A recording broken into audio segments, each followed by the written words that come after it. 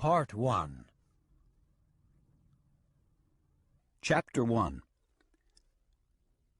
Lawrence Shaw hailed from West Texas and was widely known as the fastest gun alive.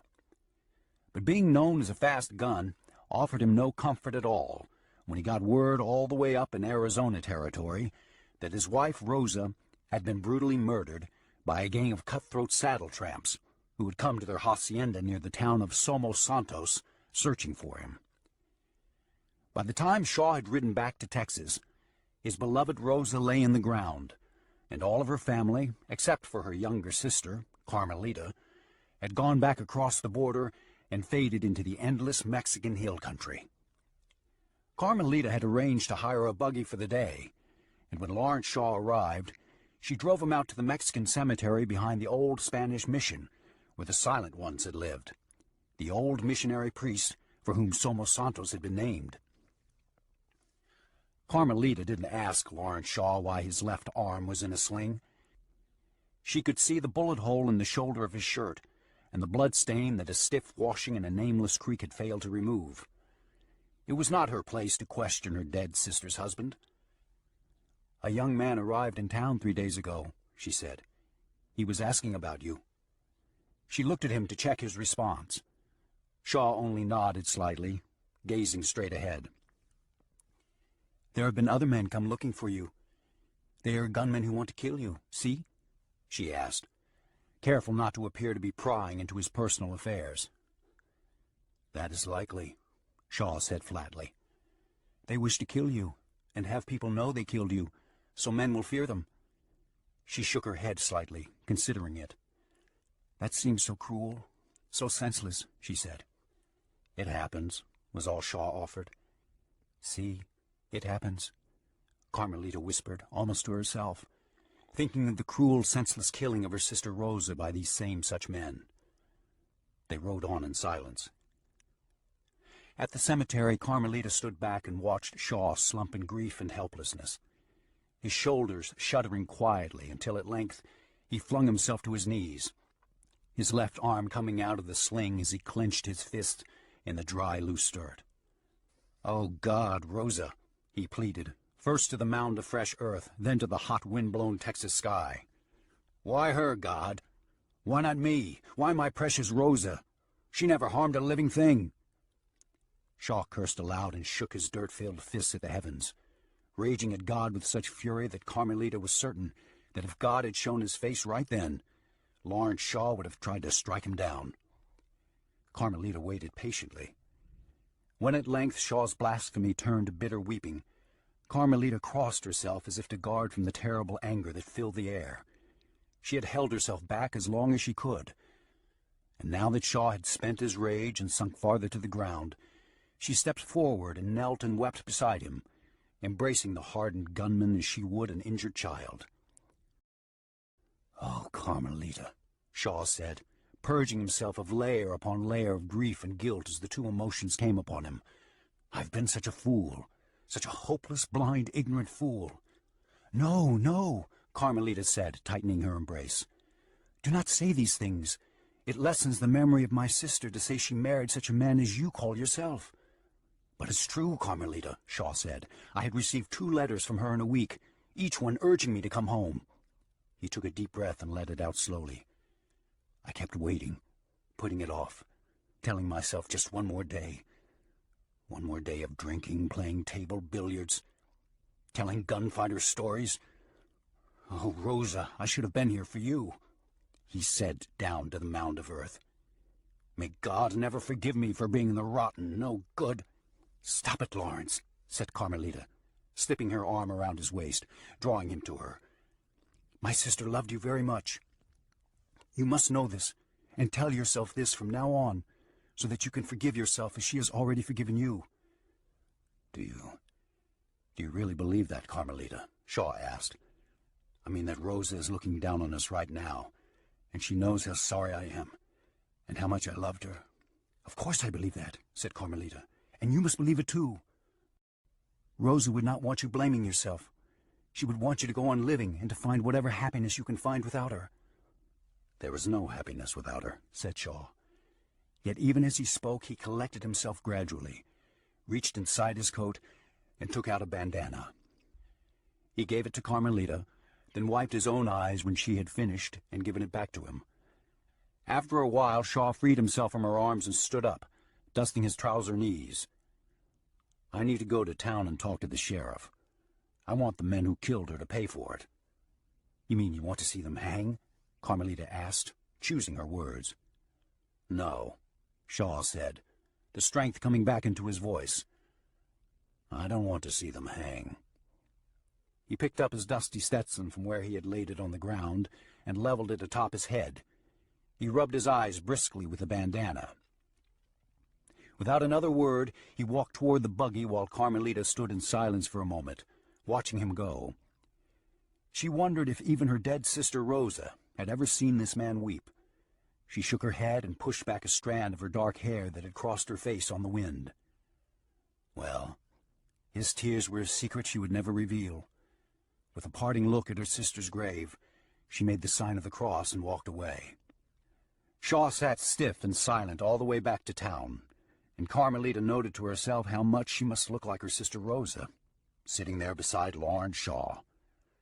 If anyone didn't know about this terrible thing that had happened, they might have easily mistaken her for her sister Rosa. The Shaws, she thought, seeing the two of them as someone else might see them, crossing the flat stretch of sand, the horse holding his head high, her scarf licking back in the hot wind. She smiled softly and adjusted the riding scarf lower around her neck as she gave Shaw a glance. "What?" Shaw asked, surprising Carmelita, who didn't realize his peripheral vision was wide and alert. "Nothing," she said softly. "I'm just glad to see you are feeling better." "Feeling better?" he said quietly, taking a deep breath. "I don't think I'll ever feel anything again, as long as I live." "I mean just for this moment," she said. Shaw considered it for a second. "For right now, I suppose I feel some better." "Yes, for this moment," said Carmelita. "That is all I meant." When Shaw offered no further conversation but only stared out across the endless wavering stretch of sand, mesquite, and creosote, Carmelita gazed ahead and said nothing more the rest of the way into town. When they arrived in Somos Santos, Carmelita said, "I will take the buggy to the livery barn and ride the horse back to the hacienda. Will you be coming home tonight?" Shaw's gloved right hand rested on the stripped-down, bone-handled Colt, resting in a one-piece tied-down Slim Jim holster. His expression was flat, yet it implied that she should know that this was no question to ask a gunman, particularly one who had had a stranger asking questions about him in his hometown. "I mean, so I will know whether or not to prepare a dinner for you," she added quickly. "I don't know," Shaw said. He stepped down from the buggy into the rutted dirt street and looked back and forth searchingly. "But don't worry. I doubt if I'll be hungry." He walked away toward the sheriff's office. "But you must eat," Carmelita said. She started after him for a second, wondering how she had said the wrong thing, or even if she had said the wrong thing. What kind of man was this her sister Rosa had married? Was he evil, she wondered, watching him walk away. Even with all the whiskey he had drunk throughout the day, he moved like a man with great personal power and confidence, yet with a wariness and a conviction about him, like a man carrying a cross. No, this man was not evil, but dark and complicated, she answered herself. A man who had seen and touched much evil, and now had been touched upon by much evil. But she sensed no evil in him, not a part of his spirit at least, she thought, or not in his heart. When she realized he was not going to respond to her, Carmelita coaxed the horse onward to the livery barn. She did not have to ask herself what her sister had seen in this man. She already knew. Her sister Rosa saw in him that thing that all women saw in all injured wild creatures that needed to be saved, either from the wilds or from the wildness of themselves. Carmelita knew that Lawrence Shaw had made Rosa ache inside for him. Rosa had never told her, but Carmelita knew it was so, because this was the same way Lawrence Shaw had always made her feel. She crossed herself quickly at thinking such a thing, hoping that she had not just brought some terrible fate upon both her dead sister's husband and perhaps herself as well. But it was true, wasn't it? She hastened the horse toward the barn, not wanting to think about it. Shaw walked on.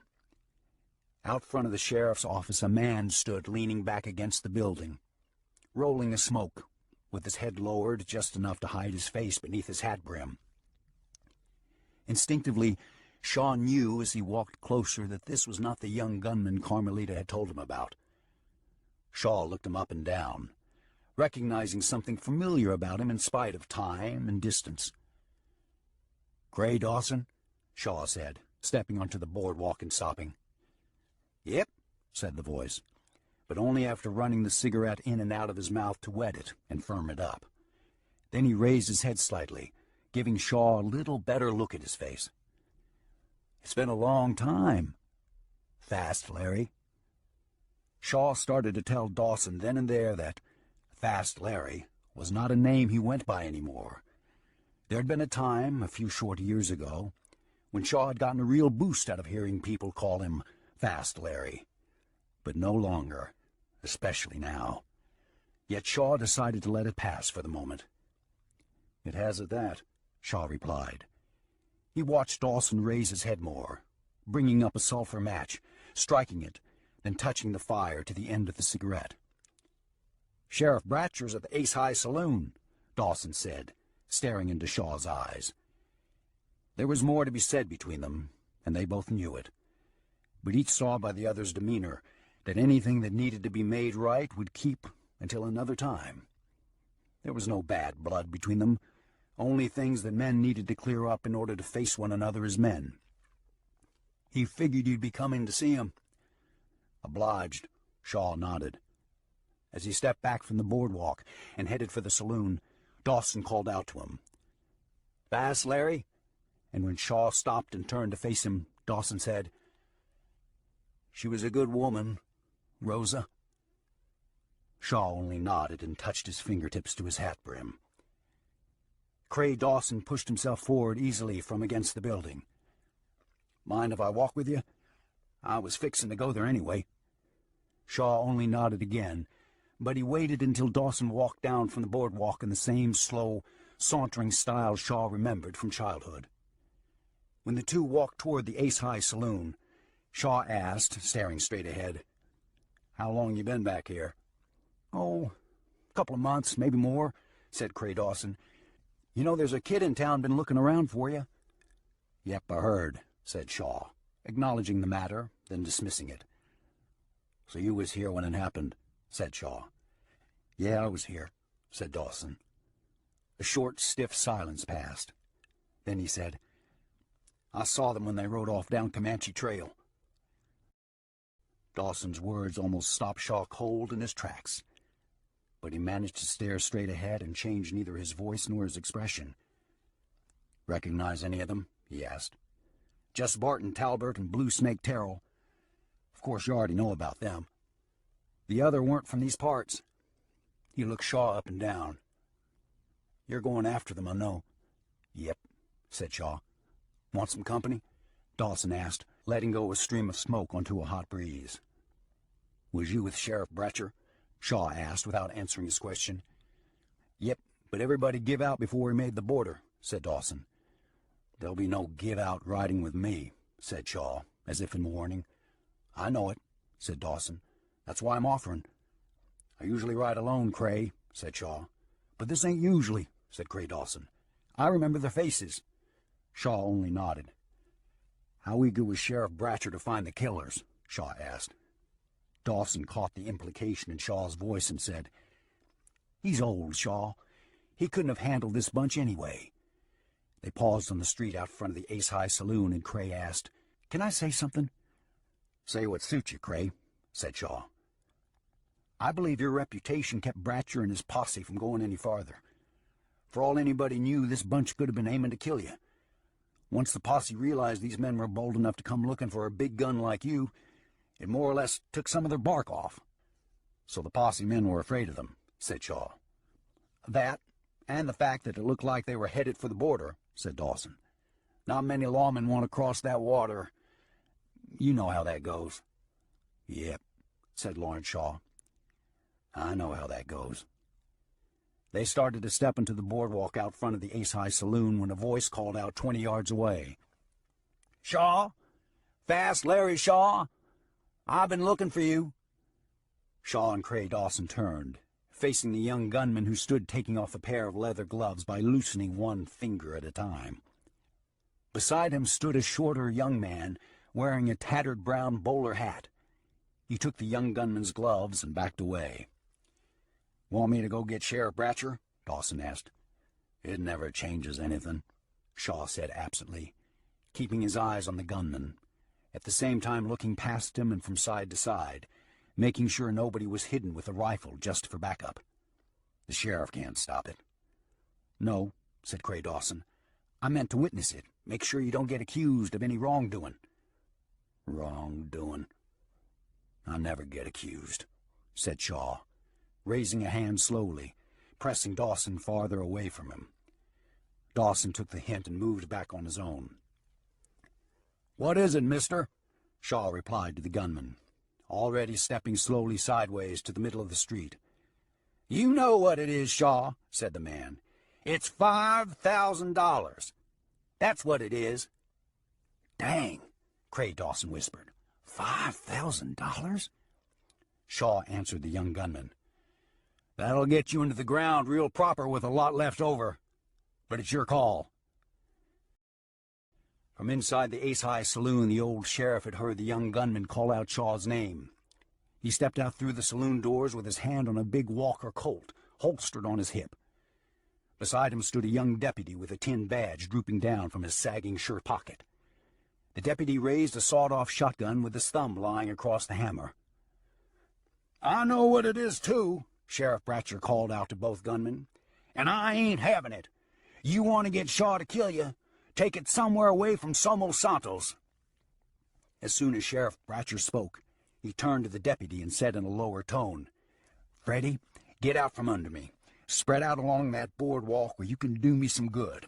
I hate for one shot to kill us both. Howdy, Sheriff Bratcher, Shaw said from the middle of the street without taking his eyes off the gunman. Howdy, Shaw, said Sheriff Bratcher. I see you've brought more trouble to my town. I didn't bring it, Sheriff. He was here waiting for me, Shaw said. I notice you didn't try talking him out of it, though, said Bratcher. I figure that was your job, Sheriff, said Shaw. I won't kill him here in Somos Santos if I can keep from it. I got news for you, Fast Larry, the young gunman called out. You ain't killing me nowhere, nohow. So let's get 'em pulled. You heard the sheriff, mister, said Shaw. He said no gunfighting here. To hell with him, said the young man. He can't stop it. Whoa, now that's not using your head, said Shaw. We pull iron. The sheriff here and his deputy are going to be pulling iron, too. When the smoke clears, it won't matter what kind of showing you made against me. You'll never know about it. I ain't going to be talked out of this, Shaw, the gunman shouted. I'm here to kill you, and nothing's going to stop me. He cut a quick glance to where Freddie the deputy had hunkered down behind a wooden barrel. You got no right shooting at me. That's like you're taking his side. Freddie rose up from the shotgun hanging slack in his hands and looked along the boardwalk at Sheriff Bratcher. Is that right, Sheriff? He asked, looking confused. Are we taking sides? No, it ain't right, Freddie. Bratcher barked at him. Now get down and stay put. The sheriff directed his next words to the young gunman. I'm on the side of whoever is defending himself.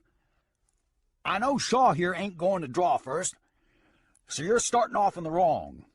If you was to kill him, which I know you won't, then I'll see to it you get tried for murder and hanged. Or else you'll make a move on me, and we'll kill you where you stand. Now that's where you put yourself today. It ain't working out quite like you had it figured, is it? The young man bristled. I'm doing it. Shaw, come on. You ready? Shaw didn't answer. He only stared. I mean it, Shaw. It's time, he shouted. Shaw stood silent. Don't you want to know my name first? The gunman asked. Shaw only shook his head slowly. "Son of a—" the gunman raged. His hand moved fast as any Shaw had seen lately, but not fast enough. Shaw's shot hit him dead center of his forehead before the young man got his pistol up level enough to get an aim. The gunman's shot went straight down in front of his boot. Shaw's Colt didn't stop even for a split second. It cocked toward the man in the bowler hat. "Don't shoot!" the man pleaded, throwing his hands up. He backed away, stumbling a bit. At the hitch rail, a spooked horse had reared, causing its tied reins to snap the crossbar from the rail. Shaw's pistol swung toward the horse, then lowered and uncocked as someone appeared with his hand raised in a show of peace and settled the animal. "My God, Shaw," Cray Dawson said, stunned by Shaw's speed. "That ain't like nothing human." Shaw didn't answer. He looked down at the gun. Gray smoke curled upward around his hand as if being caressed by a serpent's tongue. He raised the gun and let the spent smoking cartridge shell fall to the street. He replaced it with a fresh round from his holster belt, keeping his eyes searching back and forth along the empty dirt street. "This happens everywhere I go." "Are you sure you want to ride with me, Cray Dawson?" he asked sidelong in a solemn tone of voice, clicking the Colt chamber shut and out of habit, giving it a spin. "Yeah, I still want to ride with you," said Cray Dawson gravely, "right up until I see Rosa's murderers dead."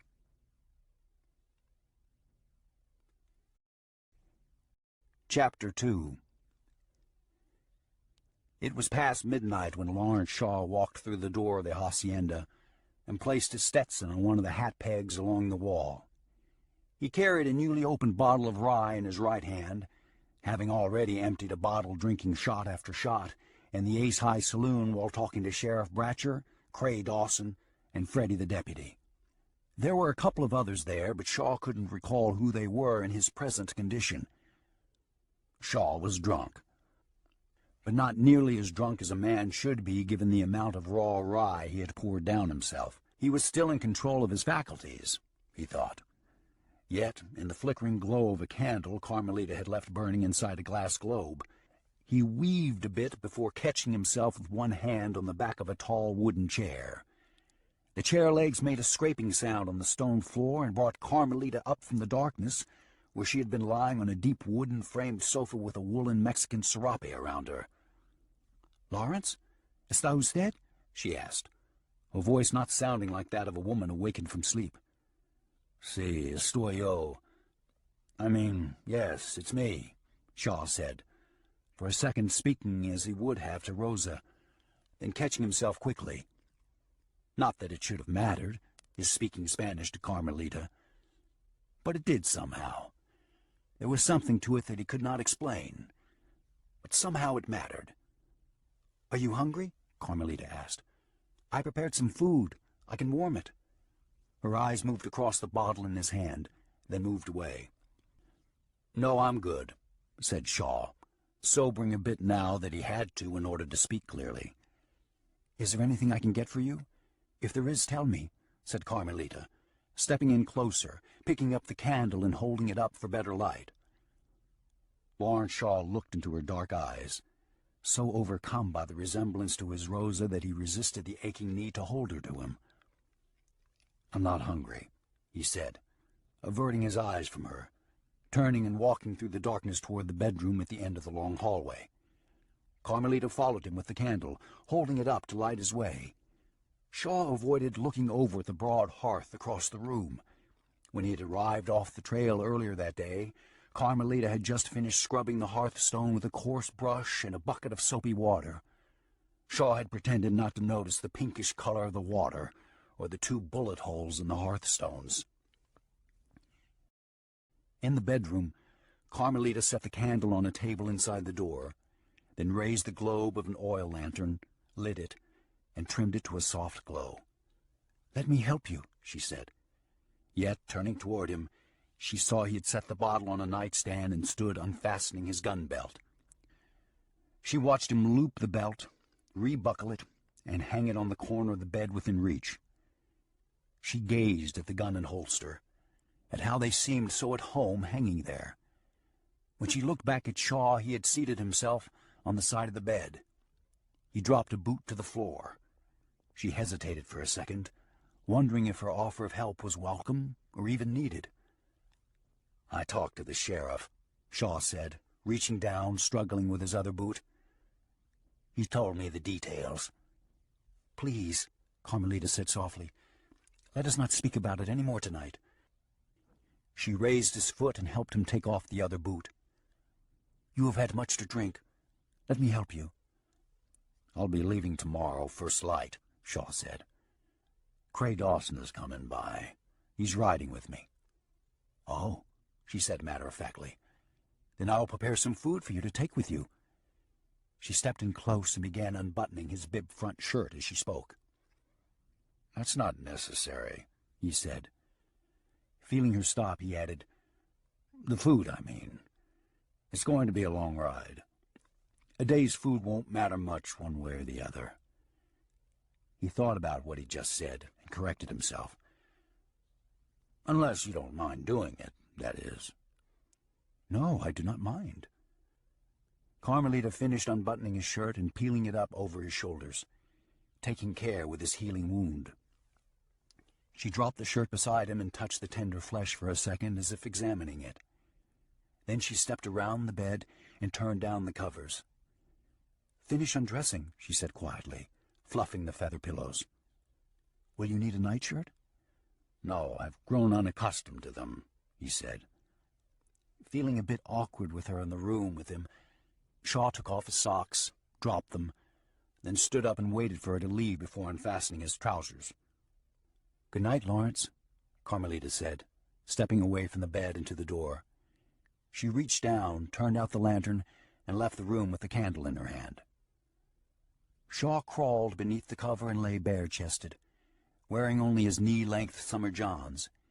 He stared at the dark ceiling, feeling the emptiness beside him where once his wife had lain, the emptiness compounded by his knowing he would never feel the warmth of her beside him again. His cheeks were wet with tears. Fast Larry, crying shamelessly in the dark. And he thought about his last day in Wakely after he'd learned of Rosa's death and of the bodies of the men he'd left lying in the dirt street. He had delivered death so easily, he thought. Too easily to be lying there taking death so hard. "Rosa?" he whispered, as if she were there in the darkness, or at least someplace unseen but where she could hear his voice. "Rosa," he whispered even more softly as sleep overtook him. But sleep abandoned him shortly, and he awakened with a start to the sound of his own voice crying out. For a moment he lay shivering as if suffering a fever, unsure if he had really cried out aloud or if it had happened only in the throes of a tortured dream. The effects of the rye whiskey had all but worn off, and he felt the terrible pain of reality close around him like a tight fist. He wanted to reach for the bottle on the nightstand. He wanted to pour the whiskey down himself and feel the shivering, the hurt, and the emptiness dissipate in a warm surge.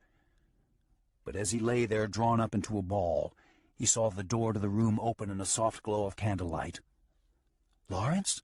Carmelita whispered, slipping into the room and closing the door behind herself. "Are you all right?" She moved to the side of the bed and looked down at him, her free hand holding her robe closed at her throat. I went crazy when I got the telegraph," he said, his voice blurting it out as if releasing something that had been building up like a storm inside him. "I killed some men in Wakely who'd been dogging me, wanting a gunfight. That's how I got the wound." As he spoke, he reached out from under the cover for the bottle of whiskey. Carmelita reached down, picked up the bottle, uncorked it, and handed it to him. "Thanks," he said. "I know I've got to stop drinking whiskey, but right now it helps some."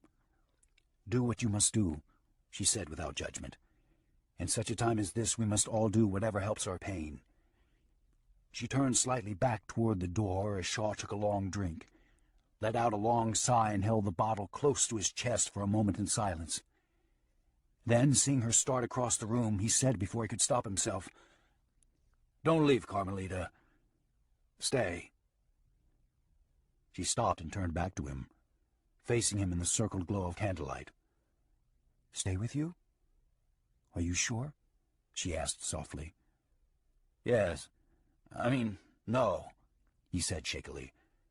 It wouldn't be right. As he spoke, Carmelita stepped forward and set the candle on the nightstand. "Is it right? Is it wrong?" she whispered with a shrug. "I do not know. But this is not a night for deciding what is right and what is wrong." She took the bottle from his hand and set it down beside the candle. "But you're her sister." Shaw's words trailed off. "See, and I cherish her memory." "And I miss her," said Carmelita. She untied the sash in her robe, slipped the garment from her shoulders, and let it fall down her body. She stood naked in the flickering candlelight. Shaw gasped slightly at the sight of her. When she leaned down over him, raised the edge of the covers, and slipped into the bed beside him, he caught the scent of her hair, familiar, yet slightly different from that of his wife's. "Jesus," he moaned. "I can't. I know I can't. This is crazy." But even as he said it, he felt the heat of her against him, the steamy heat of her as she opened her legs and drew him to her, the piercing heat of her as she pressed her breasts against his chest. "Shh," she whispered. "Yes, you can. I will help you." Her hands traveled down his stomach, and Shaw knew she was right. He felt her mouth warm on his chest, his stomach, then lower as she moved down beneath the cover. When he was ready for her, Carmelita seemed to engulf him, and they made subdued, gentle love in her sister's bed until the two became less and less aware that this was once Rosa's home, her bed, her husband, and more aware of the need their bodies summoned from one another. "Hold me," Carmelita whispered afterward, as Shaw lay with his face buried in the fragrance of her long dark hair. "Hold me, and fall asleep inside me." "See, I will," Shaw whispered, still catching his breath. He fell asleep in her arms, and for a while felt only the warm darkness embracing him, until he soon awakened again in the night with the same aching hollowness returning to his mind and body. At first he did not recognize his own bedroom and his own home, but soon, as the shroud of sleep lifted and realization crept into him, he sank into the deep sense of dread he had lately come to know. In their sleep they had changed position, and now he ran his hand along the slim arm lying across his chest, following it up to Carmelita's face, where he felt her breath on his skin. "Oh, Jesus," he whispered to himself as his recent memory came back to him. For a full moment he wanted to lie frozen in place forever, as if to move in any way and perhaps feel Carmelita's nakedness against him would further violate whatever degree of reverence he held for Rosa's memory. Yet something compelled him to touch her.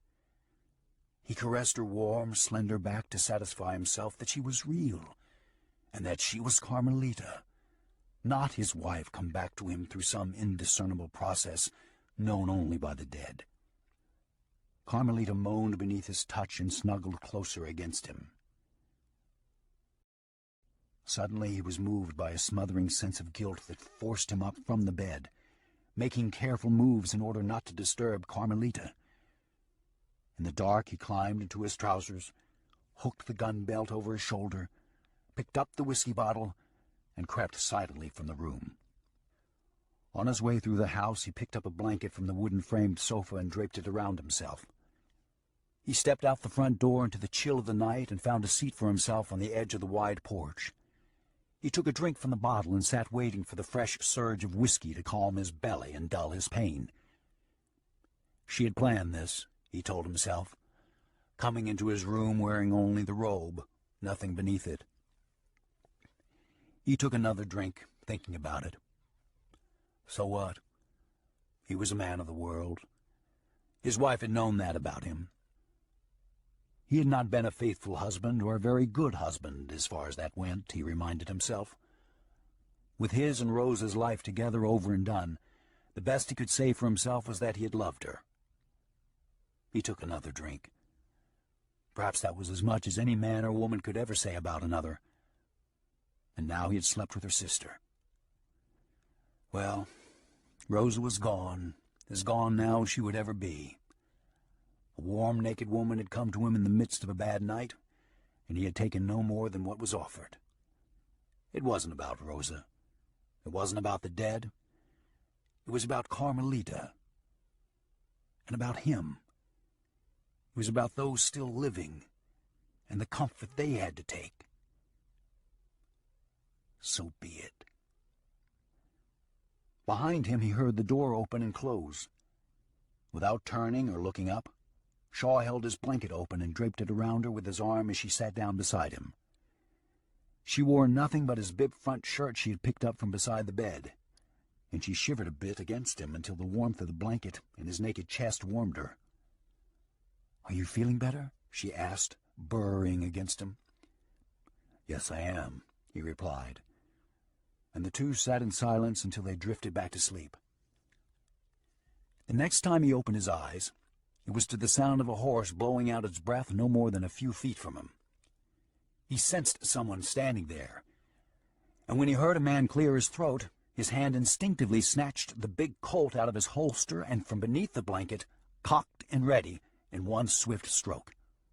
"Whoa, now," said Cray Dawson, raising his hands chest high. Carmelita's eyes snapped open. "Santa Madre," she whispered, startled, pulling the shirt closed across her bare breast. Seeing Dawson standing before them and seeing Shaw's pistol pointed at his chest, she slipped quickly from beneath the blanket and hurried into the house, the bib front shirt concealing very little. "Damn it," Shaw said in a growl, standing, letting the blanket fall as he lowered his pistol, let the hammer down, and slipped it into his holster. "What are you doing here, Cray?" Cray Dawson tried to let the whole scene pass as if he hadn't seen a thing. He adjusted his hat atop his head, looking away for a second. "I said I'd be here. Remember?" Shaw let out a breath, pushing his hair back out of his eyes. "Yeah, I remember." He looked at the door as it slammed shut behind Carmelita. He started to say something to Cray Dawson, make some denial, offer some explanation, but deciding against it, he said, "Come in. I'll make us some coffee before we leave." Cray looked at the nearly empty bottle of rye sitting on the edge of the porch.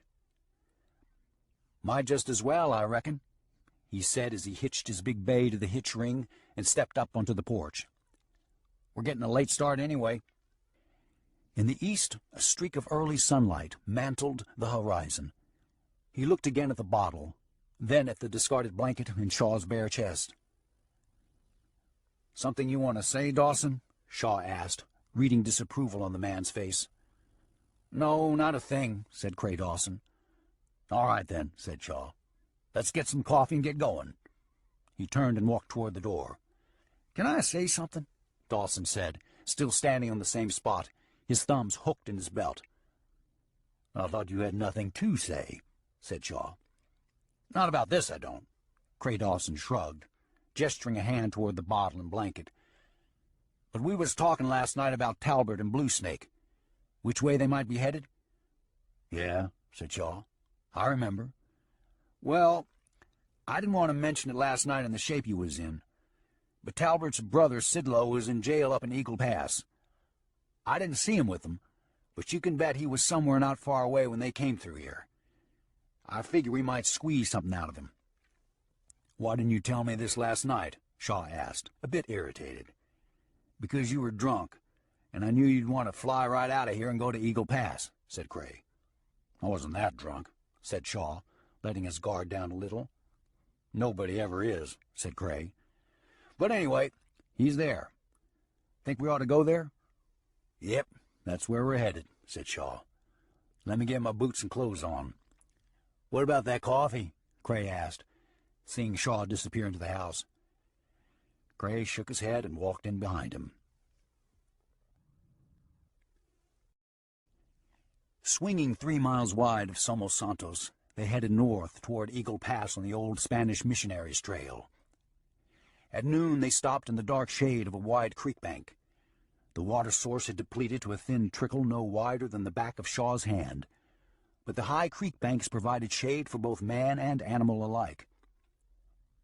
Riding down off of the burning stretch of bare flatlands where they had spent all morning without seeing a single traveler, Shaw and Dawson saw 3 Mexican goat herders resting in the creek bed amid a dozen milk goats. With the goat herders stood a tall gray gelding, and on the ground sat the man with the brown bowler hat who had held the gunman's gloves for him in Somos Santos.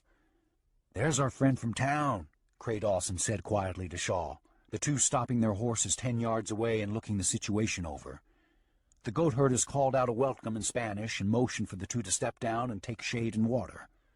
Shaw and Dawson tipped their hats. "Gracias," Shaw replied loudly enough for them to hear him.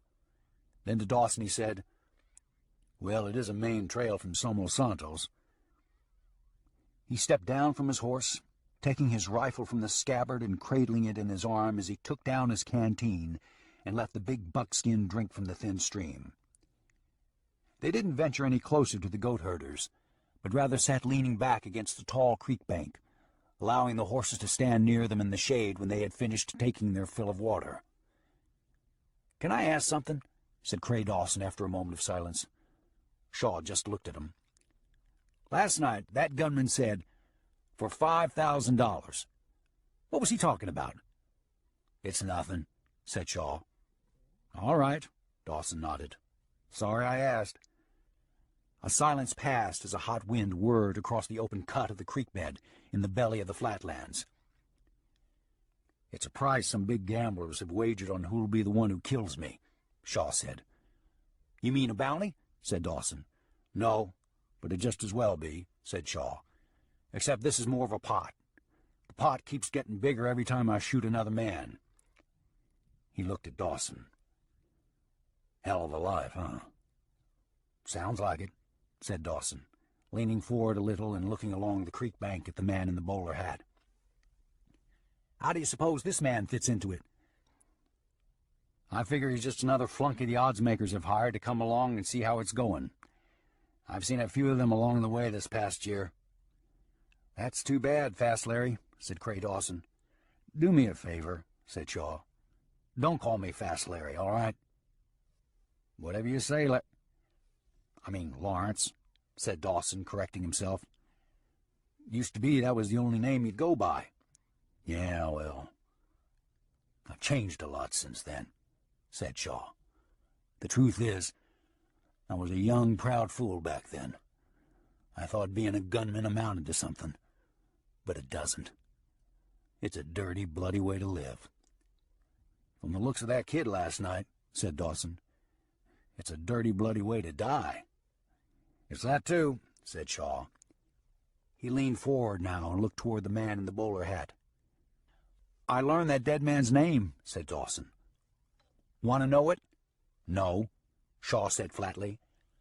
"Far as I'm concerned, he quit having a name the minute he decided to put himself in front of me." "Well, it's Hollis," said Dawson. Shaw just stared at him.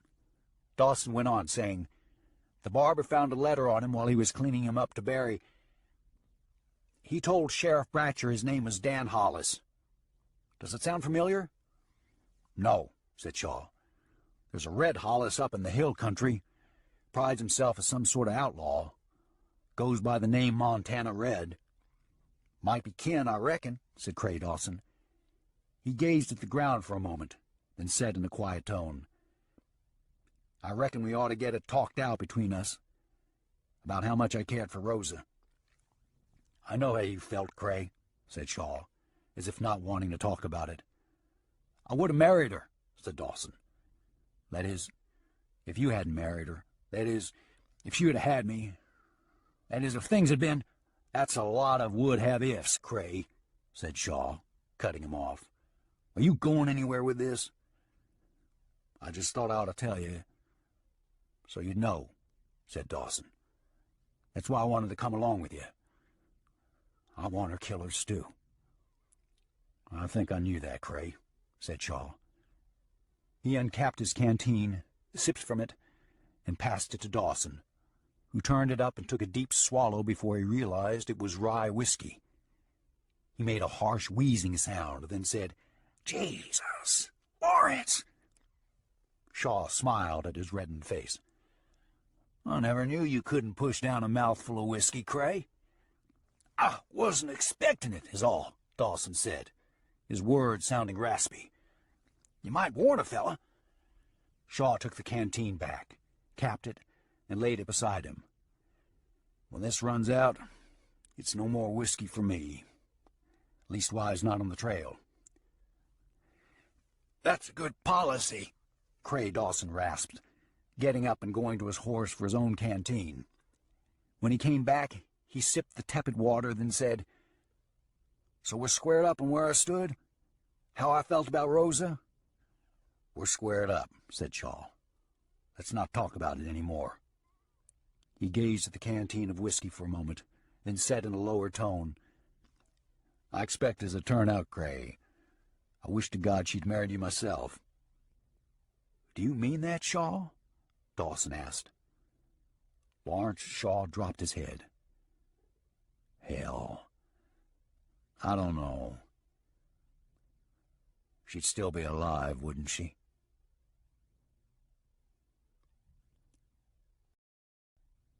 Chapter 3. As Shaw and Dawson stood up, dusted their trousers, and prepared to mount their horses, the man in the brown bowler also stood amid the goat-herders and pulled his horse along by his reins, walking toward them at a brisk pace. "Look coming here," said Dawson. "I saw him," said Shaw, without turning his eyes to the man. "Can I come over there?" the man called out, stopping 15 feet away, holding both hands chest high. Shaw responded with a nod of his head. "In case you're wondering, I'm not armed," the man said. He lowered his hand enough to lift the corners of his vest, revealing his belt line. "As you can see."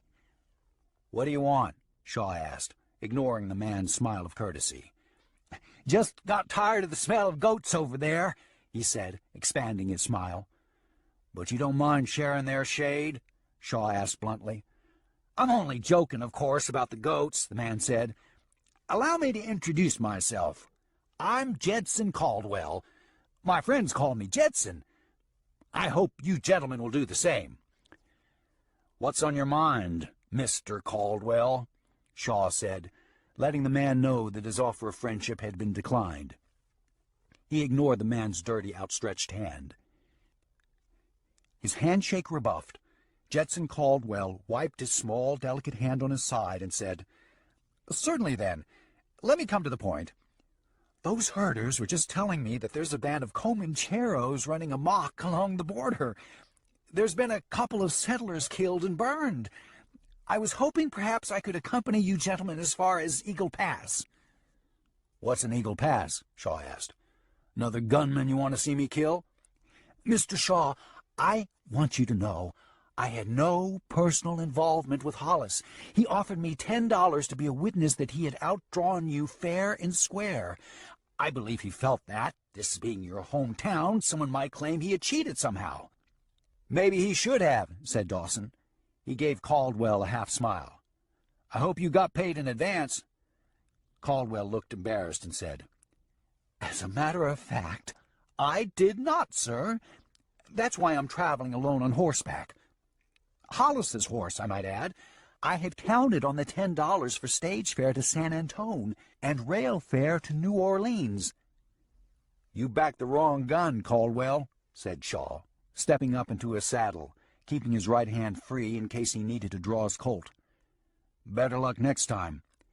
"Gentlemen, please, I beseech you," said Caldwell, seeing Cray Dawson also step up into his saddle. "I didn't back Hollis against you, Mr. Shaw. I'm no gambler, and I'm certainly no gunman, let me assure you." "Then what are you?" said Shaw, staring down at him, ready to heel the big buckskin forward. "By profession, I'm trained as an undertaker," he said quickly. "But I've been put upon by a rash of misfortunes, and I fear if I can't get out of this God-forsaken country, I'll surely die here. I have no money to offer you at present, But if you'll allow me to ride along, I promise to compensate you once I get on my feet in New Orleans." Cutting him off, Dawson said, "An undertaker?" seeming not to have even heard anything beyond that. "And you couldn't make a living around here?" "No," said Caldwell. "I'm afraid the barbers have monopolized undertaking, much the same way as they have dentistry. An undertaker can't compete with the barbers when it comes to burying the dead. Only a few weeks back, I was threatened with a razor by the barber over in Hyde City. Said if I didn't leave town, I'd be burying an important part of myself. Needless to say, I left immediately." Dawson gave Shaw a questioning look. "What do you say, Shaw? If there's charros lifting scalps, 3 men riding together might be better than 2. Shaw considered it, then said to Caldwell, "Can you shoot?" "No, sir, Mr. Shaw, not a lick," said Caldwell. Dawson chuckled and shook his head. "You sure ain't got much to offer, Caldwell. Can you cook? Make coffee?" "Cook? I don't think so," said Caldwell. "At least nothing that you'd want to eat unless you were near starvation. Coffee, I do all right with. I've never poisoned anyone. That I know of, anyway." Seeing the reluctance in Shaw's eyes, Caldwell added hastily, "But like he said, 3 men looks stronger than 2, and in a desperate situation, you could always leave me behind and get away while the Comancheros are busy killing me." "Now you're making sense," Shaw said gruffly, looking away across the flatlands. He heeled the big buckskin forward without another word. "Does that mean I'm welcome to ride along with yez?" Caldwell asked Cray Dawson in a meek tone, watching Shaw ride away from them. "Try not to say any more than you have to for the next 20 miles or so," said Dawson, gesturing for Caldwell to ride in front of him. "We hope to be in Eagle Pass day after tomorrow." "Not a word," said Caldwell. "I promise." He hurried into his saddle and gave his horse a jerk forward, having to plant his hand down on his bowler hat to keep from losing it. Dawson smiled to himself and followed close behind, keeping an eye on him.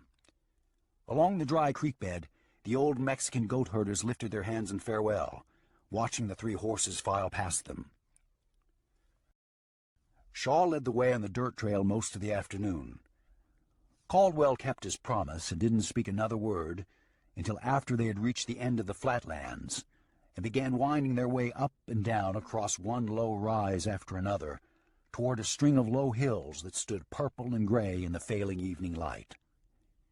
When Shaw stopped the big buckskin at the crest of a rise and halted Dawson and Caldwell with a raised hand, the undertaker craned his neck and stared in the same direction as Shaw as he asked Dawson in a nervous whisper, "Why are we stopped here? What's wrong? Are there Comancheros?"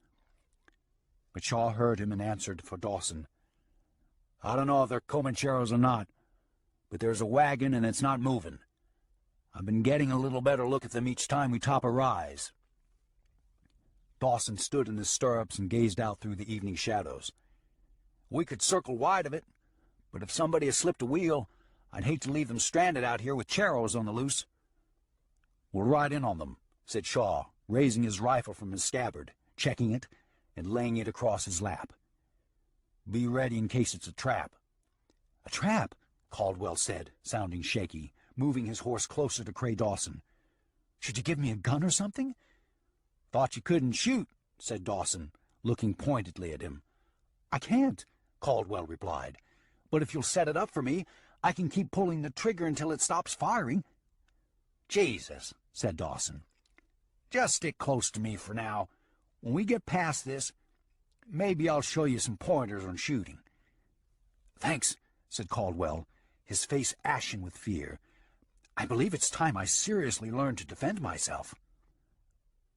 Dawson and Caldwell followed Lawrence Shaw until even in the closing dusk they could see the old Studebaker canvas top wagon sitting with a rear wheel resting on a short pile of flat rocks. A few feet away stood 4 mules, grazing on sparse clumps of grass. At the rear of the wagon, a tall woman with long auburn hair saw the 3 riders coming across the rolling land, and she said to the bald-headed man who worked feverishly on the broken wheel, "Dillard, someone's coming." Then she walked around the side of the wagon, picked up the double-barreled shotgun, and walked briskly back and held it out to the man as he hurriedly wiped axle grease from his hands onto a dirty rag. "If I ever get the hell out of this damn mess, I'll never leave the town limits again. I ought to have my ass kicked for ever coming along. Here, take this gun and try to act like a man," she said. "You were pretty keen on coming along when all you thought you had to help me do was claim that tavern and pick up any money the old man left me. Stop bellyaching." She forced the shotgun into his hand, shoving him back a step. "If it's Comancheros, we're both going to die. Let's try to do so with some dignity." "Dignity, my ass," Dillard Fromm growled, checking the shotgun and raising it to his shoulder. "If they're not Comancheros, don't forget, we're Dillard and Della Fromm, man and wife." He looked her up and down with contempt. "God forbid," he added under his breath. "Don't worry, Dillard. I know that little we're married routine by heart."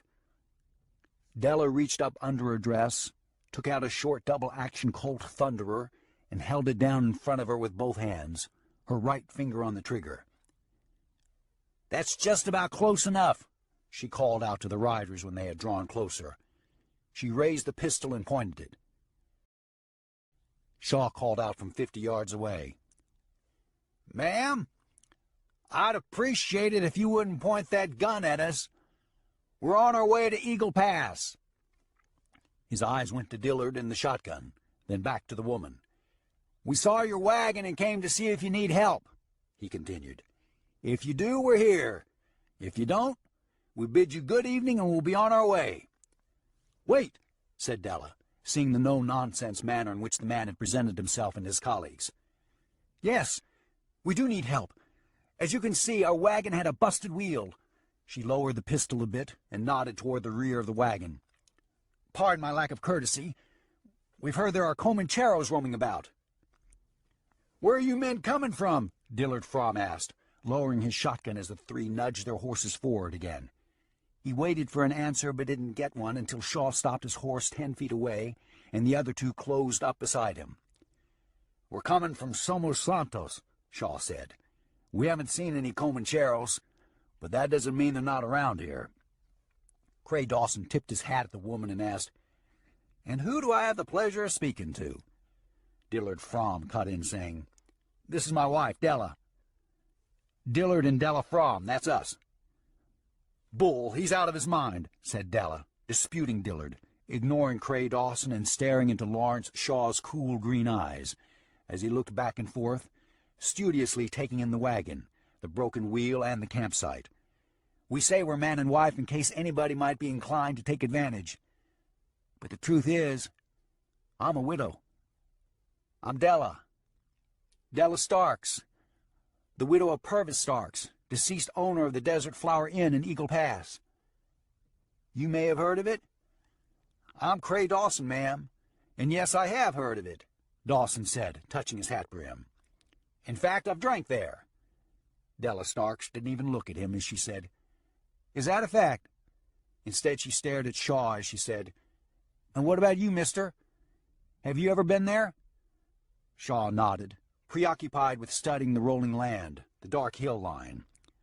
"Sure, I've been there." "We need to get out of here and into the hills." Della looked surprised. "Oh, right now? It's almost dark." "That's right, it is," said Shaw. "And anybody within miles has had all afternoon to spot you two out here and plan to do whatever suits them under the cover of darkness." "We can't leave the wagon, mister," said Dillard Fromm. "All Miss Della's things are in there." "Then good luck to you both," said Shaw, backing his horse a step, ready to turn it and ride away. "Is that it?" said Della, trying to sound outraged by Shaw, but still taken by his eyes, his demeanor. "Is that your so-called help?" "Ma'am, you don't need our help to die. The Comancheros will oblige you on that matter." Della cocked a hand onto her hip and said to Cray Dawson, "Is your friend here always so cross and rude?"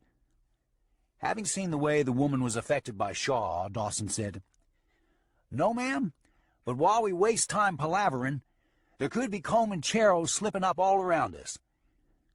Do you have anything in that wagon you can't live without?" "Well, not really, but I hate losing it," said Della. "If we get unwanted company in the night, you'll be glad you left it. If we don't, it'll all be here come morning, won't it?" Seeing that Lawrence Shaw was already leaving, Della tried to appear as if she were considering it, but then quickly she said, "Well, that does make sense." She said to Dillard Fromm, "Grab the mules, Dillard. Let's not keep these gentlemen waiting."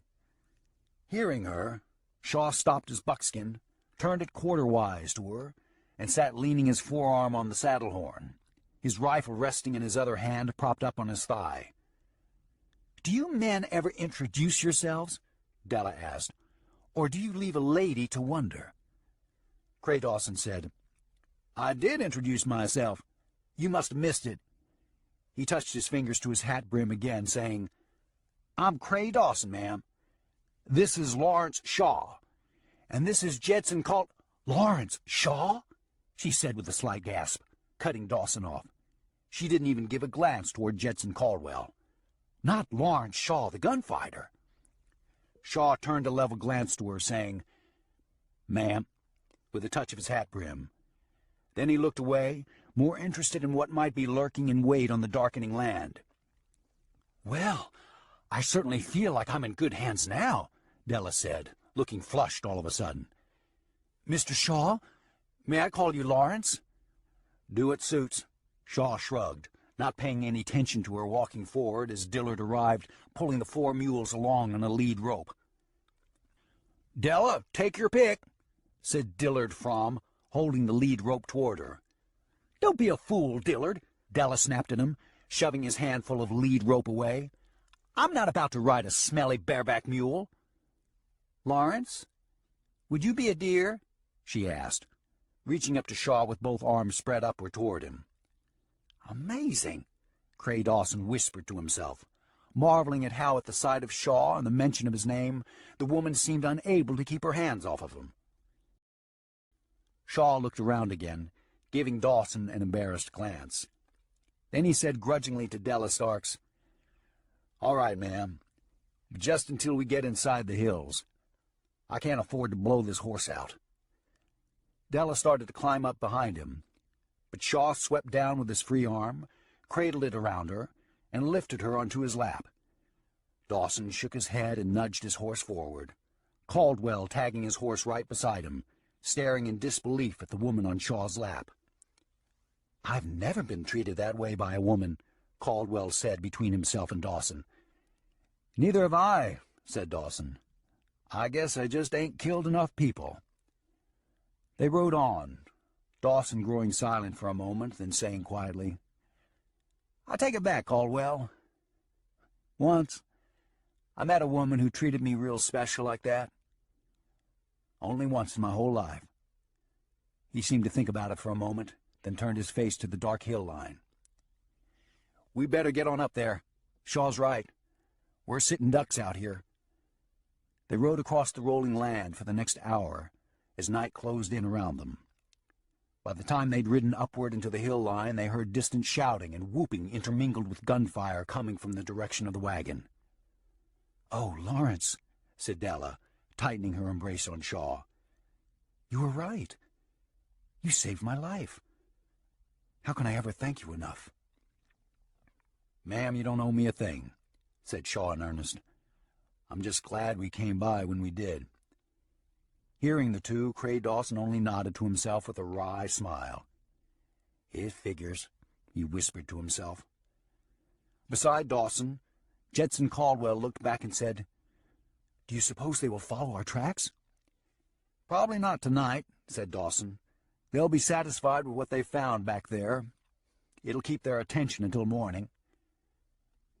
"But let's keep moving, just in case it doesn't," Shaw said over his shoulder to them, Della sitting in his lap with her arms around his neck.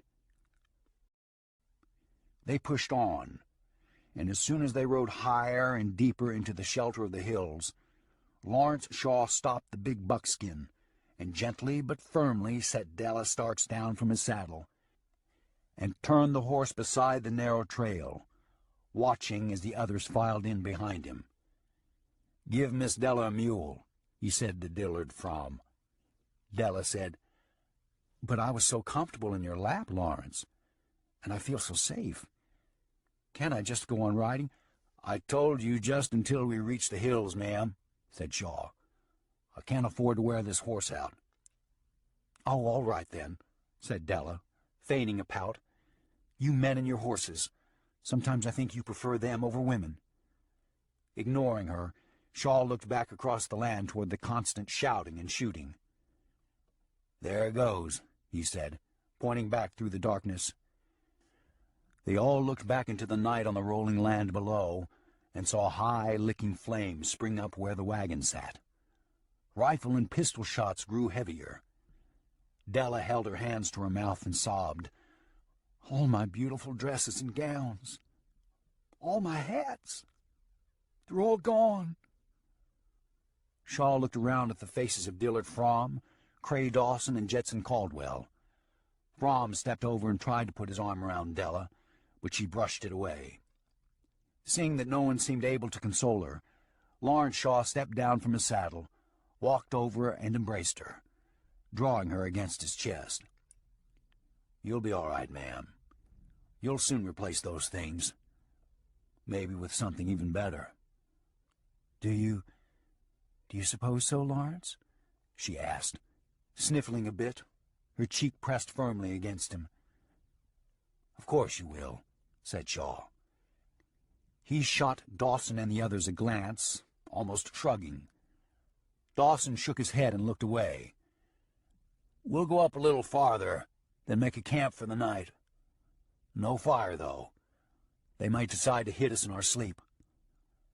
"Won't it get awfully chilly without a fire?" Della asked. "Wear blankets, ma'am," said Shaw. "Don't worry. We won't let you get cold." "Lawrence?" She paused, letting her words trail off. "Yes, ma'am," said Shaw. "Will you stay close to me tonight?" Della lowered her voice, but Dawson and the others could still hear her. "As close as I can, ma'am," said Shaw. "But I mean real close, Lawrence," she whispered. "Will you stay real close to me?" "We'll see how it goes," said Shaw, feeling a bit embarrassed, knowing Dawson was watching and listening. "God almighty," Dawson whispered to himself, turning away and watching the flames of the wagon lick high into the night. "He beats all I've ever seen." Chapter 4. They made a dark camp beside the winding trail at the foot of an up-reaching stretch of rock, where jagged boulders, some as large as houses, littered the hillside and stood up like grave markers to some ancient race of giants. After sharing a sparse meal of jerked beef and tepid canteen water Cray, Dawson, and Shaw had brought with them, Shaw and Della stood up from the group, and Shaw picked up a blanket from the ground. "We need to take turns standing watch," Shaw said. "Dawson?" His words trailed off. "Sure," said Dawson. "I'll take the first."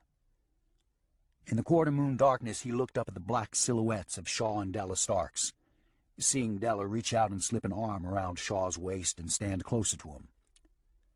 "Gracias," said Shaw. Then, carrying the blanket with his canteen of whiskey over his shoulder, he disappeared with Della into the larger darkness surrounding them. Caldwell, Dawson, and Dillard Fromm sat hunkered quietly for a moment, not knowing what to say. Finally, Caldwell broke the silence, saying, "Dan Hollis was the same way, I noticed, what little time I was around him. Women flocked for his attention. Bartenders set him up drinks for free. Restaurants didn't want to take his money. I never saw anything like it. I studied my head off learning the art of mortuary science, a respectable profession that serves a better purpose to the world." He spit and chuckled under his breath. "All I really needed to do was learn to shoot a gun, the way Hollis did." "And don't forget," said Cray Dawson, "Hollis wasn't even the best. Imagine if a person's the best, like Shaw. I bet Shaw doesn't even pay for a shave and a haircut most places he goes. Same way with musicians, Fromm said quietly and bitterly. Had a wife once who left me for a guitar player. They never pay for anything either. Sons of bitches. Dawson and Caldwell didn't know what to say. After a pause, Fromm lowered his voice and said, One thing's for sure. If Fast Larry ever paid for anything before, he'll never have to again. Not if he cools Della's fire just right. I wouldn't get in the habit of calling him Fast Larry, Dawson said to Fromm. He doesn't like going by that name anymore. Oh, said Fromm, a bit startled. Thanks for the advice. I meant no harm, that's for sure. I know, said Dawson. That's why I warned you. What do you mean you'll never pay for nothing again if he cools Della's fire? Fromm scooted closer in the darkness. All that malarkey she was dishing out about losing her dresses and hats, Fromm said. Ha! That woman goes through dresses, shoes, and what-not like the Queen of England. His voice lowered even more. She's dirty dog rich, you know. She'll hand-feed Shaw like he's a lapdog. The Queen of England? Caldwell asked. The two ignored him. Her husband owned that Desert Flower, but he also owned a couple of copper mines and half interest in the stage line. Hell, he even owned part of a beef brokerage company in Chicago. He left it all to Della, too. Fromm stopped for a second as if letting it sink in, then said, To be honest, I wanted to get my claws into some of it. Looks like Shaw's jumped my stake. Rich, huh? Said Dawson. Filthy, said Fromm. My, said Caldwell. It just about figures, said Dawson. A brief silence passed as each man pictured himself in Shaw's place. Then Caldwell said, I guess I just don't understand it. What makes women so attracted to gunslingers, anyway? I don't know, said Dawson. Power, I guess. He shrugged. I hate to think it's just because they're good at killing people. It sure looks like it at times, though. It's their fame, their notoriety, said Caldwell, as if the answer had just come to him in a flash. That's it. Women want men other folks have heard of. Not some unheard-of undertaker like me. They all want men that other women want. That much I'll go along with, said Dawson. I've never seen a woman want a man as bad as she does once she sees that some other woman will have him. He nodded. I've had that happen to me, believe it or not. So have I, said Fromm. Being a bartender most of my life, I've had a string of wives that would reach hand in hand across Missouri. I've seen it all when it comes to women. Not that I yet understand them. Not that I yet understand why God ever made them. Oh, I understand why, said Dawson in wistful remembrance. He sipped from his canteen. All I figured I'd ever need was one good woman. I figured I'd spend my life with her and never stray. But it wasn't meant to be, he said. How do you know it wasn't? Said Caldwell. You're young. You might still meet that special woman. Oh, I met her already, said Dawson. That's the bad thing of it. I met her. I fell in love with her. She fell in love with another man. And that was that. It wasn't meant to be, us spending our lives together. Caldwell said. Who knows? Maybe someday she'll... No, I don't think so, said Dawson, stopping him. As if he felt he'd revealed too much about himself, Dawson dropped the subject and said to Fromm, You been a bartender, you tell us? Why do gunfighters not have to pay for their drinks? Fromm said, I always set them up because I figured it might keep them pacified, so to speak. You never know when a gunslinger might take something the wrong way and commence blowing your head off. That's probably why other drinkers like to pay for their drinks, too. To keep on their good side. Their good side, Dawson mused quietly. Well, not all women fall for gunfighters, Caldwell said. There are some women who snub their noses at men like Shaw. They go for the kind of man who is settled and responsible and spends his life making something of himself and leaving something behind for his family. My father was that kind of man. I'm sure my mother respected him and loved him. Yep, you're right, said Dawson. Not all women fall for gunfighters, but they all seem to fall for the kind of man who has a gunfighter's nature, whether he is an actual gunfighter or not. That dangerous type, said Fromm. Or men with that kiss-my-ass attitude toward them, or toward the whole world, I reckon. Maybe, said Dawson, pondering Fromm's words. Or, said Fromm, to get right down to the heart of the matter, I believe when all is said and done, it's the size of a man's pecker that draws women to him. Dawson and Caldwell just stared at him. It's a fact, said Fromm. All that don't-give-a-damn attitude comes from a man knowing he's ahead of the herd when it comes to women. That's what a woman senses in him, and that's what draws them to him. He jerked his head toward the darkness in the direction Shaw and Della had taken. That's why he's got Della's feet stuck in the air, and we're sitting in the dirt. Pecker size. He nodded. That's what it's all about. Another silence passed. Then Caldwell said absently, God, I hope not. Dawson and Fromm stared at him. He caught himself and said quickly, I mean, that seems like such a minor attribute on which to judge a man. Dawson spit and stood up and dusted his trousers. Hell, it's as good a way as any, I reckon. At least it offers an answer where there seems to be no other. He picked up his rifle and walked to another rock a few feet away. Fromm, I'll wake you in a couple of hours. Give you some time to study up some more wisdoms for us. He sat down and looked out toward the firelight that still glowed brightly in the black of night.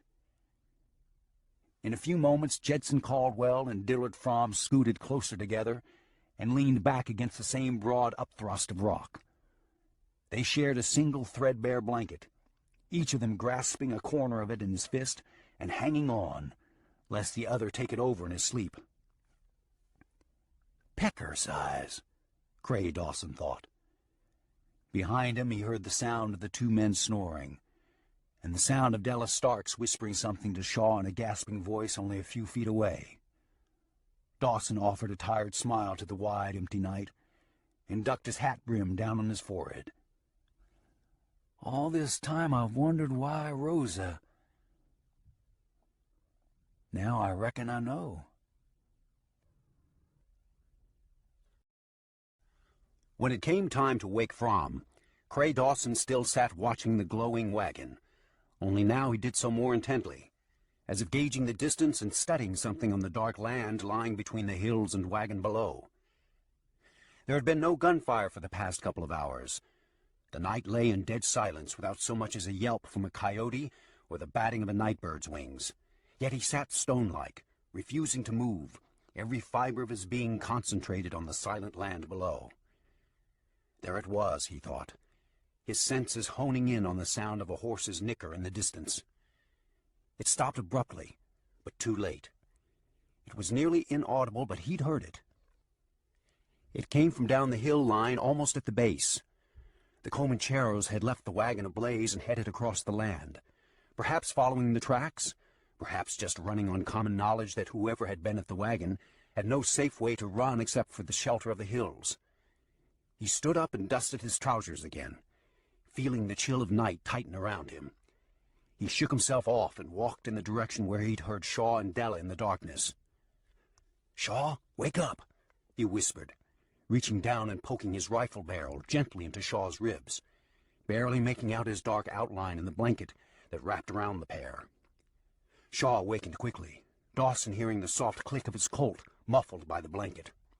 "What is it?" "They're coming," said Dawson. "I heard them below us." Shaw rose with the smell of whiskey about him. Della moaned and tugged at the blanket. "You heard them?" Shaw asked hoarsely. "How did you hear them this far up?" "I was paying attention, listening real close," said Dawson. "They're coming, damn it! Take my word for it." "All right," said Shaw. "I didn't mean to doubt you. Let me clear my head here." He blew out a breath, and Dawson heard the canteen cap come loose. He heard Shaw swig down a drink of whiskey. "Jesus, Shaw, you said you were going to stop drinking," Dawson said. "I am.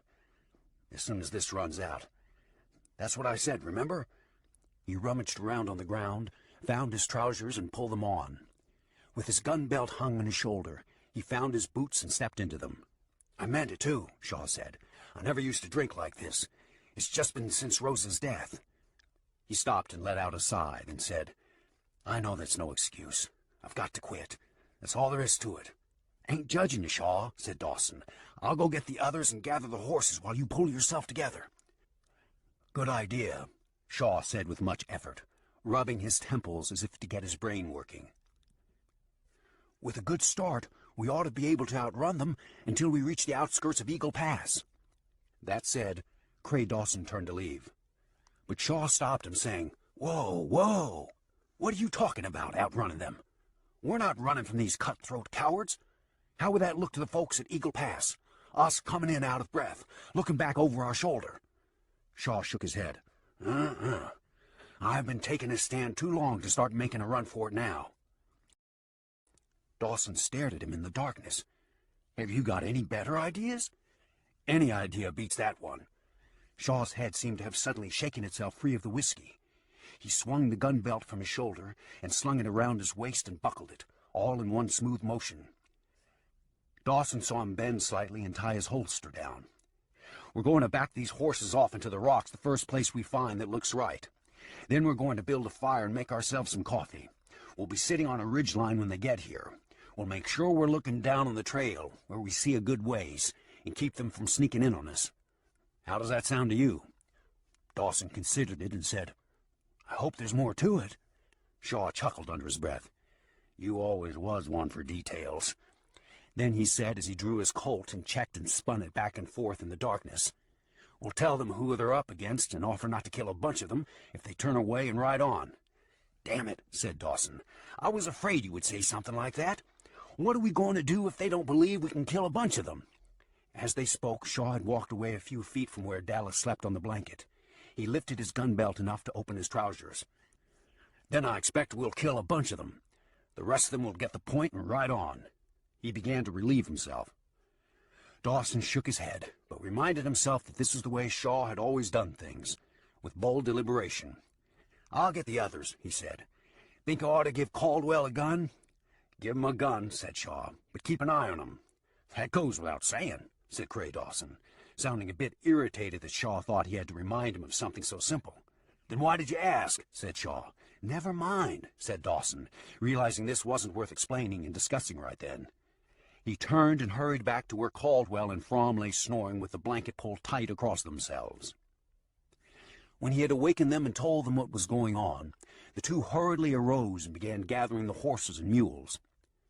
"I thought you said they would be satisfied with the wagon and wouldn't come after us," said Caldwell, as if Dawson had somehow let him down. "I was wrong, Caldwell," Dawson said. "Do you want to stop and talk about it, or get ready to defend ourselves when they get up here?"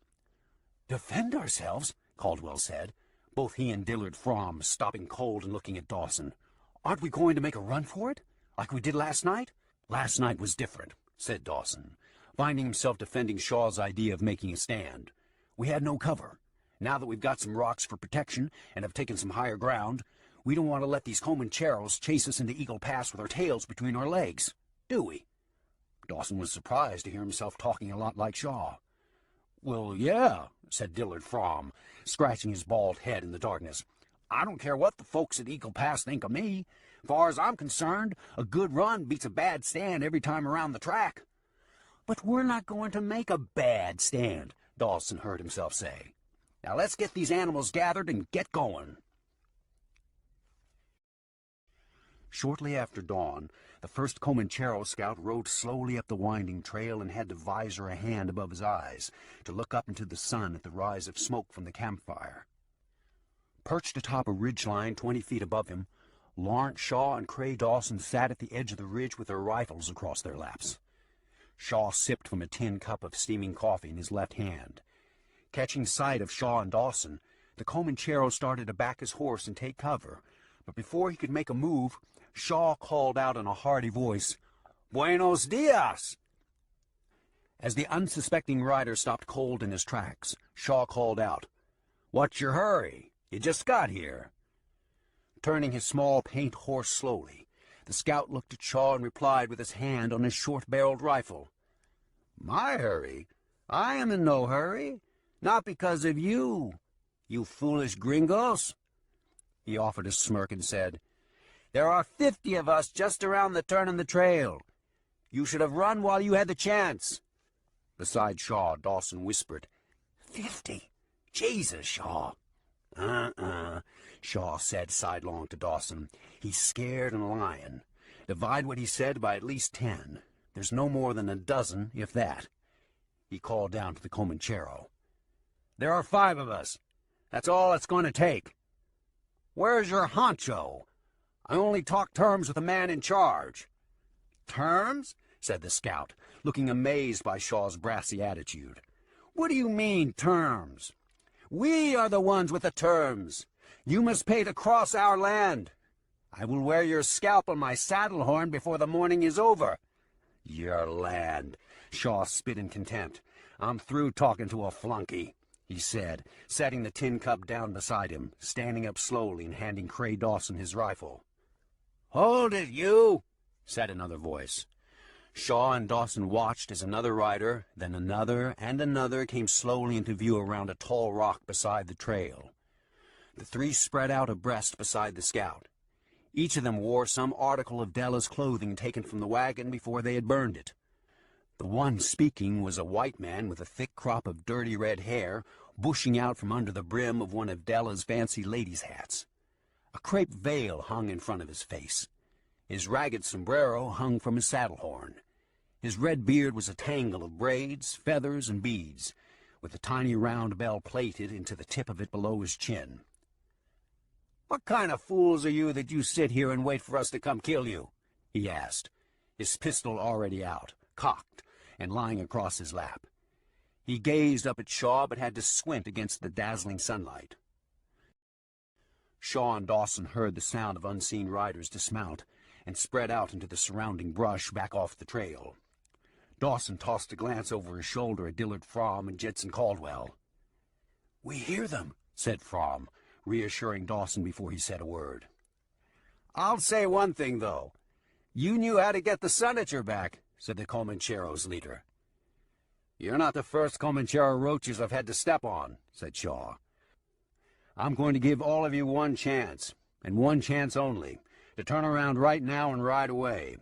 If not, I'm going to shoot all of you where you stand and get on back to my coffee while it's still hot. The Comanchero leader offered a dark laugh and pointed his finger up at Shaw, saying, You are one funny son of a bitch, you are. But we don't leave without the woman, the horses, and all your whiskey. You give us these things, we go. If not, we kill all of you. Whiskey, huh? Said Shaw. Over his shoulder he said to Caldwell, Undertaker, hand me my canteen. Caldwell hurried to Shaw's horse, took the canteen from the saddle horn, and returned, pitching it to Shaw. Shaw called out as he threw it down from the edge of the ridge. If it's whiskey you're craving, I'll oblige you. Ha! Said the leader, gesturing for one of his men to go get the canteen. A wiry young man with a face full of tattoos and beadwork jumped from his horse, ran over, and picked up the canteen. He uncapped it and sniffed the contents. Then he grinned and nodded at the leader. Hey, that's a pretty damn good thing you did. Now, give us the woman and the horses. Maybe we let you live. The whiskey's on the house, said Shaw. Now turn and go if you want to live to enjoy it. The leader laughed again. I think I like you. As he spoke, the other 2 sat poised, their hands firm around the rifles in their laps. The third man ran back to his horse with the canteen, climbed into the saddle, and handed the whiskey to the leader. The leader sniffed the canteen, capped it, and shook it with a broad smile. Who are you, anyway? How come I've never seen you crossing my land before? Shaw whispered sidelong to Cray Dawson. Tell him who I am. Impress the hell out of him. Dawson called out to the leader. This is Lawrence Shaw. Does that name ring a bell? Lawrence Shaw, said the leader, his horse suddenly stepping back and forth nervously. You don't mean...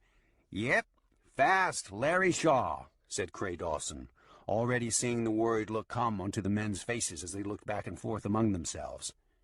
"Now, ain't you glad you came?" The leader recovered quickly, but Shaw still saw the look of doubt in his eyes. Rather than look bad in front of his men, he jerked his reins to settle his horse, then said, "Fast Larry Shaw means nothing out here. No matter how fast you are, you cannot escape what we will do to you. Neither can the rest of you." He made a play to raise his pistol, calling out to his men, "Shoot 'em! Shoot them all!"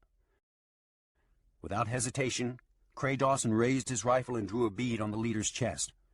But just as he pulled the trigger, a loud string of shots erupted from Shaw's big Colt, and the leader was already falling back out of his saddle as Dawson's shot hit him. Before Dawson could lever another round into his rifle chamber, the other 3 Comancheros were also on the ground. Lawrence Shaw's blinding speed left Dawson shaken, but only for a second. He, Shaw, and the others turned their weapons toward the sound of men rustling hurriedly through the brush along the trail. They began firing as one into the brush and rocks, hearing screams and curses, but there was no return fire. "Hold your fire!" shouted Lawrence Shaw. Beneath the gray rise of burned powder, the 4 men and Della Stark stood listening intently to the sound of horse hooves beating a retreat down the trail toward the flatlands. Dillard Fromm and Jetson Caldwell gave each other a look of amazement. Della let out a squeal of delight and ran to the ridge where Shaw stood, reloading his Colt. "Stay back, Della," said Shaw, but it was too late. She stopped abruptly at the sight of the 4 twisted, bloody bodies lying on the trail below. Her hands covered her mouth. "Oh, my God!" she whispered through her fingers. She swayed weakly, but Shaw managed to catch her with his free arm and hold her in an embrace as he clicked his Colt shut and stood holding it pointing upward, studying the trail, the brush, and the surrounding rocks just in case. "You needn't look at them," Shaw whispered close to her ear. He raised a hand to her cheek and turned her face away from the carnage. Then he turned to Dawson and the others and said, "Get the horses, let's get going, before the rest of them get their courage up." "What about these men?" Caldwell asked, gesturing down at the 4 bodies. "What about them?" said Shaw. "Shouldn't we bury them or something?" Caldwell asked. "You can if you want to," Shaw said in an offhand manner. "We're heading to Eagle Pass. If you want to do something kind, gather those 3 horses down there. Either strip them and turn them loose, or bring them with us for spares."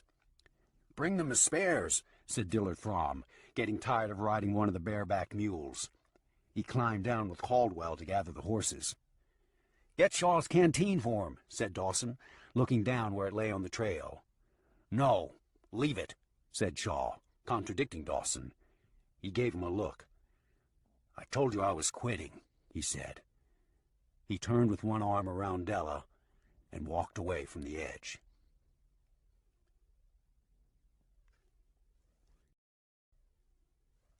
Chapter 5. They rode non-stop until the noon sun beat down on them without mercy.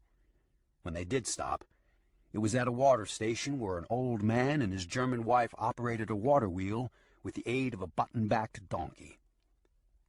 After watering the horses and the 4 mules, the party took shade beneath a large cottonwood tree at the edge of a low adobe and stone wall.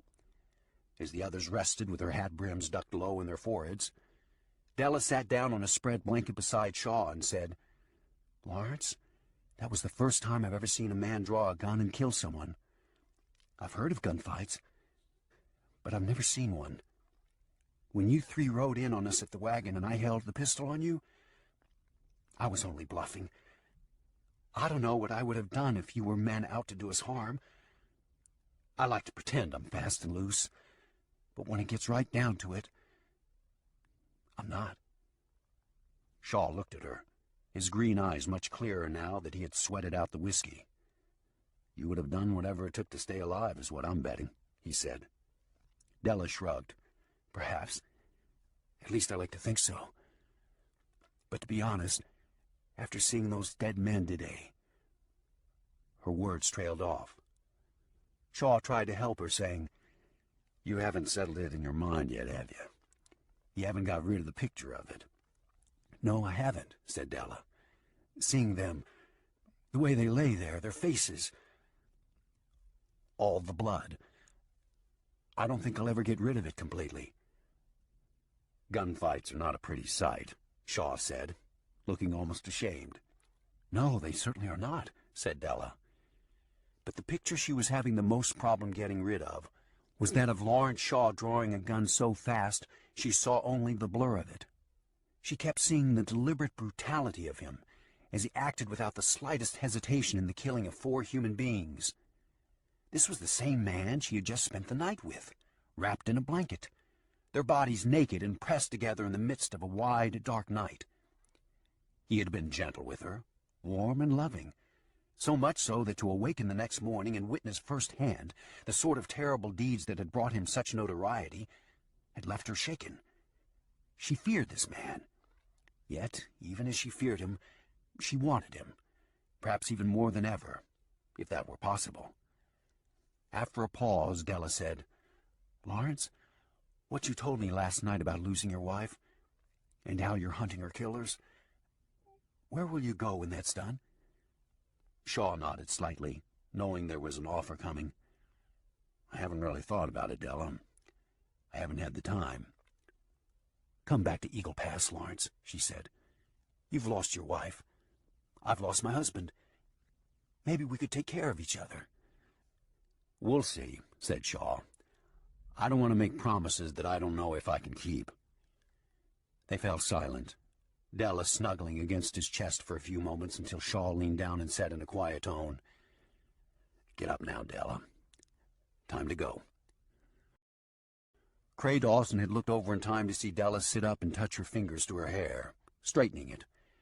His eyes met Shaw's for a second, and Shaw offered a tired, patient smile. Dawson shook his head and stood up, dusting his trousers, then walked to where the horses stood resting in the shade. The old man who ran the well and water wheel said in a crackling voice, "Not to be meddling, but that feller looks familiar. Who is he, anyway?"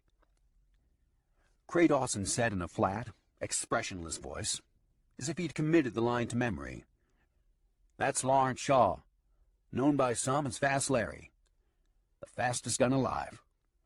"No, it ain't," said the old man, his eyes widening. "Is it sure enough?" "It is sure enough," said Dawson, still with no expression. He picked his saddle up from the adobe wall and pitched it up onto his horse. "A real honest-to-God living, in-the-flesh gunfighter," the old man said, looking over to where Shaw stood up and helped Della to her feet. "Yep, he's living all right," said Dawson with a wry grin. "Better than most of us, anyway." Having seen the way Dawson had looked at him and Della a few minutes earlier, Shaw came over to him and said, "Dawson, I know you don't approve of how I do, but I want to remind you that I've just lost the only woman I ever loved. It hasn't been easy on me. I know I've done a lot of drinking and fooling around with other women. I reckon it's just my way of making up for missing Rosa. But I don't know what else to do to keep from losing my mind." "I'm not judging you, Shaw," said Dawson stiffly as he cinched his saddle down and shook it, testing it. "Then what are you doing?" Shaw asked in a level tone. Dawson turned and looked him up and down, thinking about it, and said, "Hell, I don't know. Envying you, I reckon." He shrugged. "Do you ever stop and see how easy it comes to you?" "How easy what comes to me?" said Shaw. "Drawing a gun and killing a man? It just looks easy, Dawson. Believe me, it's not." "It's not just that, Shaw. It's everything," said Dawson. "But it ain't your fault. It's mine. We just see things different. And things just come different to us, that's all. I meant no offense looking at the two of you. I knew you didn't," said Shaw. "But I also saw that something was eating at you. I figured it better to ask than to keep wondering what it is. And now you know." "It's nothing," said Dawson. "Just envy. Wondering how it feels walking in your boots." "Be careful envying a man's boots," said Shaw, turning away. "You could end up wearing them." They finished preparing the horses and rode on to Eagle Pass, arriving at the outskirts of town at midday in the boiling heat. Dillard Fromm rode one of the Comanchero's little hard-boned barbs and led the 4-mule string behind him. Della Starks also rode one of the Comanchero's horses. Dawson led the other 2. The little Desert Barb horses drew curious looks from the adobes and plank shacks they passed going onto the main street. The horses wore feathers, beads, and scraps of bones and scalps woven into their manes and tails. 2 wore coyote skins down onto their saddles and riding cushions that caused dogs to appear out from under boardwalks and porches and begin yapping with their hackles up. "What the hell do we have coming here?" said the town sheriff, Ernest Neff, rising from a wooden chair out front of his office and stepping down onto the boardwalk.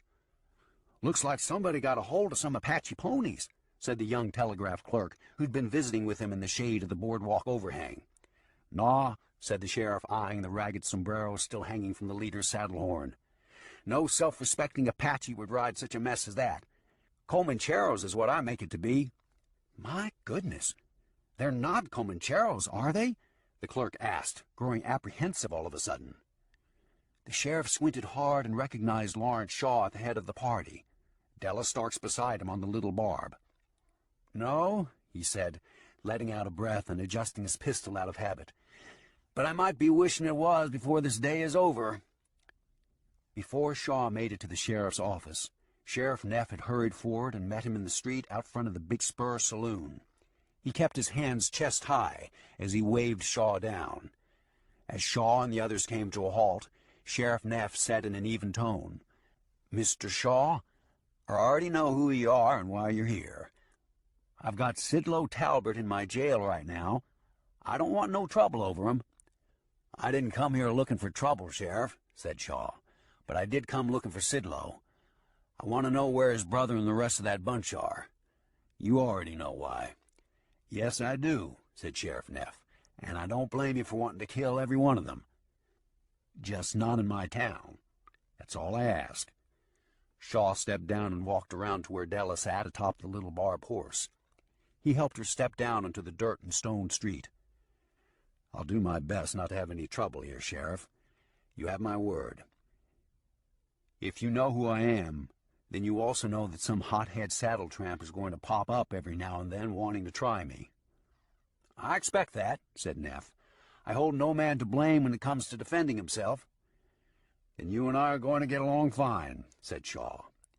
He presented Della Starks, saying, "Sheriff, this is Widow Della Starks." "Well, now, we've been expecting you, ma'am," said the sheriff, taking off his hat and running a hand back along his thinning hair. "We were all saddened to hear about Purvis's death. He hadn't been here for long, but we all still considered him one of our own. Hope you'll let us make you feel welcome here in our town, ma'am." "Thank you, Sheriff," said Della, looking around for the Desert Flower Inn. "Your inn is all the way down the street, just before you reach the border road crossing. Albert and Fanny Jenkins are still running it, just the way they did before your husband's death. I'll be honored to escort you there right now." "Thank you again, Sheriff," said Della. She looked up at Dillard Fromm and said in a domineering tone, "Take those sweaty animals to the livery barn, Dillard. You can catch up to us afterward." Jetson Caldwell and Cray Dawson stepped down from their saddles, stretched, and looked around the street.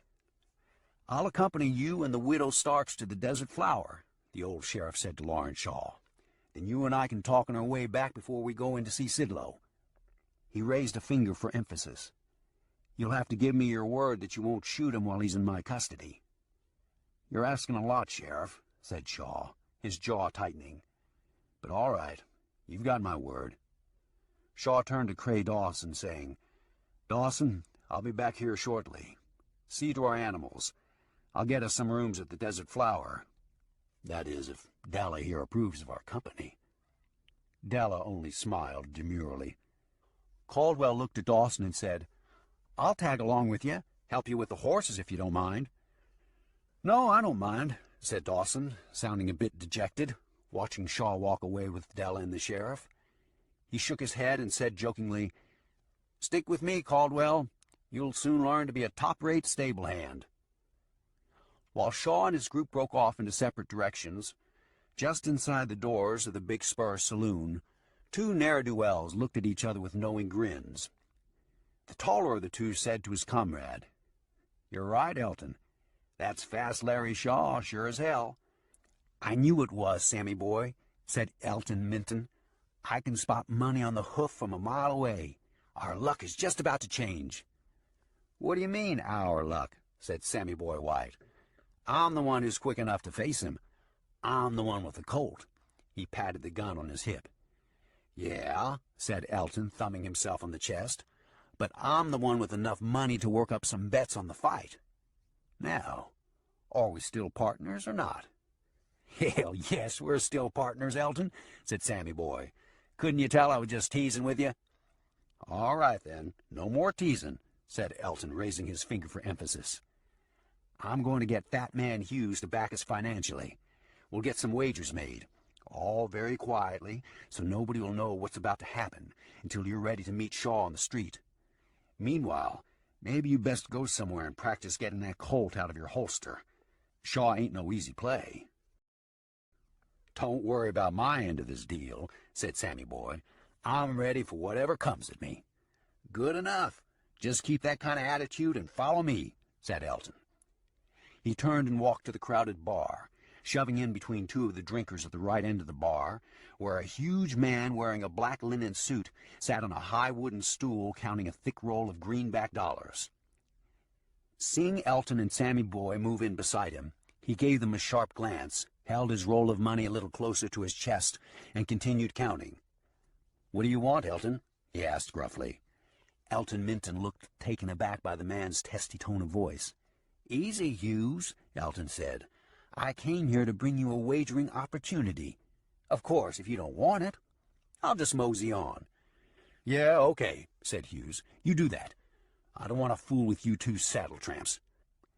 "Saddle tramps?" Sammy Boy hissed, poising his hand near his pistol. "Nobody calls me a saddle tramp. You better fill your hand, Hughes." Even though his voice was loud enough to be heard the length of the bar, nobody turned in his direction. "My hands are already full, you idiot," said Hughes, nodding at the money. "Now both of you get out of here. I'm busy."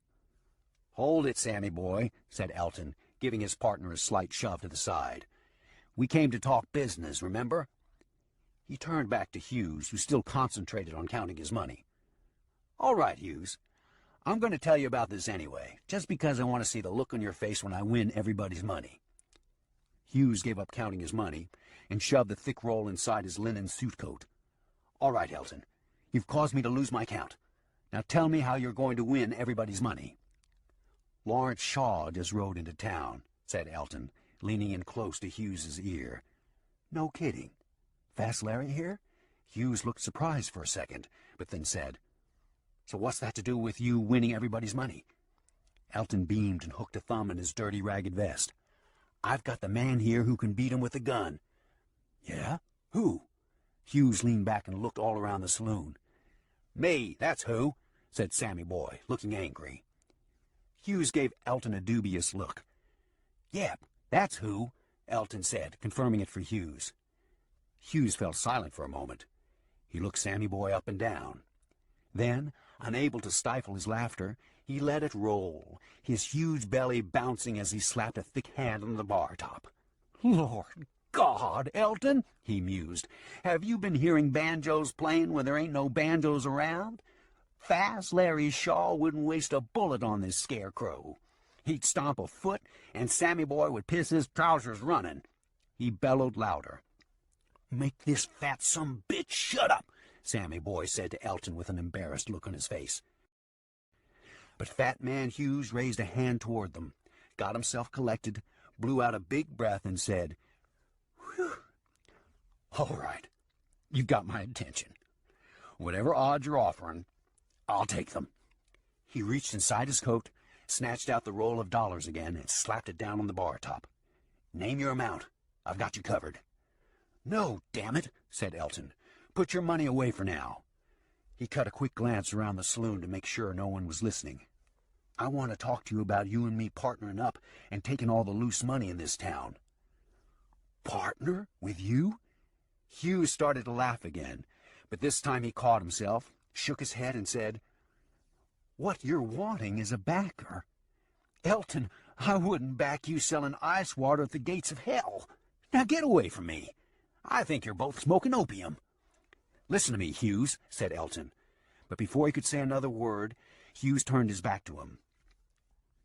"Get out of here," Hughes growled over his shoulder. Elton and Sammy Boy started toward the door, looking dejected.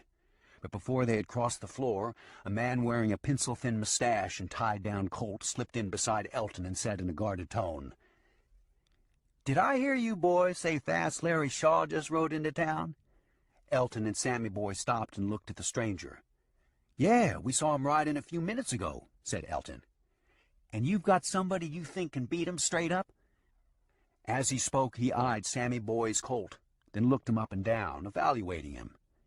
"Mister," said Elton, "you sure heard an awful lot for a man who wasn't being spoken to. I couldn't help overhearing you two talking to Fat Man Hughes." The stranger shrugged. "If you've got somebody and you're still looking for a backer, maybe I'm your man." Again he looked at Sammy Boy's colt. "I take it this is the shooter you were talking about. He looks fit enough to handle the job," he added, getting on Sammy Boy's good side right away. "Damn right I'm fit enough," said Sammy Boy. "Well, all right." The stranger grinned and rubbed his hands together. "My name is Willie Devlin. Business associates like to call me Willie the Devil." His grin widened. His expression grew crafty. "All in good fun, of course." Elton nodded and jerked a thumb toward Sammy Boy. "I'm Elton Minton. This here is Sammy Boy White, soon to be known as the man who gunned down Fast Larry Shaw." He smiled boldly. "Willie the Devil, there are lots of sporting men in this town who would jump on this deal if I was to let it out. But the fact is, I want to keep it quiet until we're all set. Timing is everything, I always say." "I agree," said Willie Devlin. "Now what's the deal? How much money do you need? How sure are you that our man Sammy here can get the job done?" "Oh, Sammy Boy will get it done," said Elton. "I wouldn't have gone this far even thinking about it if I wasn't sure of that." "Do I need to see Sammy shoot first, or can I count on your word for it?" "Count on it," said Elton. "This is the fastest man I've seen with a gun. I've seen him take a—" "I've got $3,000, said Willie Devlin bluntly, in order to get Elton to stop beating around the bush. "Am I in or out?" Elton's jaw dropped, Devlin's words leaving him stunned for a second. Sammy Boy looked at Elton and said, "Damn, $3,000. He jigged Elton in his ribs. "Go on. Tell Willie what you've got in mind." Elton recovered, batted his eyes, and said, "Sure thing, Sammy Boy. But I think you need to let Willie and me get together in private and handle the details. You go somewhere and practice your part in this thing. Keep that gun hand well oiled, so to speak." Sammy Boy hesitated, but only for a moment. "All right," he said. "I'll go practice some. But I'm ready right now." He patted the pistol on his hip as he turned and walked out through the bat-wing doors. As soon as Sammy Boy was out of sight, Willie the Devil said in a solemn tone to Elton Minton, "Tell me the truth. Do you really think that boy has a ghost of a chance against Fast Larry Shaw?" Elton Minton looked slightly offended. "If I didn't, would I be betting everything we have on him?" "I don't know that we will be betting everything we have on him," said Willie. "For all I know, you might be wanting to bet some on him and some on Fast Larry, just to hedge your bet." "I wouldn't dream of pulling something like that on my old pal Sammy," Elton said, incensed. "A smart man would," Willie the Devil suggested with a sly grin. Elton's face reddened a bit. Then he returned Willie's grin. "To be honest, I have to admit the thought did cross my mind." "Good," said Willie, "because if it hadn't, I wanted to be sure and mention it to you. Make sure your mind is in the right place on this thing." The two shook hands, then Willie said, "Now back to what I asked you. Can that boy beat Fast Larry Shaw?" "If we're going to bet it both ways, what do you care?" Elton asked, still grinning shrewdly. "Because I know some people who want Fast Larry dead," said Willie the Devil. "If I tell them Shaw's as good as dead and then he isn't—" As he spoke, he shaped his right hand into a pistol and poked his sharp finger firmly into Elton's stomach. "Guess who will be?" Elton's smile soured on his face. "Now that he ain't standing beside you where he can hear you." Tell me like your life depended on it, said Willie the Devil. Is that boy going to be able to get the job done? If my life depended on it? Elton considered it for a second. Then, not wanting to let Willie the Devil and his 3,000 get away, he said with finality, "Damn right. Sammy'll get the job done." "Good then, partner," said Willie, throwing an arm up around Elton's shoulder, directing him back toward the bar. "Let's have a drink on that. I've got a friend I'd like you to meet." Chapter 6. When the sheriff and Lawrence Shaw left Della Stark's at the Desert Flower Inn, they walked back to the sheriff's office. Along the way, Sheriff Neff looked Shaw up and down and said, "If it's any consolation, Lawrence, I too lost a wife some years back. She was killed by a young drunken cowboy on a street in El Paso. I was out of town when it happened. I got back and found out about it 3 days later. I was so full of blind killing rage, I went straight to the jail. I meant to kill him on the spot. Turned out he had sobered up and felt so sorry for what he'd done, he hanged himself with a wool blanket from the top crossbar of the cell." "I'm sorry about your wife, Sheriff," said Shaw. He stared straight ahead. "But don't worry about me killing Sidlow on the spot. I gave my word. I never break it." "I wasn't telling you that story to teach you any moral lesson, Shaw," said Sheriff Neff. "It just seemed fitting is all, what with you losing your wife under similar circumstances." "I understand, Sheriff," said Shaw, "and I appreciate it. I reckon we have something in common, you and me." "Yep," said the sheriff, staring straight ahead of himself now. "There's very few people I've ever talked to about my wife's death, at least not in any personal way. I did notice that shortly after her death, it seemed like every available woman within miles wanted to do something to make me feel better. Comfort me in my loneliness, so to speak." He looked at Shaw, noting Shaw's interest as he continued. "I know part of it was because of me being a lawman. It seems women have a powerfully high regard for lawmen and gunmen." He smiled and shrugged. "I've never known why, but being a gunman, I reckon you know what I'm talking about." He nodded back over his shoulder toward the Desert Flower Inn. "Sheriff, I'm not here with any designs on Della Stark's, and nothing that belonged to her husband interests me in any way, especially his money. I admire a man not easily taken in by a dead man's fortune or a warm widow's charm," said the sheriff. After a second, he said, "To tell you the truth, I always had a soft spot for Della. When Purvis Starks died and I heard that his widow might be coming here to Eagle Pass, I had a wild notion that I might see how I fared with her." He rubbed his clean-shaven chin. "I even bought this new shirt and all. Now it looks like you've plumb swept her off her feet." He brushed a hand down the bib front shirt. "Looks like I'm out 35 cents for nothing." "Sorry, Sheriff," said Shaw. "No need to apologize," said Neff. "She is a beautiful woman." "You are a gunman," he sighed. Shaw nodded. "I'm glad you understand." "Now then," said Sheriff Neff, "let me tell you what I've figured on Sidlow Talbert. The only charge I've got him on is public drunkenness and shooting out a string of windows along Front Street. There's already been a couple of men showed up and paid for the damage he did. I've got him serving 30 days for the shooting and disturbing the peace. Those two fellows who paid his damages offered to pay a fine to get him released. I figured it best to make him serve the time, make him think twice before shooting up my town again." "Who were these two fellows?" asked Shaw.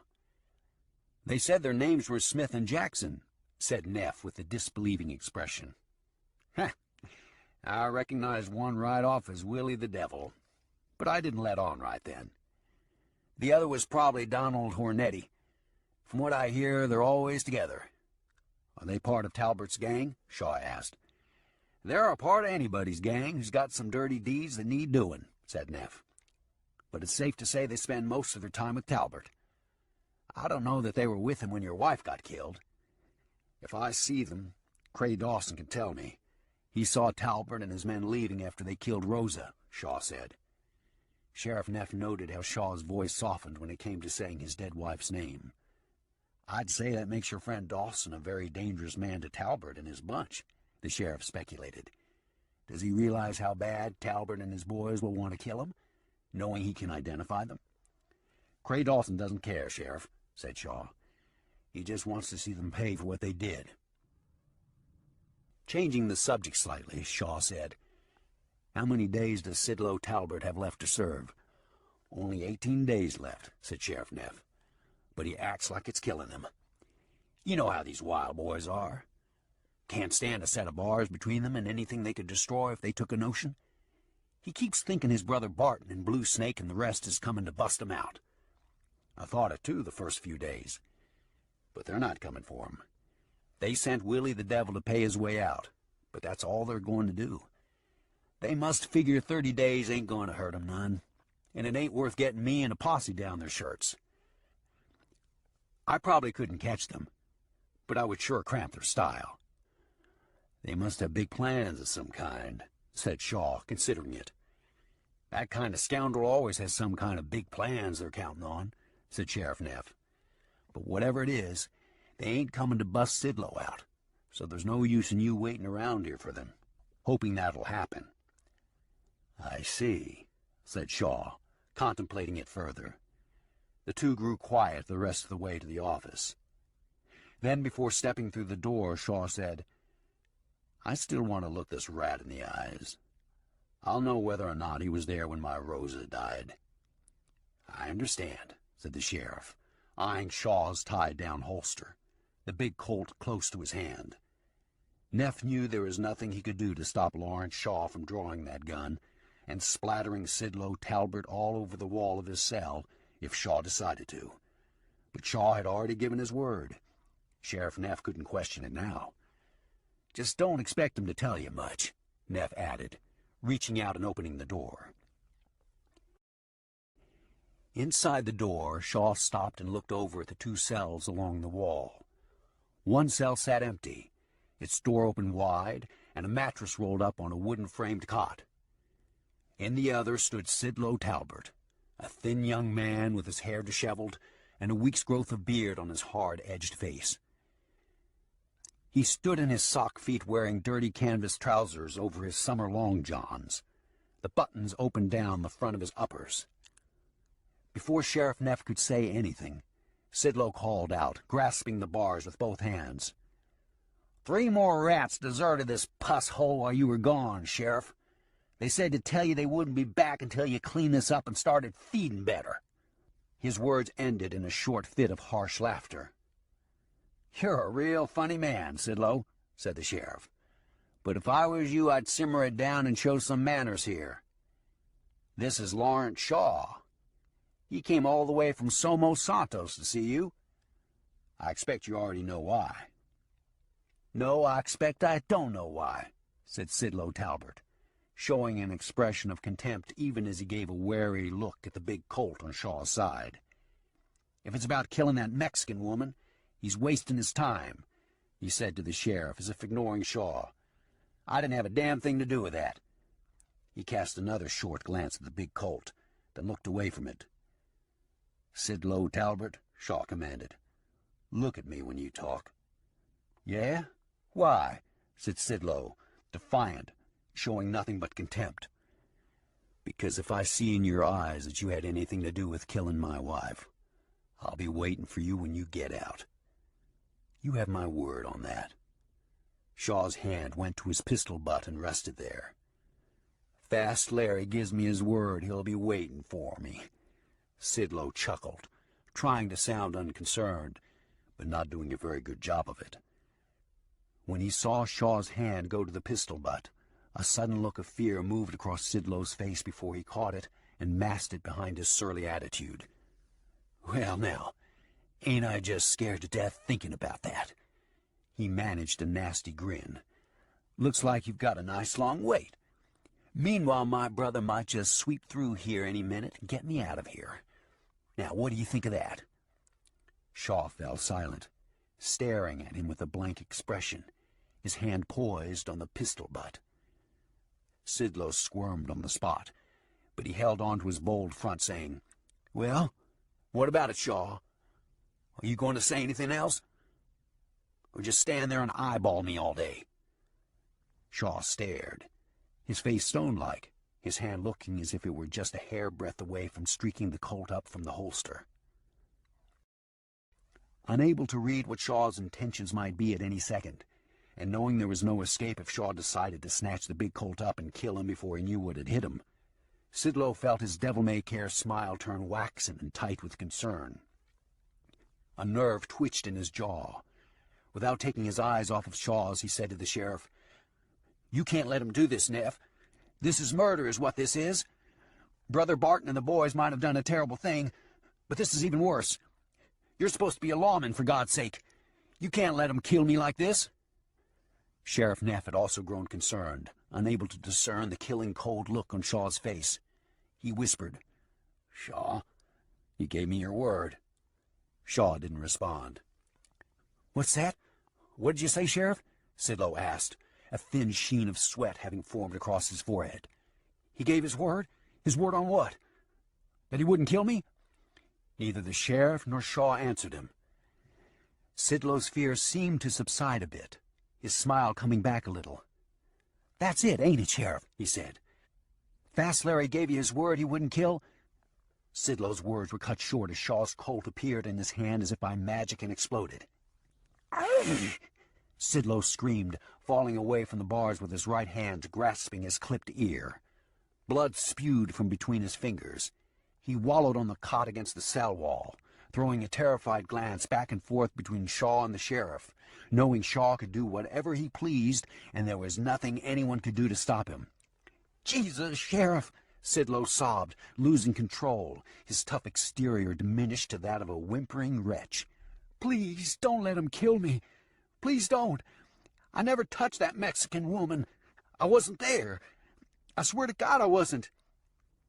"Get on your feet, Sidlow," Shaw demanded. "I want another bite out of you." "Shaw," said Sheriff Neff, powerless to stop him, but having to make a plea for the sake of his station as a lawman. "You gave me your word." "That's right, Sheriff," Shaw said coldly and evenly. "I gave you my word that I wouldn't kill him while he's behind bars."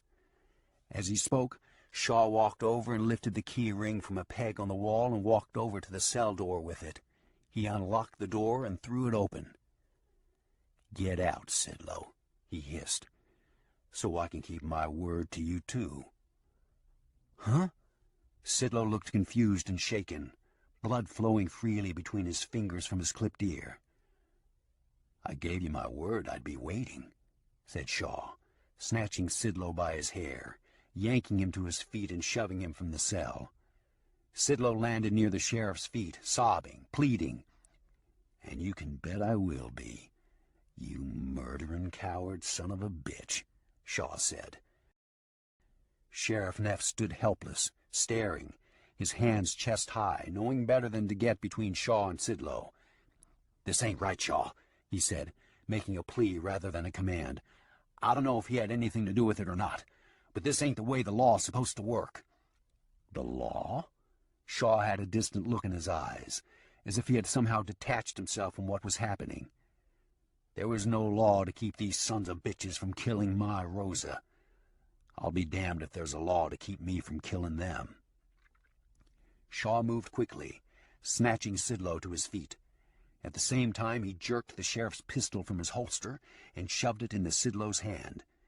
Giving Sidlow a shove toward the door, Shaw holstered his big Colt and held his hand poised, ready to draw.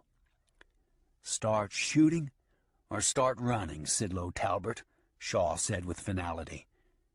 "It makes no difference.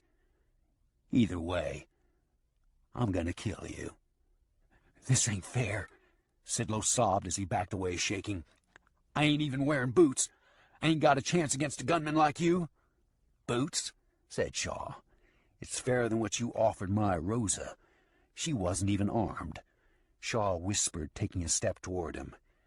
"And there was all you big, tough hombres, boots and all." His voice had turned low and chilling. Sidlow saw the slightest twitch of Shaw's gun hand and became unnerved. He ran screaming out the door. "Help me! Somebody help me! He's going to kill me!" Taking his time, Shaw said to the sheriff, "I kept my word, Sheriff, but there was deceit in it. I'm ashamed of doing that. But this is where life has taken me. Sidlow is carrying your gun. Tell whatever story suits you. I'll understand." "Get out of here, Shaw," said Sheriff Neff. "When this thing is over, don't ever come back." Shaw turned and walked out the door, paying no attention to the bullet that Sidlow had managed to turn and fire as he ran screaming and sobbing, blood running down his face from his half-moon-shaped ear. The shot hit the post no more than an inch from Shaw's head, yet he didn't flinch even as splinters stung his cheek.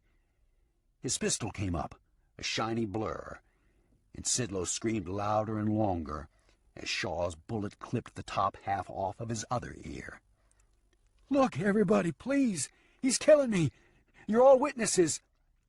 Sidlow sobbed aloud, stumbling to his knees and catching himself, his blood-covered hand going from one clipped ear to the other. Feeling warm blood pour down both of his cheeks and seeing it drip to the dirt, Sidlow cursed in his hysteria and fired 2 more shots at Shaw. One shot grazed Shaw's shirt sleeve. The other shattered a water pot hanging from a post beam along the boardwalk. As Sidlow arose, Shaw effortlessly put a bullet through his left ankle, knocking his feet from under him and sending Sidlow to the ground, blood spewing from his dirty sock. "You cold-blooded son of a bitch!" Sidlow screamed and fired again. "Everybody look what he's doing!" Sidlow shouted. But he didn't have to tell anybody. All heads had turned toward the shooting. The townspeople had gasped and watched in morbidly rapt fascination each time Lawrence Shaw put another bloody hole in Sidlow's body. "Oh, God!" Sidlow screamed as Shaw's next shot nailed him through his left arm at the elbow. His arm flopped back and forth, broken and loose at the joint. Blood spewed. Sidlow held on to the pistol and recovered from the terrible surge of pain. "Somebody stop this!" a lady's voice pleaded from the boardwalk, but no one dared venture forward. Sidlow yelled as he fired another round. "Why my left arm? Huh, Shaw? Why not my shooting arm? Why not in the head? Kill me if you're going to kill me!" His shot sliced past Shaw, dangerously close. Shaw ignored it, walking slowly forward. "Here," said Sidlow, "I'll make it easy for you." He turned his face sideways to Shaw, saying, "Go ahead, get it over. Right through the temple." Shaw's pistol exploded. Sidlow fell sidelong on the dirt, his nose missing from the bridge down. The ground beneath his face quickly became a thick red puddle. He sobbed, half-conscious, trying hard to raise the pistol for one last shot, his eyes blinded by blood. "Damn you, Shaw!" he sobbed, his voice distorted now with his nasal passages lying open and exposed, bleeding in the hot Texas sun. "Damn you to everlasting hell!" Shaw stopped and stood over him, staring straight down, his pistol pointed and cocked. "That's already been done. The day you devils came to my house." From down the street, Cray Dawson and Jetson Caldwell came running, slowing as they neared, Dawson with his pistol out as he scanned back and forth, offering Shaw backup should he need it for any reason. But then, seeing Sidlow Talbert on the ground in a pool of dark blood, his ears and nose missing, his elbow shattered, Dawson whispered hoarsely, "Oh, my God, Shaw!" Then, seeing Shaw's hand tighten on the pistol butt, Dawson said, "No, don't kill him, Shaw, please!" Shaw ignored him. Every onlooker winced as Shaw pulled the trigger, and Sidlow Talbert's body bucked in the dirt, then relaxed in death. Shaw raised his eyes level to the boardwalk and looked all around slowly as he opened the hot chamber of the smoking Colt and dropped out his spent cartridges on Sidlow's body.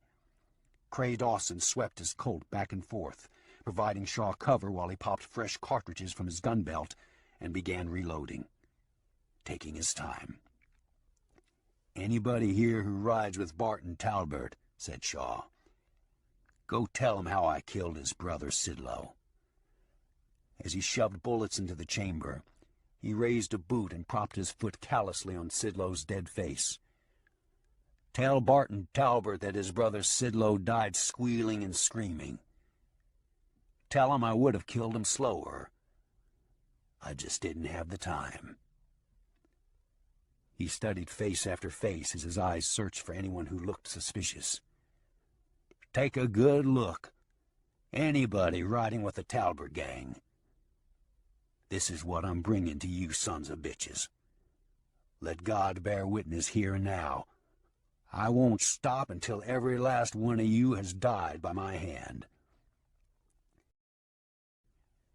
As Cray Dawson looked back and forth, backing Lawrence Shaw, he noticed the strange look of questioning curiosity on Jedson Caldwell's face. Caldwell asked secretively, gesturing at the body on the ground, "Is he one of the men you saw that day?" Cray Dawson only looked at Sidlow Talbot for a second, then whispered to Caldwell without answering him, "Shaw's right in what he did. This is not the time for me to go second-guessing him." Dawson looked doubtful and whispered persistently, "Was this, or was this not, one of the men you saw that day? If he wasn't, then you better ask yourself what you've gotten into." "Mind your own business, Caldwell," Dawson hissed, going back to scanning the street. From near the boardwalk, a portly man wearing a brown suit coat and a bowler hat stepped down from a dust-covered buggy and walked out into the street. He stopped a few cautious feet back from Shaw and Dawson, pointed a cane in Shaw's direction, and said, "Sir, I'm Councilman Winston Burns, and I demand to know who you are and why you shot this poor fellow." But his eyes widened and his face took on a ghostly white pallor when Shaw turned, facing him with his Colt half raised in his direction. Burns hadn't been in town earlier when Shaw and his party rode in. Recognizing Shaw, the frightened man took a step back and appeared to be on the verge of bolting away at any second. "Mr. Shaw," he stammered. "What's your complaint, Councilman?" Shaw said in a flat, yet threatening voice. "Easy, Shaw," said Sheriff Neff, walking into the street from his office. "I'll handle this." He stopped a few feet from Burns and hooked his right thumb into his gun belt, showing no fear in front of the townsfolk, but at the same time letting Shaw know that he had no intention of going for his gun. He stared into Shaw's eyes as he spoke to Councilman Burns. "Shaw just stopped a jailbreak." Without taking his eyes off of Shaw's, he pointed down at Sidlow's body and said, "That's my gun in Sidlow's hand. I let him out of his cell to escort him to the Jake. He snatched my gun and took off. Luckily, Mr. Shaw was there." Burns swallowed a knot in his throat and said with a shaky smile, "Oh, well, then my apologies, Mr. Shaw. It appears we all owe you a thanks." His eyes passed over the bloody, mutilated body of Sidlow Talbot, then went to Sheriff Neff, still looking frightened. "Sheriff, I also owe you an apology. I should have realized instantly that whatever is going on here, you have it under control." "That's right, Councilman," said Sheriff Neff, looking back at Lawrence Shaw as he spoke. "Rest assured that whatever I'm doing with the town's best interest in mind." Shaw slid his Colt into his holster and gave Cray Dawson a slight nod, prompting him to do the same.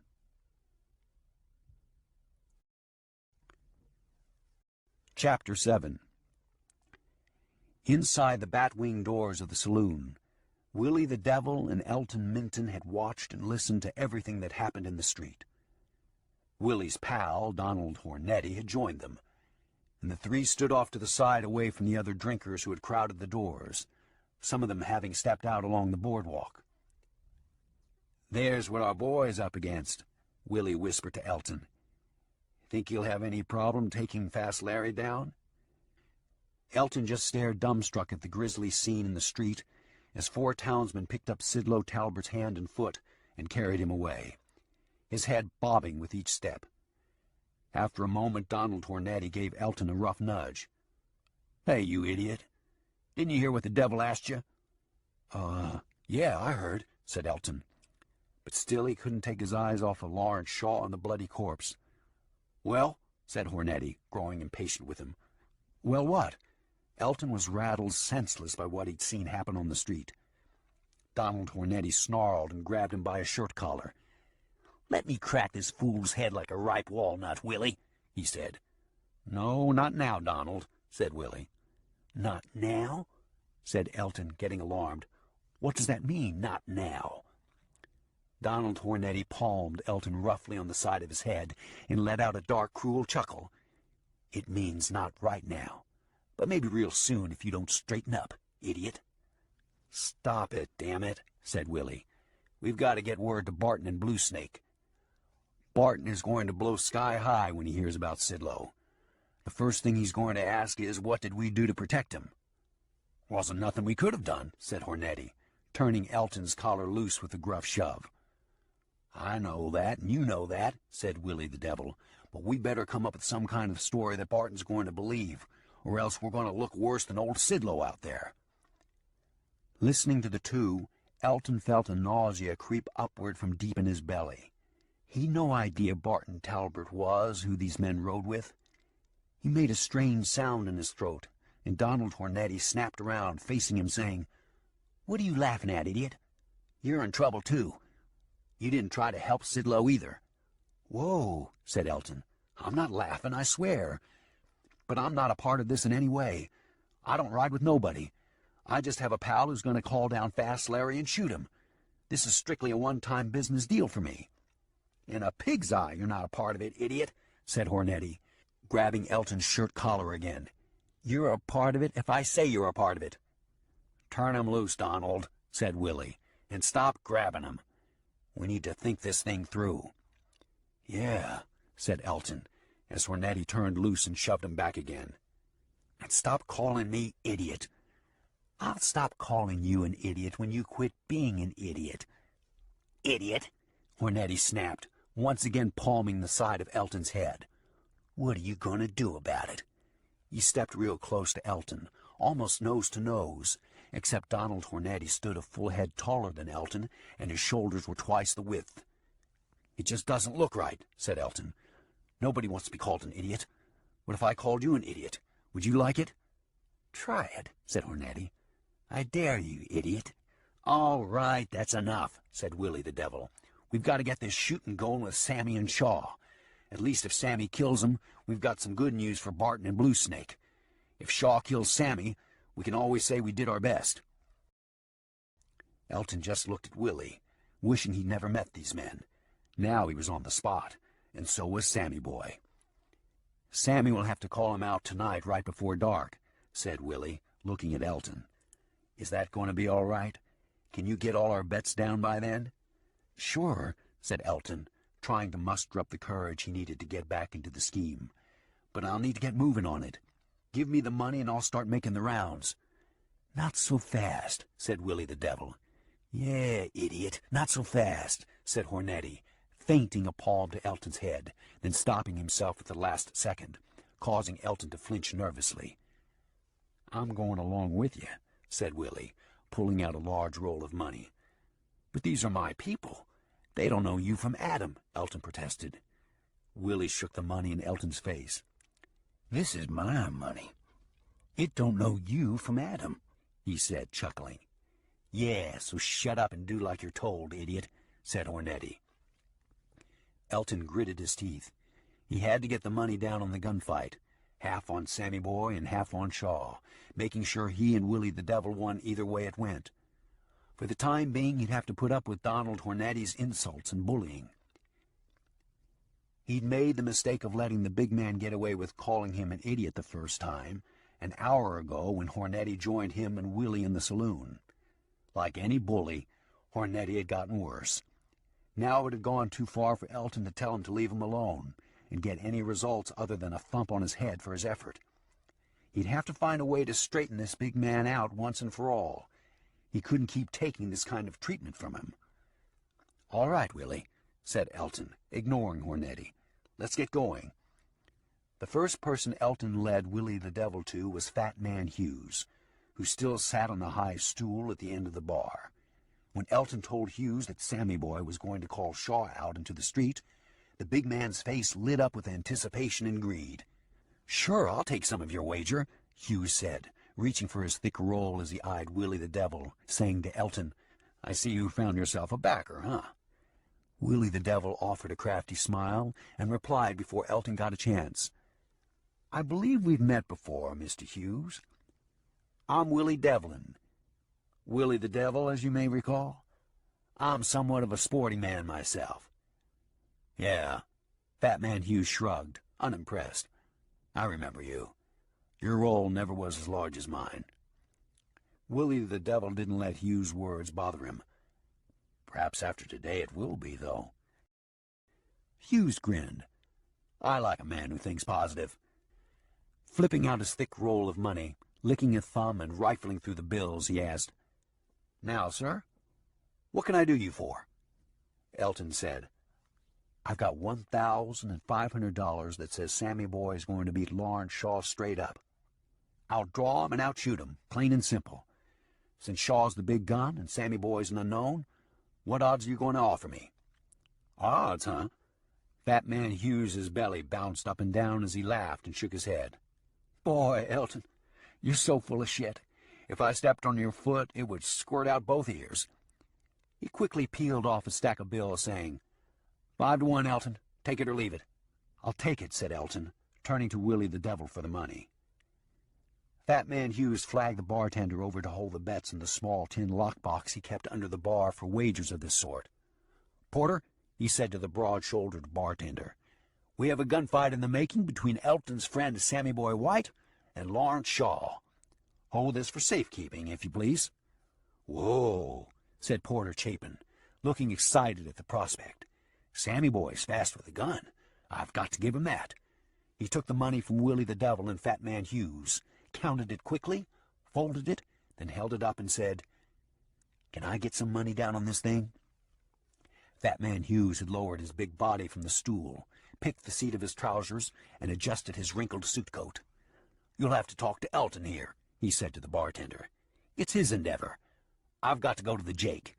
Keep my seat open, if you will, please." Elton and Willie the Devil waited until Hughes was out the back door before Elton said, "How fast do you think Sammy is, Porter? Just between you and me." "He's damn fast," said Porter, reaching behind his white apron into his trouser pocket. "I know Shaw's supposed to be the fastest gun alive, but everybody's got to fall someday. Give me $20 on Sammy Boy." "Done," said Elton. "Of course you know Sammy and me are pals. I'm not offering any odds." "I don't care," said the bartender. "I can take even money any day on a gunfight. The main thing is just to be able to say I had an interest in it." "Yes, that's the spirit," Willie the Devil beamed. "I bet there are many here who feel the same way." He looked around the saloon as he rubbed his hands together. Cray Dawson and Lawrence Shaw had carried their saddlebags to their separate rooms at the Desert Flower Inn. As Dawson unpacked a clean shirt and socks, Shaw stepped in from the hall, first rapping quietly on the wooden door. "I know you think I did the wrong thing killing Sidlow Talbert," Shaw said, "but you covered my back anyway. I'm obliged." Cray Dawson looked at him with a flat expression. "I didn't come along to judge you, Shaw," he said, unfolding his clean socks, shaking them out and pitching them on the bed. "Just to back you up. I want them dead, too, don't forget." "He was with them," said Shaw. "I know damn well he was. I could see it in his eyes when I talked to him." "I'm not saying he wasn't with them," said Dawson, "but I've got to say he wasn't with them when I saw them riding away." He stared evenly at Shaw. "I wish I could say he was, but I'd be lying." "It's water under the bridge now anyway," said Shaw. "He's dead either way. One thing's for sure. This is going to flush his brother and the gang out once word gets to them." "Yeah," said Dawson. "I have to admit, if anything will bring Barton Talbot to us, that ought to do it." Shaw knew Dawson had a problem with what he'd done, whether he admitted it or not. "Let me make myself understood, Dawson," he said. "I'm not calling what I'm doing anything but what it is. I'm out for blood vengeance, and there's no way to clean it up or pretty it up. What you saw today was dark and ugly, but there's a good chance it's going to get darker and uglier before it ends. I'll kill anybody close to Barton Talbot just to get his attention. Just to make him turn and fight. Think of it like a war. I'm out to win. Damn the cost and damn the casualties." "I understand," said Dawson with a grave expression. "Do you really?" Shaw asked, stepping closer to him. "Because if you don't understand, I won't hold it against you if you cut out now." "What about what you said the other day?" Dawson asked. "You said there wouldn't be any giving out riding with you." "After today there won't be," said Shaw. "Until today, maybe you didn't realize how far I'll go, or how low I'll reach to drag these rats up out of the slime. Now that you see it, if you got no stomach for it, go ahead and leave. Leaving might be the smartest thing you'll ever do." Dawson studied Shaw's face as the gunman tried to avoid eye contact with him.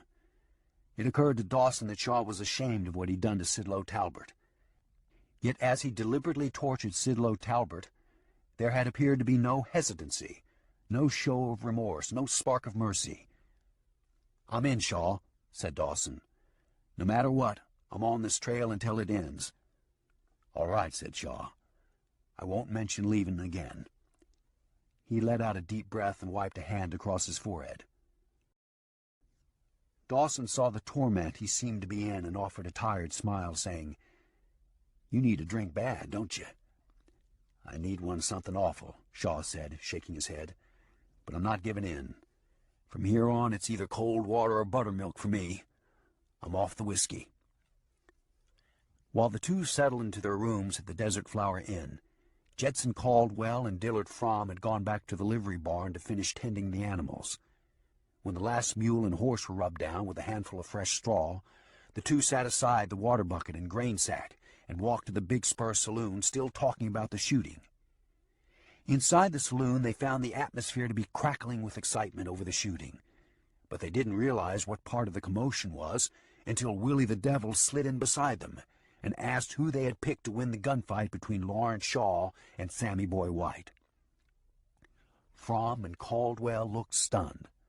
Caldwell started to answer, but before he could speak, Elton Minton said, "Hey, these two men rode in with Shaw."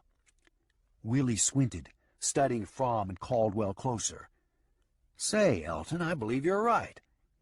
As he continued to speak, he poked his finger into Caldwell's chest, but Caldwell never backed an inch as the Devil said, "This fight is supposed to come as a surprise to Fast Larry. Looks like you two boys aren't leaving here until Shaw shows up and we get this thing settled." Caldwell looked back and forth as Sammy Boy White and Donald Hornetti closed in on either side of him, rendering him unable to make a run for it. He saw he had no chance to get out of the saloon until Shaw would have awaited him, but he also could see that Fromm had a clear run for the doors if he moved quickly. "Fromm, run! Tell Shaw!" Caldwell shouted suddenly. Fromm needed no coaxing. He'd already seen what was at hand. He turned and bolted out the bat-wing doors. "Damn it!" Willie the Devil shouted. "Hornetti, get him!" The big gunman ran out the doors into the boardwalk, drawing his pistol on his way. Fromm ran straight down the rutted street toward the Desert Flower. "I've got him," said Hornetti, raising his pistol, calmly taking aim as onlookers veered out of the way. The gun bucked once in his hand, the explosion resounding along the street, and Fromm seemed to be thrust forward by a powerful blast of wind. "Got him dead center." Hornetti chuckled, raising his pistol and blowing smoke from the tip of his barrel. He turned and walked back into the Big Spur saloon without giving Dillard Fromm another glance. "I didn't mean for you to shoot him, damn it," said Willie. "I only meant for you to stop him." "Then you should have made it more clear." Hornetti grinned. "He's laying out there deader than hell." He patted the pistol he'd slipped back into his holster. "The way I just shot, I don't know that we really need old Sammy Boy here." He gave Sammy Boy White a look that could be read different ways. Noting it, Sammy Boy said flatly, "You're a bag of fish guts, Hornetti.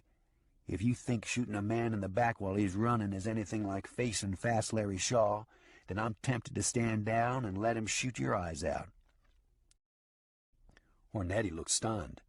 "Hey, wait a minute, old pard. I was only joking around with you."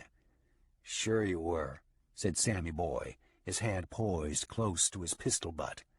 Now that you see I ain't taking a nickel's worth of your bullying horse shit, I've noticed that old "I was only joking" is the ace every coward keeps up his sleeve.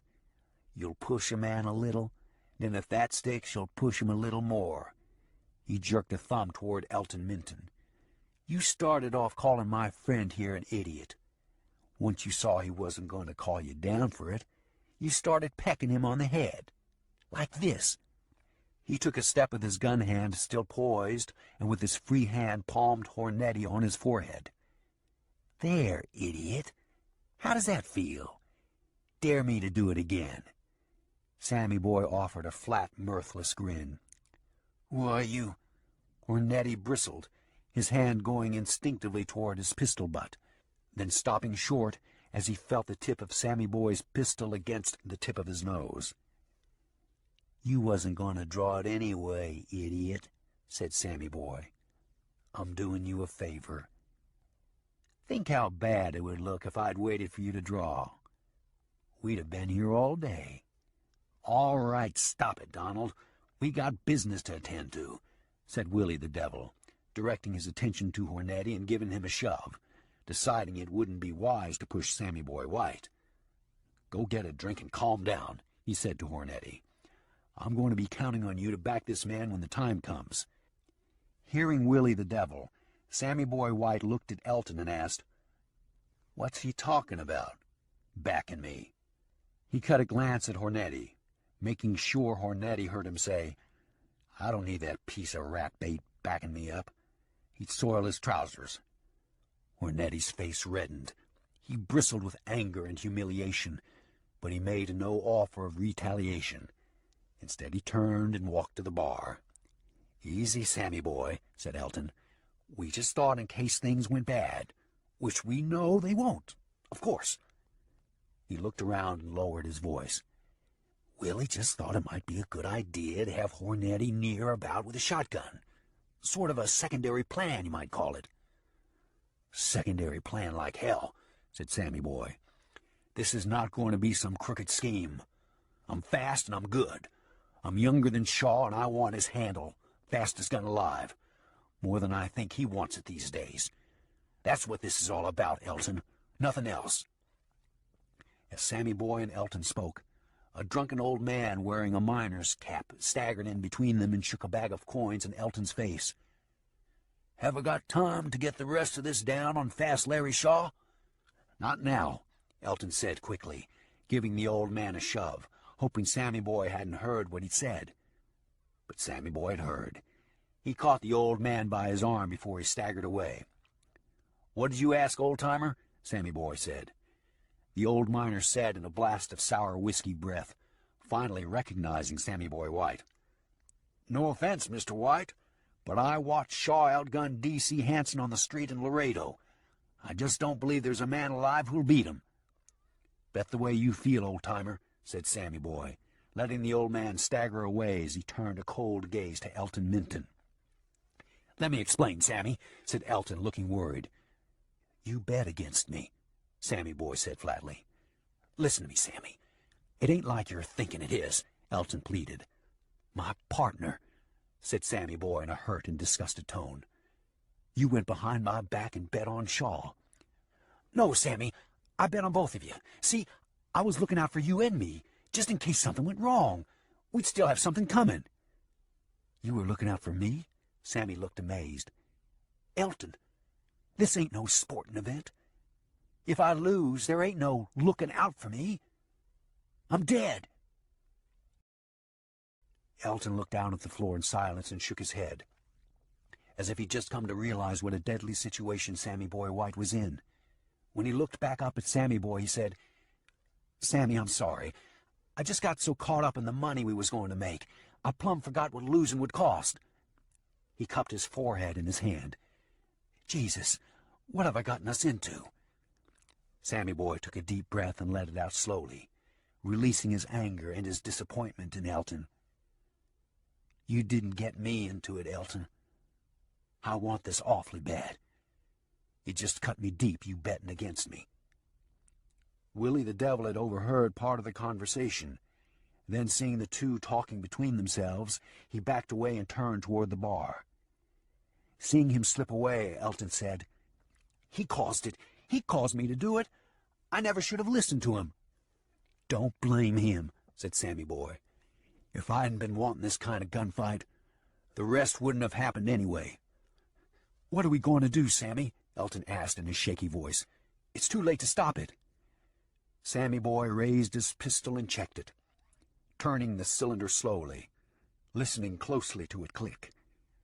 "Have you got all the bets down the way you want them?" "Well, yes, but—" "Then just stay out of my way until this is over," said Sammy Boy, cutting him off. He turned and walked away to a lone table in the far corner, hooking a bottle of rye off the bar in his way. Standing at the crowded bar, Willie the Devil and Donald Hornetti watched Sammy Boy pull out a chair, sit down, and pull the cork from the bottle. "What do you think, Willie?" Hornetti asked, the two of them seeing Sammy Boy turn up a long drink of whiskey. "Has his whole plan gone to hell on us, or what?" "No, we're still on track," said Willie the Devil. "They're both in too deep to pull out now." He chuckled. "What gets me is how easy it was for us to get somebody to do our killing for us." "But don't forget, I'm still facing Shaw if things go bad," said Hornetti. "Yes, you're facing him all right," said Willie the Devil, filling a shot glass for himself and sliding the bottle to Hornetti. "But with Sammy Boy calling them down, you'll be facing Shaw's back. From behind cover." He raised his glass in a short salute. "I think that makes all the difference in the world. Don't you?" Hornetti grinned. "Yeah, it does at that. I almost hope Sammy Boy loses, just so I can put a bullet in a big-time gunslinger like Fast Larry Shaw." Having poured himself a drink, Hornetti raised it in a return salute, then tossed it back in a quick gulp and let out a whiskey hiss. "I like the idea of killing him without him ever seeing it coming."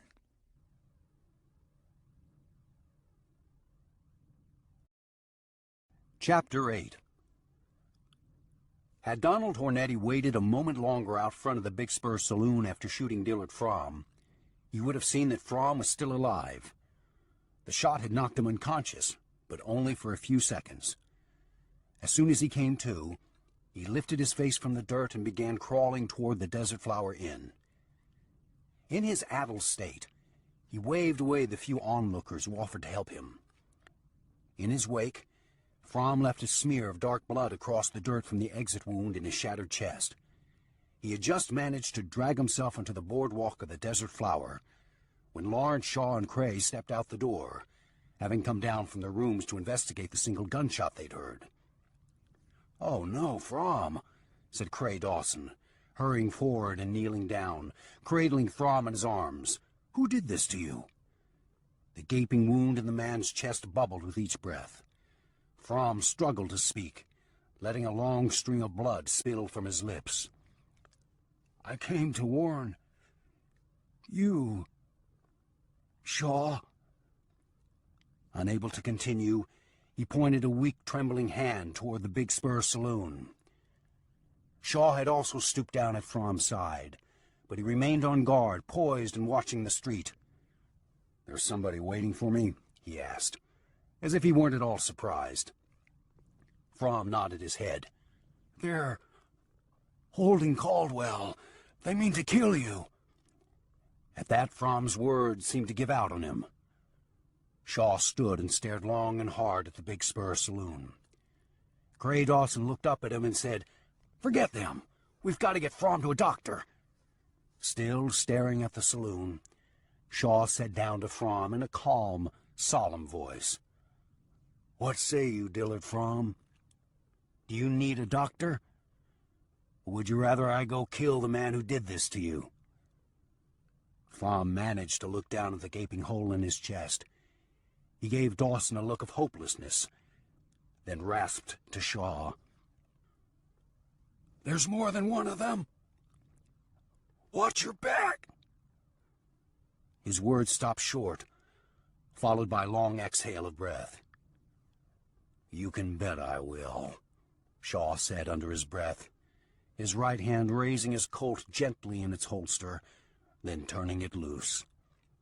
He stepped to the edge of the boardwalk, looking up at the evening sun standing low behind the desert flower and stretching long onto the dirt street. "From," said Cray Dawson, shaking him slightly as if to wake him. Then, seeing that no amount of shaking would wake him, Dawson reached down with a gloved hand and closed From's eyes.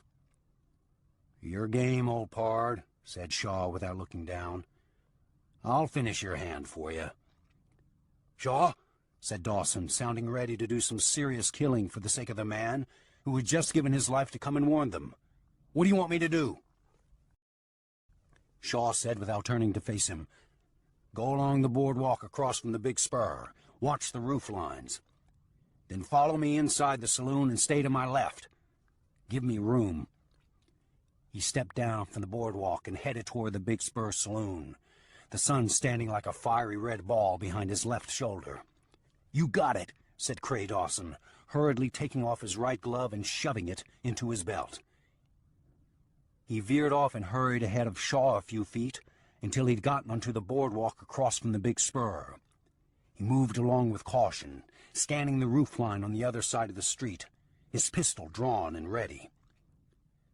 Out front of the big spur saloon, Shaw stopped in the middle of the street and stood with his feet planted, shoulder-width apart.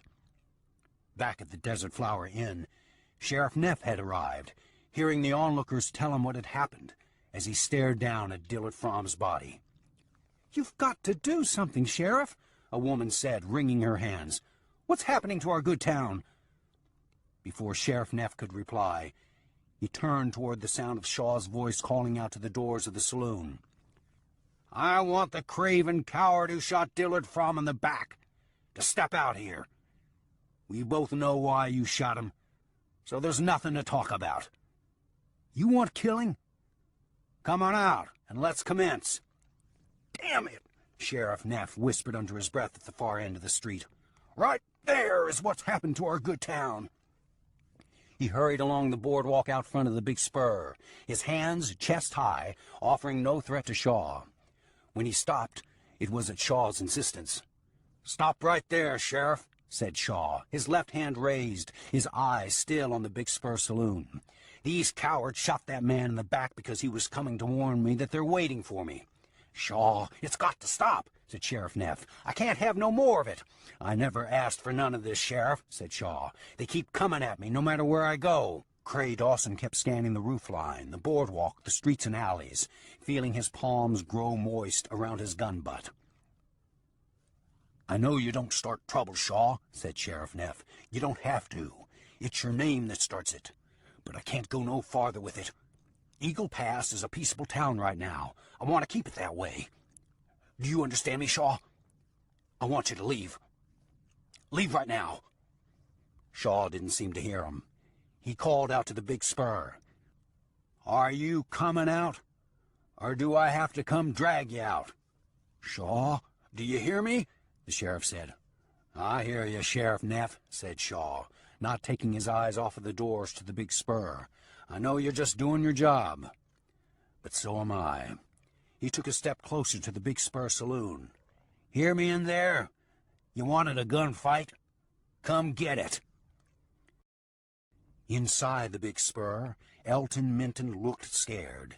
Sweat glistened on his brow as he turned from the sound of Shaw's voice and looked back into the corner where Sammy Boy sat nursing a glass of whiskey. The bottle in front of him was not nearly as full as it had been when he'd sat down only moments earlier. "Well, Sammy, here he is," said Elton. "What are you waiting for?" Sammy Boy tossed Elton a sidelong glance, saying, "Go to hell, Elton." Then he stared down at his shot glass. "Hey, what is this?" Willie the Devil raged at Elton, hearing Sammy Boy's response.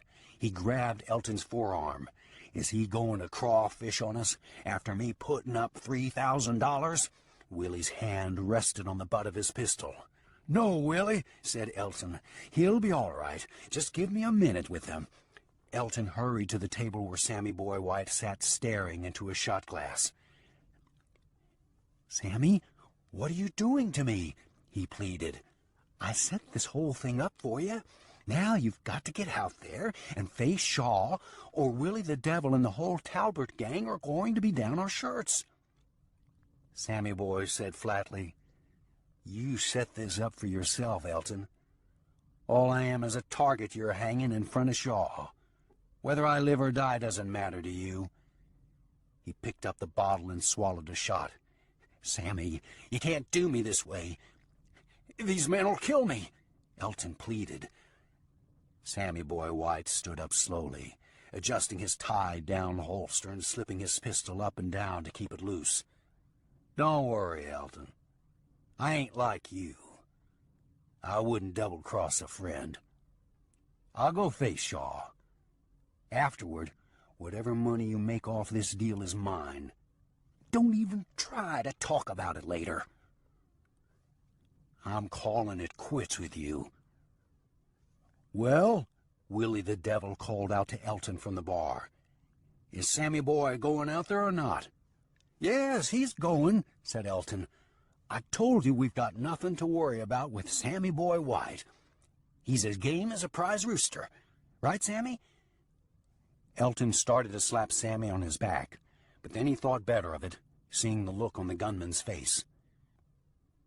As Sammy Boy started for the Batwing doors, Willie gave Donald Hornetti a nod, and Hornetti quietly slipped over to the stairs to the second floor with his rifle in his hand. Sammy Boy took note of what Hornetti was doing, but pretended not to see him. As Sammy Boy stopped and looked out over the Batwing doors, Donald Hornetti hurried to the front of the building to a small room overlooking the street. Inside the room, he stepped up to the window and opened it stealthily. At the Batwing doors, Sammy Boy White called out to Shaw, standing in the middle of the street. "Fast, Larry Shaw," he said. "I'm Sammy Boy White from Abilene. I expect you've heard of me lately." Shaw had heard his name over the past year, but he made no reply. He stood silent, relaxed but poised, ready to move at the slightest provocation. "Well," Sammy Boy said, seeing Shaw wasn't going to talk to him, "I want you to know I had nothing to do with killing that man. I'm a straight-up gunman, not a backshooter." As he spoke, he made an upward gesture with his eyes, warning Shaw of Donald Hornetti's position above them. "I'm coming at you with nothing in mind except to show the world that I'm the fastest gun." He pushed the doors open and stepped out on the boardwalk. "All I want is a fair fight," he said. Again he lifted his eyes, trying to warn Shaw. But it wasn't necessary. Shaw had already caught the slow movement of the window. So had Cray Dawson. Shaw decided that the young gunman was worthy of some respect. He nodded slightly, letting Sammy Boy know that he had gotten his message. Then he said in a low, calm voice, "Yep, I've heard of you, Sammy Boy White. You killed Deacon Hurley and Frank Topp. I guess that's what got you thinking you're ready for me." "I've been ready, Fast Larry," said Sammy Boy. Sammy looked around at the people who had begun to gather along the boardwalks and in the doorways. He looked at the faces pressed close to the large, dusty windows of the saloon. "Sometimes I wish these bet makers would strap on a gun and walk out. I believe I'd enjoy shooting a few of them." "They put the odds in your favor, Fast Larry," said Sammy Boy, as if that should matter to a man like Lawrence Shaw. "Mr. White," said Shaw, "I haven't been interested in what odds they give me for a mighty long time." As he spoke, he backed up a step and turned quarterwise, inviting Sammy Boy to come down and take a step into the dirt street. But instead of stepping down from the boardwalk, Sammy Boy White walked along the storefronts until he reached a distance of 25 feet. Then he stepped down and moved slowly to the middle of the street, facing Shaw. Across from the saloon, Cray Dawson came forward into sight at the edge of the boardwalk and looked deliberately up into Donald Hornetti's face. Hornetti ducked back out of the half-open window and pressed his back against the wall. "Damn it," he said to himself. "They've seen me." Sweat glistened on his forehead. He tried to force himself to turn back to the window and make his play, but the trembling in his stomach wouldn't permit it. Cray Dawson felt that same trembling inside himself, But he forced himself to stand fast, facing the window, knowing that at any second the man could spring back into position and begin firing. He reminded himself that he was here to watch Shaw's back. Nothing would stop him from doing what he'd said he would do, even if it meant his life. Keeping a watch on Shaw and Sammy Boy White in his peripheral vision, he stared straight at the half-open window, keeping his gun hand poised an inch from the butt of his Colt. "Speaking of odds," said Shaw, "what's the odds on you not going through with this? I already see that you're not the back-shooting coward who killed that man a while ago."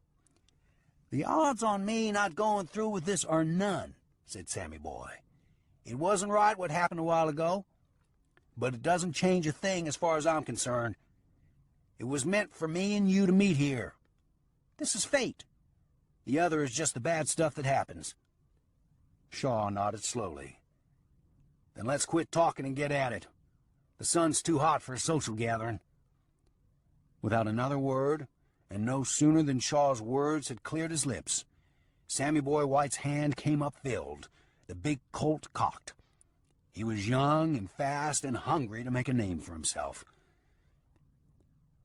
But before his gun leveled and fired at Lawrence Shaw, the bullet from Shaw's Colt struck him in the right side of his chest, the impact of it knocking him backward and spinning him so fast that one boot came off his foot and tumbled across the ground.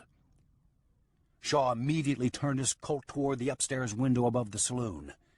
Yet even as he did so, he heard Cray Dawson's Colt explode. With a short scream, Donald Hornetti came forward through the half-open window in a spray of broken glass, crashed onto the overhang above the boardwalk, and rolled off of it into the dirt street. As the man landed in a rise of dust, Shaw turned toward the batwing doors as if expecting more trouble, and he was right in his expectation. The bartender, Porter Chapin, came running out with a shotgun in one hand and a pistol in his other, his white apron still around his waist.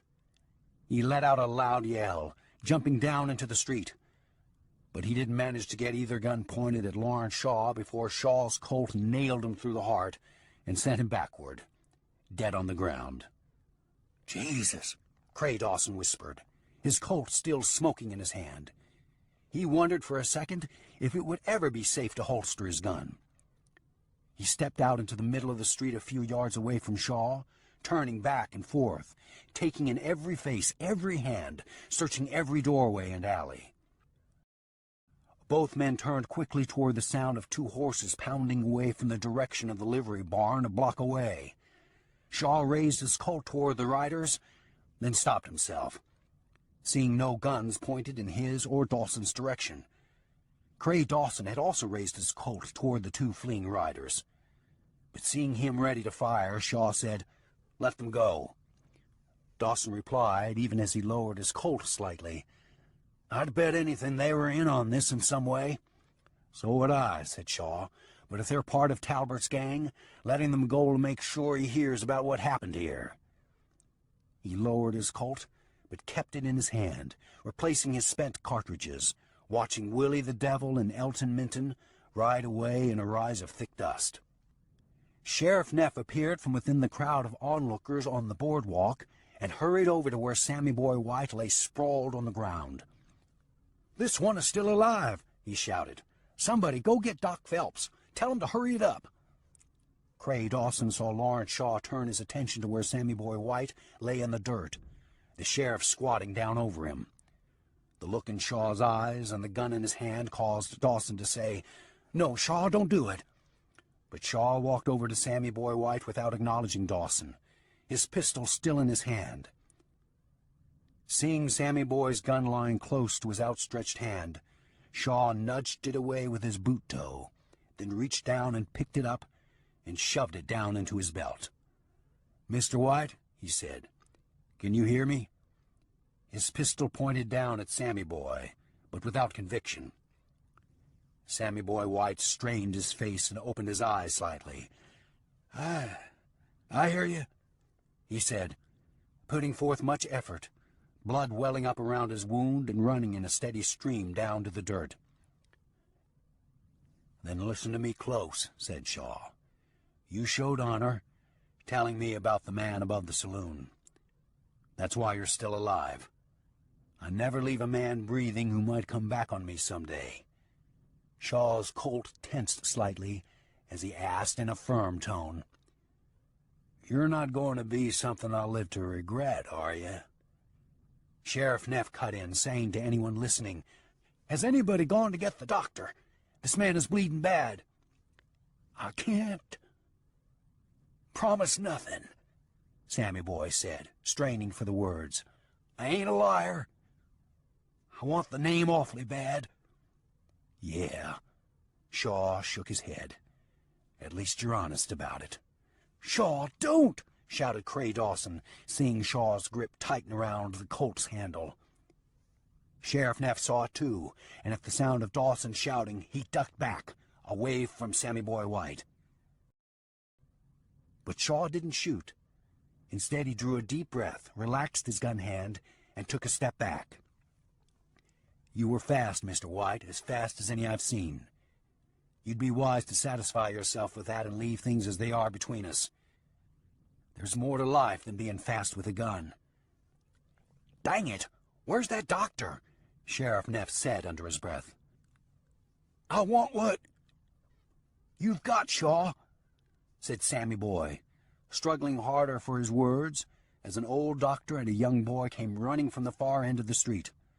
The doctor carrying a small black bag and holding a hand on his bowler to keep it from flying off his head.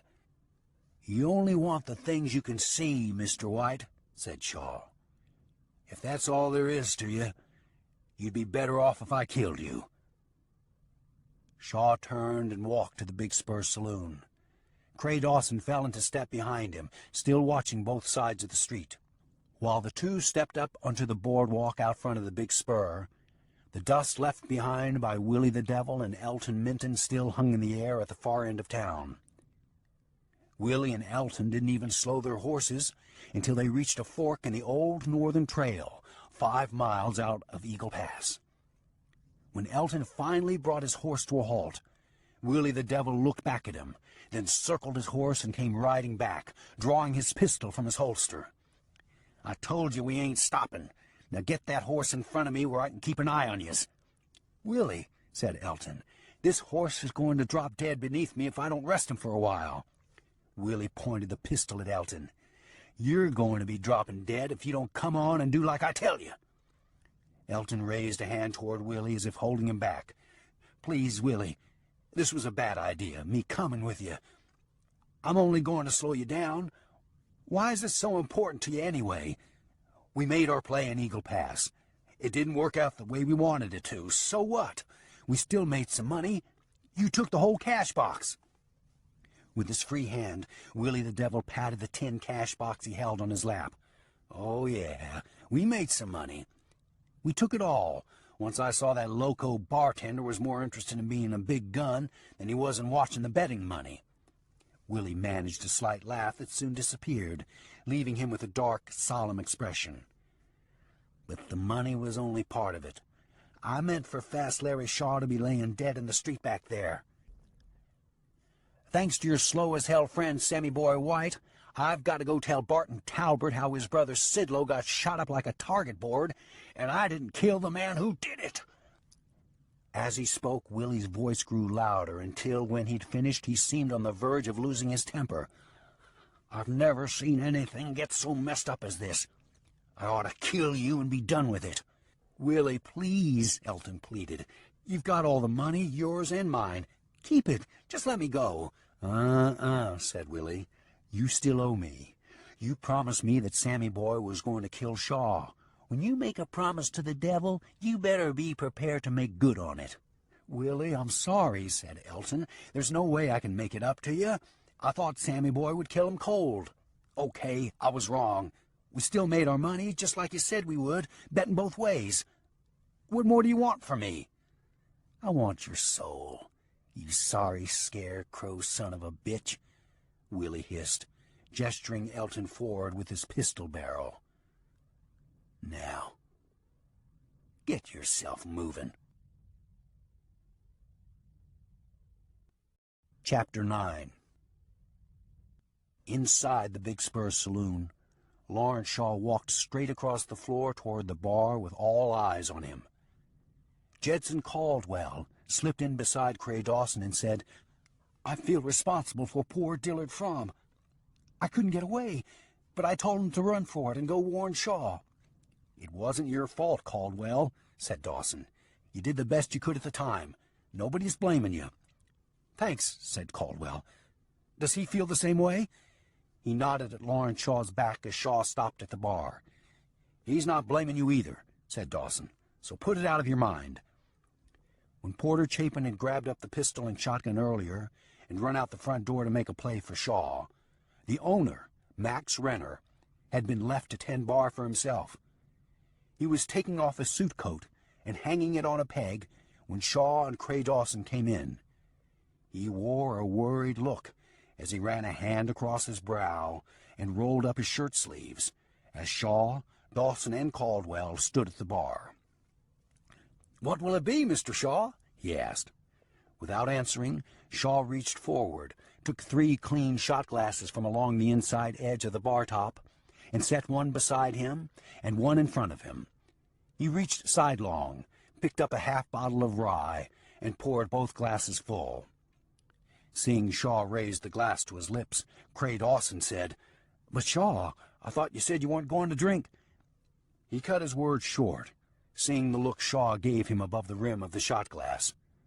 "Drink up," Shaw said gruffly, nodding at the glassful of rye he'd poured for Cray Dawson. "By the way, those drinks are on the house," Max Renner said nervously. Getting no response from Shaw other than a flat stare, he went on to say, "As a matter of fact, so are the rest of your drinks, Mr. Shaw."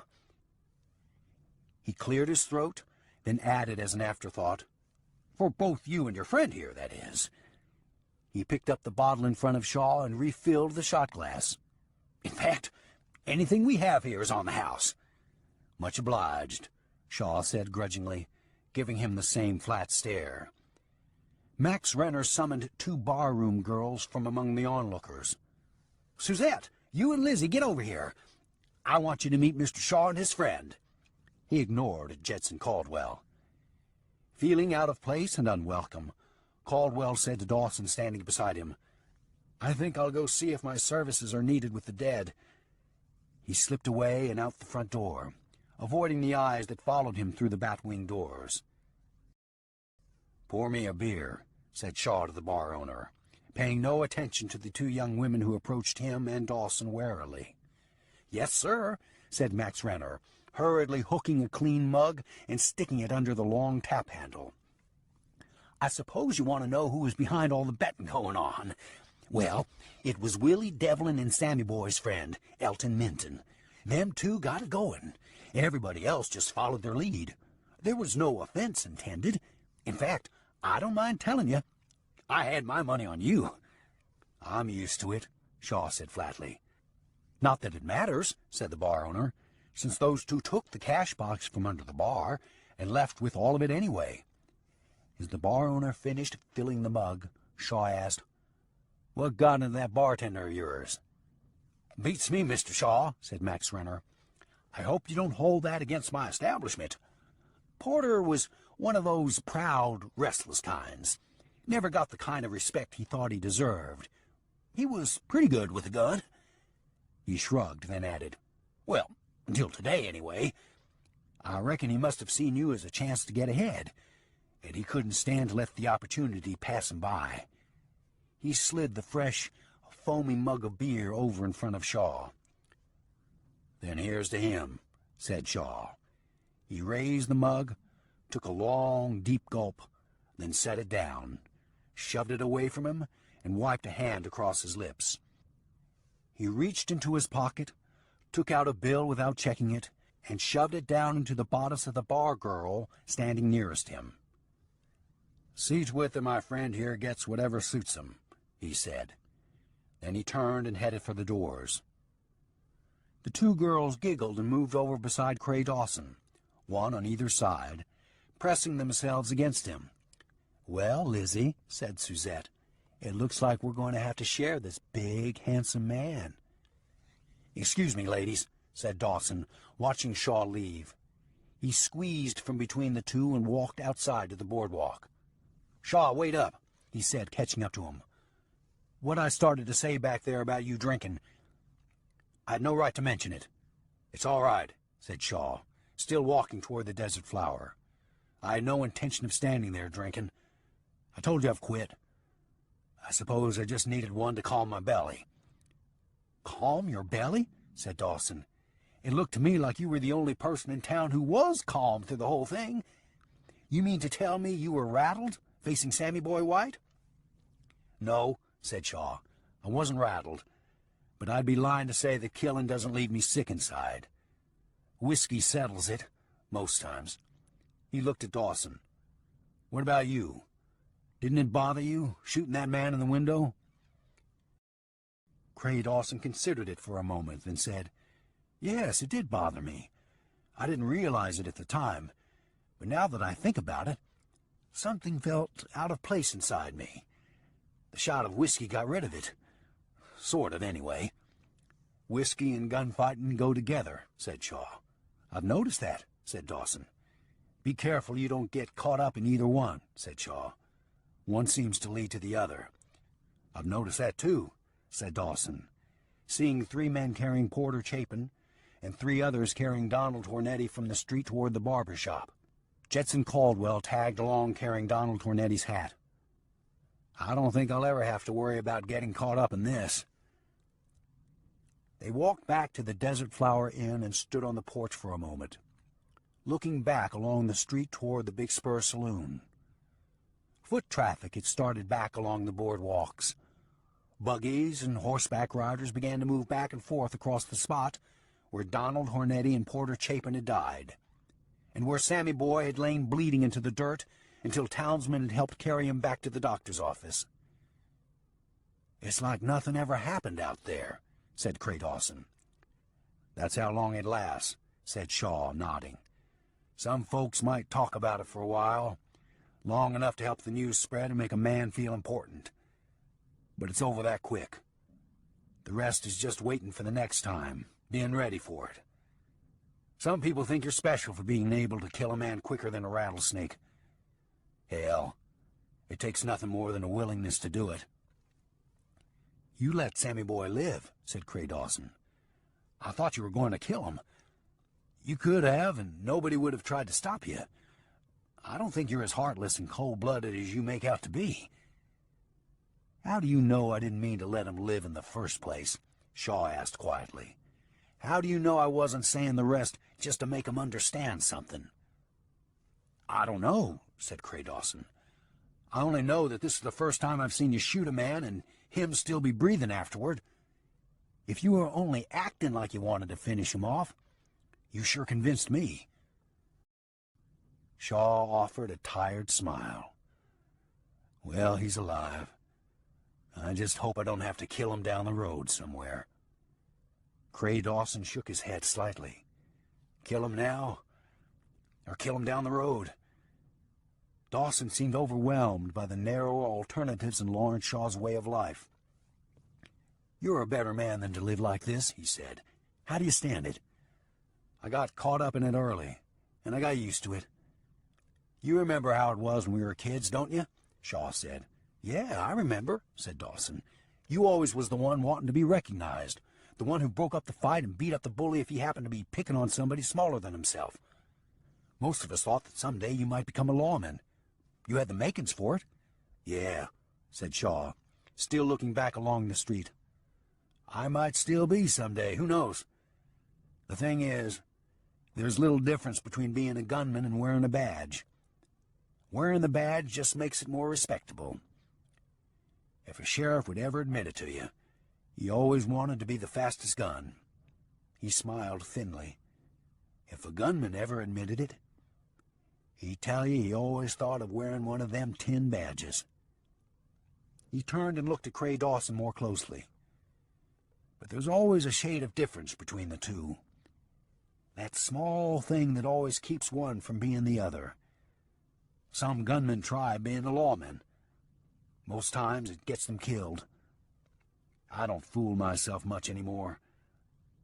I've lived a gunman. I expect I'll die a gunman." You can change it if you want to, Lawrence, said Dawson. Yeah, I can change it, said Shaw. That's what I was thinking about the day I got the telegraph about Rosa.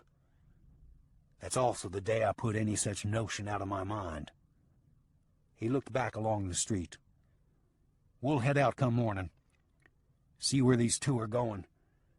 Their dust says they're headed north. They won't be hard to follow. As soon as they make contact with Barton Talbot, he'll be back looking for me, if there's any sand in him at all.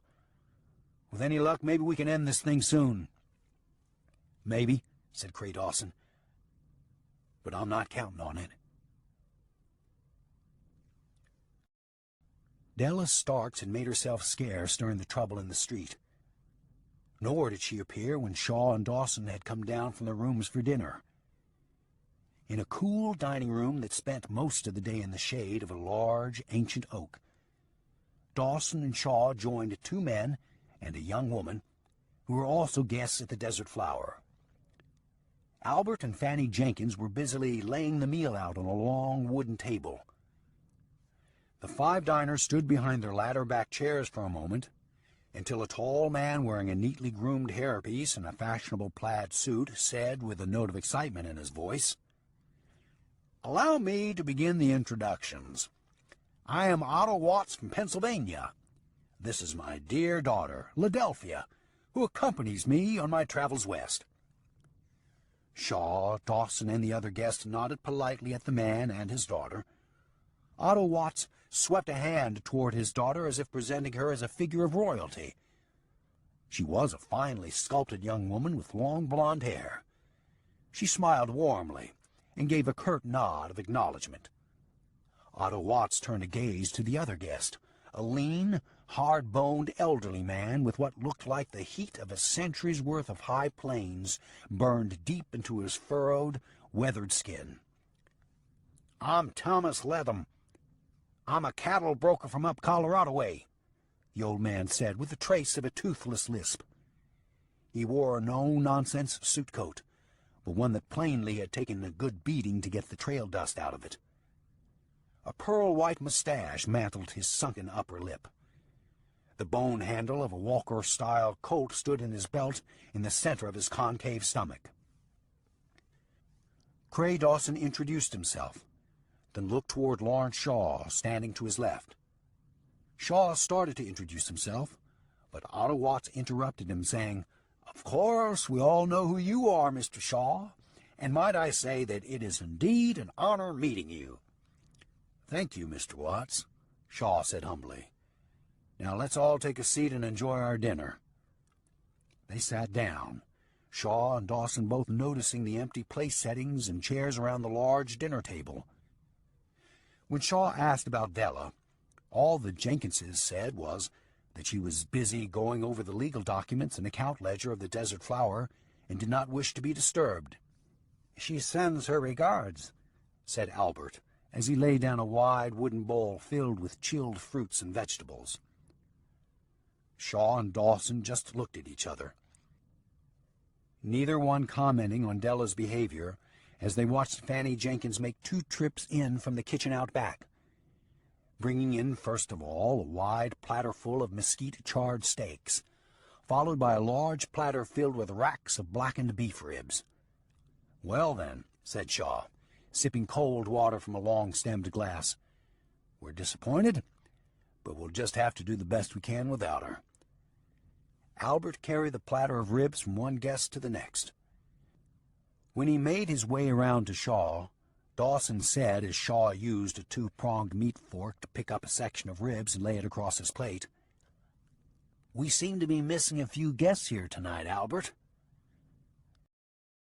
As Dawson spoke, Shaw stopped for only a second, then continued to carve his section of ribs into strips easier to handle. Albert stood silent for an uncomfortable second. Then Letham said in a blunt tone of voice, "Why not tell him why there's so many guests missing tonight?"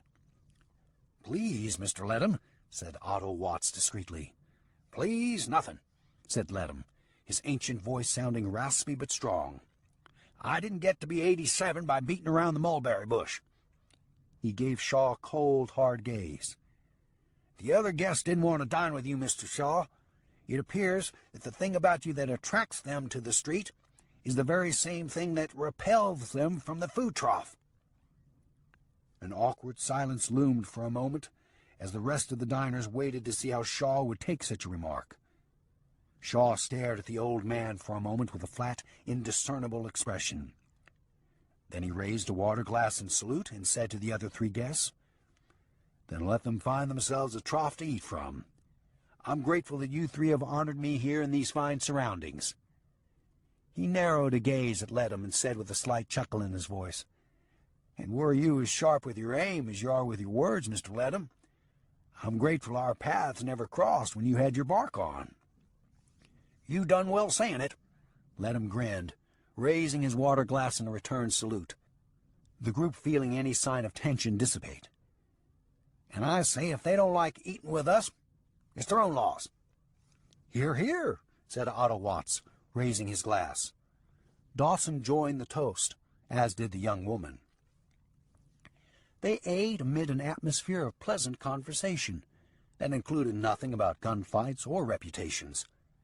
When the dinner was over, Cray Dawson noted how at peace Lawrence Shaw seemed to be for the first time since the two had left Somos Santos. What Dawson found particularly pleasing was the fact that the young woman did not spend the entire meal ignoring everyone but Shaw. It appeared to Dawson that Shaw even seemed to enjoy that fact himself. But then, at the end of the meal, when Ledham arose stiffly, excused himself, and with the aid of a walking cane made his way out of the dining room, Cray Dawson was surprised to see Lawrence Shaw turn his attention to Otto Watts in a businesslike manner, say, "All right, Watts, lay it out for me." "Sir?" said Watts, as if not knowing what Shaw meant. Cray Dawson was genuinely bewildered. But studying the two, he began to see that something was in the works. He chastised himself silently for not having seen it before, the way Shaw had. Shaw said to Watts, "I can understand Mr. Ledham wanting to dine with a real live gunman. He likes going back to his home and telling everybody he knows. I might understand you wanting to do the same. Except I doubt very seriously if you would have brought your daughter along if that was the case." He turned a slight smile to Ladelphia, looking her up and down, then said to Watts, "If Miss Ladelphia really is your daughter." "You have keen senses, Mr. Shaw," said Otto Watts. "My compliments to you, sir." He cut a glance toward Dawson, seeing whether it was all right to discuss business before him. "Mr. Dawson can hear anything you've got to say to me," Shaw said, encouraging Watts to continue. "What is it? Do you want me to run some squatters off some land you own? A business partner who cut out with your part of the profit?" "No, nothing of the sort," said Watts, dismissing the idea with the toss of a thick hand. "What I do have is a very lucrative proposition for you." He started to reach inside his coat pocket, but, reminding himself of his present company, he slowed his hand as if to show there was no intent to draw a gun. Shaw nodded his approval, and Watts slowly produced a business card and handed it to him. "I think you'll be interested in what my business can do for you, Mr. Shaw." He turned a short glance to Cray Dawson. "Mr. Dawson, too, if he is anywhere near as good a shootist as you are, and I expect he must be, since he's traveling with you." "I'm no shootist," said Cray Dawson flatly, already sorry Otto Watts and the young lady had joined them for dinner. Ladelphia sat watching with a pleasant smile. As Shaw picked up the card, Watts said, "I traveled all the way from St. Louis up to Arizona Territory to make the same offer to Mr. Clayton Mump. But as you know, Mr. Mump died suddenly." He offered a proud smile. "I might say he died the second you put a bullet in him."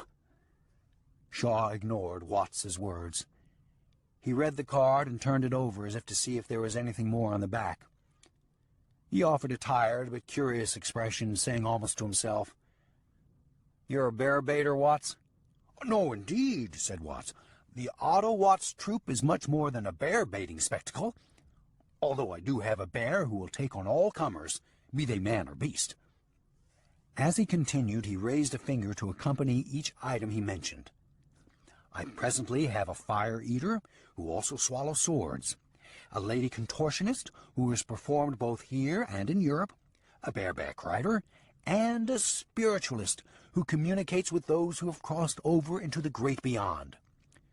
But you started as a bear-baiter, Shaw said, laying the card on the tabletop and keeping his finger on it. Well, I admit the bear fights were sort of a stepping stone for me, said Watts, his face reddening a bit. But I have expanded into a complete carnival-type entertainment enterprise. He spread his hands. We are sweeping the eastern towns and might very well be heading for jolly old England come next spring. I suppose the bear fights still draw a sizable audience, Shaw said. Yes, that's true, but... No, thank you, Watts, said Shaw.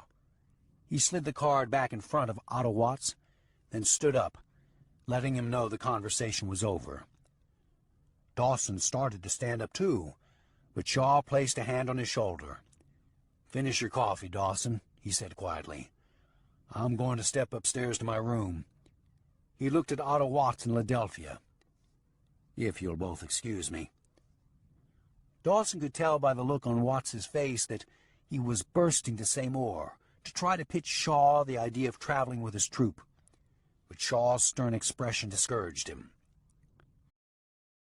When Shaw was out of the dining room, Watts picked up a white napkin and wiped it across his forehead, saying to Dawson, I wish you could relay my offer to Mr. Shaw, sir.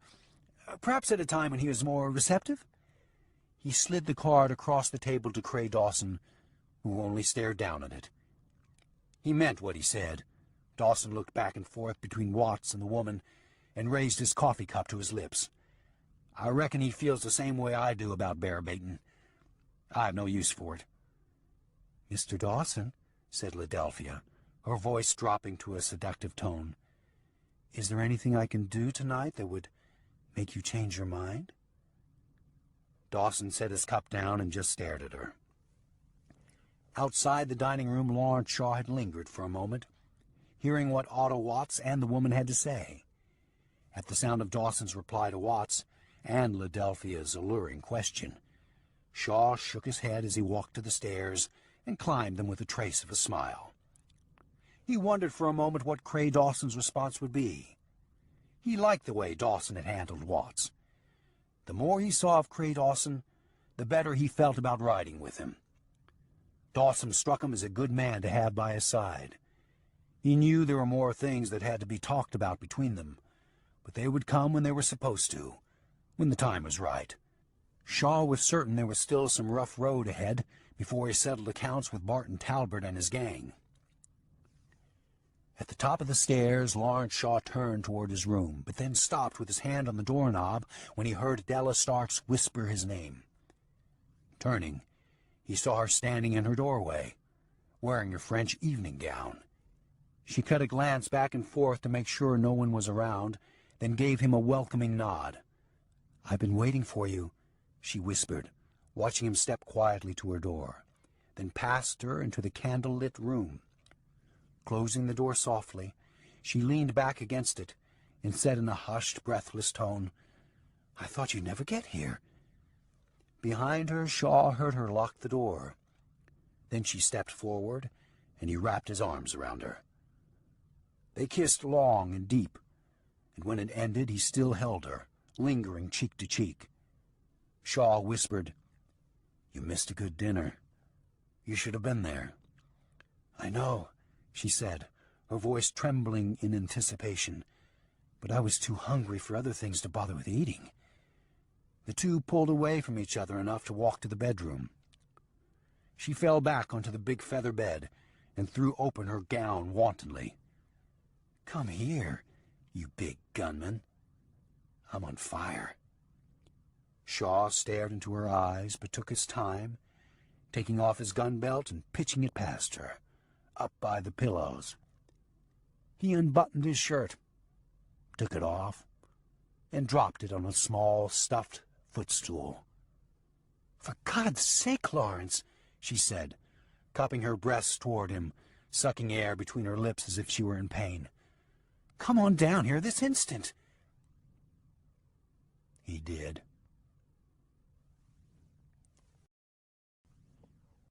Chapter 10. In the night, Shaw awakened with a start at the sound of a pistol shot resounding from somewhere deep in his unconsciousness. He sat up on the side of the bed in the silent darkness, running his hands back through his sweat-dampened hair. "Lawrence?" Della whispered, her hand coming around his waist, lying on his thigh. "What's wrong?" "Nothing, Rosa. I mean, Della. Going back to sleep," he said haltingly. But she only scooted over closer to him, her arm going farther around him, encircling him as she slid upright behind him, her hand rubbing the center of his chest. "Hey, it's all right. I'm Della, remember?" she whispered, her lips caressing his ear as she spoke. "You're safe here." "Sorry," Shaw said, still shaken slightly by a dream that had already vanished, except for its terrible, lingering intensity. "I must have slept too soundly." "I know," she said. "You had a bad dream, but it's gone now." She soothed him with her lips, her hands, her body warm against his back. "Look at you. You're shivering like it's cold." She coaxed him back into the bed and down beside her, drawing a blanket across them both. "I'll be all right," he said, relaxing against her, feeling her breast hot against him, her body warm against the length of him. "Yes, you will," she whispered. "Here, let me hold you. I want to hold you and take care of you." She pressed his face to her bosom, and they lay in silence for a moment, Shaw feeling her hand upon him like warm velvet gloves. Then she whispered, "I want you to stay here with me, and I want to take care of you." "Della," Shaw said softly, "you know that I'm on the trail. I can't stop until this thing is settled." "I know," she said. "I won't try to stop you. I know what you have to do. But when it's over, Lawrence, I want you to come back to me. Will you come back to me?" Shaw didn't answer. Yet somehow his silence gave her reason to create an image of the two of them together. "Just think," she whispered. "You and me, with all the time in the world, all the money we'll ever need. We can go to Europe. We can live in New York. You won't have to do anything. But accompany me, of course." She drew delicate circles on his warm back with her finger as she spoke. "We'll have everything two people could possibly want." "It sounds wonderful," Shaw whispered. "Then you'll do it?" she said, sounding hopeful. "You'll come back here to me?" A silence passed. Then Shaw said, "Yes, I'll come back to you. We'll travel. We'll do all those things." "Oh, Lawrence." She held him tighter. "It will be wonderful. You'll see." She began making plans aloud. "Of course, I'll maintain the pretense of being the Widow Starks. We'll say you are my personal assistant. A gentleman bodyguard, so to speak. We'll have a room for you, a whole suite of rooms. But that'll just be for show, just until we can manage to get you a title of some sort." "A title?" Shaw asked. "Yes, a title," she replied. "Or at least a legitimate calling, say cattle rancher or land investor." "I see," said Shaw. Catching a different note to his voice, Della said, "Well, I know you don't want to be thought of as a gunman for the rest of your life, do you?" "No," said Shaw. "I sure don't." He considered it, lying warm against her firm, ample breast. "A title, huh? How about Lawrence Shaw, principal of Shaw Enterprises? That sounds important, but really doesn't say much of anything." "We'll think about it," Della said, kissing his face, his neck. "And this suite of rooms," Shaw said. "I suppose it'll be close to yours, but not so much so that anyone will know we're sleeping together?" "Right," she said. "At first, anyway. Later, who knows? We might go ahead and let everybody know. We can be daring and progressive. Scandalous, even." She giggled playfully. "I think the public enjoys a certain element of lusty wickedness now and then." "I like it," said Shaw, nuzzling her, kissing her as he spoke. "I can keep a suite of rooms and be a kept man. Property of Della Stark's." "Wait," said Della, nudging him away an inch. "You're not angry, are you? I didn't mean to offend you." Shaw chuckled. "No, I'm not angry, Della. Not in the least. Hell, that's the best offer I've had in a long, long time." He drew her back against him and held her tightly, staring across her naked shoulder into the deep, endless darkness of the room. Early in the morning, Shaw slipped out of bed without awakening her and dressed in the silver morning light through the window. He and Cray Dawson had breakfast by themselves in the large dining room. Dawson didn't ask why Della Starks hadn't joined them for breakfast. He'd already gotten the idea that while the woman wanted Shaw to share her bed, she was a bit hesitant about being seen with him. When the Jenkinses had served breakfast and left the dining room, Dawson said to Shaw, "When you asked me to stay here last night and finish my coffee, did you know Ladelphia was going to make a play for me? To try and get me to influence you?" Buttering a biscuit, Shaw offered a trace of a smile. "She did that? She made a play for you?" he asked, instead of answering Dawson's question. Dawson studied him for a second. "Yes, she did," he said. "And you think I might have known she was going to," said Shaw. He laid his butter knife down, took a bite of the biscuit, and gave Dawson a flat expression, his eyes revealing nothing. "It crossed my mind," said Dawson, already seeing that Shaw wasn't going to give him an answer. Shaw was good at letting things hang, making a person come to his own conclusion, be it right or wrong. "We'll be on the trail by daylight," said Shaw, distancing himself from the subject. "Can I say something?" said Cray Dawson. Shaw just stared at him. "I don't need anybody setting things up for me when it comes to a woman," Dawson said firmly. "So if you did that, I'd appreciate it kindly if you didn't do it again. All right?" "All right," said Shaw, sipping his coffee, still giving no indication whether he'd done it or not. "Do you have Watts's card?" he asked, taking another bite of biscuit. Dawson lowered his eyes. "Yeah, I've got it somewhere, just in case you ever happen to want it." He sipped his coffee again, then said, "For what it's worth, I'm glad you didn't let Watts's proposition spoil the evening. I thought we were just having a good old dinner among sociable folks. I never saw it coming, him waiting to Shanghai you into working for whatever it is." "A circus," said Shaw.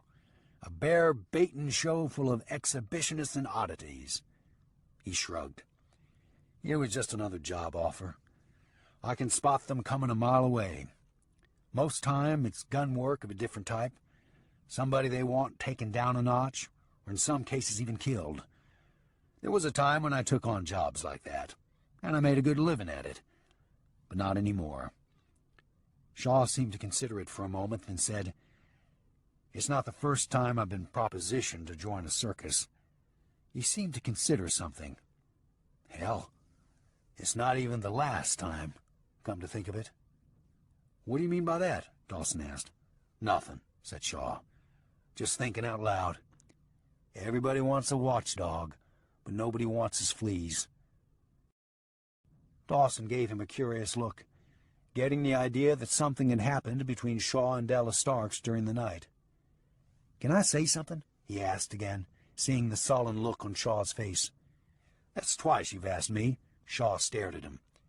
"You could do something else," said Dawson. "Something besides being a gunman, that is." "Yeah, what?" Shaw asked. "I don't know. Something, though," Dawson said. "It's all I know. It's all I was ever any good at," said Shaw. "You could learn something else," said Dawson.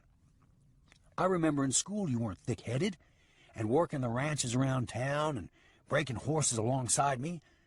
You did a good day's work, same as the next. You weren't lazy. You just never seemed interested in anything besides drawing a gun and shooting it." "I know it," Shaw said, this time with a trace of a tired smile. "See, that's what I mean. Gun handling is all that ever came to me naturally. It's all that ever held my interest." As he spoke, he shoved his empty plate away from him and turned up the last drink from his coffee cup. Dismissing the subject, he said, "I'll go tell Della goodbye and meet you at the barn." He stood up. "It might take a few minutes." Seeing the look on Dawson's face, Shaw added, "It's expected of me." Dawson shook his head, saying, under his breath. "What's that supposed to mean?" Shaw asked. "Nothing," said Dawson, standing up himself. "If it's expected of you, I reckon you best go get it done. I'll go get the horses ready." Dawson left the Desert Flower Inn and took his time preparing the horses for the trail.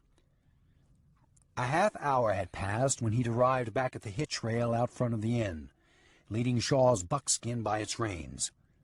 Another 5 minutes passed before Shaw stepped out into the boardwalk, carrying his hat in his left hand. The sun had begun to break over the eastern edge of the earth. As Shaw placed his hat atop his head and stepped down from the boardwalk, Sheriff Neff called out, "Shaw, I want to talk to you." Shaw and Dawson both turned at the sound of the sheriff's voice and saw him walking slowly across the street toward them, a rifle cocked and held in a fire-from-the-hip position. Behind the sheriff, 2 of the town councilmen stood watching. "What's this all about?" Dawson asked Shaw under his breath, his hand poised near his pistol butt. "Easy does it," Shaw replied to Dawson. "It looks like he's just needing to make a show before we leave. Let everybody know he's worth his keep." "Shaw, you're not welcome here anymore," said Neff, stopping 15 feet away, appearing to take a stand. "I want you and your friend to get out of my town." "Yep," Shaw whispered sidelong to Dawson. "This is just a formality. I'll give him what he needs." He raised his voice. "I don't want no trouble, Sheriff," Shaw said, making it a point to lift his gun hand away from his holster. "We're not breaking any law." Even as Shaw played along with the sheriff's farce, he kept his senses turned warily toward the roofline, the alleyways, and the councilmen themselves. "I know you're not, Shaw," said Neff, "but there's already been killing, and there's apt to be more if I don't make you clear out of here." Without making any menacing move with the rifle, the sheriff said, "Now, get in your saddle and ride." Shaw nodded toward a restaurant up the street and said, "Sheriff, can't we at least go have breakfast first?" "No," said Neff. "You can stop and eat alongside the trail. Now get going. This is my town, and I run it free of gunfighters." "All right, Sheriff, you win," said Shaw. "We're leaving." Without making any sudden moves, he stepped around the buckskin and up into his saddle. "Sorry for the trouble," he said, touching his hat brim as the 2 turned their horses toward the end of town. The sheriff nodded and stood stone-like in the middle of the street until Shaw and Dawson rode past the town limit sign. "Well," said Dawson, glancing back over his shoulder as they rode away, "that beats all I ever seen. He had to know we were already on our way out of town." "Sure he knew it," said Shaw matter-of-factly. "The councilman had to see it too. But it made everybody look good. And it didn't cost us a thing." He gave his buckskin a nudge with his boot heels and quickened its pace. Dawson shook his head and stayed a step back from him. They rode to the fork in the trail and had started to head north when Shaw looked back and said, "Somebody is following us from town." Dawson looked back at the rise of dust along the flat land, but he wouldn't have had to see the dust.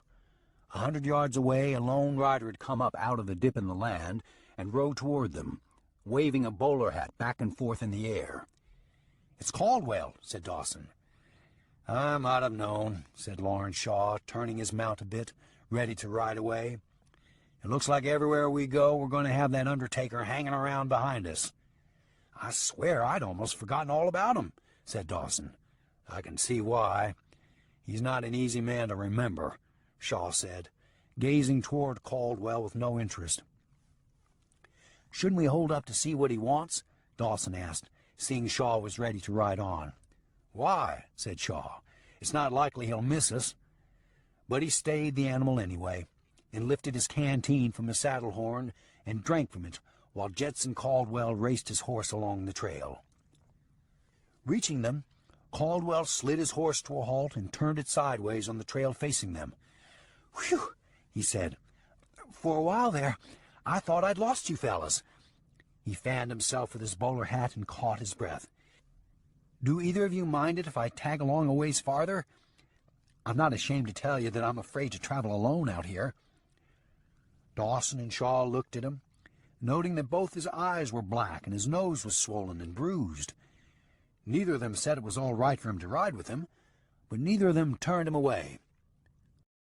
"What in the world happened to your face, Caldwell?" Dawson asked. "Oh, this," said Caldwell, playing his injury down. "It's nothing, really. The barber I helped prepare the dead did this to me."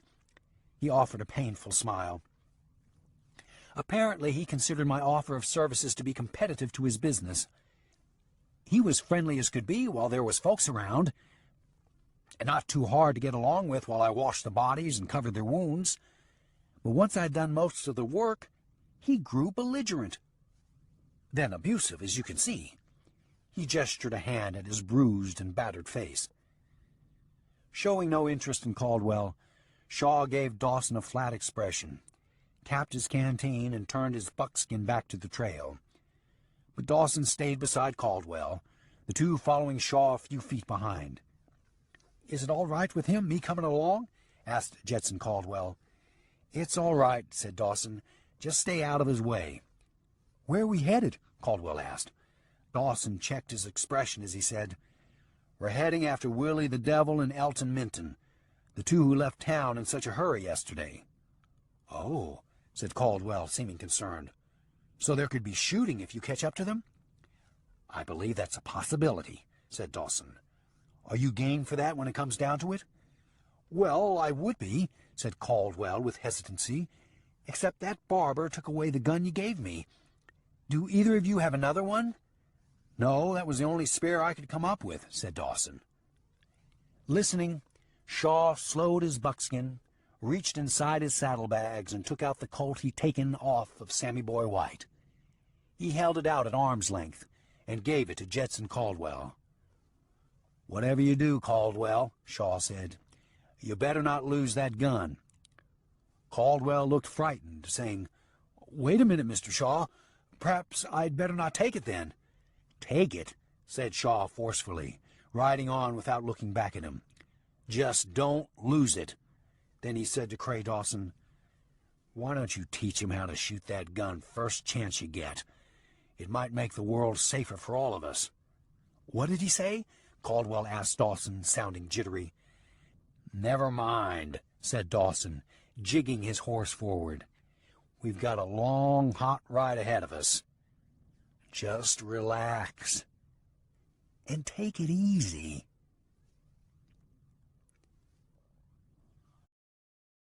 Part 2. Chapter 11. Barton Talbot stood on the abandoned gallows at Brackett Flats and looked south toward the Anacacho mountain line. It had been almost an hour since he'd first spotted the two thin, wavering figures riding toward town in the scalding midday heat.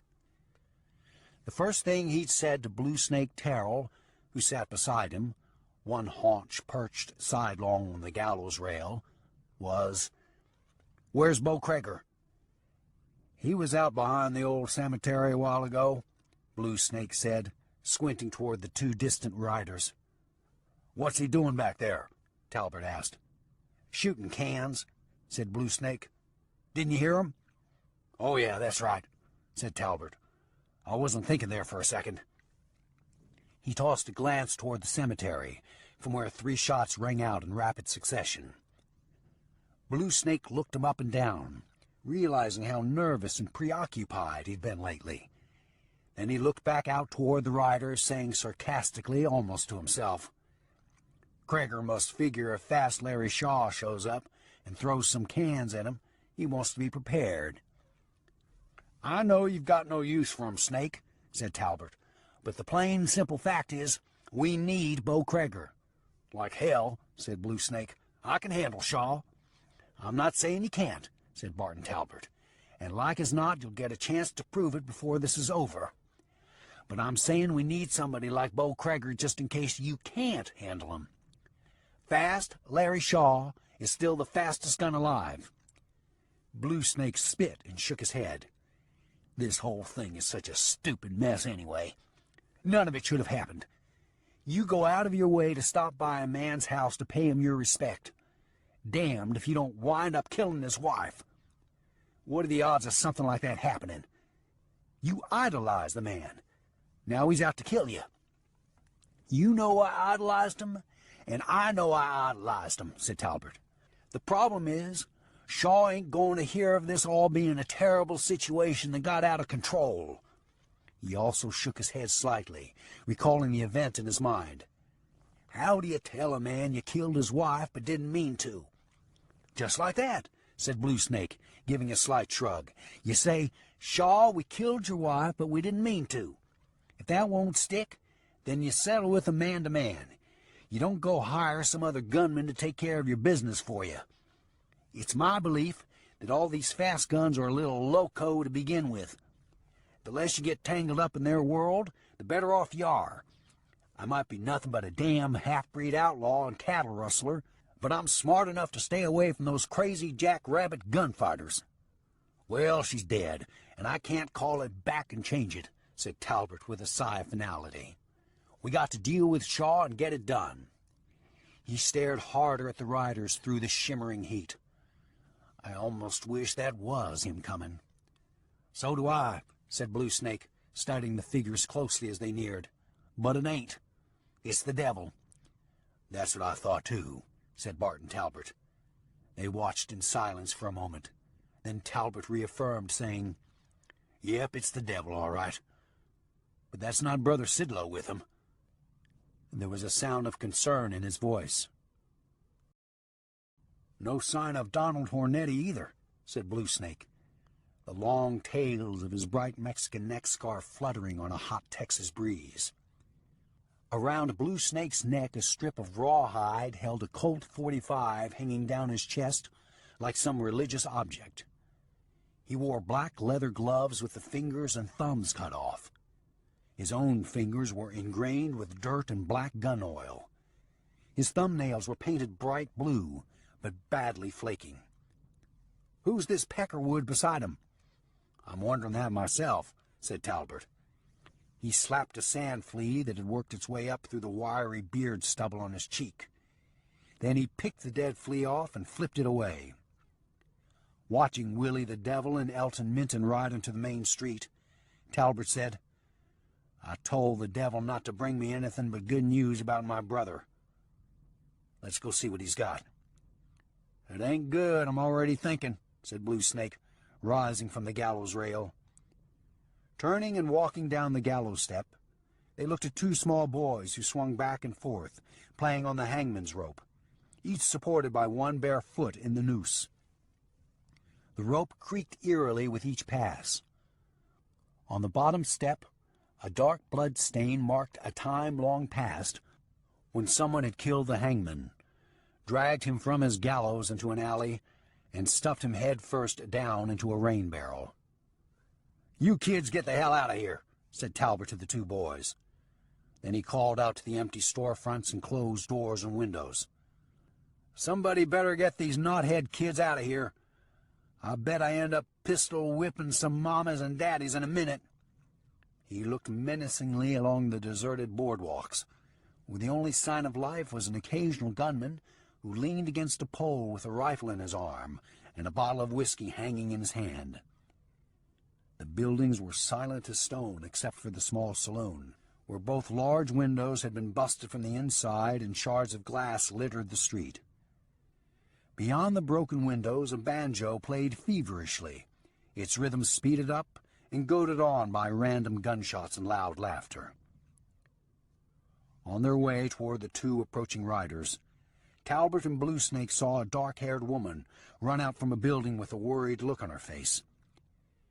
She chastised the two boys loudly in Spanish and shooed them away from the gallows with both hands. "Gracias, mamacita," Talbot sneered at her. "Now keep them the hell out of my hair. If I wanted to be aggravated by kids, I've got a dozen of my own scattered out some damn where. The widely flared legs of Blue Snake's Mexican vaquero trousers stirred a low swirl of dust at his boot heels.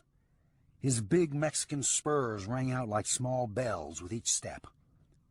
By the time they had gone 15 yards, a couple of the gunmen had stepped down from the boardwalk and joined them. "What's the deal coming here?"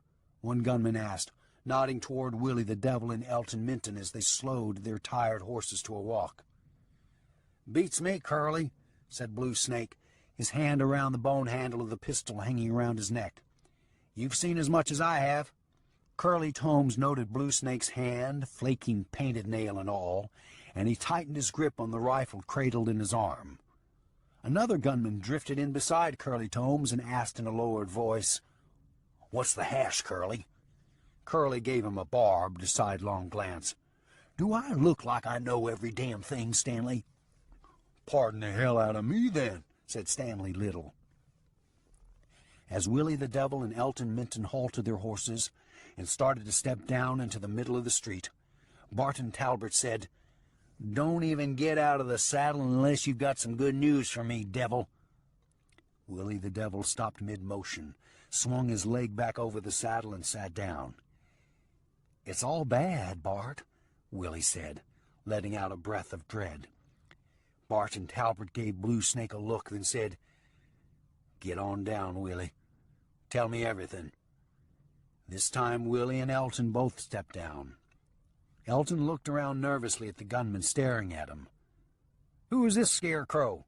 Blue Snake asked, sizing Elton up with a sneer of contempt.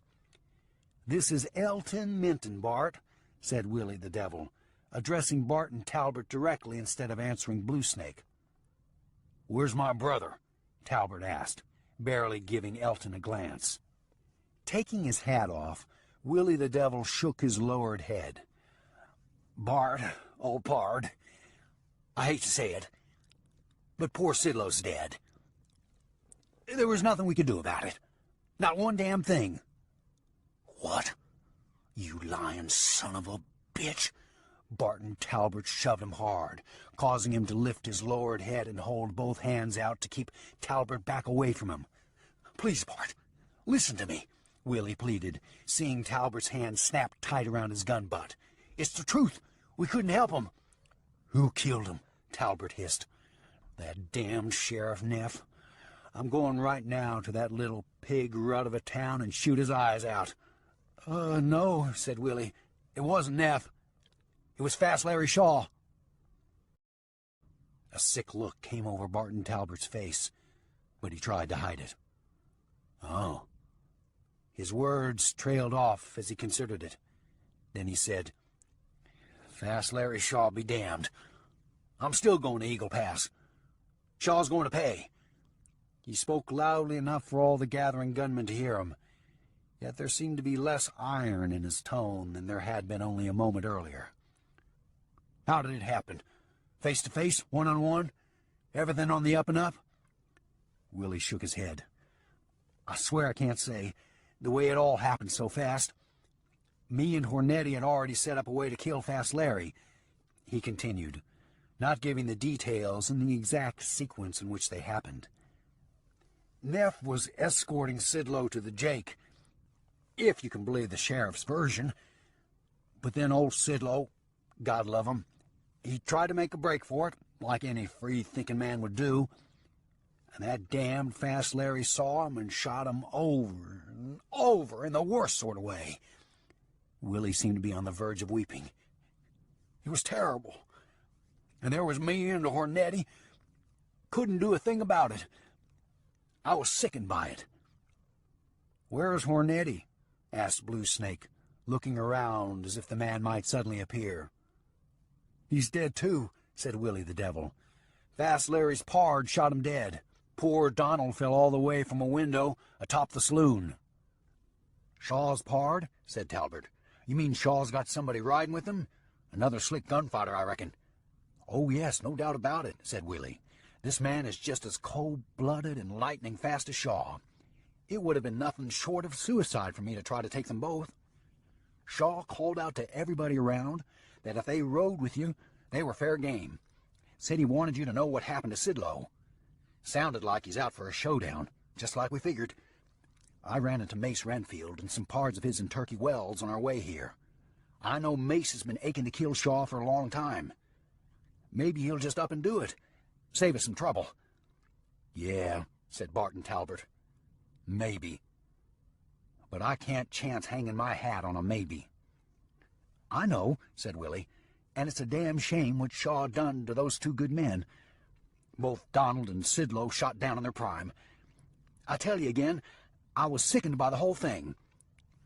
You seem to sicken pretty easy for a man who doesn't do much, said a deep voice from off to the right of the other gunman. Who the hell said that? Willie asked, incensed by such an insult. Bo Kreger, the voice said bluntly. Now Willie saw the broad shoulders and the long-hanging riding duster step forward, the other gunman giving this man plenty of room. If you didn't understand it, I'll say it again. Willie looked at Barton Talbot, then at Bluesnake. I asked him to ride with us, Willie, just because of Fast Larry Shaw, said Barton Talbot. Yeah, he asked, said Bo Kreger to Willie the Devil. But I haven't gave an answer yet.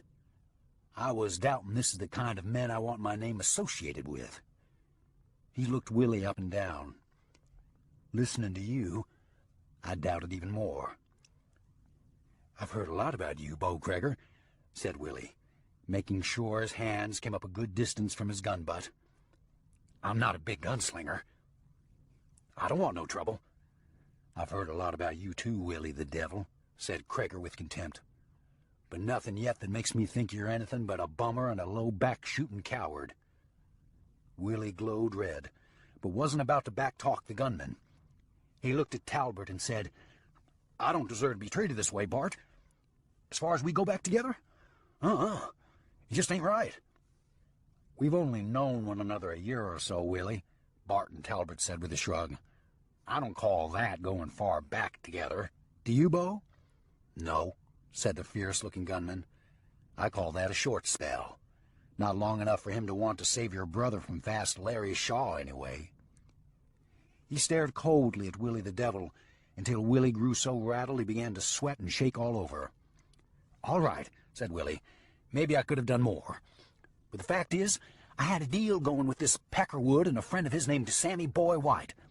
Sammy was supposed to kill Fast Larry, but that plan went plumb out the window, and Shaw nailed him too.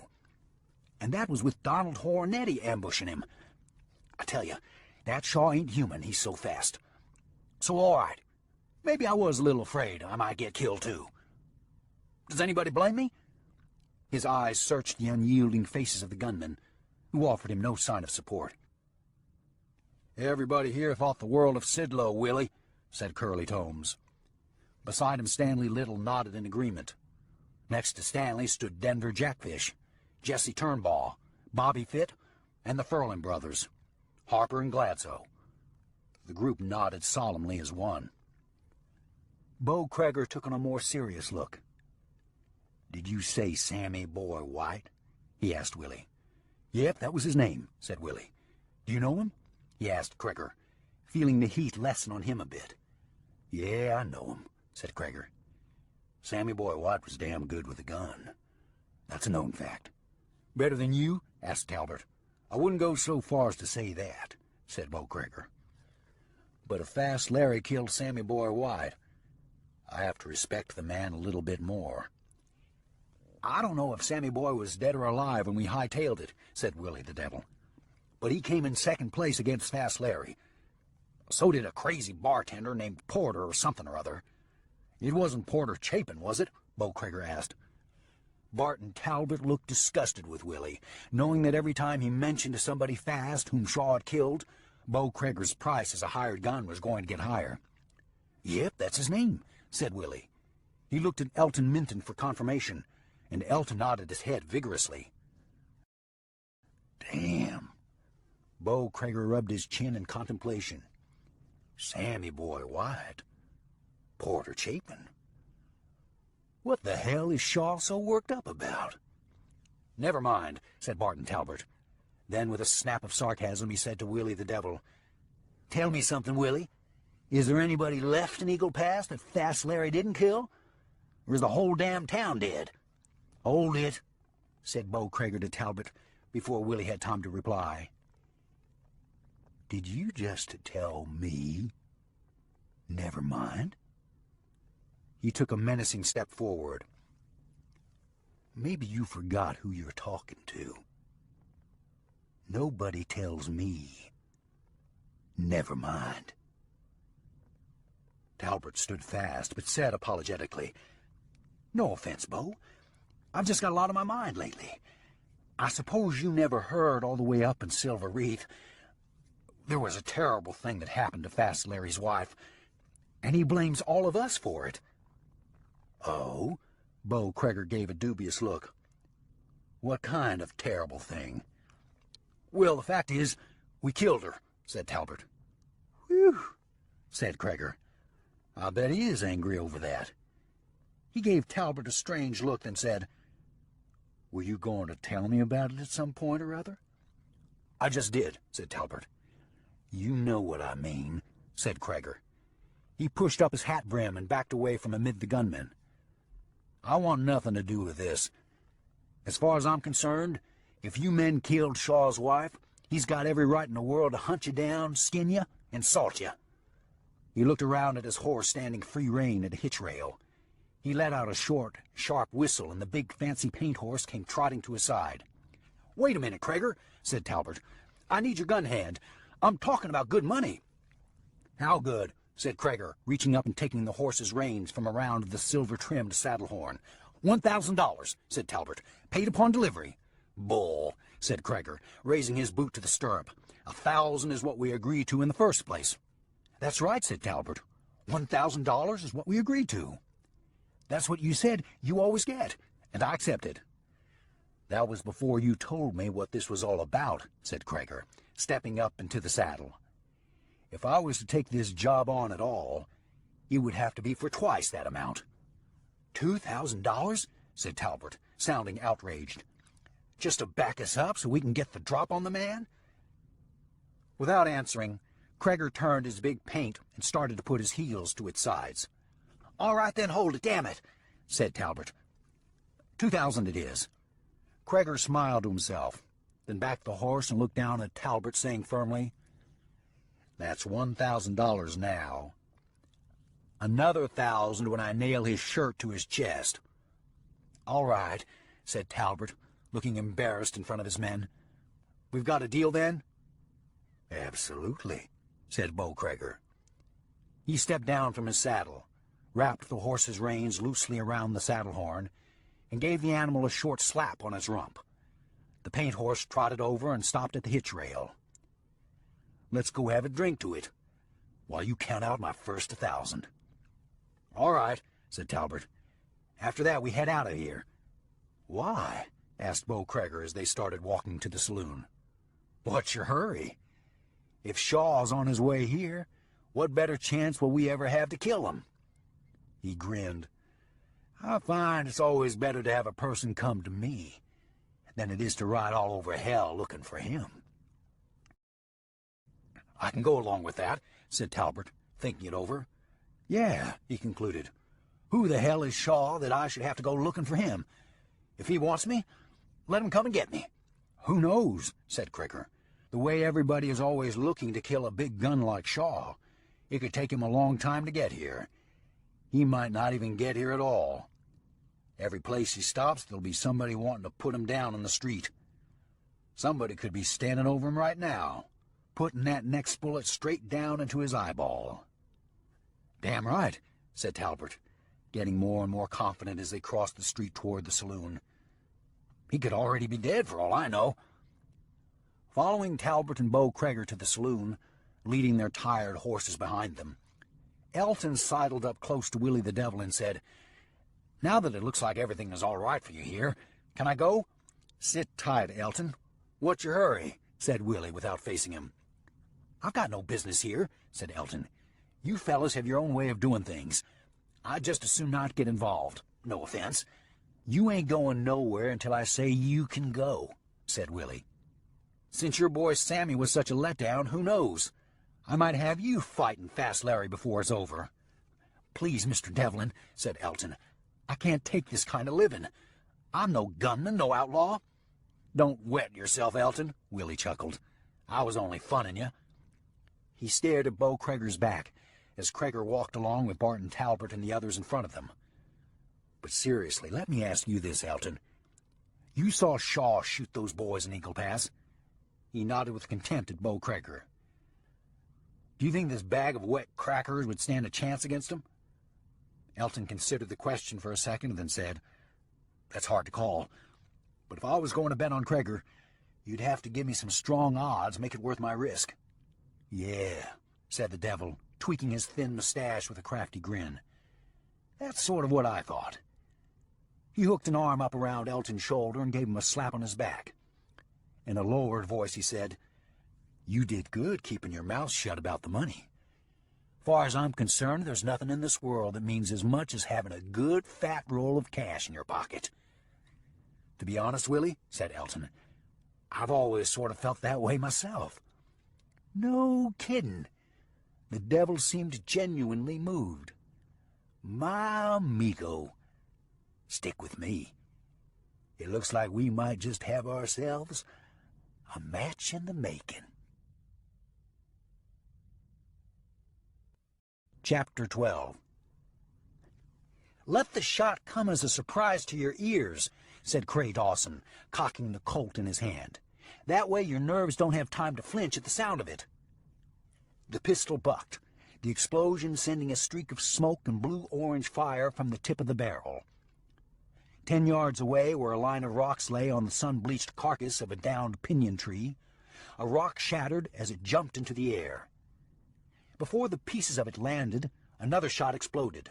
Another rock shattered and jumped. Then another. Jedson Caldwell held his finger in his ears until Cray Dawson lowered the pistol and looked over at him. I see," Caldwell said haltingly. "Maybe if I stuck some cotton in my ears? Think that would help?" Dawson just stared at him. Then he opened the Colt, took out the spent cartridges, replaced them, and closed the cylinder. He held it out on the flat of his hand toward Caldwell. The barrel pointed in the direction of the rock targets. "Come over and give it a try." All right," said the young undertaker hesitantly, taking a look around as if to make sure no one was watching. A few feet above them on a slope down from the trail stood Lawrence Shaw, holding the reins to his big buckskin, watching with an air of detachment. "You fellas won't laugh, will ya?" He slid a quick glance to Shaw, then looked away. Dawson gave Shaw a look, then said to Caldwell, "No, we won't laugh. There's nothing funny about it. It's a gun. You're learning to shoot it. Everybody has to start somewhere." "Well, that's true," said Jedson Caldwell, stepping over and taking the Colt in his right hand. He held it out at arm's length. Unprepared for the weight of the big Colt, his wrist let it droop until Dawson reached out and raised it. "Now do what you need to do to take your shot," said Dawson, taking a step back from him and giving Shaw a glance, seeing his flat expression. "Here goes," said Caldwell. He squeezed the trigger back steadily, but still flinched a bit. When it didn't fire, he let out a breath, looking embarrassed, and said to Cray Dawson, "I forgot to cock it." "I see you did," said Dawson, being patient with him. "Don't get rattled. Take your time. This is practice. Aim it like I showed you. Keep both eyes open." Caldwell tried to cock the big Colt, but he'd already been holding it out too long. The weight of it caused his arm to tremble. He lowered the pistol, switched it to his left hand, shook out his right hand, and wiped his moist palm on his trouser leg. "It got too heavy for me." He offered a weak grin, then took the gun into his right hand again, cocked it, and raised it. "Here goes." It took him a long time to get the Colt aimed. Then he squeezed the trigger slowly, far too slowly. But when it fired, Dawson was watching his eyes. He didn't flinch until after the shot was made. The bullet fell short by 3 inches, but when it struck the pinyon log, the impact caused the rock above it to fall to the ground. "Hey," Caldwell beamed. "At least I moved it. Does that count?" Dawson smiled thinly. "No, but if that had been a man, you would have hit him. That counts." "Oh." Caldwell stared at the log as if imagining it had been a man. "My goodness. Somebody would be lying there dead. Just because of me." "Maybe not dead," said Dawson, "but hit in an awfully painful bad place, provided you'd been aiming at their belly." It took Caldwell a second to put it together. When he did, he winced at the thought of it and said, "I hope I never really have to do anything like this." "We all hope that," said Dawson, "but it's a dangerous world we live in. Take a few more shots." While Caldwell aimed the pistol again slowly, then fired it, Dawson walked up the slope and stood beside Lawrence Shaw. "There are some people who shouldn't be allowed to even stand near a loaded gun," Shaw said, just between them. "It looks like your pard, Caldwell, is one of them." "I wouldn't call him my pard," said Dawson. "You asked me to teach him to shoot. That's all I'm doing." "We might want to leave him behind next town we come to," said Shaw. "If we don't, we'll likely get him killed once we catch up to Talbot and his bunch." "He seems to really want to ride with us," said Dawson. "I could give him a shotgun." "He'll shoot one of us," said Shaw. "Or himself, one." "Let me work with him until we get to Clearly," said Dawson. "If he's not showing us something by then, we'll cut him loose. At least he'll know enough. Maybe he won't have to tolerate a black eye from a town barber." "That sounds fair enough," said Shaw. "But there are some folks who are going to wear a black eye their whole life. This undertaker might be one of them." "We'll see," said Dawson, seeing another shot hit the pinyon log. They watched in silence for a second. Then Dawson said, "Can I ask something?" Shaw just looked at him. "How did you shoot the first time you ever held a gun?" Dawson asked. "I don't remember any first time," said Shaw. "You weren't born firing a gun, Lawrence," said Dawson. "I remember a time when we were kids and neither one of us had a gun to even shoot a rabbit with." "I remember that short period of time," said Shaw, "but it didn't last long. As soon as I saw what a powerful influence a gun had on a man's life, I knew I had to have one if I never had anything else." He stared at Caldwell, watching him take aim. "Sometimes it seems like once I got one, I never really had anything else." They stood feeling a hot breeze blow down off the trail above them. "I saw her in town the day before," said Dawson out of the blue. But Shaw knew he was talking about Rosa, as if the whole of the conversation had been about her all along. "You did, huh?" Shaw said flatly, watching Caldwell closer now, seeming to take a sudden interest. "Yes," said Dawson. "I saw her out front of the telegraph office. She smiled and spoke to me like she didn't have a care in the world." He turned silent for a moment while a shot rang out from the Colt in Caldwell's hand. This time a rock exploded up into the air, and Caldwell let out a short cry of joy. "There! I got one!" Caldwell called out. "Did you see it? I hit it!" "Good shot," said Dawson. Then he said to Shaw, "I can't get over how happy she seemed. Do you suppose she might have just gotten a telegraph from you?" Shaw's jaw tightened, but he didn't answer. Instead, he walked a few steps closer to Caldwell, stooped down, picked up a rock, hefted it in his hand, and called out, "Here, Undertaker, hit this." "Wait up," said Caldwell. "I'm not ready."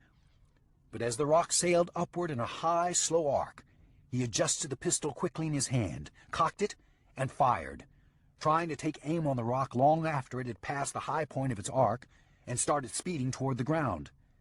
"Missed it," he shouted. But the sound of Shaw's Colt roared and shattered the rock as it dropped to shoulder height. Caldwell felt sharp particles sting him from 20 feet away. "Good Lord!" Caldwell shouted. "What a shot!" Dawson had walked down beside Shaw, and upon seeing the shot he said, "If that was meant to make a powerful impression on him, I think you succeeded." Shaw stared at the open space in the air where the bullet had struck the rock and blown it into 1,000 tiny bits. "You never know if the man you're teaching might be the next one who tries to kill you. It ain't been but a few minutes ago you said he shouldn't be allowed to stand near a loaded gun." "That was before he hit something," said Shaw. He walked back to where he'd dropped his horse's reins on the ground. "Shaw," said Dawson, I'm sorry I brought it up, what I said about seeing her in town. I shouldn't have mentioned it. Shaw only nodded, picked up the reins, and said, "When you two get finished busting rocks, we'll ride on into the Turkey Wells station, spend the night, and see which way Willie the Devil went from there." He turned and began to lead the big buckskin up toward the trail. Caldwell listened, then asked Dawson as Lawrence Shaw led the stallion back up to the trail, "What is the Turkey Wells station, and how do we know those two men went through there?" "It's a cattle shack. Town near Turkey Mountain," said Dawson. "Turkey Wells gets its water from the west fork of Turkey Creek. The station is the best place around there to swap out tired horses and pick up some Snakehead whiskey. They went through there. You can count on it." "Snakehead whiskey?" Caldwell gave him a dubious look.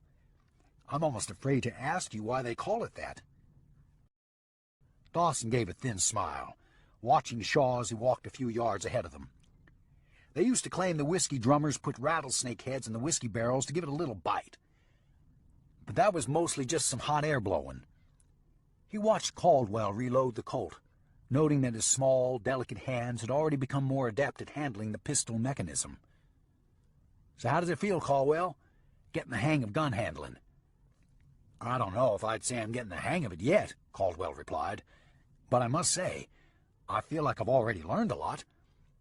As he spoke, he closed the cylinder on the Colt and hefted the gun in his hand as if getting a better feel for the weight of it. "I think if I stick with it, I could become self-sufficient." "That's the spirit," said Dawson, watching the young undertaker try to twirl the big Colt on his trigger finger. The gun made only a half turn before the weight of it caused Caldwell's finger to bend sideways and lose its hold. The pistol fell to the ground, landed on its hammer, and sent a shot whistling wildly toward Lawrence Shaw's back. Before Caldwell even realized what had happened, Shaw had spun with his Colt out and cocked, pointed at him. "No, please!" Caldwell shouted in terror, looking up at the open bore of Shaw's big Colt, seeing the dead, expressionless look on Shaw's face. "Shaw, it went off!" Dawson called out in Caldwell's defense. But Shaw had already seen what had happened, and had already lowered the tip of his barrel. His expression was still flat and indiscernible. "Dang it, Caldwell," said Dawson. "Don't try things like that until you get to where you know what you're doing." He stooped and snatched up the Colt from the rocky ground. "Never keep a full 6-load. Always leave one empty, for safety, unless you're in the middle of a shooting situation." I'm sorry," said Caldwell, visibly shaken, staring wide-eyed at Lawrence Shaw, seeing the unyielding look on Shaw's face. "Mr. Shaw, please, this was an accident. I had no idea—" Shaw cut him off, saying, "Dawson, you better set up to boil some water. Strip up some clean cloth." "What?" Dawson asked, a puzzled look to his face. "He's put a bullet in me, sure as hell," said Shaw. It took him 2 tries to slip his Colt into his holster. Only then did Cray Dawson and Jedson Caldwell see the trickle of blood running down the palm of his right hand and dripping to the ground. Shaw raised his left hand around under his right arm and winced in pain. "Oh, my God! Oh, my God!" Caldwell clasped his hands to his mouth on the verge of tears. "I'm so sorry! I'm so sorry!" "Shut up, Caldwell!" Dawson snapped, hoping to settle him down. "Get a canteen off the horses. Hurry up!" As Caldwell hurried to the horses, Dawson rushed forward and helped Shaw seat himself on a flat rock. "See what I meant a while ago?" said Shaw with a trace of a wry smile. "The fool's already shot one of us." "All right, but it was an accident," said Dawson. "I saw it happen." "I know it was," said Shaw, having difficulty raising his right arm so Dawson could help him get out of his riding coat. "But this is the worst time for it to happen. Of all the luck. I just get over a bullet grazing my left shoulder. Now he shoots me in my right. That'll be the last I draw my Colt until this thing heals." Helping Shaw out of his shirt, Dawson remarked, "That was a pretty fast response for a man with a bullet in him."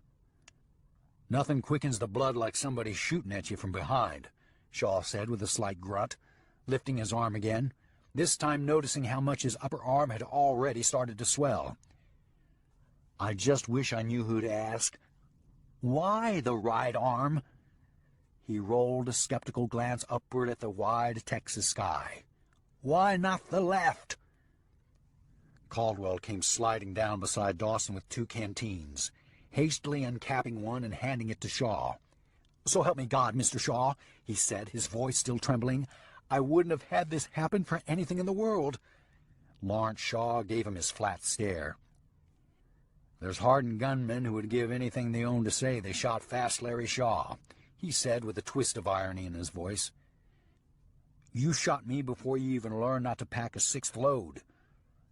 Mr. Dawson told me the first thing not to load 6 unless I knew I was in trouble and needed it. I just forgot for a second." "A second is all it takes with a gun, Caldwell," said Shaw, wincing as Dawson pulled him slightly forward and leaned around, taking a look at the bullet hole just above his right shoulder blade. He also took a glance at the healed but still tender-looking graze on Shaw's left shoulder. Shaking his head, he went back to the fresh wound. "Did it come out anywhere?" Dawson asked. "Not that I've seen," said Shaw, feeling around on his chest with his left hand, as if making sure he hadn't missed seeing an exit wound. "Then it looks like you've got some cutting in store as soon as we get you to the Turkey Wells station," said Dawson. Said Shaw. "I'm not going into that cowhand shack town letting everybody know I'm not up to myself. I might as well hang a target board around my neck. That's why I said get some water boiling." "I hate cutting a bullet out," said Dawson. As he spoke, he uncapped the other canteen. "But you have done it?" Shaw asked. "If I said no, would it keep me from having to?"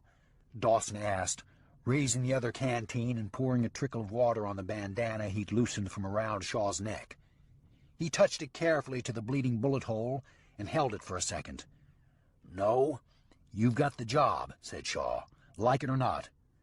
"That's what I figured," said Dawson, already focusing his attention on the task at hand.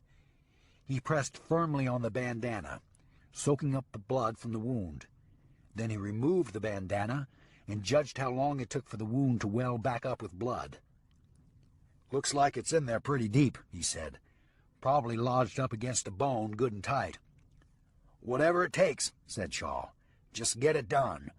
The longer it lays in there, the better my chance of getting blood poisoning." Dawson turned to Caldwell. "Start us a fire and get some water boiling. Then unsaddle the horses and let them graze a while. When I get the knife ready, you'll have to help hold them down while I cut in there and get the bullet out." "No, he won't," said Shaw. "This ain't the first bullet I've had in me. I don't require holding. Suit yourself," said Dawson. Caldwell built a small fire out of mesquite and scraps of downed oak branch kindling.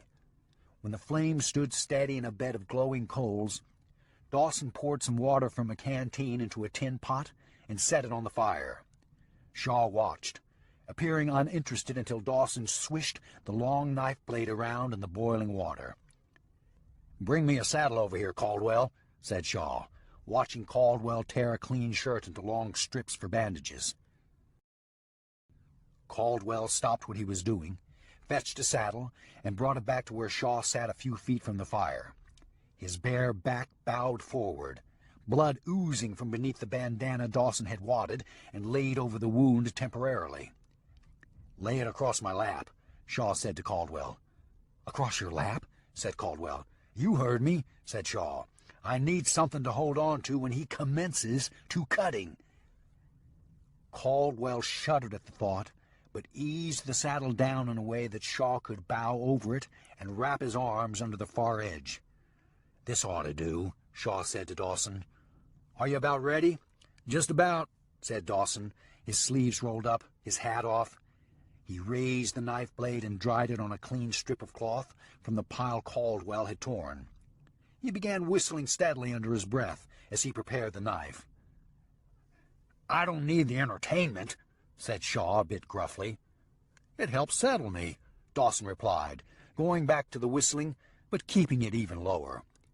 Caldwell watched in rapt fascination, a pained look on his face. "Caldwell," said Shaw, "you want to get good at gun handling. I'm about to tell you something that'll make you better than you ever believed you could be with a pistol." "What's that, Mr. Shaw?" Caldwell asked hesitantly. "It's going to take me a week or more before my shoulder heals," said Shaw. "After me taking a bullet from you, if you're not handling that colt to my satisfaction by the time my wound mends, you have my word that I'll take that gun you're wearing and bend the barrel over your head." Cray Dawson stifled a laugh and busied himself testing the temperature of the knife blade by holding it close to his forearm. But Caldwell saw no humor in it. He looked terrified. "Mr. Shaw, please," he pleaded. "I'll never get proficient with a pistol in that short a period of time." Shaw ignored him and said to Cray Dawson as he bowed forward over the saddle in his lap, "I don't mind if it's a little too hot, Dawson. Let's get it done." "I wish we had some whiskey first," Dawson said, taking a deep breath, getting ready. "I don't require whiskey either," said Shaw, getting a grip around the saddle with both arms, the pain radiating in his wounded shoulder.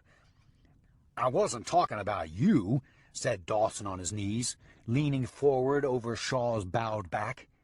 He lifted the bloody bandana, handed it to Caldwell, then said, "Here goes." "Oh, my, Mr. Shaw," said Caldwell, growing faint as he watched the sharp point of the knife sink down into Shaw's flesh. "Caldwell," said Dawson, annoyed by the man's squeamishness, "you handle dead bodies. How can this bother you so bad?" "It's just different handling the dead," said Caldwell. "I'm aware that they feel nothing. This is too painful." "Oh, mercy," he said, watching Dawson go back to the wound with the knife point. Gripping the saddle until his whole body trembled violently, Shaw said in a strained and rasping voice, "No mercy for me, Caldwell. This is just a part of my game."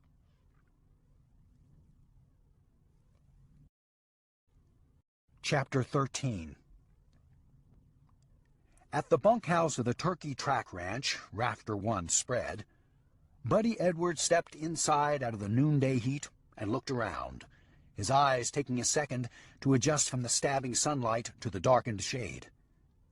At the far end of the long plank building, he saw a slim young cowboy pulling a clean bib front shirt over his head. "Hey, Vince, what are you doing? Sully and us have been looking all over for you." "So now you found me," Vincent Mills replied, in a not-so-pleasant voice. Before raising the shirt bib and buttoning it, he stuffed the tails down into his denim trousers and buttoned his fly. "Now what?" Buddy had walked forward, but stopped and watched Vincent pick up his special Mexican hand-tooled holster from his bunk and swing it around his waist. Buddy shrugged. "I'm supposed to tell you to get back to work. Sully says you and me gotta round up stray calves from the basin and bring 'em back before dark. There's a bitch wolf prowled in from the Llano Plain. She'll go through them calves like a kid eating rock candy." "Let her," said Vincent Mills. He took his range Colt from his worn work holster hanging from a peg beside his bunk. Buddy watched him check it and shove it down into the hand-tooled holster. "I'm through carrying calves in my lap for the day." He raised a boot to the edge of his bunk frame and tied the holster to his thigh. "Watch this," he said, swinging his hands back and forth, clapping them in front of his chest. "Start counting," he said with a grin. "All right," said Buddy, always eager to see his pal put on this little exhibition. Each time Vincent's hands clapped, Buddy counted 1, 2, 3. But as he said 3, Buddy saw Vincent's Colt pointed straight out, its hammer cocked back, ready for action.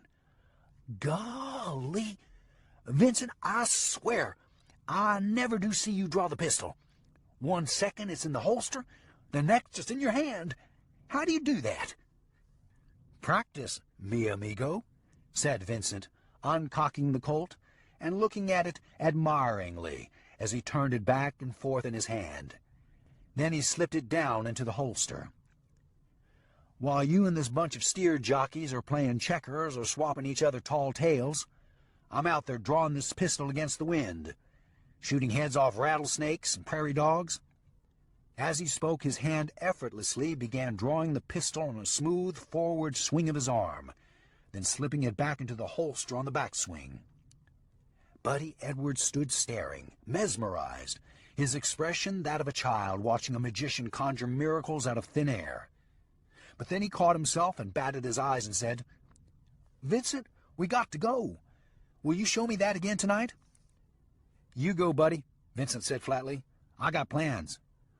"Sully said we still got work to be done before we can go to town, Vincent," Buddy persisted. "He said Mr. McNulty is talking about cutting some hands out of here anyhow, the way beef is dropped." Vincent Mills gave a sarcastic toss of his head. "McNulty is the owner. He can cut who he wants to cut, I reckon. Far as I'm concerned, him and Sully can both kiss the broadside of my ass. I'm going to town, and that's that." "Why so early?" Buddy asked. "Turkey Well Station ain't going nowhere." He spread his hands with an uncertain grin.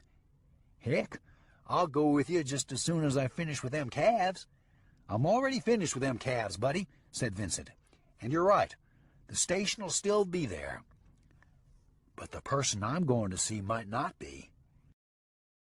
"You mean Laurie Harmon?" said Buddy.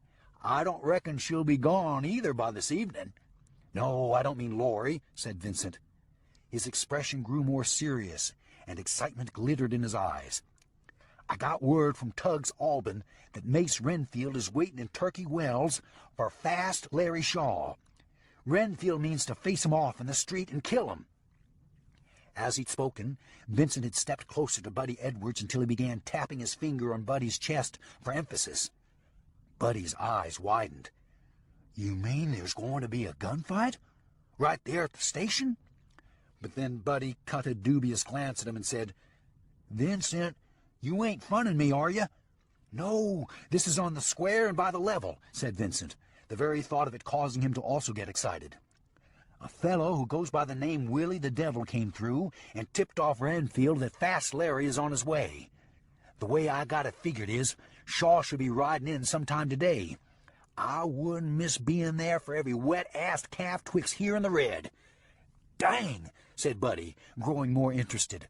"The fastest gun alive coming right here. Right here where we live."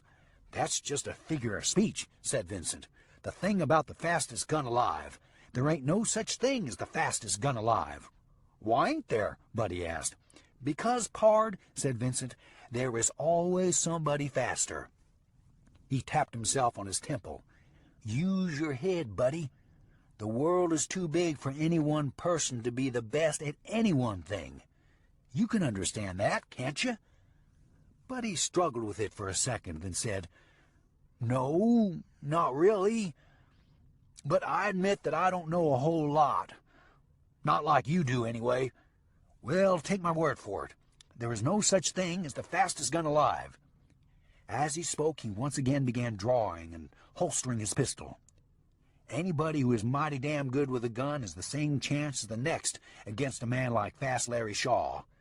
Given the right timing, the right situation, I might beat him." "You're not thinking about trying something like that, are you, Vincent?" Buddy asked warily. "Me? No, don't worry about that," said Vincent, tossing the idea aside. "I'm going just to watch. But I ain't so sure I couldn't take Shaw or Renfield, either one, if it ever came right down to it." "Whew, good," said Buddy, letting out a breath of relief. "I'm glad to hear you say that." "Hey," said Vincent, refocusing on his plans. "Do you want to go with me or not? I'm all ready to go." "Heck, fire, yes, I'm going," said Buddy Edwards, snapping into motion, jerking his shirt tail up out of his trousers. "Just let me put on my St. Louis shirt and wash my face. I'm ready." Lawrence Shaw, Cray Dawson, and Jetson Caldwell rode into the Turkey Well station during the busiest part of the day. Out front of a long line of plank buildings with tin roofs, wagons creaked back and forth across sun-hardened ruts in the wide dirt street. Cow ponies stood at hitch rails out front of crude shacks and makeshift tent saloons, where the sound of banjos and mouth harps gave way to occasional shouts and fits of laughter. Behind the shacks and across a short rise of land, Turkey Mountain stood 500 feet in the air, looking down on its namesake with blank indifference. Riding single file with Shaw in the lead, the three maneuvered their animals toward a building that had a physician's sign hanging out front, the only building there having a front porch with a roof over it. Shaw rode straight in his saddle. knowing that there would be those who would recognize him. Behind him, Caldwell rode a bit slumped, and behind Caldwell, Dawson rode, keeping a watchful eye on building fronts and roof lines. When Shaw stopped and stepped down from his big buckskin, he did so with no regard for the pain in his wounded shoulder. But he turned to Caldwell as the other two stopped, and when Dawson had also stepped down from his saddle, he and Shaw assisted Caldwell down from his saddle and up onto the doctor's porch. "I feel funny doing this," Caldwell said in a lowered voice. "It was your bullet that caused the problem," Shaw reminded him. "Oh, I'm not complaining," Caldwell said quickly as Dawson reached for the doorknob and opened the door. "It just seems odd, like when a young boy plays sick to take off from school, you know?" "No, I don't," said Shaw without interest. He allowed Caldwell to enter first. Then he and Dawson followed. A white-haired doctor stood up from a threadbare divan and walked stiffly forward to greet them. Seeing that Caldwell had walked in a bit stooped, he centered his attention on him, saying, "Well now, what have we here?" But as soon as Caldwell heard Dawson close the door behind them, he straightened up and stepped to one side as Shaw came forward. "It's not him, Doctor, it's me," Shaw said. "I took a bullet in the shoulder from behind." As Shaw spoke, he raised his right arm slightly, as if the doctor could see the soreness. "This man cut the bullet out, but I'm obliged if you'll check it and dress it clean for me." "Oh." The old doctor's word trailed off in concern. "Well, come on in here and let's take a look at it." He adjusted his wire-rimmed spectacles up on the bridge of his nose, giving Shaw a closer look as the three filed past him toward the wooden chair and a sheet-covered gurney in the far corner. "I'm Dr. Eisenhower," he said, "and you look familiar. I believe I myself once removed a bullet from your torso." Shaw stopped and turned to him before sitting down in the chair. "That you have, Doctor." He slipped his left arm from his coat sleeve and eased the right sleeve down carefully. "It has been a long time, but your memory serves you well. I'm Lawrence Shaw." "Ah, yes, Lawrence Shaw, the gunfighter." The old doctor nodded, rolling up his shirt sleeves with thick, clean fingers. "Now I understand why you have your friend here walking in like he's got a bellyache. You can't afford to have anybody see that you're not up to your game, huh?" "That's right, Doctor," said Shaw. "So I'm trusting you to keep quiet about my being here with a gunshot wound. This is my gun hand." "Of course," said the doctor. He shook his head as he sat down on the three-legged wooden stool and scooted it over and around beside Shaw, giving himself a good view of Shaw's back. "We wouldn't want folks to know that you're temporarily incapable of killing a person now, would we?" Shaw cocked his head toward the doctor and said, "I didn't come here to be talked down to, Doctor. But what you just said is true. There's men who'd come at me like vultures if they thought I was down in my arm. That's not by my choosing. They're the ones smelling blood, not me. You think this is something I want? I'd have to be a fool to want it." "My apologies, Mr. Shaw," said the doctor. "Sometimes my sense of humanity gets the better of me." He gave Shaw a slight nudge with his left hand beneath the bandaged wound, saying, "Lean forward for me." While the doctor examined Shaw's wound and changed the bandage, Cray Dawson and Jetson Caldwell stood at the window, looking out into the busy dirt street. Across the street and to the right, a man wearing a tall Stetson with a Montana crown stood out front of a ragged saloon tent, holding a mug of beer in his gloved hand. As Dawson and Caldwell watched, 3 more men walked out of the tent, one carrying a bottle of whiskey, one twirling a long knife by a ring on its handle. "This must be Saturday night coming up," Dawson said absently. "Yes, it must," Caldwell said, looking back and forth along the street, seeing 2 more riders arriving in town, coming in from the northwest. "It looks like every cowhand for 50 miles is riding in and liquoring up." Out front of the Ragged Tent Saloon, The men passed the bottle around while the one with the beer mug nodded toward the doctor's office and said something to the others, causing them to also look in the same direction. "They already know you're here, Shaw," Dawson called out over his shoulder. "I suppose Caldwell and me could take the horses round back. When you're ready to go, we can slip out of town." "That's a bad idea, Dawson," said Shaw from the back corner. "No gunman leaves town without a meal or a drink or two. That's a sure way to get a bad rumor started." "What do you propose, then?" Cray Dawson asked. "We'll go have a beer, ask if anybody's seen Willie the Devil and Elton Minton. Then we'll leave here in our own time." "I understand," said Dawson. "But what if one of these drunken cowhands decides he wants to hang your name on his belt? Then what?" "I'll just have to be extra careful not to let that happen," said Shaw. "But if it does anyway, then?" Dawson asked. "Then I just have to play it the best I can," said Shaw. He turned to the doctor, asking, "Doc, can you paint that wound with laudanum once you're finished? Get it good and numb up there, so's I can move without the pain stopping me?" "That's a foolish idea, Lawrence," said the old doctor. "You can't make something work when it's in need of healing. That's the law of nature." "So is staying alive," said Shaw. "Paint it good for me. We'll see which law's the strongest." "I tell you, you're crazy, Mr. Shaw," said the doctor in a sharp but respectful tone. "But I've got a feeling you already know that." "It has crossed my mind some," said Shaw, returning the old doctor's wry sense of humor. As the doctor continued to attend to Shaw's wound, the two arriving riders turned their horses to a hitch rail and stepped down out front of another saloon farther down the street. This one a plank shack with a wide rack of white-tailed deer antlers fastened above the door. "Goodness gracious, Vincent," said Buddy Edwards, looking along the street as if in amazement. "You can just feel something in the air today. I reckon everybody must know that Fast Larry Shaw is on his way." "Yeah," said Vincent Mills. "That's the feel of tension and excitement that always comes when a couple of big guns is on the prod." He grinned. "I truly love that feeling." Taking off his worn range gloves and shoving them into his belt, he walked ahead of Buddy into the Buckhorn Saloon.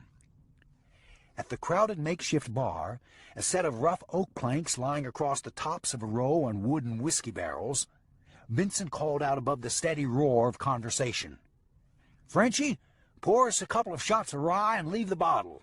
Some beer, too."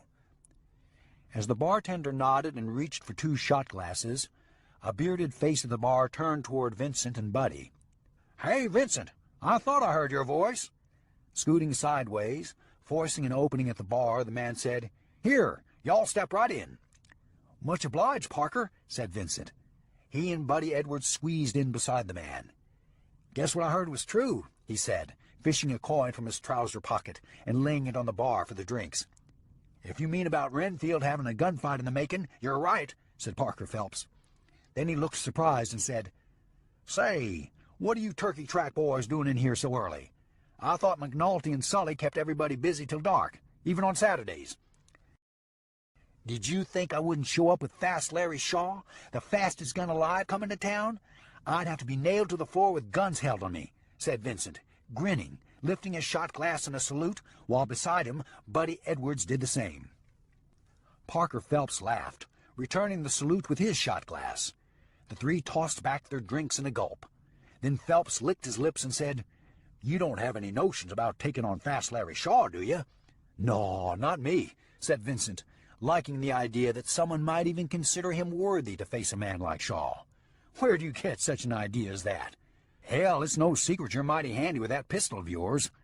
There's some already saying you'd give Mace Renfield a run for his money." "Not interested," said Vincent. He refilled their glasses as he said, "Besides, Mace has too many pards always around. The man who outguns him would be lucky to make it out of town alive." "That might be true," said Parker Phelps, accepting the full shot glass.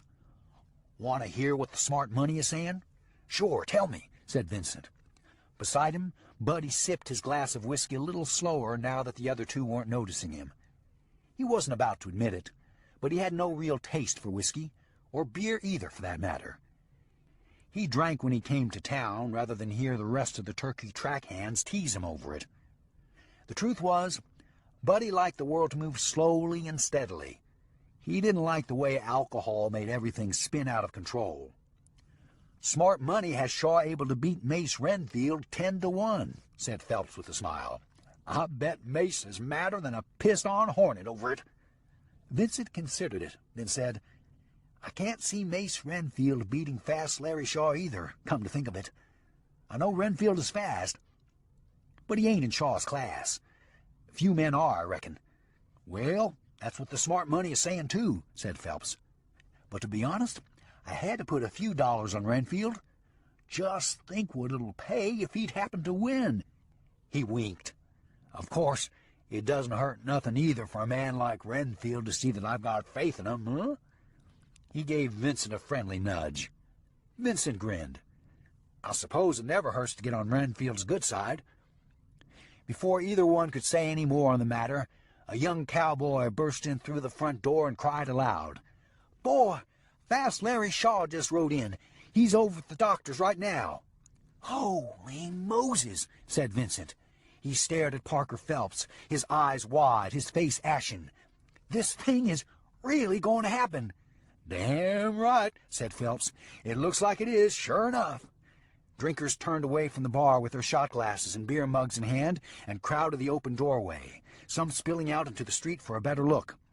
"Until this very second," said Vincent, "I reckon I didn't completely believe it, but hot damn." He turned to Buddy Edwards in his excitement and pulled his hat down on his forehead. "What do you think, Buddy? Is this the Huckleberries or what?" Buddy quickly righted his hat brim and said, "I'll say it is. Look at my hands, Vincent. They're shaking so I can barely control them."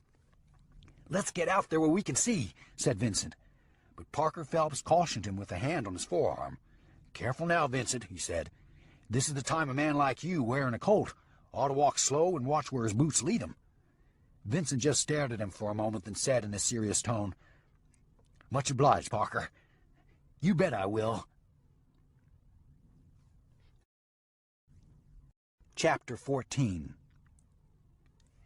In a long tent hostel filled with row upon row of cots and blanket pallets, Mace Renfield thanked the whiskey-sodden mule skinner who had staggered in and told him that Lawrence Shaw was in town. Renfield flipped the man a coin, then said gruffly, "Now get on out of here. The air ain't supporting you worth a damn." As the mule skinner snatched the coin in his palm and staggered out of the tent, Renfield turned to the two men standing beside him and said, as he straightened his wide-brimmed hat on his head, "Well, gentlemen, let's let the games begin." The two men fell in behind him and followed him as he left the tent and walked toward the crowd of drinkers gathered out front of the Buckhorn Saloon. One of the men said, "Mace, want me and Harvey here to set something up? Make sure Shaw don't walk away from this alive, no matter how the chips fall?" Mace Renfield stopped dead still and turned to face the man. "Let me tell you something, Red. You too, Harvey." He pointed his gloved finger for emphasis. "There'd better not be any interference in this thing in any way." "Take it easy, Mace," said Red Logan, noticing how eyes were turning toward them all along the busy dirt street. "I just figured it would be like other times. You know, me and Harvey on hand to tip the odds if they need tipping." "I understand," said Renfield, calming down, smoothing the front of his black brocade vest. "But this isn't going to be like the times before. This is a straight-up, man-to-man gunfight. Winner takes all." Red and Harvey gave each other a look. "Whatever you say, Mace," said Harvey Tewell. Mace stared at them. "I know what you're both thinking. I know Shaw's supposed to be the fastest gun alive, but I've got him cold. I can feel it in my bones." He made a fist as he continued. "This is my time. I want nothing to tarnish how I bring this big gunman down. I know we've had to cut a few corners to get here. You boys have done your share of tipping the odds for me, and I'm obliged. But this is the big one, and I'm ready for it. Just watch me take him." He turned and started walking again. Red and Harvey shrugged and followed. Some of the onlookers out front of the Buckhorn Saloon hurried back inside when they saw Mace Renfield coming their way. Inside, they quickly crowded themselves along the bar, leaving a 3-foot space in the center for Mace and his 2 followers. Across the makeshift bar top from that open space stood a bartender with his sleeves rolled up and a short black cigar stub sticking out of his teeth. He set up a newly opened bottle of rye whiskey and stood 3 shot glasses in a line. Then he nervously tweaked his handlebar mustache and said to Mace Renfield when he walked through the front door, "Welcome, Mace. It's always a pleasure having you join us here at the Buckhorn." "Stick your thumb in it, Winston," Mace said to the bartender, cutting his word short. "I've been here every damn day for the past 3 weeks. Don't start acting like I just now arrived." "Certainly, Mace," said Winston the bartender, already lifting the bottle for Mace to see. "And will the 3 of you be having a drink? On the house, of course?" Mace Renfield looked back and forth along the crowded bar and smiled proudly, saying for all 3 of them, "Well, we don't mind if we do." His eyes found Vincent Mills and Buddy Edwards standing away from the bar over against the wall. "Vincent, will you join me in a drink?" Vincent Mills's mouth almost dropped open when he heard Mace call out his name. For a moment he stood, stunned. "Go on, Vincent," Buddy Edwards whispered, coaxing him forward. "Well, yes, I don't mind if I do," said Vincent, feeling a headiness engulf him. All faces had turned to him. All eyes looked upon him with envy, he thought as he walked over to the bar, seeing men scoot sidelong, making room for him. Buddy followed only inches behind. Mace held out a shot glass of rye to Vincent. "Here you are, mi amigo. Drink and enjoy." He smiled. Seeing Buddy, Mace said over his shoulder to the waiting bartender, "Winston, pour one for Vincent's friend as well." "Mi amigo," Vincent repeated to himself, hardly believing his ears.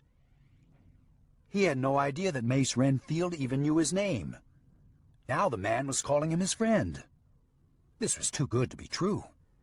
Vincent needed the drink Mace had just placed in his hand, just to keep himself steady. "Much obliged, Mr. Renfield," Vincent managed to say. "No, no," said Renfield, wagging a finger. "Not Mr. Renfield. Not to you. Not today, anyway. Just call me Mace, Vincent. Now drink up." He raised his shot glass in a high toast to everyone along the bar. Then he set down the empty glass and pushed it away. "That'll be enough for me today. As all of you know, I've got business to attend to." A murmur arose along the drinkers, but in a moment they turned to one another in quiet conversation, as if to give Mace Renfield and Vincent Mills some privacy. "You know, Vincent, I've heard a lot about you since I got to the Turkey Wells station. You work for McNulty's rafter spread. You mind your own business and you're good with a gun." His gaze turned flat and cool. "Does that about size you up, boy?" Vincent didn't know quite how to take this slight shift of attitude. "Well, yes, I'm just a cowhand, like all the others out there on the—" "That's good to hear," said Renfield, interrupting him. "Just a cowhand. I like that. Because once I hear a man is real handy with a gun, the first thing I wonder is whether or not he might be overly ambitious. You know, wanting to make a name for himself. Get himself some quick fame by facing me off in a street somewhere." His flat stare narrowed even farther. "But your being just a cowhand, I reckon I've no reason to consider that you might be that way, do I?" Vincent Mills had listened and began weighing Renfield's words. Now he wasn't too stunned or impressed to speak up. "You're asking if I'm going to want to take you on after your showdown with Fast Larry Shaw, ain't you?" Renfield said with a smug grin and a trace of sarcasm. "Say, you catch on pretty quick, don't you?" He leaned back against the makeshift bar, laying his arms along the edge. "Yes, that's what I'm asking. Are you going to be looking for me tomorrow, after this gunfight today?" Vincent Mills considered his answer for a moment, then said, "With all respect, Mr. Renfield, let's wait and see if you're still around tomorrow, after this gunfight today." Mace Renfield stared at him blankly for a moment, a strange look on his face. Vincent wondered if he should have handled it differently, but it was too late to change it now. He returned Renfield's stare until at length the seasoned gunfighter chuckled under his breath. "Have another drink, Vincent. We'll let tomorrow take care of itself." Before Vincent could respond, a man hurried through the front door and said in a breathless tone of voice, "Fast Larry's coming out. He's on the street." Drinks spilled. Glasses and bottles fell to the floor. The makeshift bar top trembled with the vibration of heavy boots scuffling and pounding across the plank floor. "I've got $10 on this fight," an excited voice called out. Vincent and Buddy stood firm. So did Mace Renfield and his two men. The five of them watched the drinkers crowd and shove one another through the narrow door. Mace Renfield had kept an eye on Vincent Mills, checking his calm reaction, his expression. "What about you, Vincent? Do you have any money on this fight? Did you bet it on me or Fast Larry Shaw?" "I've got no money to spare," said Vincent, not revealing an answer. Renfield nodded. "I see." He took his time, lifted a long cigar from his breast pocket, bit the tip off of it, and ran it in and out of his mouth, all the while keeping a steady gaze on Vincent Mills. "You remind me of myself about 15 years ago," he said, striking a match along the bar top and letting it flare against the tip of the cigar. "Will you at least be wishing me luck out there?" he asked quietly. "Yep. Good luck," said Vincent flatly. Leaving the doctor's office, Shaw felt numbness engulf the back of his right shoulder. His whole right arm was stiff, his hand swollen slightly. Yet he knew if he had to, he could pull a gun. The question was, how fast could he pull it? What could he hit with it? Dawson and Caldwell flanked him right and left, a foot back, leaving him room. As soon as their boots touched the dirt street, Shaw noted that the street traffic had died down some. A crowd of drinkers stood out front of the Ragged Tent Saloon across from the doctor's office, and down the street at the Buckhorn Saloon as well. All eyes were upon Shaw as he said over his shoulder to Dawson, "We'll go straight across the street, get a drink, and ask about Willie the Devil. Then we're gone." "However you want to play it, Shaw," said Dawson, his eyes scanning the street warily. "Gentlemen, I don't mind telling you," said Caldwell in a shaky voice, "I'm just about to come unstrung here. I hope I'm not going to be sick." "Do the best you can," said Shaw. "You're the one they're going to think just came from seeing the doctor." "So that was good thinking," said Dawson. "We'll see," said Shaw. The crowd out front of the Ragged Tent Saloon parted, giving first Shaw, then the other two plenty of room. Inside, Shaw stopped long enough to look around, seeing a long plank bar lined with bottles, glasses, and beer mugs. A cigar burned in a large copper ashtray.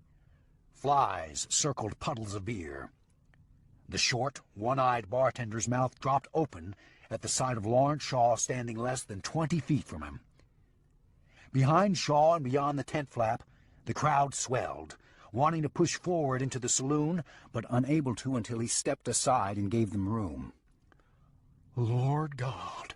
Fast Larry Shaw," the owner rasped. "It's you, ain't it?" He began wringing his hands together. "Welcome, welcome, welcome to my saloon, Mr. Shaw. And you two fellas, too. My name's Leo Crum. I can't tell you what an honor it is to have you." Shaw nodded and touched his fingers to his hat brim, walking across the dirt floor to the bar. "Mr. Crum, set us up 3 shots of rye and 3 mugs of beer." "Yes, sir, at your service," said Crum, already snatching glasses, mugs, and a bottle of rye. Seeing Shaw reach for his money, Crumb said, "No, sir, Mr. Shaw, your money is no good here. Not now, not ever." As he spoke to Shaw, he watched the drinkers crowd back in through the open tent flap and line up along the bar. Even as they shoved and poked one another for their own space, they left a wide, clear space for Shaw and his party. "Much obliged," said Shaw to the bar owner. Cray Dawson noticed the uncommitted manner in which Shaw had reached for his money. Dawson realized that Shaw was just going through the motion and already knew that he wasn't going to pay for anything. "How long since Willie the Devil was through here?" Shaw asked, implying that he knew Willie the Devil had been there. It was just a question of when. He looked along the bar, letting the drinkers know that he was talking to them as well as the bar owner. A silence ensued. But then the whiskey-sodden mule skinner stepped away from the bar, staggered in place, and asked boldly and drunkenly, "What is it worth to you to know?" "Shut up, Greasy," said Crumb. "You don't know nothing no way." He turned to Shaw and said, "To tell you the truth, Mr. Shaw, Willie the Devil ain't the kind of man I'd want thinking that I jackpotted him." "Nonsense," Mace Renfield called out from just inside the tent flap. "Tell Fast Larry Shaw what he wants to know." A dead silence set in like a heavy cloud above the drinkers. Renfield walked across the dirt floor slowly, Red and Harvey stepping through the tent flap and following him closely. Shaw turned from the bar and gave him his flat stare. "Look, Mr. Renfield," said Crumb nervously. "Mr. Shaw came to the Wells. This is the first place he came to, right here at my saloon." He looked past Renfield and at the crowd that had gathered inside the tent flap. Even the bartender from the Buckhorn Saloon had left his post. He stood staring, his stained white apron still on. "What does that tell you about whose saloon is the best?" said Crumb. Nobody answered. "Good day to you, Fast Larry," Renfield said to Shaw in an almost mocking manner, without raising a hand to his hat brim. "Renfield," was all Shaw said in acknowledgment, also without raising a hand to his hat brim. Noting the silence among the drinkers, Renfield said, "Oh, what's this? Nobody wants to speak up?" He turned quickly toward Shaw, seeing how Shaw might react, but Shaw made no response. "Well, then I'll tell you, Fast Larry Shaw. Willie the Devil was through here. Oh," he considered it, "about a week ago?" He looked at Red and Harvey for help. "Yeah," said Red Logan, staring straight at Cray Dawson, as if sizing him up. "A week ago sounds about right." Dawson didn't give an inch. He leveled his gaze into Red's eyes and seemed to lock on them until Red finally blinked and looked away. Caldwell saw Harvey Tuell staring at him, but he couldn't bring himself to look the man in the eyes. "Now that I think of it," said Renfield to Shaw, "the devil told me that you might be looking for him. I believe he said there's some dirt between you and his boss, Barton Talbot." Shaw only stared silently. Renfield shook his head and chuckled. "Barton Talbot. Now there's a man who just seems to draw trouble at every turn in the road." He took on a serious expression, then said almost between the two of them, "I heard what he and his boys did. You have my sympathy." Shaw continued to stare at him. "But the devil did ask me if I would do him a favor, and I told him I would." "Why are you doing this, Renfield?" Shaw asked bluntly, cutting him off. Renfield looked surprised. "I beg your pardon?" Shaw said, "It's not because you need the reputation. You're almost as famous as I am." "Almost?" said Renfield. "There's reason enough right there." He spread a grin, tossing a glance to Red Logan and Harvey Tuell. "Hear that? I'm almost as famous as Fast Larry Shaw." Red and Harvey both responded with tight smiles. "Yeah," said Red. "Ain't that the berries?" "It's not for reputation, Renfield," said Shaw, raising his full shot glass, sniffing the aroma of the rye whiskey, then setting it down without drinking it. I can't buy that. You've done your share of killing. You're not out to prove anything to anybody? What is it? Can I be perfectly honest with you, Shaw? Said Renfield, after a second of contemplation. Sure, why not? Said Shaw. The fact is... You offend me, sir, said Renfield. You always have. I can't say why, but there it is. So with no further to-do over the matter, let's step outside, walk it off, and get it done. What say you, Shaw? Cray Dawson watched closely, seeing Shaw take his time, seeing Renfield grow impatient. For a man who had no idea whether or not his gun hand was going to fail him, Lawrence Shaw seemed to have all the confidence in the world. Shaw raised the shot glass again, sniffed the rye, and this time swirled it slightly in the glass, looking at the amber whiskey as if within it lay the secrets to life. Renfield stared in rapt anticipation. Shaw started to touch the glass to his lips, but then stopped and set it down again. "Damn it to hell, drink it!" Renfield shouted. "I'm calling you out, Shaw. Quit fooling around. Let's go." Shaw took a deep breath, let it out on a sigh, then said, "No, I'm not going to kill you, Renfield. Not today, anyway." He shrugged. "I've got too much to do. Now, if you had given me a good reason, like some of those others did, like I killed your cousin, your brother, something like that, I might oblige you. But I'm not going to kill you just because you don't like me. Just because something about me offends you." "There, you see," said Renfield, pointing his finger. "That's the very thing right there. That attitude of yours, you arrogant, self-centered son of a bitch." The drinkers held their breath.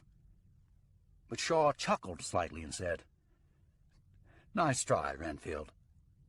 Then he turned to Caldwell and said, "Are you feeling better yet? Did the doctor fix you up?" "I'm all right," said Caldwell, amazed at how his voice didn't crack with fear the way he thought it would if he had to speak. "Then let's get back on the trail," Shaw said to both him and Dawson. "We've got a long ride ahead of us." "No, Shaw," Renfield shouted. "You're not going to put me off. You either draw, or I'll kill you where you stand." Renfield never finished his words. His hand never touched his gun butt. He flew backward, his head snapping back at an odd angle as Shaw's bullet hit him between his eyes. Dawson saw Shaw's Colt streak up from his holster, not as fast as the last time, he thought. But Shaw had rattled Renfield, then caught him completely off guard. In the split second it took for Renfield to hit the dirt floor, both Red Logan and Harvey Chewell went for their guns. From the corner of his eye, Dawson saw Shaw's gun hand slump, and knew that the one shot he'd made was all he was going to get. Cray Dawson sprang forward, his Colt coming up toward Red Logan. He saw Logan's Colt explode straight toward him, he thought. But he had no time to duck, or even to flinch. His hammer fell, and Red Logan flipped backward and landed atop Mace Renfield, even as Red's shot whistled past his head. Seeing Red Logan go down, Harvey Chewell dropped his gun and bolted from the tent so fast his hat flew off his head. At the open tent flap, Buddy Edwards yelled, "No!" seeing his pal Vincent Mills sink to his knees with a gout of blood spewing from his chest. Dawson's shot had gone through Red Logan and hit Vincent by a sheer turn of fate. But Vincent, feeling himself shot, responded instinctively, drawing his gun with his right hand while his left hand pressed against the flow of blood. Cray Dawson also responded instinctively. Seeing Vincent Mills's gun come up pointing at him, he fired again, his shot knocking Vincent backward against Buddy Edwards, who had knelt beside his fallen friend. Blood splattered on Buddy's face. Dawson saw that a terrible thing had just happened. But as he lowered his Colt, he saw Buddy Edwards reach for his ranged pistol with tears in his eyes. "You killed Vincent!" Buddy shrieked hysterically, firing repeatedly at Dawson. "You killed my friend!" "Don't!" cried Dawson, but Buddy kept firing, one bullet slicing through Dawson's shirt sleeve. Then Dawson fired once with deliberation, and the shot silenced both the slow-witted cowboy and his rusty range pistol. In the fury of gunfire, in order to protect himself and his saloon, Crum grabbed a small pistol from his trouser pocket and started to aim it at Cray Dawson. But Caldwell, who appeared to have been frozen in place, suddenly drew his pistol and cocked it toward the bartender. "Don't shoot!" Crum shouted, letting the small pistol fall from his hand as if it had turned red-hot. Caldwell stood visibly shaking, yet he kept himself under control. Cray Dawson shot a glance around the saloon, then at Shaw, seeing the way his gun hand hung limp at his side. Shaw managed to raise his pistol enough to drop it into his holster, but Dawson could tell the move had taken everything out of him. "Everybody stand real still," Dawson said, fanning his Colt back and forth, making sure the fight was over. "Mister," said the drunken mule Skinner, "you just killed 2 cowboys who never done anybody any wrong in their lives." He pointed at Buddy Edwards. "That one was simple-minded to boot." "I didn't mean to shoot them," said Cray Dawson. "Shut up, Dawson," said Shaw. "We all saw how it happened." "If he just hadn't drawn that pistol," said Dawson. "I said shut up, damn it," Shaw snapped. "You don't have to justify saving your own life to anybody." Dawson swallowed a tight knot in his throat and lowered his pistol. He knew Shaw was right. But somehow being right didn't help at all. Chapter 15. Shaw led Dawson and Caldwell out of town quickly, keeping a close watch on the trail behind them. When the 3 stepped down from their saddles inside a strip of oak and juniper woodlands along the banks of Turkey Creek, Shaw took a bottle of rye from his saddlebags with his good hand and pitched it to Cray Dawson. "What's this for?" Dawson asked, giving Shaw a look that bordered on hostile. Shaw pulled a sawed-off shotgun from his bedroll, clamped it under his arm, and said to Dawson, "What do you think it's for?" Then he turned without expecting an answer and gathered the horse's reins.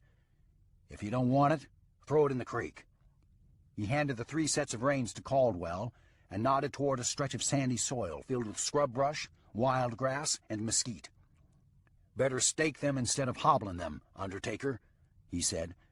"We might be getting some visitors from the Turkey Track Ranch tonight." "But won't the folks tell them it wasn't our fault?" said Jedson Caldwell, taking the reins. "Yeah, the folks will tell them," said Shaw. "But my experience is that folks see and hear things the way they want to see and hear them. Sometimes the only thing that'll settle what happened in a gunfight is another gunfight." As he spoke to Caldwell, he gave Cray Dawson a concerned gaze, seeing he had opened the bottle and raised it to his lips in a long, guzzling drink. "Go easy, Dawson," he said. "If we do get company, I don't want you walking sideways." Dawson lowered the bottle and wiped a hand across his mouth. "Maybe we should have explained how it all happened to a lawman or somebody."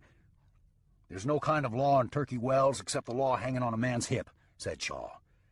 "And that's the law that was played out the second Mace Renfield said he would kill me where I stood."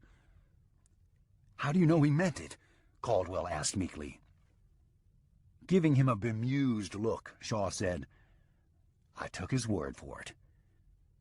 To me, when a man wearing a gun says he's there to kill me, it's the same as him reaching for iron.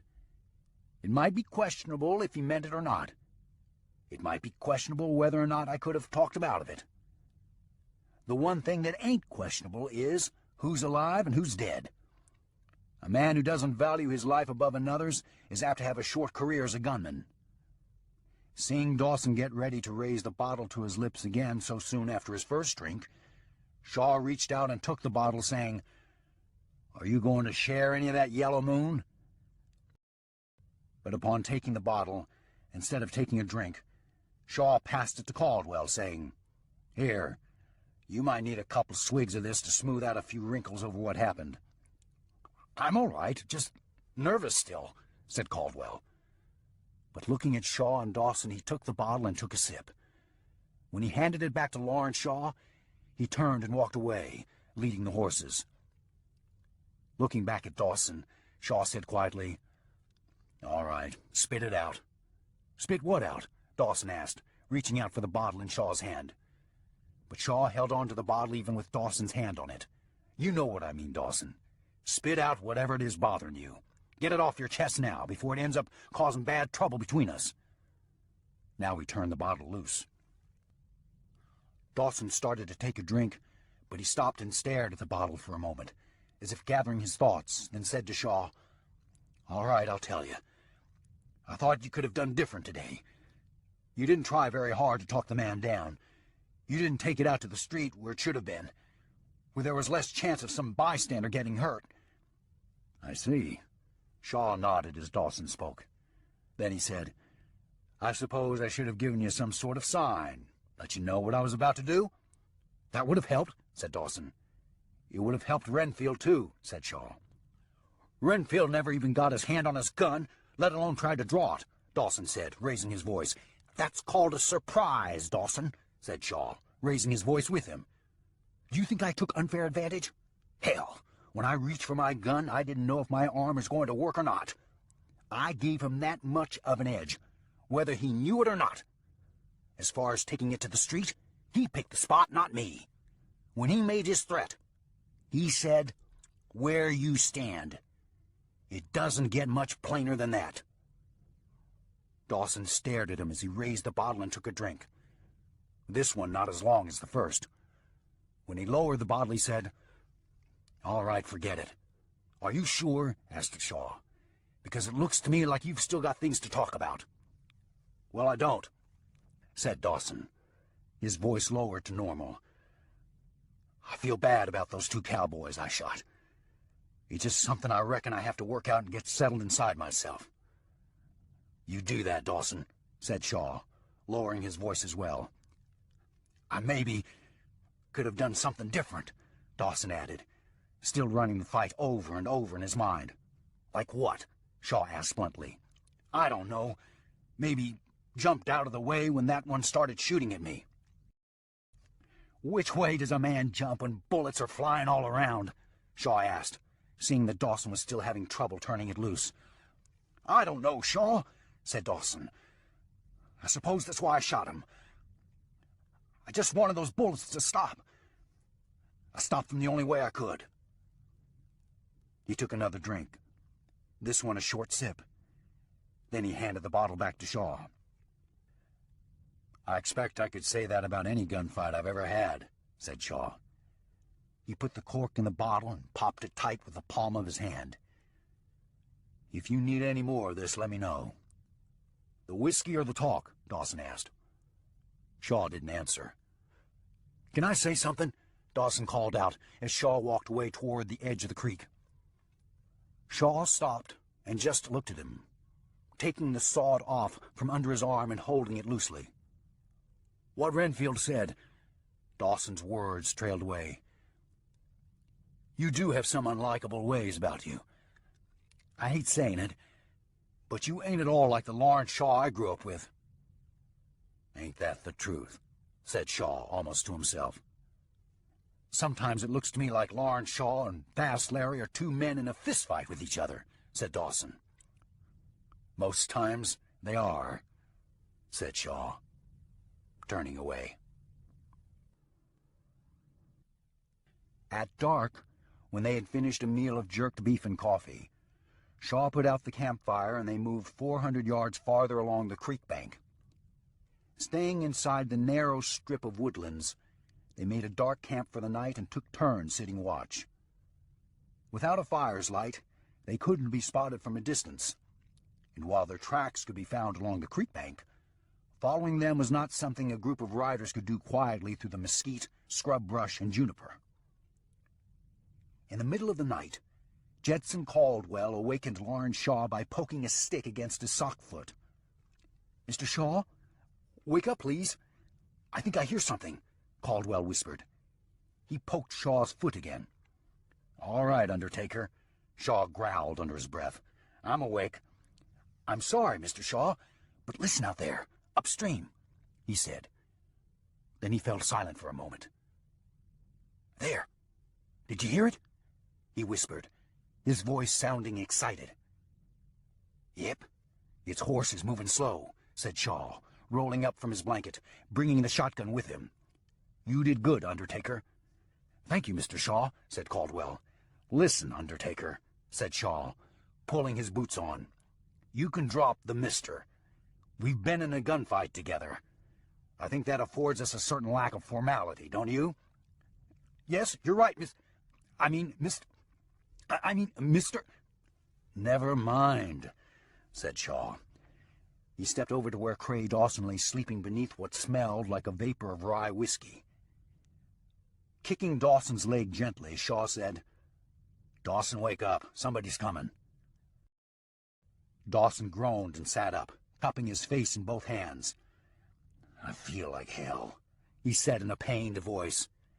"You better pull yourself together pretty quick," said Shaw. "If this is some of the boys from the Rafter One spread, the best thing we can do is keep you out of sight for the time being. Get up and make yourself scarce, but keep your ears open." "I will," said Dawson, struggling to get to his feet, then searching around in the moonlight for his hat that had fallen somewhere on the ground. Shaw picked up Dawson's blanket and pitched it over on his own, to make it look like there were only him and Caldwell there. Then he said to Caldwell, "Come on, Undertaker. Let's see if we can convince these boys that we're by ourselves." "What if they don't believe us?" Caldwell asked, sounding a bit frightened. "I don't care if they believe us or not, so long as they take our word for it and go away," said Shaw, smiling thinly to himself. "Don't forget, my name is worth something. There's times when it doesn't hurt to be Fast Larry Shaw." Caldwell noted that there was a tone of irony and contempt in Shaw's voice. He decided to keep quiet and calm down, realizing that he was into this with Shaw and Dawson up to his neck.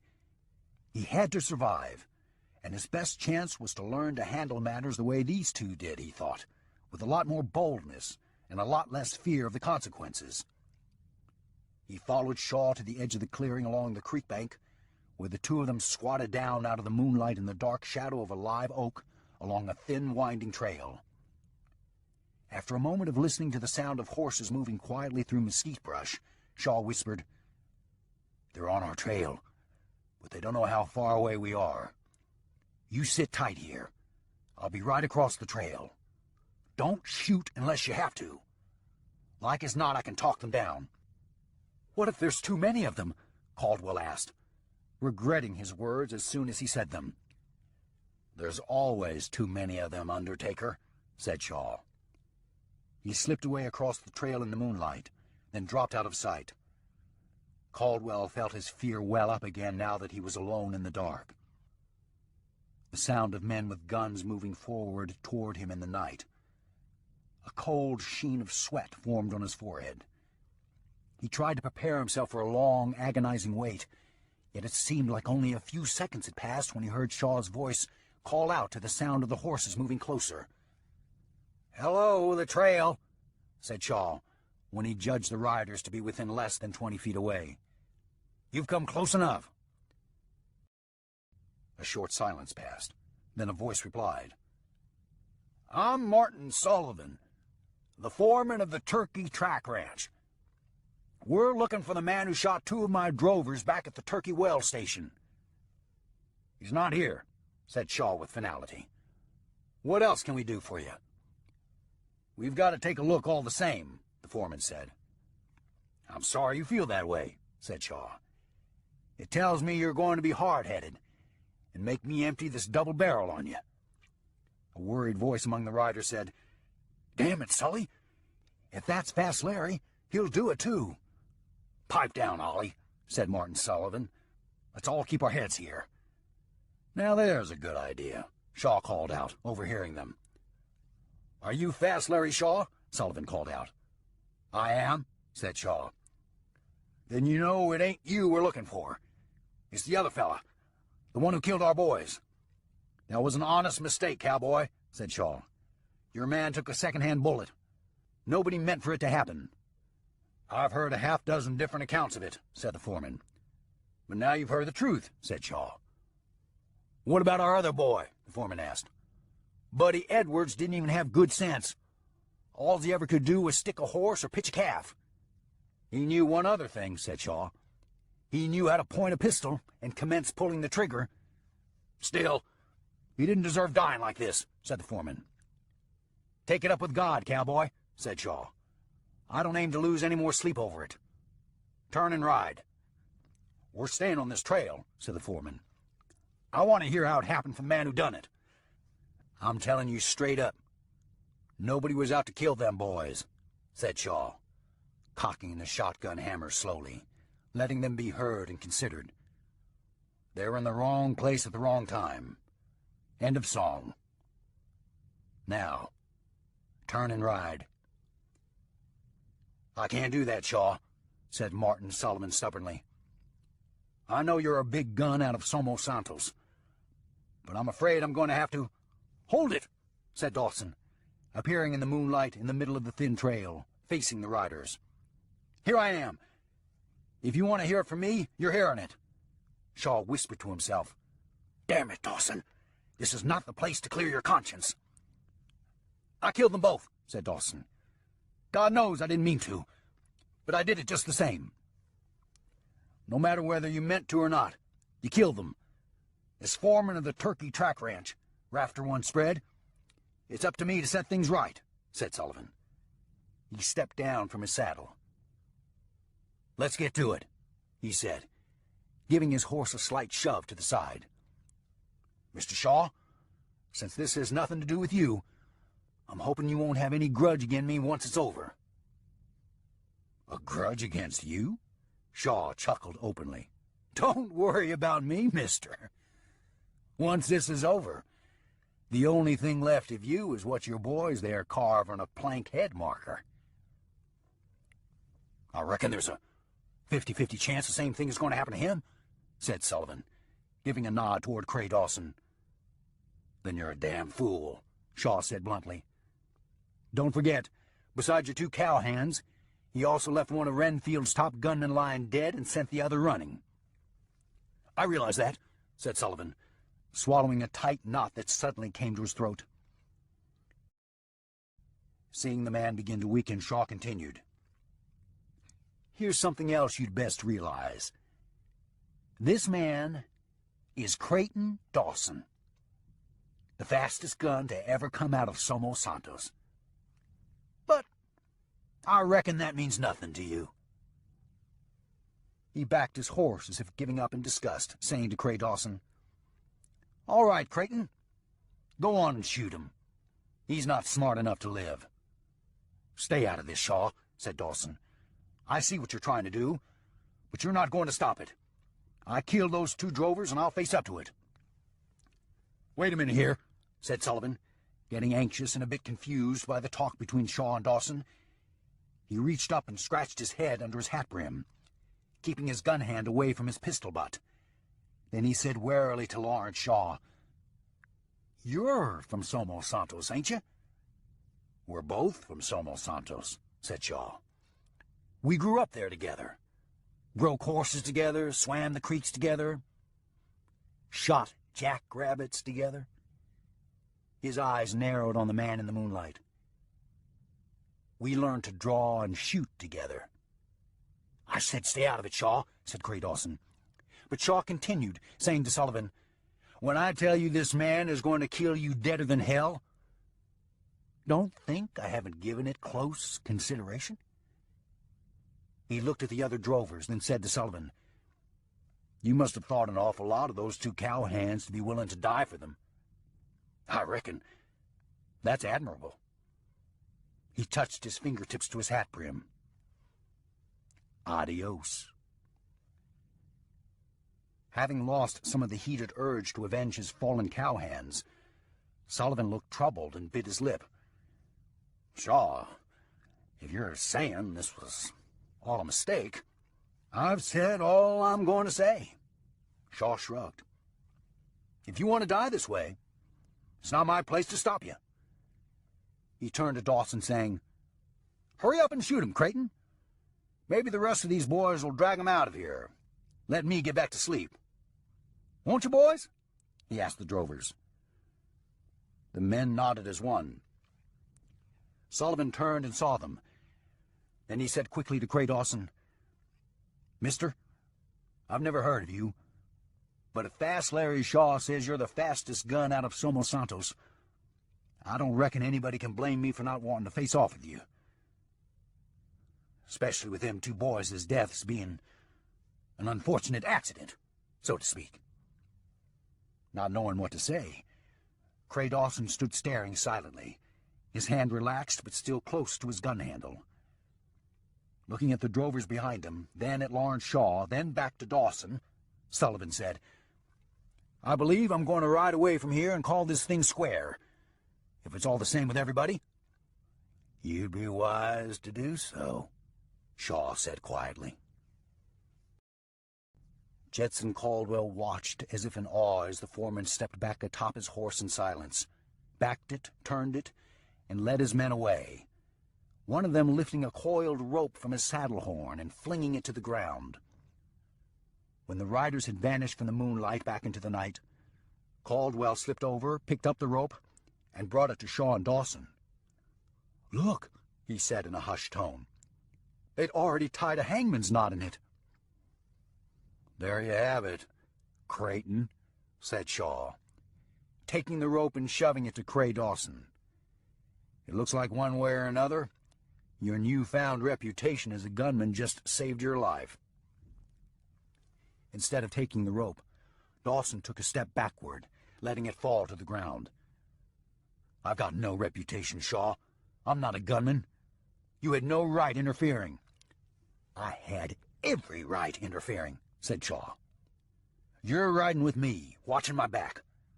I've got to do the same for you. You've let killing those cowhands get to you so bad that you're ready to get yourself killed as some sort of punishment for it. I'm not about to let that happen." "How do you know I was going to get killed?" Dawson said defiantly. "How do you know that I haven't developed a taste for killing, just like you have?" "I'm going to overlook that remark," said Shaw, "because I know you're not thinking straight right now." He took a deep breath and let it out slowly, as if letting it settle his patience. Then he said, "I'll tell you how I know. I know because I've seen too many men die in front of me not to know. Do you think staying alive in this life of mine has been all about who's the fastest to draw and fire a gun?" He gave Dawson a questioning look. "If it was, I'd have been dead years ago. This is about staying alive. This is about learning something more every time a man's face hits the dirt. I can tell you how many gunfights a man has been in by the amount of sweat that runs down his face." Cray Dawson also settled down, realizing that everything Shaw had said was true, whether he'd realized it or not at the time. "All right," he said. "I do blame myself for those two cowhands being dead. There's no way around it."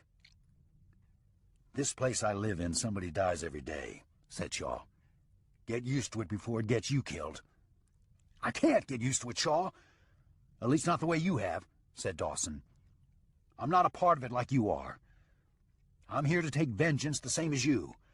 But when it's finished, I go home and hang up my gun. What will you do?" Shaw's demeanor seemed to soften in reflection. "I don't know. I wish to God I did." Then he seemed to snap out of such a line of thought and said, "But don't kid yourself thinking it'll be easy to stop, Dawson. You've got yourself a reputation to live up to whether you like it or not." "Or live down," said Dawson, "the way I see it." "Up or down is your call," said Shaw, reining his horse toward the trail. "But either way you'll have to live with it. That foreman and his men ain't about to tell anybody that you're an ordinary cowhand like themselves. How would that make them look, not bringing your body back face down over a saddle? No, sir. They're going to see to it that your reputation grows. For a while, anyway. By then somebody else will add something to it, if you don't yourself." He tipped his hat brim down onto his forehead and added in a lowered tone of voice, "Welcome to the circus, Creighton Dawson. Hope you enjoy the show."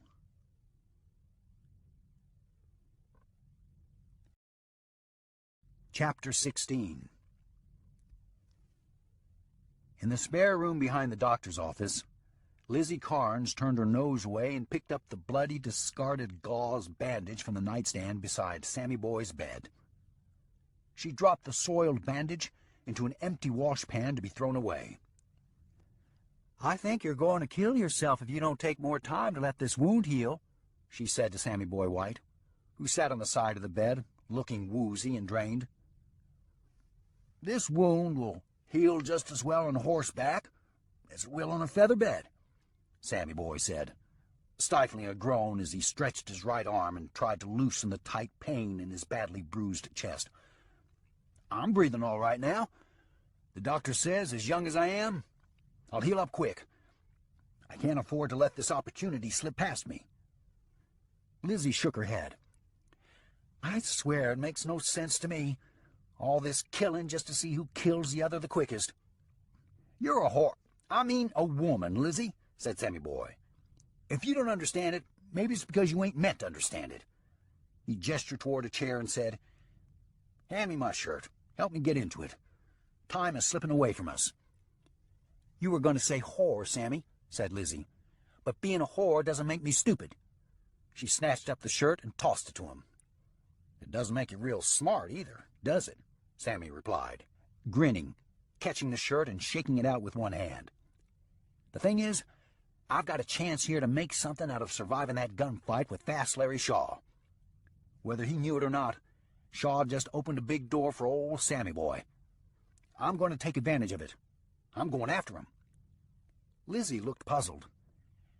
"That's what I can't understand, Sammy. The man could have killed you, but he spared your life. Why on earth would you want to kill him after him doing something like that? It looks to me like you would thank him for it." "See," said Sammy Boy, "that's how little you know about gunslinging. I've got Fast Larry Shaw all figured out. Up here." He tapped his finger against his forehead. "This is all about who makes the first mistake. And he made a bad one, not killing me when he had the chance. He showed me that he's tired of being who he is. He's getting old and worn out, and it won't be long before somebody has to put him to sleep, the way you do any old dog. I plan on being the person who does it. Well, alls I know is, me and Suzette met him and his friend. I thought they were both real nice," she said, reaching out and helping him into his shirt, then beginning to button it for him. "Wait a minute," said Sammy Boy, taking her by her wrist, stopping her. "You didn't, with Fast Larry?" "What?" Lizzie didn't catch on to his question. "Damn it, Lizzie," said Sammy Boy. "Don't make me come out and say it. You and Fast Larry. You didn't do anything, did you?" Lizzie shrugged. "No. We just met at the bar, and then he left." She paused for a second, then added, "His friend left too, come to think of it." "Then you can't really say he was nice or nothing else, can you?" said Sammy Boy. "He seemed nice, though," said Lizzie. "Yeah, I bet," said Sammy Boy, letting her go back to buttoning his shirt. "Anybody can afford to be nice when they're on top of their game." As she finished up with his shirt, he ran his good hand along her back, up along her neck beneath her curly blonde hair. "You stick with me, honey. Nurse me along. Help me get back to health while I find him. As soon as I kill him, we'll both be living it up somewhere, having food and drinks brought to our private rail car." "Do gunmen live that well?" Lizzie asked, seeming to give the matter some close consideration. "The ones I've known haven't had private rail cars that I ever knew about." "Why would they tell you what they had or didn't have, Lizzie?" said Sammy Boy, not liking the way she questioned his knowledge of gunmen. "All they ever wanted from you was one thing. They weren't about to tell you they had their own private rail car. Gunmen don't like telling too much about themselves." Lizzie didn't seem to hear him. Instead, she seemed to be concentrating on something else. "Sammy, how do gunmen make that kind of money?" "By shooting people, how do you think?" Sammy said, sounding a bit put out by her question. "By hiring their gun to the highest bidders. To railroads, detective agencies, wealthy businessmen needing their services. If somebody squats on your land and refuses to leave, You hire a gunman. Somebody deals you dirt, takes a herd of cattle or a shipment of goods, and doesn't pay you for them when the time comes. You hire a gunman. Hell, a gunman gets paid for all kinds of gun work. Sometimes they make money just in wagering themselves against some other gunman, the way me and Elton was doing. Hell, there's all sorts of ways a gunman makes money. Some that I don't even know about yet. I don't think people who do that kind of work make much money, Sammy, Lizzie said. The ones I've known are always living hand to mouth, sleeping wherever they can, eating whenever they get a chance to. She shook her head. I think somebody has misinformed you about gunmen. There's some who make big money, said Sammy Boy, undaunted. And that's the way it's going to be for me. I'll have folks bowing and scraping when I walk into a room. They'll be doing the same for you if they know you're with me. Stick with me, Lizzie. You'll see. We'll both be living a whole new life before long. You can count on it. I'll stick with you, Sammy, said Lizzie, even though Suzette says I'm making a big mistake. I'll stick with you as long as you're honest with me and don't mistreat me. That's my girl, said Sammy Boy. He pointed at his gun belt hanging from a chair back, the butt of a new Colt sticking up from the holster. Hand me that shooting rig. We best get on our way. As Sammy Boy stood up on weak legs and Lizzie helped him strap his gun belt around his waist, Sheriff Neff stepped into the open doorway. Seeing Sammy buckle his belt and lift the Colt to check it, Neff said, I see you've managed to get your hands on another gun before your wound barely dried over. He stepped into the room, shaking his head in wonder. I reckon I shouldn't be surprised you're going after Shaw. You never struck me as a man with much sense. Sammy Boy gave him a hard stare. Sheriff, if you think I lived through that shootout in the street just to hear your law-dog mouth, you're badly mistaken. He spun the cylinder of the new Colt, then twirled the gun on his finger, getting a feel for the balance of it. Then he slid it expertly into his holster. From now on, I'll expect you to treat me the same as you treat Fast Larry Shaw. I might not have won that fight, but I damn sure stepped up and faced the man. That's something nobody else in this horse's-ass town would ever have the guts to do. I didn't treat Fast Larry Shaw any different than I treat any other man, said Sheriff Neff. For your information, I ran him out of Eagle Pass while you was still coughing up chunks of your dirty shirt. Yeah, said Sammy Boy knowingly. I heard about how hard you ran him out of town, and I heard about how easy he gave in. You and Shaw ain't fooling me with a little stage show like that. I told him to leave, and he left, said the sheriff, leveling his shoulders, but looking a bit rumpled by Sammy Boy's implication. That's the way I've done it with his kind for years. Bull, said Sammy Boy, also leveling his shoulders, feeling the pain and stiffness across his back and chest. Everybody goes out of their way to treat Fast Larry Shaw like he's something special. From now on, anybody don't treat me the same way, I'll put a hole in them. I've proved myself. By God, I want some respect. Respect? Said Neff. Sammy Boy, you might have got pumped up on yourself enough to face Shaw, but except for a new hole in your chest, you're the same ragged-assed saddle bum you was the day you came to town. Don't look for any more respect than you've got coming. You're lucky Shaw didn't finish you off. And he might have if I hadn't been there. You might want to give some thought to thanking me for saving your worthless life. Sammy Boy's new Colt streaked from his holster too fast for the old sheriff to respond. By the time Neff's hand wrapped around his pistol butt to draw it, Sammy's Colt was cocked and pointed squarely at his forehead. I don't pretend to know what makes you gunslingers tick, said Sheriff Neff, not backing down an inch. But I do know that you ain't going to kill me. Not here, not like this. Because there ain't no gain in it for you.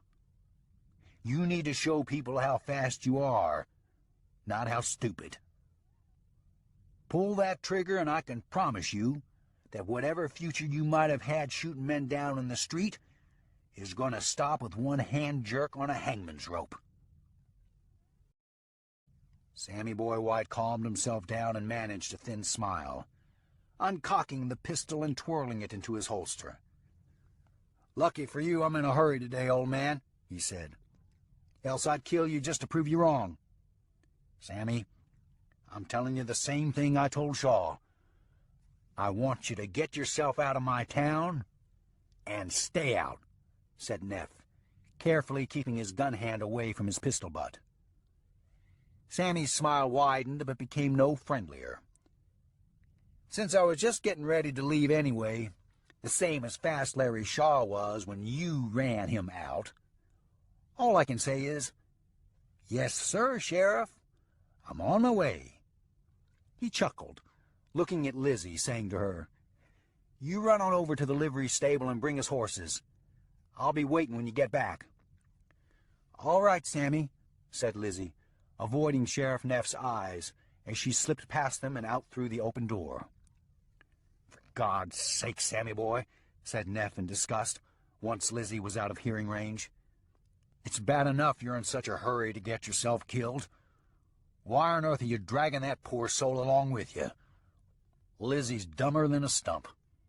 She'll never make it out there in the kind of life you're dragging her into." "Don't worry about Lizzie, Sheriff," said Sammy. "She'll be all right, long as she does as she's told.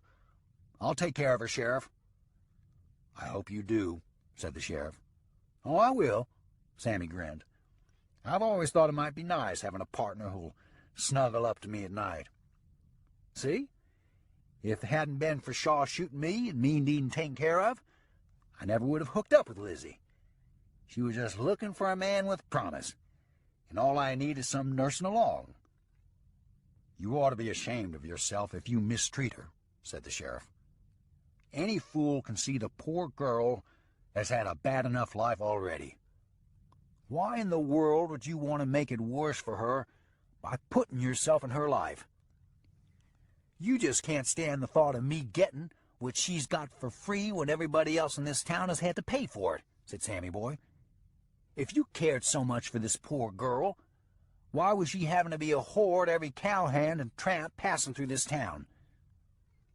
"Get on out of here, Sammy boy," said Neff, losing his patience. Stepping aside and gesturing the young gunman toward the door, he added, "The less I see of trash like you, the better I like it." "I'm gone, Sheriff," Sammy replied. "If you see the doctor, tell him I'll take care of the bill with him real soon." He started to turn away, but then stopped and said, as if an afterthought, "And by the way, if our paths cross again and you ever make the mistake of calling me a name like that in public, you've got my word I'll kill you quicker than a cat can scratch its ass." He smiled, picked up his hat from a chair and examined it before putting it atop his head. "Lizzie did a good job brushing my stat. See? She's already worth her weight in beans and salt pork." Sheriff Neff stood watching with a scowl on his face as Sammy Boy White left the room. Sammy making sure he walked straight and tall in spite of the pain in his chest and back.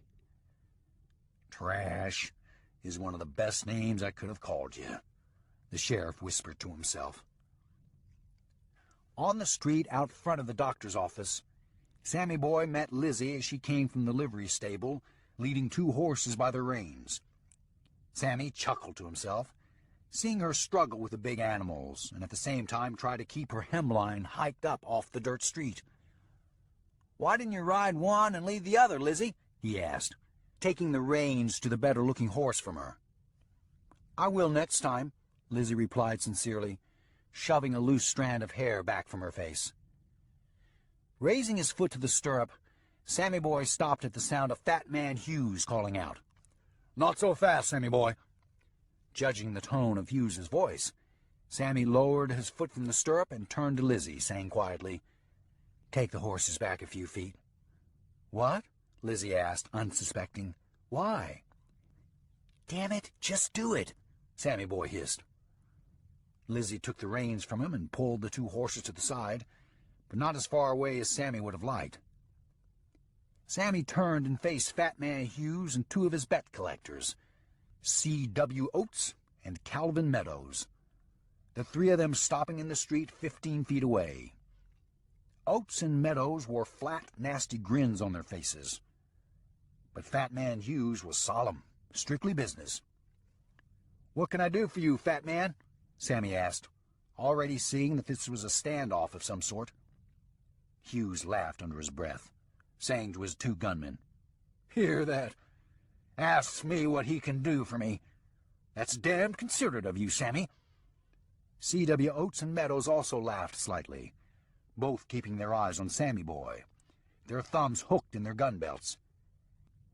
"That's me, all right, always aiming to please," said Sammy. Then his mood seemed to change instantly along with the expression on his face. "And what the hell do you want?" "Money," Hughes roared, rubbing his thumb and finger together in a universal sign for greed. "Part of that cash your weasel friends Elton and Willie the Devil took off with was mine. I want it back." "Then you best tell them when you see them," said Sammy. "I'm sure they'll work something out with you." Fat Man Hughes pointed a stubby finger at Sammy Boy. You're going to pay it to me, and right now." "Believe me, Fat Man," said Sammy with mock sincerity, "if I had any money at all, there's nothing I'd like better than to hand it over to a fat, greedy bastard like you. But the truth is, I'm broke to my boot heels. Ain't that right, little darling?" he said, hoping to direct some of the attention to Lizzie long enough to get an edge on the draw. With the pain in his chest and the stiffness in his shoulder, he knew he'd better take any advantage he could find. "I've got a couple of dollars if it'll help," Lizzie said, not seeming to understand what was going on. "Forget it, Lizzie," said Sammy. "This ain't about money. This fat turd has wanted to take me down a notch since the day I got here. Right, Fat Man?" Hughes only smiled flatly and knowingly. "The problem is," Sammy continued, as if explaining it all to Lizzie, "all he could come up with is C.W. and Calvin here." He looked the two gunmen up and down, then went on, saying, "And they both know that they can't either one cut it against me man to man. So they have to double up, the way a coward'll do." The two gunmen bristled. Their thumbs came out of their belts, and their hands were poised near their gun butts. "I'd face you any damn day, Sammy Boy," said Oates. "This just happens to be the way the boss wants it done." "Yeah?" said Sammy. "And what about you, Calvin? Would you face me alone? If you had the opportunity, that is." "I was never afraid of you, Sammy Boy," said Meadows, jutting his chin. "It's like C.W. says. Hughes is the boss. We do it the way he says do it." "Then let's do it," said Sammy. "We don't want to keep your boss man waiting, do we?" "Everybody hold it," shouted Sheriff Neff, stepping onto the street from the doctor's office. "There ain't going to be no more gunfighting here in my town. Sammy Boy, if you reach for that Colt, win or lose, you're going to jail." Without taking his eyes from the two gunmen, Sammy said, "To hell with you, Sheriff. If I lose, going to jail ain't in the cards. If they reach for their guns, I'm killing them both. Hear that, C.W.? Hear that, Calvin? Just me, all by myself. That's the way I play my hand. Don't you both wish you had that kind of guts?" "You son of a bitch!" Calvin Meadows shouted, losing his temper and making the first move. "No!" shouted the sheriff, seeing Meadows' hand snatch the Colt from its holster, seeing Oates make the same move a split second behind him. Lizzie looked away, throwing her free hand over her eyes as the sound of gunfire roared back and forth along the empty street. The two gunmen had made the first move, but effortlessly, in spite of the wound in his chest, Sammy Boy White brought the new Colt up and fired first. Then Lizzie watched both men fall to the dirt as their bullets screamed past him. "There, Sheriff," said Sammy, smoke curling up from his pistol. "Was that clear enough for you to see? Did I give them all the advantage in the world?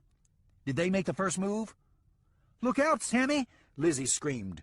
She didn't have to tell him why. Turning on his heel, Sammy Boy saw Fat Man Hughes raise a Colt Thunderer from inside the lapel of his loose-fitting black linen coat. Before he got the gun leveled toward Sammy Boy, the young gunman deliberately fanned his new Colt carelessly. "So long, Fat Man," he yelled, as the bullets nailed Hughes in the chest, one after the other, each shot slamming him a step backward. "Lord God," said Sheriff Neff, seeing the way Sammy Boy handled himself. "Shaw's bullet made a gunman out of you, that's for sure." Sammy White twirled the new Colt as if assessing it. "Yeah, boy. Think what I could have done with my old Colt." He turned the gun toward the sheriff.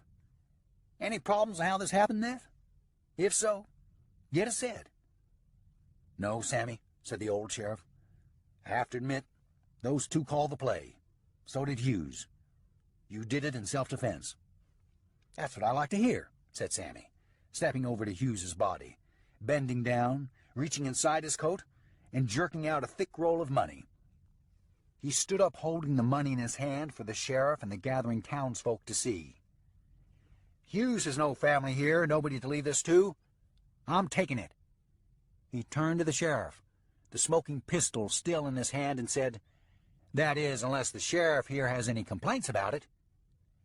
Sheriff Neff saw the wild look in Sammy's eyes, saw the way his thumb slid expertly over the Colt's hammer, cocking it. "Take it and go, Sammy. Don't push this thing too far." "Too far?" Sammy laughed. "How far is too far?" He turned, giving the town a good look at him as he unbuttoned his shirt. "Look at this, folks. 3 men dead in the street.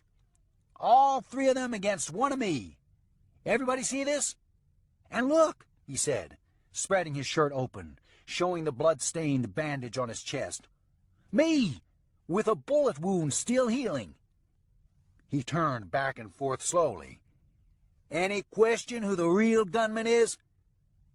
"No, Sammy," said the sheriff, seeing how Sammy Boy White's eyes had glazed in his excitement.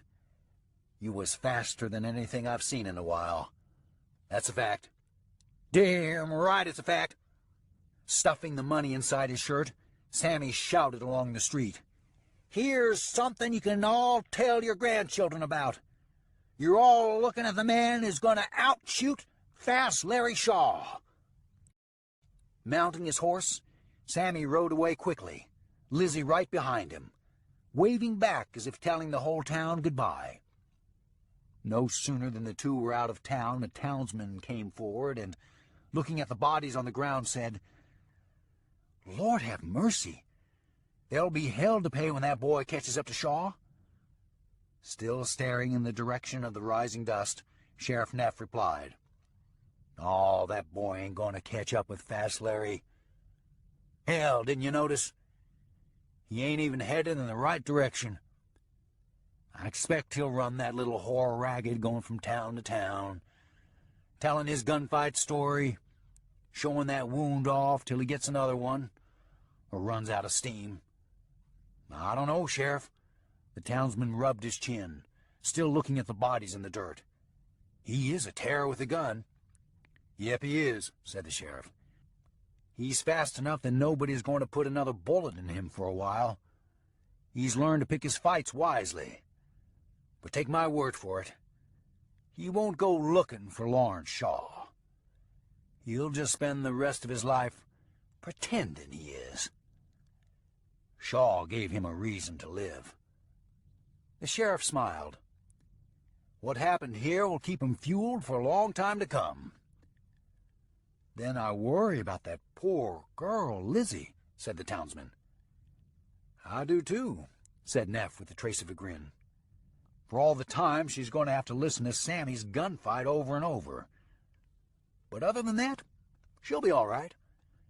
I was riding Sammy a little, hoping some of it will get through to him. Maybe it will someday, if he'll ever stop running long enough to remember any of it." He nodded at Sammy and Lizzie's dust. "If they're lucky, they'll both fall in love with each other along the way. Make some kind of life they can live with." Dismissing the matter, he looked around the street, then said aloud to anyone along the boardwalks, "All right, come on. Let's get Fat Man and his cronies out of the street. It's already getting hot out here."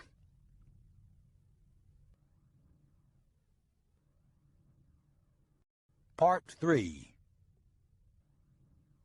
Chapter 17.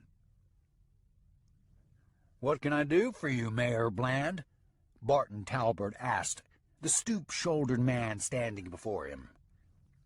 The mayor fidgeted with the brim of his worn derby hat, taking a moment to summon up his courage before raising his eyes to Barton Talbot, who sat tilted back in a wooden chair with a boot hiked up on the tabletop. The rest of the outlaws lounged along the bar, watching in curiosity. Beau Cregar stood rigid beside Barton Talbot's chair, with his arms folded, a scowl on his face. "Mr. Talbot, sir," said Mayor Bland. "That is, we, the town council, that is, have had several complaints about the behavior of your men." He fidgeted in place, his eyes fearful and unsteady. "No," said Barton Talbot, looking greatly concerned. "Tell me it ain't so, Mayor. My men misbehaving?" He gave the faces along the bar a stern look, then said to the mayor, "Are these just wild, unfounded rumors, or is there some particular thing you can put your finger on?" The mayor ventured a nervous look around the saloon. Both bat-wing doors lay broken on the floor. The saloon's large windows were a pile of broken glass shards. A wall stood blackened and charred by flames. In a rear corner stood a horse with Gladso Furlin sitting passed out drunk in the saddle. "Nobody is blaming anything on anyone in particular," the mayor said. "I think it's more of an overall rowdiness that this town can't abide." He cleared his throat and wiped a hand across his wet brow. "They have asked me to come and point this out to you and to, well," he hesitated, "to ask you and your men to leave." As the mayor spoke, Denver Jack Fish walked through the open doorway, dragging 2 freshly slaughtered goats behind him, blood smearing behind them. "Leave?" said Barton Talbot in stunned disbelief, gesturing toward the dead goats. "My goodness, Mayor, we was just getting prepared to invite this whole town to an old-fashioned fiesta." He grinned broadly. "Compliments of me, of course." "And me," said Beau Cregar in a low growl. "Yes, excuse me, Beau," said Talbot. "Compliments of me and my good friend Beau Cregar." Seeing the outlaws were in a better mood than they had been since their arrival in Brackett Flats, the mayor pressed on. That is, we appreciate your offer, Mr. Talbot, but I'm afraid there have just been too many complaints. And they decided that since you are the mayor, it would be only fitting that you be the one to ask us to leave?" Talbot chuckled. "You are one game peckerwood," he added.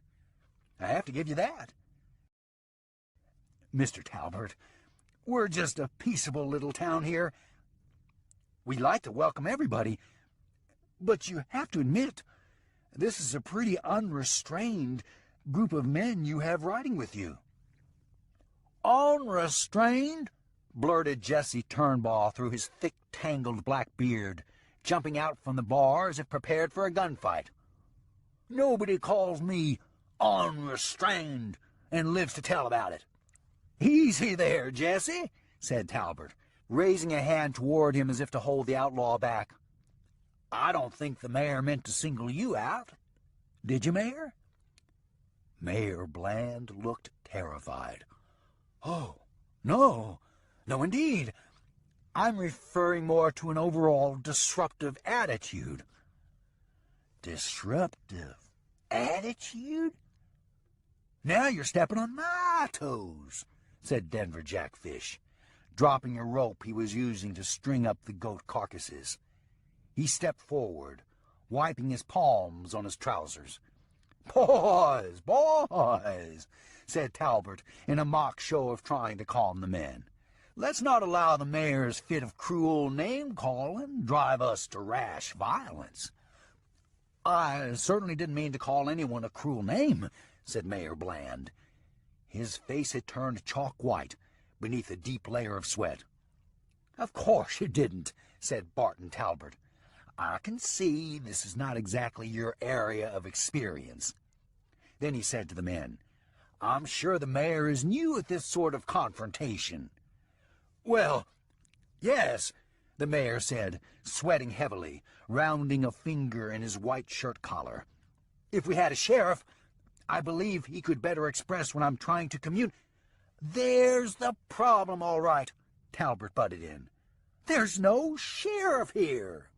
Had I known that to begin with, I ain't sure we would have stopped here. I don't mind telling you, Mayor, a prudent man wants the comfort of law and order anywhere he goes these days. Please, Mr. Talbot, the mayor said, seeing how he was being strung along by the outlaws and their leader. I'm only trying to get along with you. See if we can come to some sort of... I know what, said Talbot, cutting him off again. We'll elect you a sheriff right here and now. All these men? All these guns. He thumped his palm soundly on his forehead. Why the hell didn't I think of this before? Mr. Talbot, said the mayor, almost pleading, I don't want any trouble. This town doesn't want any trouble. Nonsense, Mayor Bland, Talbot boomed with a grin. It's no trouble at all. He turned to the men, saying, Boys, which one of you would like to make a bid for the office of sheriff in this small, but I feel, very promising community? Bobby Fitz spit on the floor in disgust and said, Bracket Flats is the worst shithole I ever stepped foot in. I'd like to see everybody who lives here fall over and choke to death. Well, there, Bobby, said Barton Talbot. I can see we won't be calling upon you for any campaign speeches, will we? Grinning up at Bo Kreger, he said, Make a note, Bo. No goodwill speeches from Bobby Fitz. From the doorway, Blue Snake Terrell called out through the roar of laughter from the men. This ain't no child's game here, Barton. We've got some hard killing coming our way. The laughter fell. Mayor Bland looked sick to his stomach, sweat running down his cheeks. Barton Talbot looked over at Blue Snake and said, I know it ain't no child's game, Snake, damn it. But I don't see where we've got much to worry about, now that Bo Kreger is guarding our flank. Ease up. Have a drink. Where have you been anyway? I rode back a ways with Curly and Stanley, making sure they'll do what they're supposed to when Shaw shows up. Don't you worry about those two old long riders. They're both tougher than pine knots, said Talbot. I know, said Blue Snake, but I spent most of the day firing this baby. He patted his holstered pistol. When Shaw gets here, I don't plan on leaving my fate in anybody's hands but my own. He shot Bo Kreger a look, saying, No offense, Kreger. None taken, said the surly gunman. Lawrence Shaw? The mayor said, his eyes widening even more. Shaw is coming here? To Bracket Flats? That's right, said Barton Talbot. Now you see why we need a sheriff so desperately?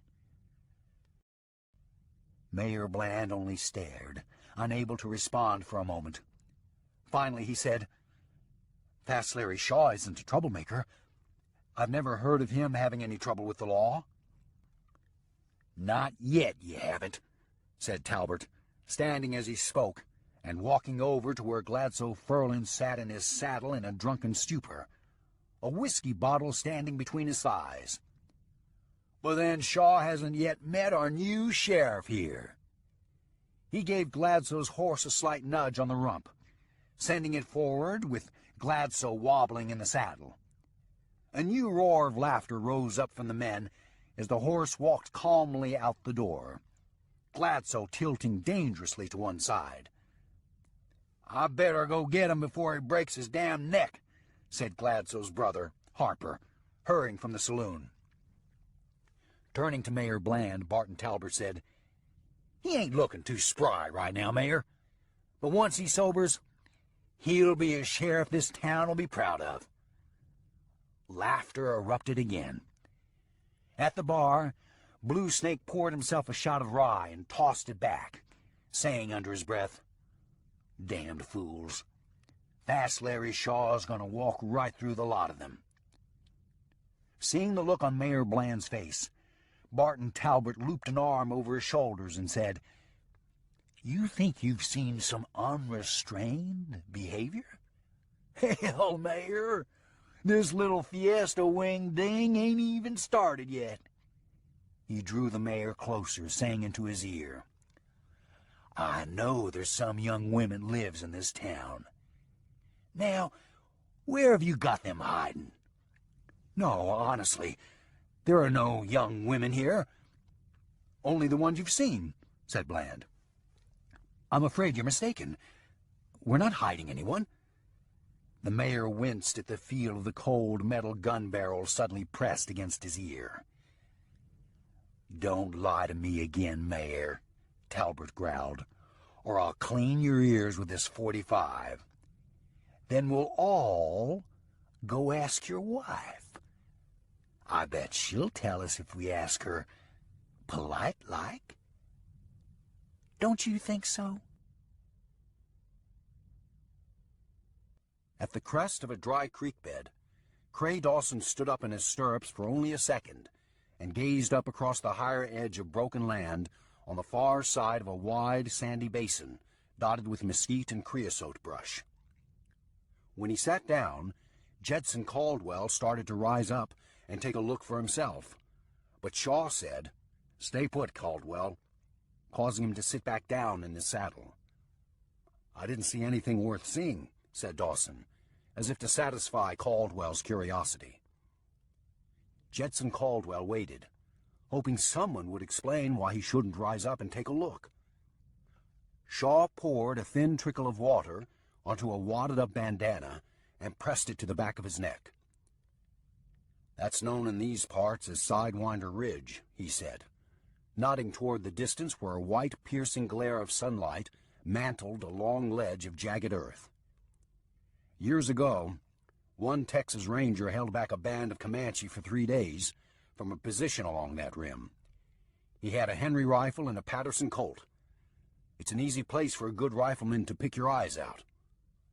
"Oh," Caldwell seemed to sink lower in his saddle. "So you think there's some of Talbot's men waiting up there?" he asked, squinting as he studied the harsh land through the sun's glare. "If they're not, they're damned fools," said Shaw. "They know I'm coming. We know the devil ran to them in this direction. Barton Talbot left somebody up there to ambush me. You can count on it." "Then what are we going to do?" Caldwell asked, looking back and forth between the two companions. "What are we going to do, Dawson?" Shaw asked, his way of passing Caldwell's question off to Cray Dawson. Dawson turned his horse slightly. "All they've seen so far is their dust," he said to Caldwell. "We're going to follow this creek bed around them as far as we can. Then we're going to wait until dark and come up behind them." Dawson looked to Shaw to see if he agreed. "Sounds good to me," Shaw said. He held his horse back for a moment and let Dawson take the lead. A mile across the basin, Curly Tomes and Stanley Little lay at the edge of the rim gazing out to where they'd seen the thin rise of dust only moments earlier. "Think it might have just been some elk or white-tailed crossing in a hurry?" Stanley Little asked, keeping his voice down, even though a mile of sand and brush lay between them and the veil of dust lying sidelong on the hot, dry air. "Could be, I reckon," Curly Tomes said, reaching up under his hat brim and scratching his moist forehead. "Think it might just be some other travelers coming this way? Maybe somebody leaving Texas, heading up to Colorado? I heard there's lots of folks have been doing that lately." "Stanley," said Curly Tomes, taking a deep breath, "who the hell did you ask all these questions before I came along?" "There's no need getting belligerent about it," said Stanley. "I was only asking to make conversation." "Go somewhere and make conversation with yourself," Tomes growled, levering around up into his rifle chamber. "You're starting to get on my nerves something awful." Think it'd be all right if I boiled some coffee? Stanley asked meekly, as if not to impose on his partner. Boil some coffee? Curly said in disbelief. He gazed up at the blistering sunlight and shook his head. Then he looked back at Stanley Little. I don't give a damn if you boil your head. I won't cause no smoke, said Stanley, scooting back from the edge before standing up and dusting his trousers. See that you don't, said Curly. From what I hear, Fast Larry Shaw's like a panther. He can sniff trouble on the turn of a breeze. Stanley Little moved about the area behind them, gathering small dried twigs and kindling. In moments he built a small fire and boiled some coffee. Then he immediately put out the fire and carried the pot over to where Stanley still lay in the same spot watching evening shadows spread long across the earth. Here we go, he said, setting the pot down beside Curly Tomes. Having used his hat as a potholder, he shook it out and set it back atop his bald head. By dark, it ought to be simmered to about the way we like it. Good, said Curly, concentrating on the land without turning to face him. Now see if you can sit there, real quiet-like for a while.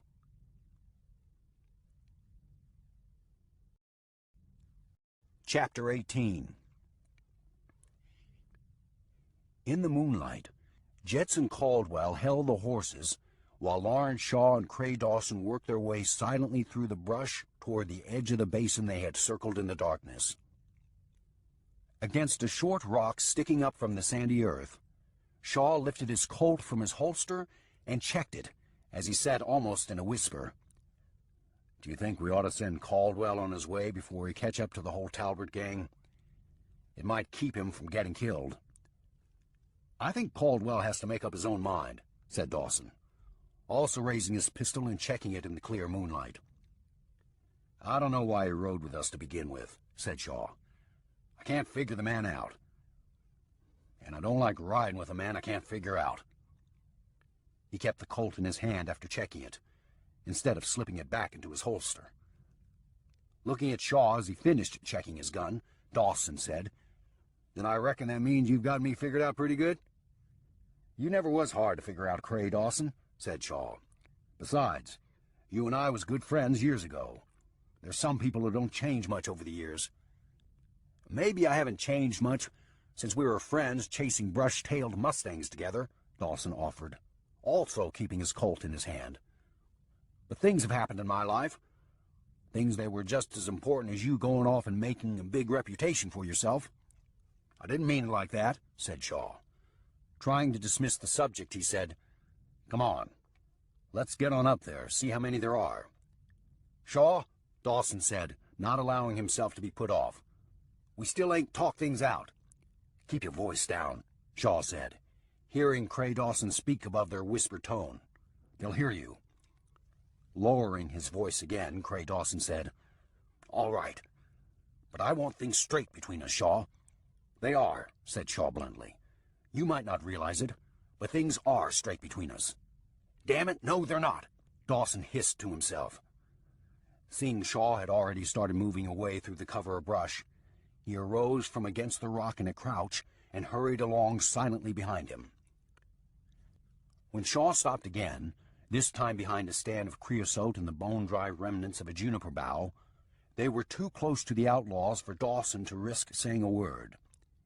Less than 10 yards from them, they could see well enough in the moonlight to know that there were only 2 men lying along the rim looking out onto the sandy basin.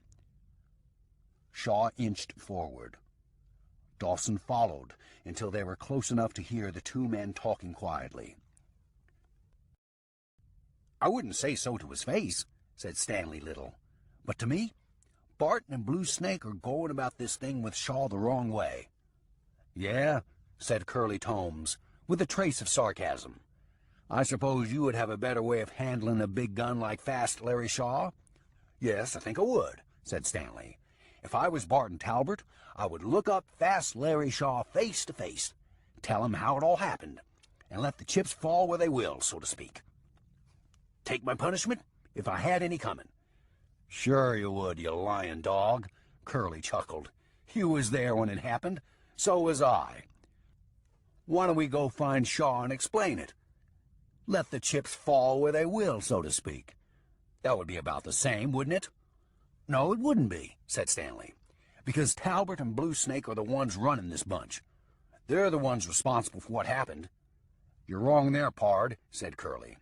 If the woman hadn't put up such a fight, she'd be alive today. That's the fact of the matter. All she had to do was keep her mouth shut about everything. Who would ever know any of it? Freeze! Cray Dawson shouted, cutting the outlaw off. Beside him he could see that Shaw was on the verge of killing them without another word. What the? Both faces turned toward Dawson's shadowy figure standing close behind them, covering them with a cocked Colt in his hand. Stanley Little's hands went up immediately in submission, but Curly's hand tightened on the rifle lying beside him on the ground. Any move you make will be your last, said Dawson. As he spoke, he reached down and placed his free hand on Shaw's shoulder, as if to hold him in place. Easy, he said to him. We need them alive for now. Is that you, Fast Larry? Asked Stanley Little. I reckon you got the drop on us fair and square. But I had nothing to do with that woman getting killed. I tried to stop them. I fought for her like a wild man, but it done no good. Shut up, Stanley, said Curly Tomes, lifting his hand slowly away from his rifle and raising both hands over his head. I'm not Shaw, said Dawson, but he is. Lawrence Shaw stood up slowly, taking a deep breath, knowing that Dawson was right. They needed to find out how many of the same men riding with Talbot now were there the day of Rosa's death. Not that it would mean anything except to him and Shaw. Whoever was with Talbot now would know what had happened, and they would have already made their decision to stay and fight. Turning slightly without taking his eyes off the two men, Dawson called out, Caldwell, bring the horses on up. A short silence passed. Then Caldwell replied, I'm coming. Stanley Little and Curly Tomes stared wide-eyed as Lawrence Shaw stepped forward, his Colt cocked and pointed at them. They found no comfort in his uncocking the gun and lowering it into his holster. Stopping a few feet from them, Lawrence Shaw stooped down, carefully laid his hand against the coffee pot, judging the heat of it, then said as he raised the pot by the handle and shook it gently, judging its contents, Looks like we're down to grit and grinds, he said, controlling the rage that had begun to boil inside him as he listened to their words. Dawson walked forward, keeping his gun on the two men, saying, I'll get up a fire and boil some fresh, soon as Caldwell gets here with the horses. We've got plenty more fixins, Stanley Little volunteered, as if having coffee might save them. We brought our own, Shaw said grimly. You sit real still. I want to ask you some questions. You want to take our guns? Stanley asked, being overly obliging. Why? Shaw asked bluntly. You know, in case we was to make a grab for them, said Stanley. Anytime you feel the urge, feel free to make a grab, said Shaw. This is not a social call. Moments later, Caldwell appeared cautiously on the sandy slope, as if rising up out of the land. He led the three horses over to one side and ground-tied them to a stand of mesquite near the two horses already there. Did everything go all right? He asked timidly, stepping over beside Dawson as he stared at the two men with their hands raised. Get some coffee from the saddlebags, Shaw said, not answering his question. Dawson worked up a small fire, while Caldwell cleaned out the pot and poured water in it from Stanley Little's and Curly Tomes's canteens. A few minutes later, as the coffee began to boil, Dawson stepped in and picked up both men's guns from the ground and laid them a safe distance away. Tell me the whole story, Shaw said to Stanley Little, just the way you said you would if you were with Barton Talbot. You're going to kill us, ain't you? Stanley ventured. What do you think? Said Shaw. I think it was all one terrible mistake, said Stanley. Like I said, I tried to stop them. Tried to talk sense to them. Hell, shut up, Stanley, said Curly Tomes. "He don't give a damn. He's going to kill us anyway." He turned to Lawrence Shaw. "Here's the truth of it, Shaw, for the better or the worse. We never went by your place to cause any trouble. The fact is, Barton Talbot wanted to meet you. Wanted to be able to say he shook hands with the fastest gun alive." An expression of pained irony came upon his face. "Damn it all. He idolized you, to tell the truth. Said he was honored that you came from the same part of Texas where he was born. Said every Texan ought to be proud of you." "That's the truth, so help us God," Stanley interjected. "Go on," Shaw said to Curly. "Tell me all of it." Dawson cut in, saying, "We don't need to hear the details. Tell us who was there, the ones who took part in it." "No," said Shaw to Curly Tomes. "Tell us everything that happened that day." "Everything?" Curly asked cautiously. "Everything," said Shaw. "Leave nothing out." Dawson stepped away and stooped down beside the fire. He stared into the flames as Caldwell raised the coffee pot and poured steaming coffee into 3 tin cups sitting on the ground. "We got there to your house," said Curly Tomes to Shaw. "At first it looked like nobody was at home. Sidlow knocked and knocked, but nobody came to the door. We were all still mounted except Sidlow, Blue Snake, and Barton. They had already turned to get back on their horses when the door opened, and there was your wife." He swallowed and said in contemplation, "Damn it. If she just would have waited another minute or two, we would have been gone. None of this would have happened." "I don't want to hear any more of it," Dawson said in a tight, low voice.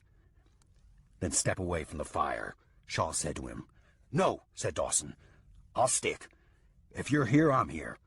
"Go on," Shaw said to Curly Tomes. Without turning, Shaw reached out with a gloved hand and took the cup of coffee Caldwell held out to him. "All right, I'll try." Curly rubbed his forehead with both hands as if the memory troubled him. When he'd drawn a deep breath and let it out slowly, he continued, saying, She was a real pretty woman, Shaw. She came to that door smiling, just as friendly as can be, like she might have been expecting somebody."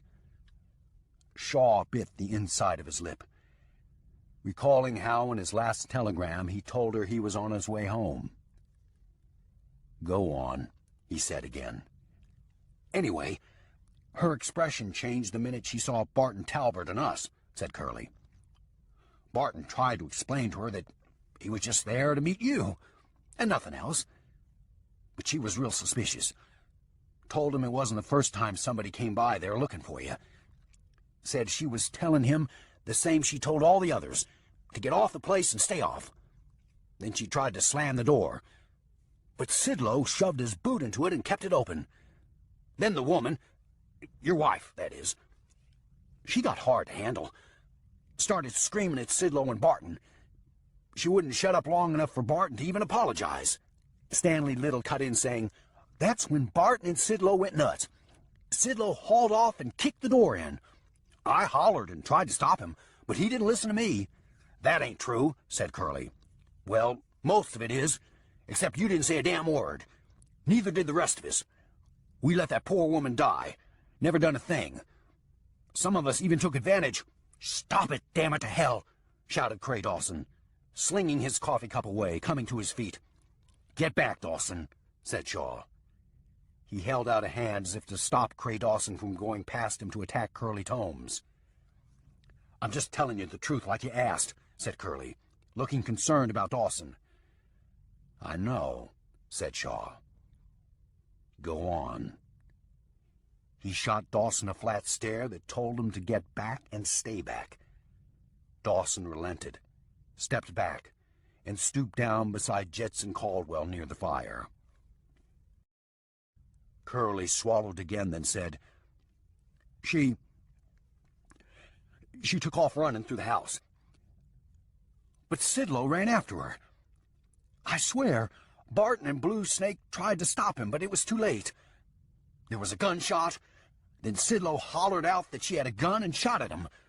Well, that's when Barton and Blue Snake ran inside, and the rest of us got down off our horses and ran over to the house.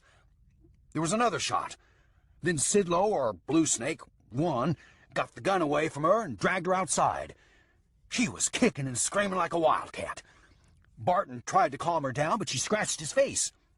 "I didn't see that," said Stanley. "I was looking away." Shaw ignored him and stared at Curly Tomes. "Well, that set Barton off," Curly said. "He hit her. Hard. I mean, with his fist." He stopped for a second and drew a breath, having trouble with the picture of it in his mind. "From there on, things just got worse. Until finally, well, you know." His voice fell lower, softer. Then she was dead. "What's their names?" Dawson asked, his voice trembling. "I saw their faces. I want to know their names." Shaw and Caldwell just looked at him, seeing him stare into the low flames, his eyes glistening with tears.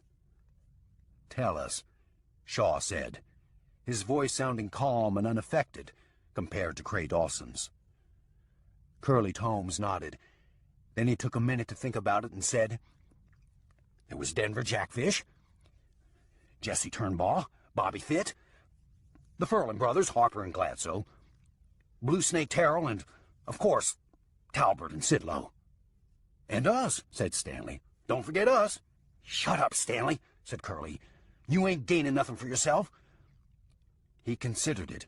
Then, with a puzzled look, he asked Shaw, "Is he?" Shaw shook his head no.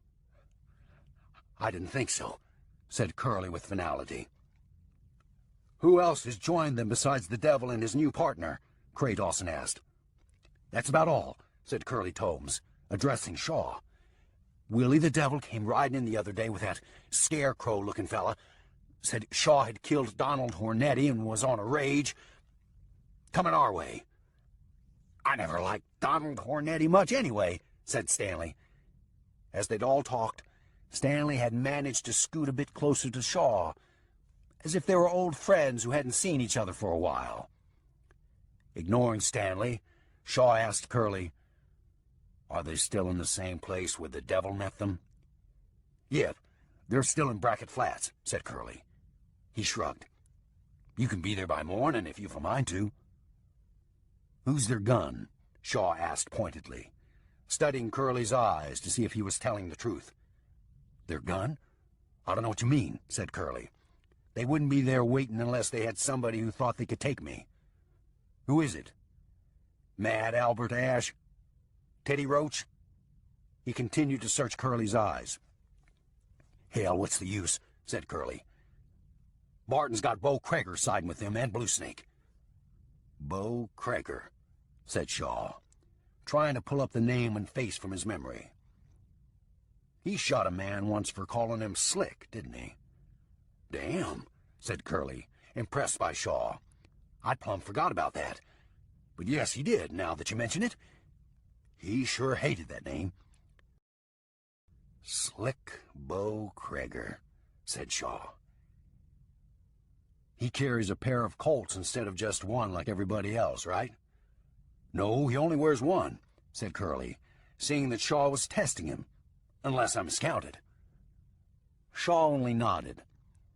Stanley said quietly, "I don't suppose you'd be willing to let us go, since we never really laid a hand on your wife?" "Not a chance," said Shaw. "You wasn't waiting here to enjoy the sunrise." "But we told you everything you asked." "That's worth something, ain't it?" Stanley persisted. Caldwell stood up and stepped over closer, interested in what Shaw might have to say at this point. But Shaw didn't answer. "You could at least give us a fighting chance," said Stanley. "What good would it do?" Shaw shrugged. "You've got a point there," said Stanley. Caldwell said to Shaw, "Excuse me, but you're not going to actually kill these men, are you?" "What did you think I was going to do with them, Undertaker?"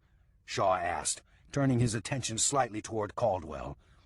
"I don't know, but my goodness," Caldwell exclaimed. "I never thought you would just execute them. That's not human." But squaring off in the middle of a street is, Shaw inquired. How about a hanging? Tying a man's hands behind his back, smacking his horse on the rump, leaving him swinging with his toes pointed to the ground. Does that work better for you, Undertaker? Wait a minute, said Curly Tomes. Why do you call him Undertaker? Because that's what he is, said Shaw. Hot damn, that gives me the creeps, said Curly, shivering and rubbing his hands up and down his arms. I wish nobody had brought that up. Not at a time like this, for God's sake. While Curly talked, Stanley Little had managed to slip his hand down to his boot, where he kept a small, hidden derringer. Now, shouted Curly Tomes, giving his partner the signal to make a move as he rolled toward the spot where Dawson had laid their rifles. Before Caldwell or Dawson made a move, Shaw's Colt came up cocked and sent a bullet through Stanley Little's heart. As Curly Tomes came up onto his knee, leveling a rifle toward him, Shaw's second shot turned him a backward flip and dropped him dead on the ground. Jesus, Caldwell shouted in surprise. Shaw stood up and walked over to where Curly lay dead at his feet. Looking back at Caldwell as he cocked his Colt, he said, "Feel better now, Undertaker?" He fired a shot down into Curly's upturned forehead. "My God, he's already dead," said Caldwell. "Why are you doing this?" Shaw walked over to Stanley Little's body, rolled him face up with the toe of his boot, and aimed the Colt down. Seeing what he was going to do, Caldwell turned his face away and held his breath until the shot resounded. Then he turned to Dawson, who had sunk back down beside the fire now that Shaw had killed the two men. "Why is he shooting them? I can't believe this. They're both dead." "Shut up, Undertaker," Cray Dawson said bitterly. "He knows what he's doing." "I can't live this way," said Caldwell. "How can any sane man stand to live like this?" "If you can't stand it, you might want to think about pulling out now," Dawson said quietly. "Things are going to get awfully bloody from here on." He stared into the low flames with a dark expression in his eyes.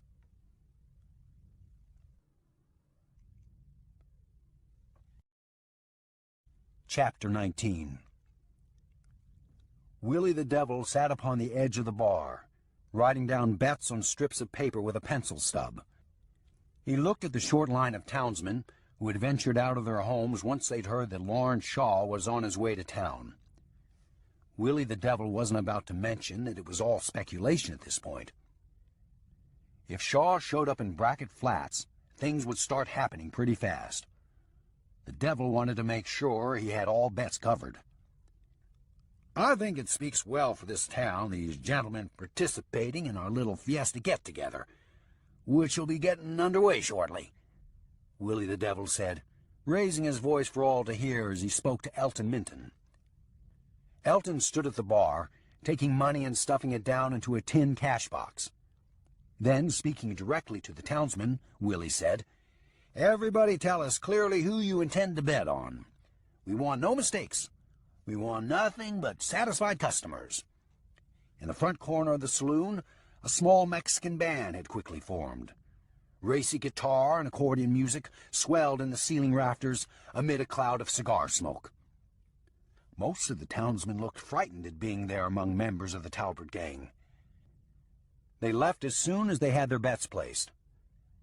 At the far end of the bar, a fight erupted between the Furlan brothers and Denver Jackfish.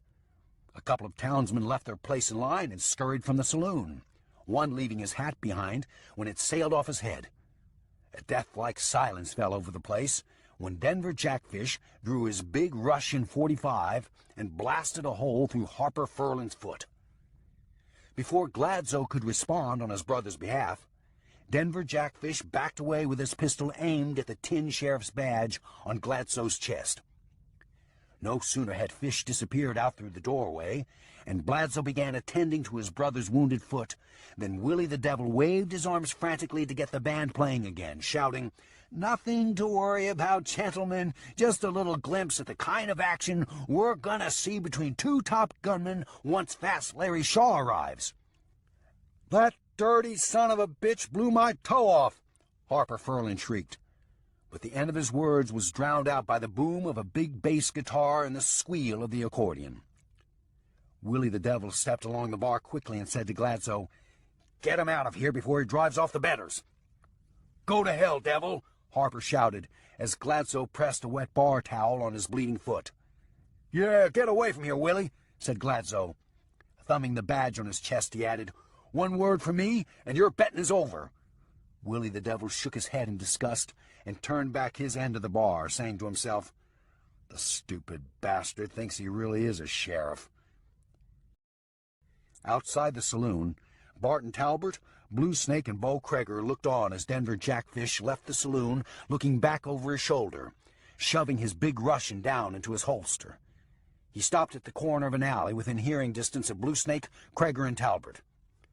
"Sounds like he must have shot Harper," said Blue Snake, looking over at Denver Jack, who nodded in affirmation. With no further comment on the matter, Blue Snake went back to polishing a painted thumbnail against the back of his glove. Beside him, Bo Kreger only nodded and stood watching until his curiosity got the best of him. Finally he asked, "Why the hell is both your thumbnails painted? Are you wanting to be a woman or something?" Blue Snake bristled, but held his temper, knowing better than to get sharp with a big gunman like Kreger. "I like a little flare of color," said Blue Snake. Getting a glimpse of Denver Jackfish, seeing the grin on his face caused by Bo Kreger's words. "I learned it from a Frenchwoman back in Waco. She had lots of style." He jutted his chin. "It looked damn good on her." "Maybe on her it did. But damn, son," said Bo Kreger, chuckling under his breath. "What are you trying to say, Bo?" Blue Snake asked, his jaw tightening. Big gunman or no, there was only so much he could take. "I ain't trying to say it," said Bo Kreger. "I am saying it. Your thumbs look plumb whorehouse sissy to me. I'm wondering if you ever find yourself feeling all giddy and out of control." Blue Snake snarled, "There ain't a damn thing giddy about me." "Hold it, what's this?" said Barton Talbert, cutting him off. From the far end of town, 2 horses came walking in slowly from the sand flats. Across their back lay 2 bodies, their arms hanging stiffly down the horses' sides. "I'll be damned," Blue Snake whispered in awe, already getting the message. "That's Stanley's and Curly's horses," said Barton Talbert. "Then I'd say it's a good possibility that Stanley and Curly are across their backs," Bo Kreger offered with a slight smile. "Looks like Fast Larry Shaw is letting us know he's here." Kreger stepped forward with his shoulders leveled, as if facing Shaw in the middle of the dirt street. "I'm here, Shaw," he called out loudly along the street, his voice resounding out toward the sand flats. "You hear me, Shaw? I'll be right here waiting. Anytime you're ready." The street fell silent. From the edge of an alley, Denver Jackfish ventured forward and looked out in the direction the 2 horses had come from. Along the boardwalk, people appeared, 1 and 2 at a time, looking at the 2 horses and their gruesome cargo. Meeting the horses, Blue Snake and Barton Talbert stopped them and pulled them out of the middle of the street. Blue Snake reached out, took a handful of Stanley Little's hair in his gloved hand, and tried to lift his head for a look at his face. "Stanley's stiff as a board," said Blue Snake. Catching a glimpse of Bo Kreger watching him with a smug grin, he jerked harder on the dead man. But instead of Stanley's head rising, the whole body slipped upward, then toppled off onto the street. The horse neighed and jumped aside. "What sort of message is this?" asked Talbert, looking down at Stanley's body. Rigor mortis had set in, and Stanley's body lay on its back in the same shape it had lain in across the saddle. His arms lay flat, extended above his head. Lying jackknifed at the waist, Stanley stared up blindly from between his boots. a bullet hole showing raw and red between his wide eyes. "If it was Stanley's message," Bo Kreger chuckled, "I'd think he was telling the whole world to kiss his ass." He looked all around the sand flats just beyond the town limits. "But this is Fast Larry Shaw just wanting to rattle somebody. He's telling your men this is what they've all got coming. He figures if you tell some men they're trapped in a place, they'll try to run sure as hell." "It makes sense to me, Bo," said Talbot. "You sure seem to have Fast Larry figured out." "It ain't hard for one gunslinger to figure another one out," said Bo Kreger, with a thin smile of satisfaction. "Staying one step ahead of the competition is what's kept me alive. Fast Larry, too." "Nobody here is going to run from anybody," said Blue Snake, with determination in his voice. "Now, that's the spirit," Kreger said with veiled sarcasm. Taking a step forward toward the far end of town, he shouted, "Shaw, your game ain't working. You hear me? I just been told nobody here is going to turn tail just because you shot a couple of saddle tramps. You got to face me to get to Barton Talbot." "Saddle tramps?" said Denver Jackfish, turning to Jesse Turnball, who had walked along the boardwalk with his pistol out, scanning the sand flats. "Hell, Stanley and Curly were no saddle tramps. They were damn good men. Good thieves, good rustlers. What does he mean, saddle tramps?" "Hell, I don't know." Jesse Turnball shoved his pistol down into his holster and replied quietly, "I reckon the Bo Kreger were all nothing but saddle tramps." "I reckon so," said Denver Jack, also holstering his pistol, having kept it in his hand since shooting Harper Furlan in the foot. "Then just between you and me, I ain't going to be real eager to back 'em up if it comes down to it." "Bo Kreger ain't interested in you and me backing him up," said Jesse. "Can't you see by his attitude? He ain't concerned about handling Fast Larry Shaw. He ain't concerned about nothing, as far as I can tell." "Then maybe he won't mind if I just saddle up and skin out of here," said Denver Jackfish. "Looks like I've already got the Furlan boys, madder than two red-ass apes." "Bo Kreger might not mind," said Jesse Turnball, "but I bet Talbot and Blue Snake wouldn't be too happy about it." "Well, the fact is," said Denver Jack, "I'm getting to where I don't much give a damn what they think either. This whole thing with Fast Larry Shaw never should have happened, and we both know it." "I have to admit," said Jesse, "it was the worst thing I ever took part in. I don't know what the hell came over all of us. It seemed like once it all started, there was nothing could stop it."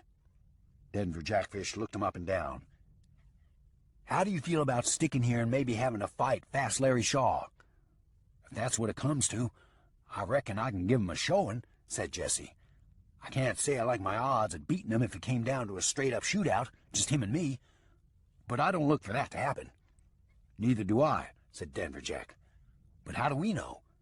"Bo Kreger's awfully fast," said Jesse Turnball. "But so is Fast Larry Shaw," said Denver Jack. He looked out on the street to where Blue Snake, Barton Talbot, and Bo Kreger stood looking out past the south end of town. Then, lowering his voice, he said, "I saw Fast Larry Shaw kill Orville Dupre in Brownsville." "But that was over 4 years ago, wasn't it?" said Jesse. "A man ages in 4 years in the gunslinging profession." "Yeah, Shaw might have aged, but Orville Dupre didn't, not after that. He's as dead now as when Fast Larry left him face down in the Texas dirt." Eyeing Jesse closely, he added, "As dead as we'll both be if we end up facing the man. I ain't no coward, but damn, there's such a thing as good sense." Jesse Turnball stood in silence for a moment, looking at the two bodies, one in the dirt, the other across the saddle. Finally he said to Denver Jack, "You've got a point there. I ain't no coward either. When are you thinking about leaving?" "I'm long past thinking about it," said Denver Jack. "Shooting Harper just has cinched it for me. I'm gone just as soon as I can saddle up and slip away." He grinned shyly. "If you look for me an hour from now, you best look 10 miles north of where I'm now standing." "I hear you," said Jesse, "and I'll be right beside you, laying down hoof prints and kicking up sand." "Hey, over there, you two!" Barton Talbot called out. "Oh," whispered Denver Jack. "Think he heard us?" "I don't see how he could," said Jesse. "Both of you come help us get these men off the street," said Talbot. "Stanley and Curly deserve better than this. Go get some shovels. Dig a hole and drop them in it." "As hot as it is out here," Denver Jack whispered to Jesse Turnbull, "he's out of his mind." But then to Barton Talbot he called out, "Sure thing, boss. We're on our way." "This could be a good thing for us," said Jesse under his breath, as the two started toward the middle of the street. "It'll give us a reason to be gone for a couple of hours. You can't believe how far gone I can get in that amount of time." "Oh, yes, I can," said Denver Jackfish.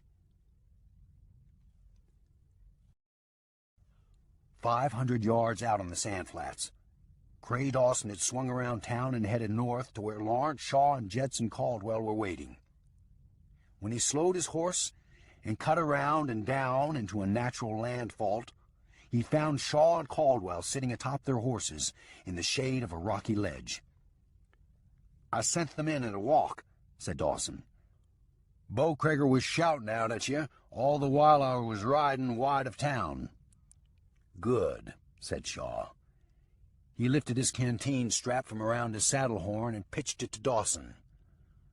"Looks like you could stand watering. Help yourself." Unscrewing the cap, Dawson gave a thin smile, saying, "I don't need to sniff this first, do I? Make sure it's what it should be?" "It's water, Dawson," Shaw said flatly. "Although about right now I could do with a stiff shot of rye."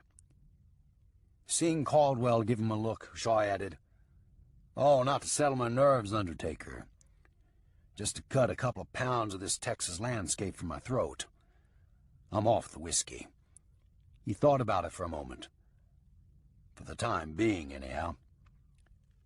"What makes you so sure some of the Talbot gang will try to slip out of town and make a run for it?" Jetson Caldwell asked. "Somebody always does," said Shaw. "But what if this time they don't?" asked Caldwell.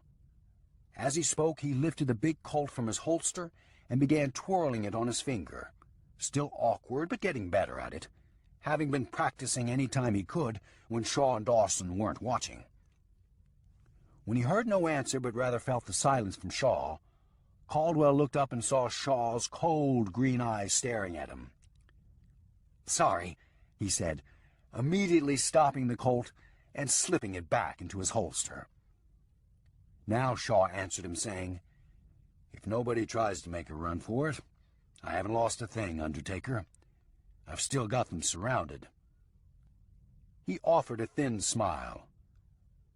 "I can go in any time I feel like it, but the less of them I have to face in the confines of a town, the better I like it. Everyone who leaves betters my odds that much more." "Betters our odds," Cray Dawson put in. "That's right," said Shaw. "Betters our odds." Taking the canteen back from Dawson, he said, as he capped it and looped it on his saddle horn, "You'll have to excuse me, Cray Dawson. You can see I'm used to working alone." "I understand," said Dawson.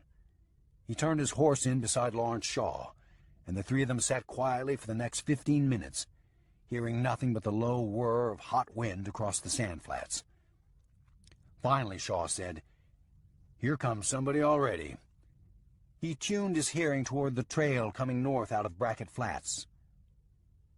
"Sounds like 2 riders, moving fast." "How could you possibly tell that?" said Caldwell, greatly impressed. "I can't hear a thing." "Spend a few years knowing there's somebody coming any minute to try to kill you, Undertaker," said Shaw. "After a while you get to where you can almost hear their shadows." He nudged his big buckskin forward to the edge of the rock shade and looked back toward Brackett Flats at the high, spiraling rises of dust. "Let's get into position, pards. They're going to shoot through here like a train on fire." "Mr. Shaw, do you suppose—" Jetson Caldwell started to ask Shaw something, but then he stopped in reluctance. Turning in his saddle, Shaw said, "Do I suppose what, Undertaker? Come on, spit it out. We've got company coming." Caldwell let it drop, saying, "Nothing, never mind." As if reading Caldwell's mind, Shaw said, "I gave you that gun to use.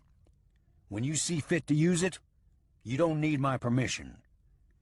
He started to turn and nudge his stallion forward, but on second thought he added, "Just don't shoot me with it again. I couldn't overlook it a second time." "I won't, Mr. Shaw," said Caldwell. "And thanks."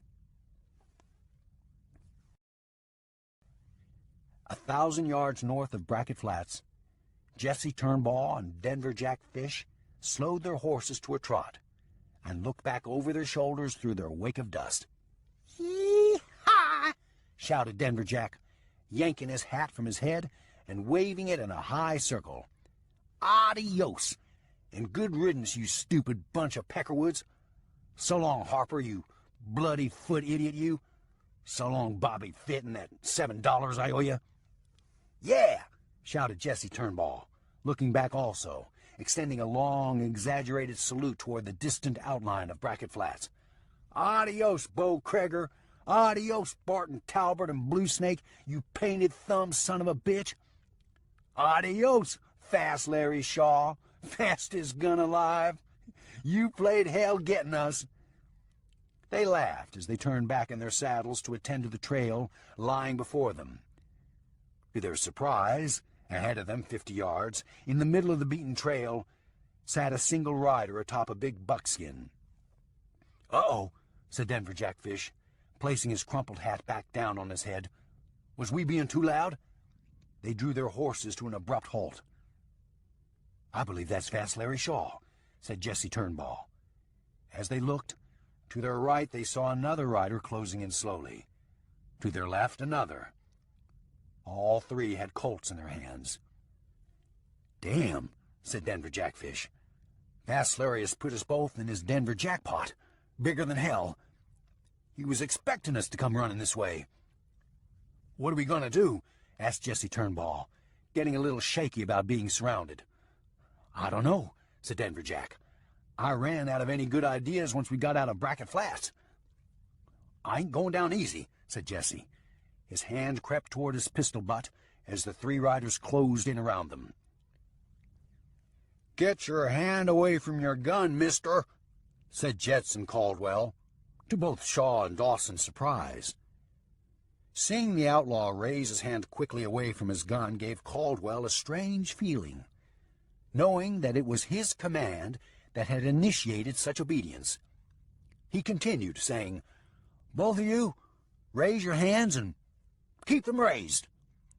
Then he stared, almost bemused by the fact that both of these hardened gunmen actually did as he told them to do. "Now, both of you—" "All right, Undertaker," said Shaw. "Don't get carried away with yourself." The two men looked back and forth among Shaw, Dawson, and Caldwell, their hands held chest high. "You must be Fast Larry Shaw," said Denver Jack Fish, looking Shaw in the eyes as Shaw rode up to within 10 feet and stopped. "That's right. I'm Fast Larry," said Shaw. "What's your names?" "I'm Denver Jack Fish." "Hell, you must have heard of me as much as I've done over the years." "Can't say that I have," said Lawrence Shaw, the Colt lying poised comfortably in his hand. "We know this is all about the woman, Shaw," said Jesse Turnbull. "But if you kill me, you're killing an innocent man." "Me too, damn it," said Denver Jack Fish, giving Turnbull a harsh stare. "What about me?" "Well, him too," said Turnbull. "That's why we headed out when we heard you was coming. Talbert, Blue Snake, and the others have to answer for this, not us." Shaw looked at Dawson. Looking them up and down closely, Dawson gave Shaw a nod, telling him he recognized these two men. "What's going on back in Brackett Flats?" Shaw asked them both. "How do you mean?" asked Denver Jack Fish.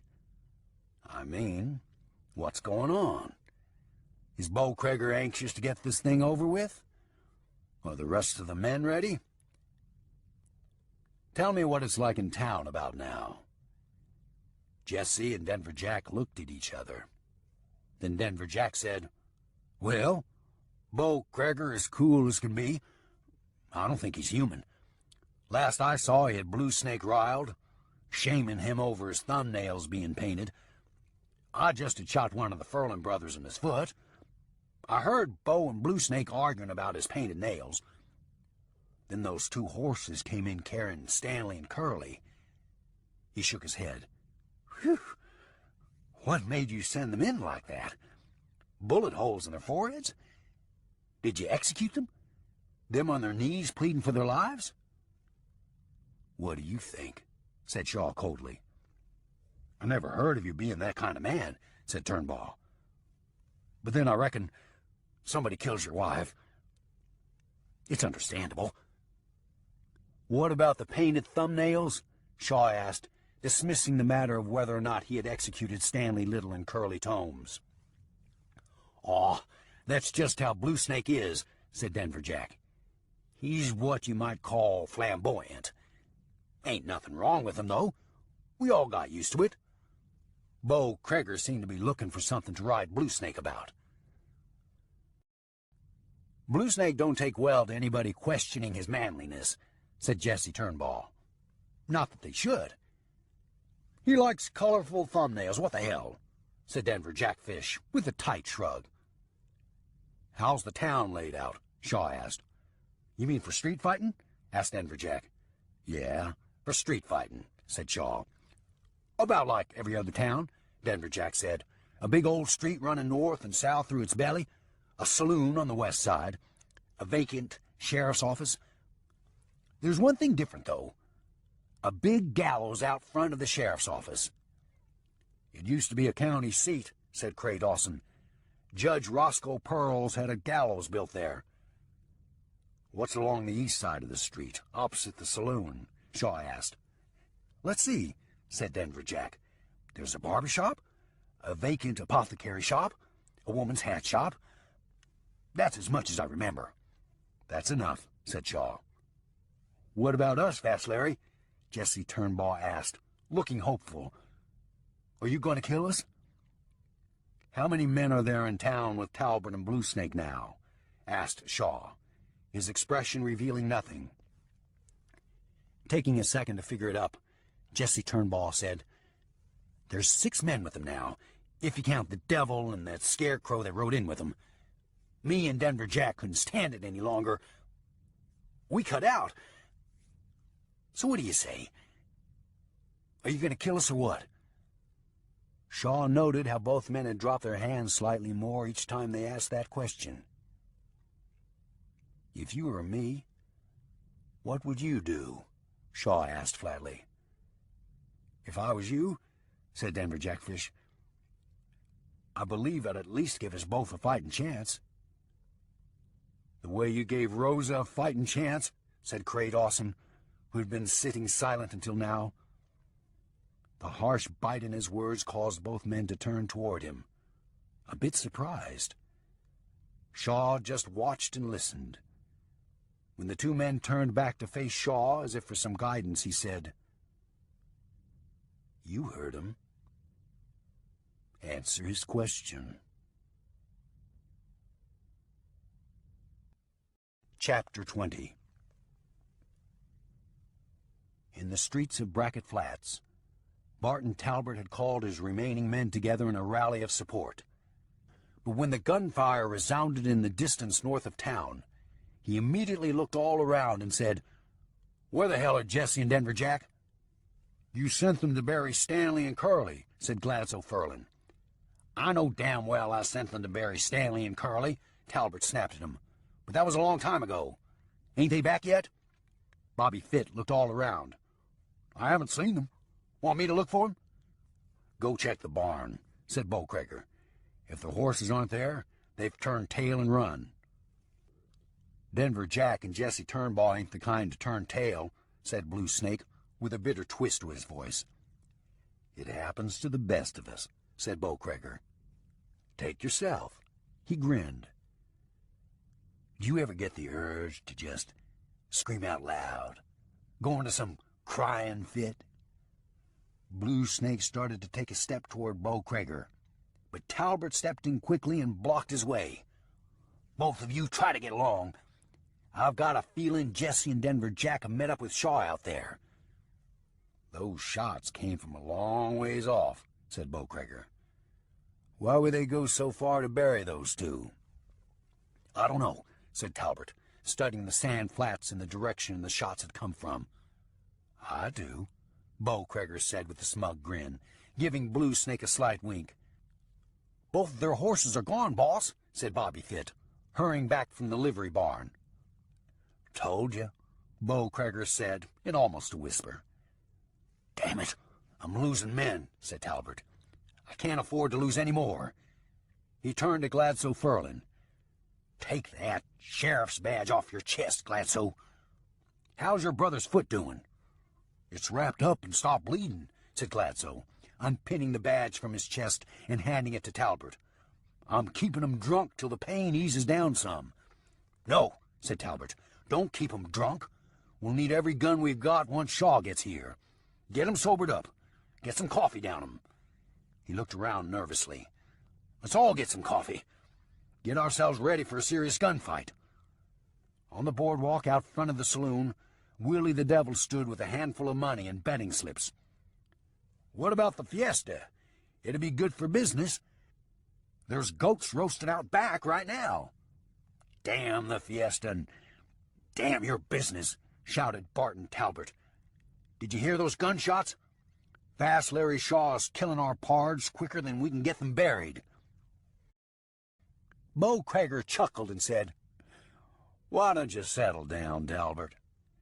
Between you and this man with the shiny thumbnails, I don't know why Shaw wants to waste a bullet on either of yous. Looks like he might just scare you to death." "That's it. I've taken all I'm going to take from this smug bastard," shouted Blue Snake Terrell, his hand going down to his gun butt.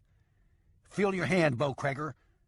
But before Blue Snake could even reach his Colt, a shot from Bo Crager's gun sliced the holster from his hip and sent his gun, holster and all, spinning in the dirt. Blue Snake stood dumbstruck. The other men on the street stood gripped in a death-like silence until they saw Bo Crager tip his gun barrel up slightly and say with a short laugh to Blue Snake, "Oops, looks like you dropped something." A sigh of relief rose among the onlookers. Barton Talbot stepped in between Blue Snake and Bo Crager now that it looked like the danger had passed. "I can't be humiliated this way," Blue Snake seethed under his breath to Talbot. "My God, Snake," said Talbot, his voice a harsh whisper, "swallow your pride long enough to see what we've got on our side here. A man who can do something like that can shoot the eyes out of Fast Larry's head. I think Bo is just doing this to show everybody here they've got no reason to turn and run. Can't you see that? I'll try to go along with you, Talbot, but the minute this is over—" He left his words hanging, both he and Barton Talbot knowing that there was nothing he could do to a gunman like Bo Crager. They'd both just seen that. "Folks, there you seen it," said Willie the Devil, turning the situation to his advantage. With both arms in the air, he shook the money and the betting slips. "Anybody who wants to make some last-minute wager after seeing this fine shooting exhibition better do so right away. The fiesta's been cut short. This gunfight could occur sooner than we expected." "Do you care if I shoot the devil dead right here and now?" Bo Crager asked Barton Talbot. "You don't need men that bad, do you?" Hearing Crager, Willie gave a frightened look and slunk back toward the saloon, Elton Minton right behind him. "To give the devil his due," said Talbot, "in a pinch he is the sneakiest son of a bitch you ever saw with a shotgun." "But we ain't gonna be in no pinch," said Bo Crager. "In spite of all I've shown you, I still don't think you realize just how god-awful fast I am." He grinned smugly, twirling his Colt back down into his holster. Then, looking at Blue Snake Terrell, who stood dejectedly on the same spot, his gun and holster behind him in the dirt, Crager said without mercy, "You can get any old cobbler to fix that real cheap. Send me the bill." When Talbot and Bo Crager had walked away, Blue Snake stepped back, snatched up his gun and holster, and walked rigidly away toward the livery barn. "Bo," said Talbot, looking back, "I need every man I've got. I don't think you realize how good a man Blue Snake is at what he does." "At what he does?" said Bo Crager. "If you mean changing brands on cattle or throwing a gun in somebody's face and taking their money, maybe so. But if he was any gunman at all, I'd be lying dead back there right now." "All right. Maybe he ain't the gunman you are. But who is?" said Talbot, offering a little flattery.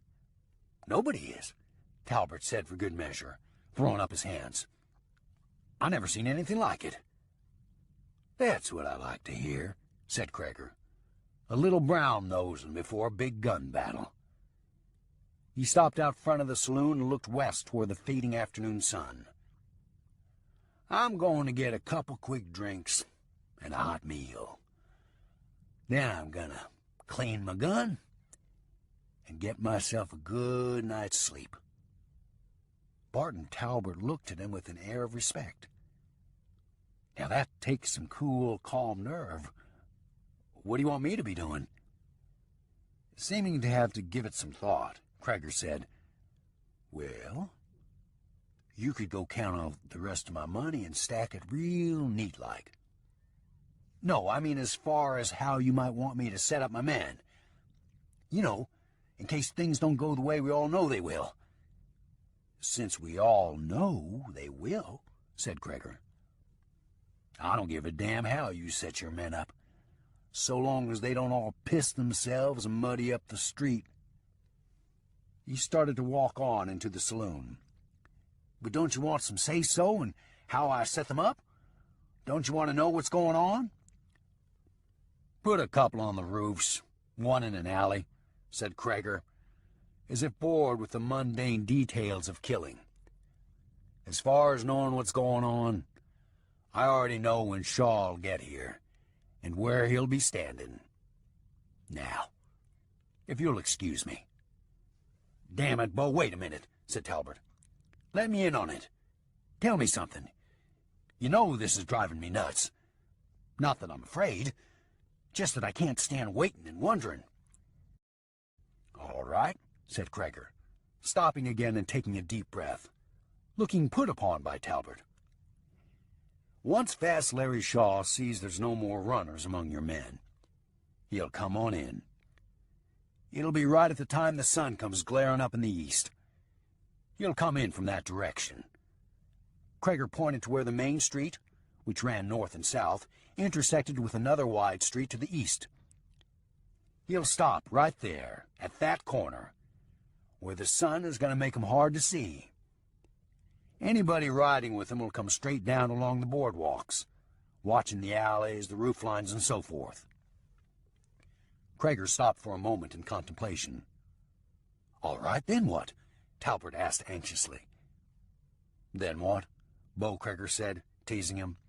"Come on, Bo, what next?" Talbot asked. Bo chuckled and said, "All right. Then, if none of your men has made a move on him, or even if they have, for that matter, Shaw's going to call out my name. 'Bo Crager,' he'll say, just like that. I've done the same thing many times." He reflected as he spoke. "All right, then you'll step out. Let him have the advantage of the sun being at his back?" "Hell no. Do I look like a fool to you, Talbot, giving a big gun like Shaw that kind of an edge?" No, of course not." Talbot shook his head briskly. "But what'll you do to take that edge away from him?" Bo Crager smiled again. "I just won't come out from where he'll expect me to. I'll come out from over there." He pointed past where he predicted Lawrence would step out and call his name. "I'll come from that little bonnet shop behind him along the same street. It'll keep us both in the same position of sunlight. There went Fast Larry's edge." He tapped himself on the temple. "See, this ain't all about shooting each other down. There's a lot of thought goes into staying alive in this business." I gotta admit, said Talbot, you gunslingers know how to read one another like penny dreadfuls. Sounds good as long as it does the way you say you will. Ha! Said Beau Crager. I figured Fast Larry out a long time ago. He's got to do it this way. Don't forget, the fastest gun alive has a reputation he has to keep, no matter what. I'm counting on it, said Talbot, looking relieved now that he'd heard Beau Crager's keen insight into Fast Larry Shaw. Counting on it? Crager chuckled confidently. Talbot, you can bet on it. In fact, I hope you already have. He gave a knowing nod toward the saloon where Willie the Devil was back to work promoting the upcoming gunfight in a huckster's voice. It looks like we've got all we're going to get out of Brackett Flats, said Cray Dawson, stepping down from the rise of rock and back over to where Lawrence Shaw and Jetson Caldwell had sat down on the dirt beside the horses. In the west, the sun had moved down along the horizon and spread boiling red across the low sky. What's our next move, Shaw? Lawrence Shaw stood up, dusted the seat of his trousers, and looked off across the sand flats toward town. It's time I get prepared to go on in and get it done. How will you want us to play it? Asked Dawson.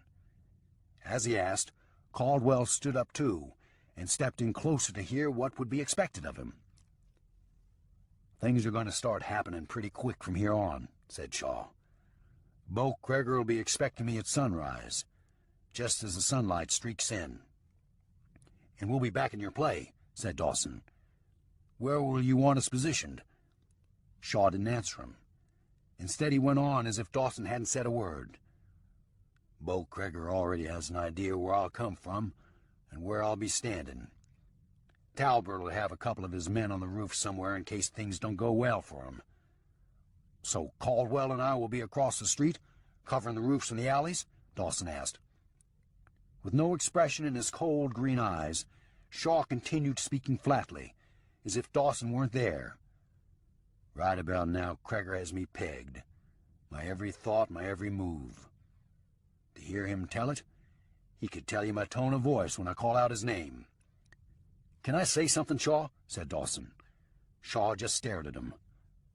What about Caldwell and me? Where are we going to be positioned? I want to be in the thick of it when these rats hit the ground. Shaw looked back and forth between the two men. Then he said calmly and with resolve, Both of you go on home. I'll take it from here. Well, all right then, if you say so, said Jetson Caldwell meekly. He took a step back out of the way. Wait a minute. Are you loco, Shaw? Said Dawson. You've got 7 gunmen, plus Beau Crager, waiting in there to shoot your eyes out. You've got a shoulder wound still healing where Caldwell shot you? No way I'm going home. Not until this is finished. You're going home now, Dawson, Shaw said in a strong tone. I no longer want you with me. He turned a harsh look to Jetson Caldwell. Same goes for you, Undertaker. Both of you drag up and ride away. The matter is not even open for discussion. The hell it's not, said Dawson. If you're cutting me out, I've at least got a right to know why. I've rode with you long enough. Spilled enough blood for you. You owe me that much. I don't owe you a damn thing, Dawson, said Shaw, in a low, even tone. You came along for Rose's sake, remember? Said how much you loved her. Said how you would have married her if it hadn't been for me coming along. Well, I came along. She was my wife. I stood over her grave imagining what those killers put her through. Now it's time they pay up. And it'll be me that sets things straight, nobody else. He stared pointedly into Cray Dawson's eyes, then said, Unless there's some reason why things should be otherwise. A nerve twitched in Cray Dawson's jaw for a tense, silent moment. Caldwell stood staring in breathless anticipation. Then Dawson broke the silence, saying, All right, Shaw. I've been trying to tell you all along, but you wouldn't listen to me. This is what I meant when I kept saying things still needed to be talked out between us. I knew what you had to say then, Dawson, said Shaw. And I know what you've got to say now. The problem is, I don't know whether or not I can keep from killing you after I hear you say it. Do yourself, me, and Rose's memory a favor. Keep your mouth shut and get out of here. Caldwell stood frozen in place, not sure he could trust his own senses. Cray Dawson swallowed hard. "All right, Fast Larry Shaw," said Dawson. "As always, you get your way. I'll leave. There's no arguing with the fastest gun alive." He took a step back toward his horse. Then he stopped and pointed his finger at Lawrence Shaw. "But tomorrow morning at sunrise, I'm going to be there in Bracket Flats. If you think you have reason enough to kill me, that's up to you. I'll be there whether you like it or not." He turned, stepped up into his saddle, and started to turn his horse away. "Damn it to hell, Dawson, wait a minute," said Shaw, his demeanor softening. "I don't want things to end like this between us. I know you're a good man. Things being the way they were, Rosa must have cared an awful lot for you. Let's just ride away from one another and stay away from one another. We love the same woman. Everything else about her is gone. Let's keep her memory good." Dawson stared at him for a moment longer. "I say the same, except it ain't easy for me to forgive myself the way it is for you, Shaw. I've tried every way in the world to admit it to you. It just never got said. I wish to God they'd buried me in Somos Santos instead of her. Dying has got to be easier than this." He jerked his horse around without another word and gave it his spurs. In a moment, all that remained was his wake of dust on a passing breeze. "Well, what about it, Undertaker?" said Shaw. "Hadn't you better catch up to him? You don't want to be left out here all alone, do you?" "Mr. Shaw, can I say something, too?" said Jetson Caldwell. "Well, I don't see why not. You're the only man who ever shot Fast Larry Shaw and lived to tell about it," Shaw said with a trace of sarcasm. Caldwell said in a shaky voice, "I'm not sure what I just heard here. And, believe me, it's none of my business. But I think Cray Dawson is by far one of the most decent, loyal, straightforward men I've ever had the honor of meeting in this godforsaken land. It's rare to find a friend like that. I think you would do well to value such a friendship." "Is that all?" Shaw asked. "Well, yes," said Caldwell. "Then get a saddle under you and get your knees in the wind. I've got more to do than listen to you give me a sermon on friendship." "Yes, Mr. Shaw, I'm going now," Caldwell said nervously. "But I want you to know that when Cray Dawson shows up in town tomorrow at the stroke of sunrise, I plan on being there beside him." "Do you now?" Shaw asked with a scowl. "Right at the crack of sunrise?" "Yes, indeed I do," said Caldwell. "Well, then, you and Mr. Dawson just be my guests," Shaw said with a bitter twist to his voice. "Show up at sunrise. I won't try to stop you. Now, adios, Undertaker. Get out of here before I give this shoulder wound back to you."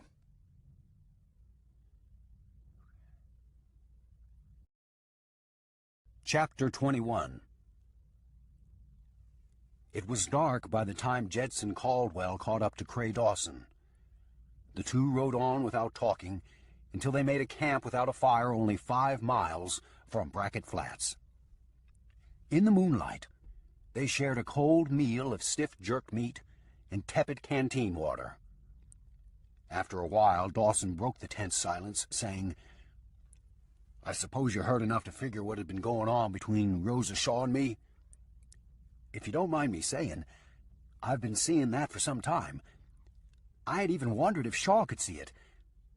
Apparently he did. Caldwell stopped for a moment, thinking it over. Then he said, "She must have been a remarkable woman. If two men loved her so much, they're willing to share the memory of her." "She was a remarkable woman," said Dawson. "I just wish to God I could have known what was going on that day. I would have been there even though Lawrence Shaw wasn't." "You really do blame yourself, don't you?" Caldwell asked carefully. Dawson hung his head. "I actually saw them on their way along the road after they left the Shaw home. I had no idea where they had been." "Even if you had, it wouldn't have saved her," said Caldwell. "It would only have meant that you would have found her killers sooner." He shrugged. "I call that little comfort for so great a loss." "That's all I get," said Dawson. "But tomorrow, I'll be there at sunrise. And even if it means I have to fight Lawrence Shaw, I'm taking vengeance on Rose's murderers." "You won't have to fight him," said Caldwell. "The last thing he said was that he wouldn't try to stop us if we showed up." "He said that, huh?" said Dawson. "Yes, he did," said Caldwell, nodding. "He said, 'Show up at sunrise. I won't try to stop you.'" Dawson let out a tired breath. "Then something I said must have changed his mind after he took time to think it over. That ain't like him," he said. He shook his head, then added, "Never fall in love with another man's wife, Caldwell. It'll bring you and everybody else nothing but misery. I expect I am lucky Shaw didn't put a bullet in me. The plain truth is, I hurt so bad I just didn't really care." He stood up, dusted his trouser seat, and took down his saddle and blanket roll. Caldwell did the same, saying, "So tomorrow we'll meet Shaw there first thing at sunrise?" "Yep," said Dawson. "I will anyway. If you want to ride on, nobody will ever blame you." Taking down his own saddle and blanket roll, Caldwell said, "I know, but if it's all the same, I want to be there." Dawson just looked at him. "Call it a test," said Caldwell. Then, without another word on the matter, he shook out his blanket and spread it on the ground at his saddle. Dawson nodded and did the same. Caldwell lay awake in restless anticipation of the upcoming events, while Cray Dawson soon fell fast asleep. But at midnight, as Caldwell still wrestled with his blanket and tossed and turned, he was suddenly startled by the sound of Dawson's voice, saying to himself, "Damn you, Shaw! I should have known better." Jetson Caldwell sat up quickly, leaning on both palms, looking around as if expecting to see Lawrence Shaw in their midst. "What's going on, Dawson?" he asked, bewildered. "Shaw just jackpotted us, that's what's going on," said Dawson. "It just came to me in my sleep what he's trying to do. Only it's not going to work. No, sir. Not if I can help it." "What's he trying to do?" asked Caldwell. Cray Dawson snatched his saddle and blanket from the ground and hurried over to where the horses stood at rest. "Come on, Caldwell. If you're coming, we've got to get a move on." "But it's the middle of the night," Caldwell protested, even as he grabbed his boots in one hand, his saddle and blanket in the other. "Where are we going?" "Shaw told you it was all right for us to be there at sunrise because he knew damned well he was going into Brackett Flats tonight. He's deliberately trying to get himself killed." Bobby Fitt stood guard until midnight, until Harper Furlan limped over to the abandoned gallows to relieve him. "I don't see the damn point in us standing guard like this," Harper said, feeling cross and testy from the pain in his swollen, wounded foot. "If I wanted to stand guard, I'd have joined the army." "I know," said Bobby Fitt. "I've never seen Talbot so worried about anything since I've been riding with him." He looked Harper up and down. "How's the bad foot doing?" "No good at all," said Harper Furlan. "The only thing would help it is if I could stomp it up and down on Denver Jack's face." Bobby Fitt chuckled slightly under his breath. "It's a well-known fact that Denver Jackfish will shoot a man without warning, and with very little provocation." Harper only sneered and cursed silently. Leaving the gallows, Bobby Fitt walked over to the saloon, where Willie the Devil and Elton Minton were still drinking, the devil fervently swapping gunfighting tales with a couple of townsmen who had grown bold enough to drink with what remained of Barton Talbot's men at the bar. "What happens if this fight doesn't take place?" one townsman asked the devil. Willie the devil spread his hands in a gesture of innocence, saying, "Then everybody gets their money back, of course. Look, friend, making book on these gunfights is not something I do for money. This is all done through my love of sporting events." "I never thought of two men shooting at each other as a sporting event," said the townsman, scratching his head. "Then you haven't studied much history," said the devil. "The contest of man against man in a contest of life or death is the oldest sport in the world. The Romans did it with swords and pikes and other assorted cutting and maiming objects. So did the Greeks, the Chinese, God knows who else. Shooting a man with a gun is perhaps the most humane way in the world to kill him. I hate even thinking about some of the others." He winced in contemplation. "I hadn't thought of it, but I reckon you're right," said the townsman, again scratching his head. "You bet I am," said Willie the devil, smiling broadly. "The devil wouldn't steer you wrong. Right, Elton?" "Right you are, devil," said Elton Minton, who stood farther down the bar. Elton had taken up with a young woman who had been drinking and consorting freely with the outlaws ever since Talbot had convinced the mayor to allow the young women of the town out of hiding. The young woman raised her dress hem slowly and smiled as Elton stuffed a dollar bill under her garter. "Why do most of the men call you Scarecrow?" she asked Elton, taking her slow, sweet time lowering her hemline. "I didn't know they did," said Elton, with a dumb look on his face. As Bobby Fitt poured a glass of rye and raised it to his lips, Blue Snake walked through the open doorway with a sour scowl on his face and his eyes blurry and red-rimmed from both whiskey and sleep. "I ate another polecat in my sleep," he said, walking to the bar. He looked back and forth, seeing the line of empty bottles, glasses, and stubbed-out cigar butts along the whiskey-stained bar top. Flies swirled. "What happened to that Peckerwood bartender?" he asked, swiping a hand to shoo the cloud of flies away. "He's been gone 3 days," said Bobby Fitt. "Ever since Denver Jack wanted to shoot a bottle off his head." "Yeah, I remember," said Blue Snake. Then, as if remembering something important, he asked, "Ain't you supposed to be standing guard?" "Just till midnight," said Bobby. "Harper relieved me a few minutes ago." "Harper? Hell," said Blue Snake. "The shape his foot's in, he ain't gonna pay attention to what's coming or going. Talbot ain't going to like it." He jerked his head toward the street. "Get over there and send Harper to bed." "I don't know why," said Bobby Fitt, throwing back his drink of rye. "There ain't nothing gonna happen till sunrise anyway. You heard what Bo Crager said about gunfighters like Shaw?" "That's right, I heard him," said Blue Snake with finality. "Now go send Harper to bed. Talbot is jumpier than a squirrel." Bobby Fitt grumbled under his breath, but did as he was told. He left the saloon, but was back inside of a minute, a stunned look on his face. "Blue Snake, you better come see this. Old Harper's committed suicide." "Like hell," said Blue Snake, hurrying past him out the door. "Come on, all 3 of you," he shouted over his shoulder.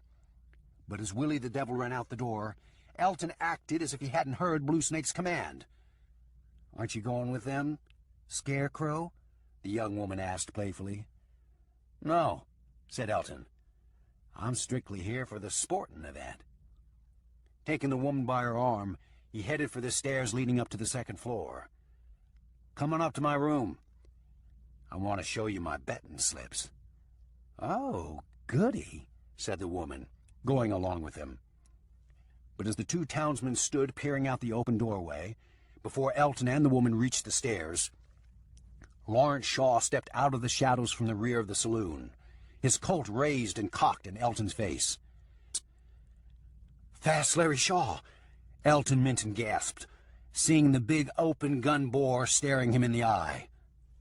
"Fast Larry?" said one of the townsmen in disbelief. Seeing both townsmen snap around in the open doorway to get a look at him, Shaw said, "Gentlemen, keep your eyes turned to the street. Don't draw attention to me." "Oops, no, we won't do that," said a townsman, grabbing his companion and turning him back toward the street. You remember me, don't you?" said Elton in his shaky voice. The young woman, who had been shocked at first, now looked Shaw up and down with an inviting smile. "Should I?" Shaw said to Elton. "I'm the one who took care of the bets on you and Mace Renfield. Remember me?" said Elton. The young woman cut in, saying, "The men called him Scarecrow." "The one who stole all the betting money?" Shaw said. Elton fell silent, his eyes seeming transfixed on the gun barrel. "I'm not here to kill you, Scarecrow," said Shaw. "And I don't care about the betting money you stole. I want you to go tell those boys out in the street that I'm up there." He gestured a nod toward the rooms upstairs. "Having a drink with this young lady. Tell them I'll be right down. I'm here to kill them." "All right," one of the men in the doorway said, raising a fist in a cheer without turning around. "I've got $3 bet on you, Fast Larry. I just want you to know." Shaw didn't answer. Taking the woman by her forearm, he directed her toward the stairs. "After you, ma'am," he said. "Well, thank you, Mr. Shaw," the woman said. "My name is Florence, by the way." "Lawrence Shaw, ma'am," Shaw replied. "At your service." "Oh, my. I hope so," Florence whispered, suggestively. Shaw said to Elton, who stood stunned, "Well, are you going? Or do I have to clip your toenails?" He lowered the barrel toward Elton's feet. Elton jumped back as if a snake had nipped at his toes. "Yes, sir, Mr. Shaw. I'm gone," Elton said. As soon as Elton was out the door, the townsman ventured a glance around and saw Shaw and the woman climbing the stairs, Shaw escorting her with her hand lying on his forearm. But when they reached the top of the stairs and turned a corner out of sight, Shaw said, nodding toward a door at the far end of the hall, "I suppose that's the way out of here?" "I don't know," said Florence, not as seasoned and seductive now that she thought they were about to enter one of the small rooms. "I've never really been here before. I just thought it would be exciting." "And now your stomach is feeling a little queasy," said Shaw. "I'm sorry," said Florence. "Think nothing of it, ma'am," said Shaw. "The fact is, I want you to get out that door and down the back stairs as quick as you can. Get away and stay away. Will you do that?" "But if there's going to be a gunfight—" Her words stopped short when she saw the look on Shaw's face. "All right. Yes, I'll go, and I'll stay out of your way." "All right, get going," said Shaw, giving her a slight nudge. "Good luck, Fast Larry," she said as she turned away. "Fast Larry." "Much obliged, ma'am," Shaw said patiently. On the street by the gallows, Blue Snake, Willie the Devil, and Bobby Fitz stood staring at the body of Harper Furlan as Elton Minton came running up beside him, out of breath. Elton skidded to a halt at seeing Harper's body twist back and forth slowly on the long gallows rope, his toes only 2 inches off the ground. My, Harper hanged himself," Bobby Fitz said quietly. "His foot must have hurt lots more than he let on." Blue Snake stared at Bobby Fitz. "Damn it, Bobby, Shaw did this. Harper didn't kill himself." "He's there," said Elton, grabbing Blue Snake by the shoulder to keep from falling. "Who's there?" "There where?" Blue Snake demanded, throwing Elton's hand off of him roughly. A cry of pain and outrage arose as Gladso Furlan arrived and saw Harper's body hanging from the gallows. He flung himself forward, raising Harper into his arms. "Fast Larry," said Elton, still struggling to catch his breath. "He's in the saloon, right now, upstairs with that young woman, Florence." Barton Talbot arrived just in time to hear what Elton said. Behind Talbot, Bo Crager walked along sleepily, shoving his shirt down into his trousers, his gun belt hanging from his shoulder. He gave an unconcerned glance to Gladso and his dead brother and shook his head. "Fast Larry Shaw ain't in the saloon. I told you sunrise, damn it." "Maybe he forgot to set his watch," said Blue Snake dryly, as he drew his pistol and checked it. "Willie, Bobby, Scarecrow, let's go get him." Barton Talbot turned to Bo Crager. "If Scarecrow saw him, he's there. What are you thinking anyway?" "He ain't there," said Bo Crager confidently, rubbing his sleepy eyes. "He might have just been there, and he might have taken some woman upstairs, but he ain't there now. "We can at least check and see," said Barton Talbot. "Suit yourself," said Kreger. "He won't be here till morning, just like I said." He turned and started to walk away. "Bo, where are you going?" Talbot asked. "Where does it look like I'm going?" said Kreger. "Back to bed. I've got a busy morning coming." Chapter 22. Inside the saloon, Blue Snake stood back cautiously, his Colt in hand, poised, looking up at the top of the stairs. "Shaw, he brought us just like you told him to. Come on down. This is Blue Snake Terrell. I'll fight you man to man. Nobody'll interfere. You've got my word on it." Close beside Blue Snake, Bobby Fitt whispered, "Want me to see if there's a shotgun under the bar?" "Hell yes, get the shotgun. What's the matter with you?" Blue Snake whispered harshly. "Hurry up!" "Got it," said Bobby, hurrying behind the bar, snatching up the shotgun and waving it to show Blue Snake. "Shaw," said Blue Snake, "you know that Bo Kreger's here, and he's wanting you awfully bad. But I say first come, first served, don't you?" He paused for a reply, but when none came, he said, "I understand you've got to take vengeance for what happened. But since I had nothing to do with what happened to your wife, I figure you and me ought to treat one another with respect. I'm going to give you a minute to think about it. Then I believe you and me ought to handle this like a couple of honorable men. That's my thinking on it." "I got the kerosene," Willie the Devil whispered, appearing from the back stockroom of the saloon. "It's about damn time," said Blue Snake, still whispering. "Get some matches and get ready." "For God's sake, don't burn the saloon," one of the townsmen pleaded shrilly, nearing hysteria. He jumped up from where he and his companion had hidden beneath a rough wooden table and screamed toward the top of the stairs. "Mr. Shaw, please, if there's any humanity in you, don't let them burn the—" He cut his words short, seeing Blue Snake swing his big Colt toward him. Before Blue Snake could get a shot off, both townsmen turned the table over as they ran from the saloon. "Never mind them, Shaw," said Blue Snake. "They're just drunken citizens.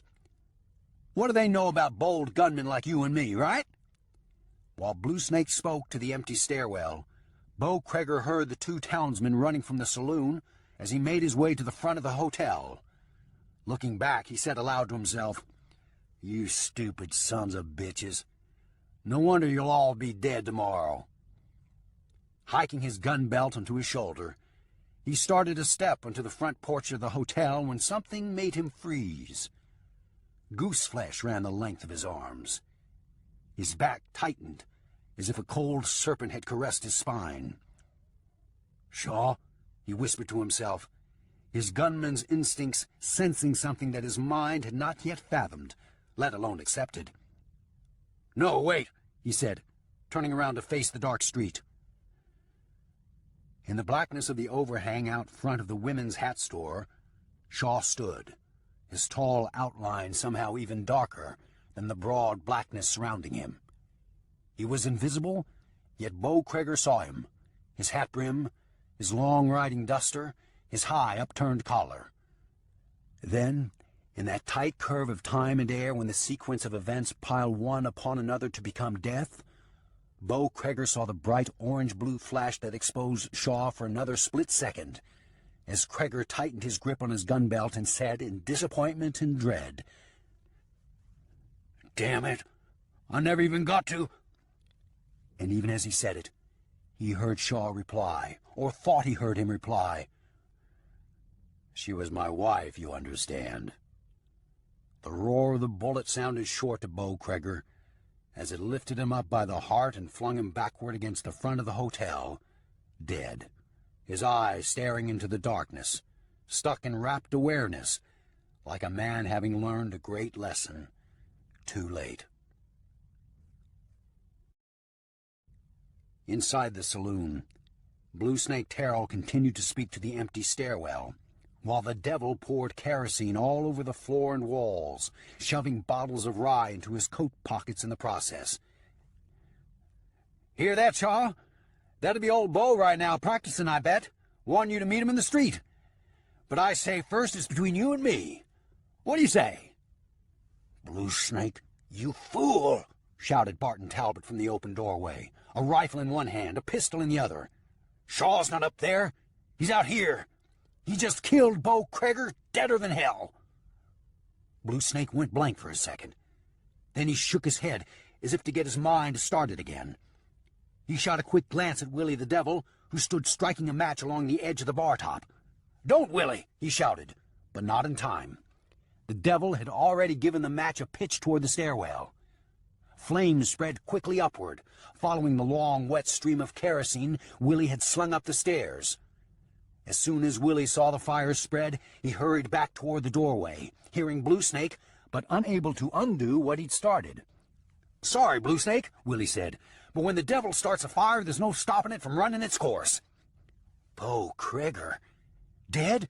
said Blue Snake, as if he couldn't believe it. He no longer seemed to care about the saloon being on fire. "Deader than hell," said Barton Talbot. "Shaw's here, and he'll have to be dealt with before he kills us all." He stepped inside the burning saloon and looked back out onto the dark street. "I tell you, this man don't act human." Blue Snake grabbed the rifle from Talbot's hand and levered around into the chamber. "He might not act human, but he damn sure is. Once we put a couple of bullets in him, I expect he'll bleed just like the rest of us."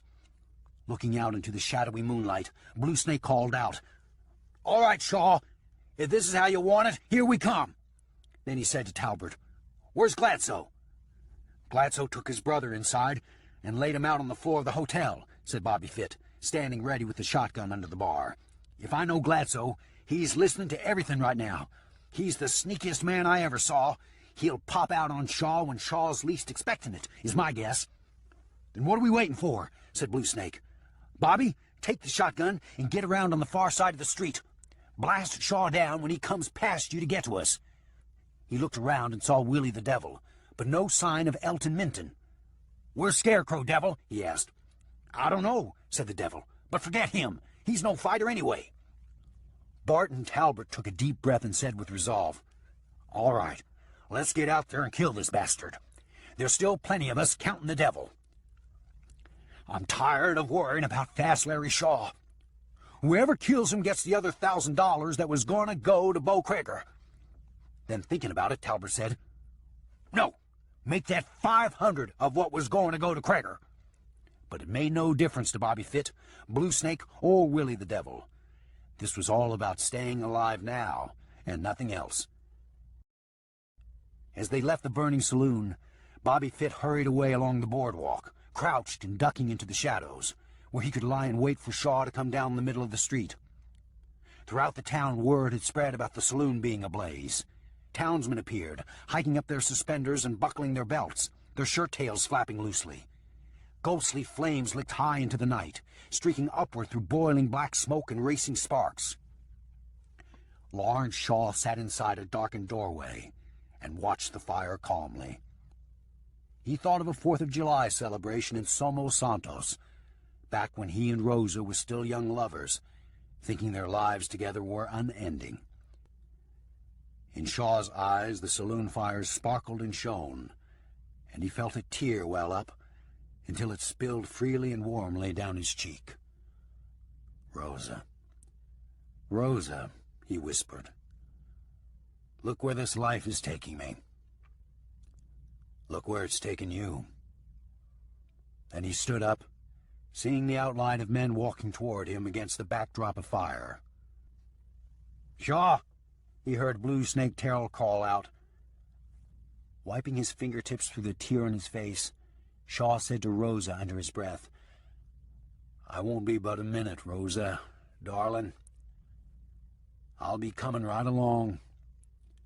"Step out, Shaw," said Barton Talbot, letting go of his fear and taking charge, leading Blue Snake and Willie the Devil down the middle of the dark street. "I had nothing to do with killing your wife. I'm innocent. But if there's got to be some killing to make it right, come and get all of it you want." Several of the townsmen who had formed a bucket brigade to fight the saloon fire ducked out of sight at the sound of Barton Talbot's words. "We've got a fire going, damn it!" one townsman shouted in anger. Seeing Lawrence Shaw's dark figure appear before them, Blue Snake and Willie the Devil began firing, but their first shots were wild and unaimed. Barton Talbot stopped and took careful aim. Yet, as he fired, Shaw moved at the last second, and the shot sliced through the air past his head. "Damn it! Somebody hit him!" Talbot shouted. Lawrence Shaw drew his big Colt and walked forward, taking quick aim and firing. Shot after shot, the three men felt the bullets punch and cut and drive them to their knees in bloody submission. Once flat on his belly, Willie the Devil managed to lie quietly, a pistol tucked up under him. Blue Snake Terrell took a bullet in the chest, but still managed to crawl away, leaving a blood trail behind him until he managed to turn and shove upwards to his feet. Shaw didn't see him, but as Blue Snake took aim, a bullet came out of the darkness and knocked him dead. Shaw kept walking, kept firing, knowing that with each shot fired at him, his odds of living fell dramatically. "Shoot, damn you! Shoot!" he shouted. "Can you only kill women?" But as he stepped closer, he saw only Barton Talbot, on one knee in the dirt, his Colt hanging loosely in his hand. "I just want to say, I'm sorry, Shaw," he said in a gasp, blood spilling from his lips. "Why didn't you shoot?" said Shaw bitterly, the Colt bucking in his hand, knocking Barton Talbot flat onto his back in a spray of blood. To his right, Shaw heard Cray Dawson's voice call out, "Look out, Shaw!"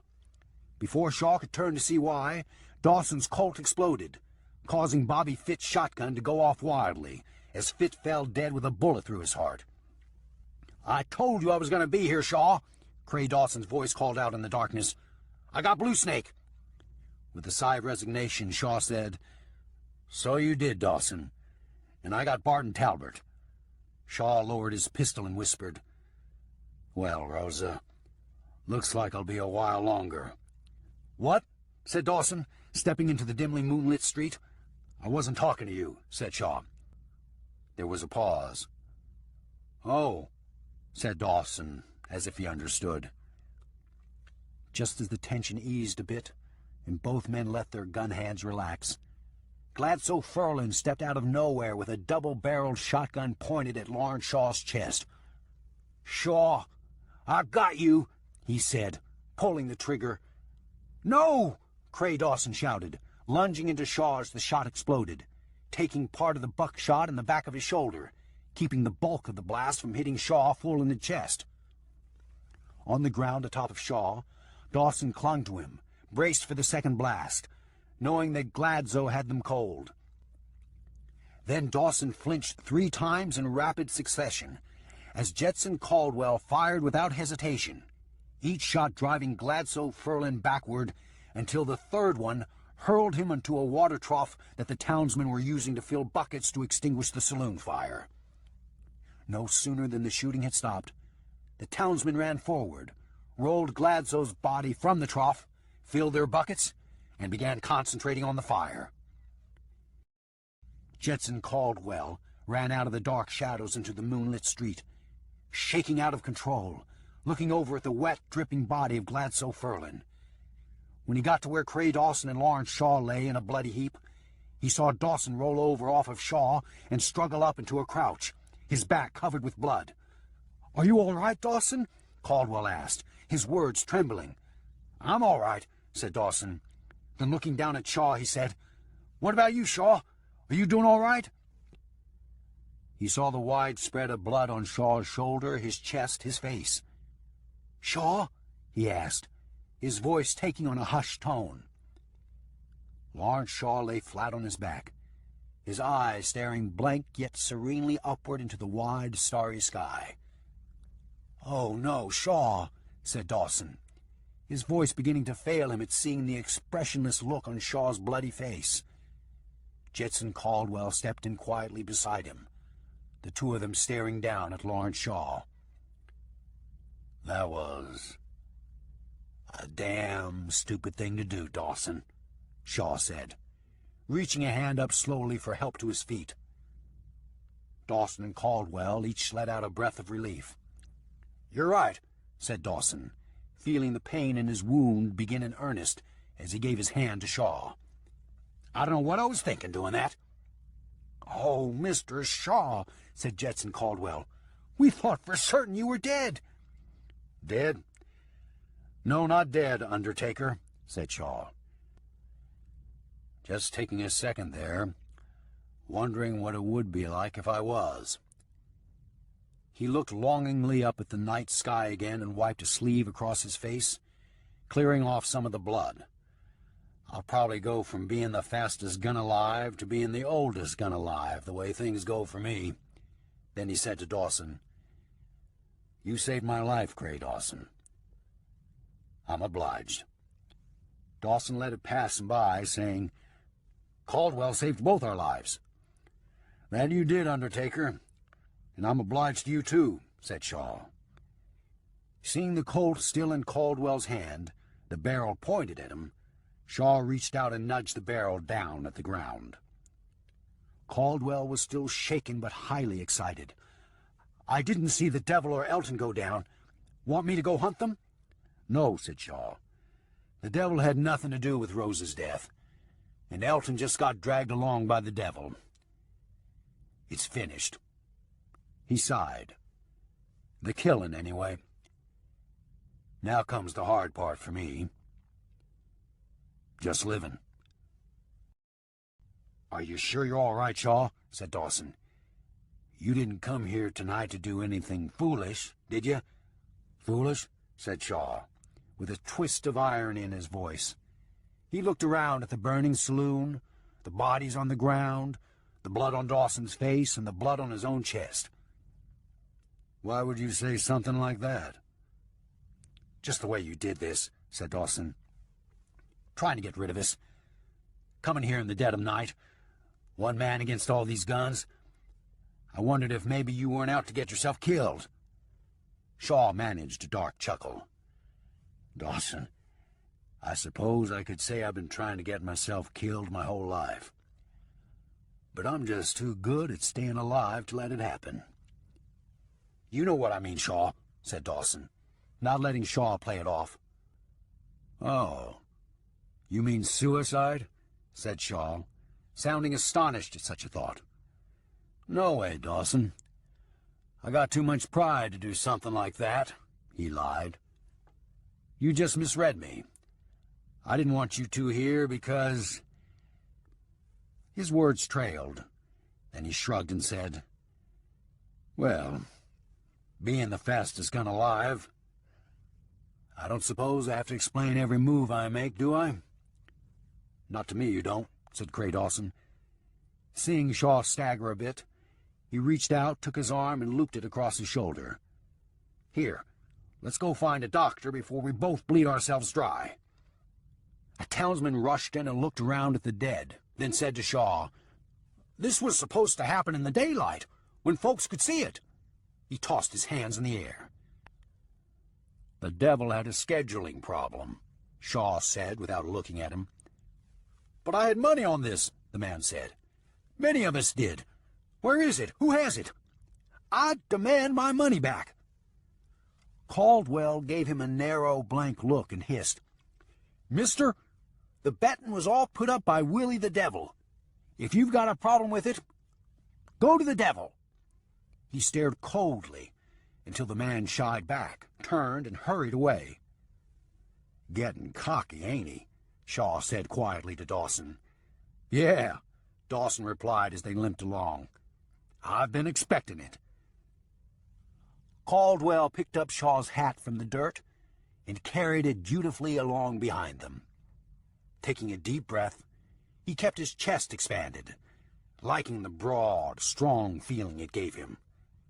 When the wounded gunman had gone a few feet farther, Caldwell dusted the big hat, raised it, and set it atop his head, but just for a moment, just long enough to see what it felt like.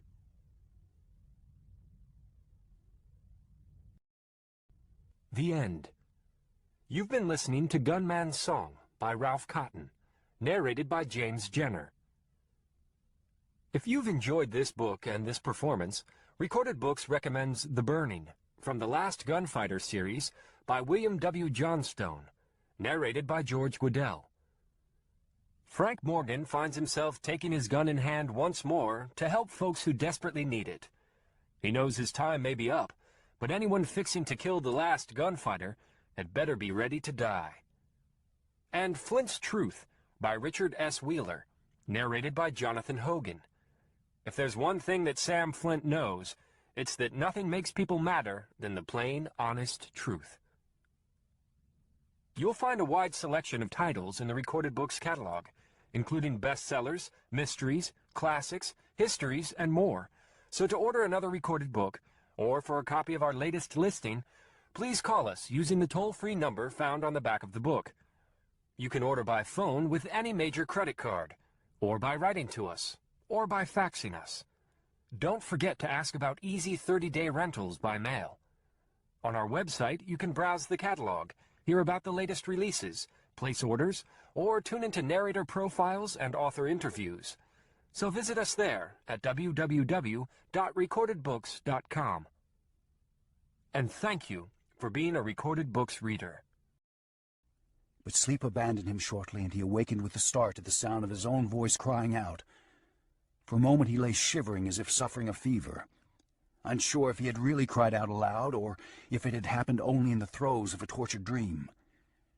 The effects of the rye whiskey had all but worn off, and he felt the terrible pain of reality close around him like a tight fist. He wanted to reach for the bottle on the nightstand. He wanted to pour the whiskey down himself and feel the shivering, the hurt, and the emptiness dissipate in a warm surge. But as he lay there drawn up into a ball, he saw the door to the room open in a soft glow of candlelight. "Lawrence?" Carmelita whispered, slipping into the room and closing the door behind herself. "Are you all right?" She moved to the side of the bed and looked down at him, her free hand holding her robe closed at her throat.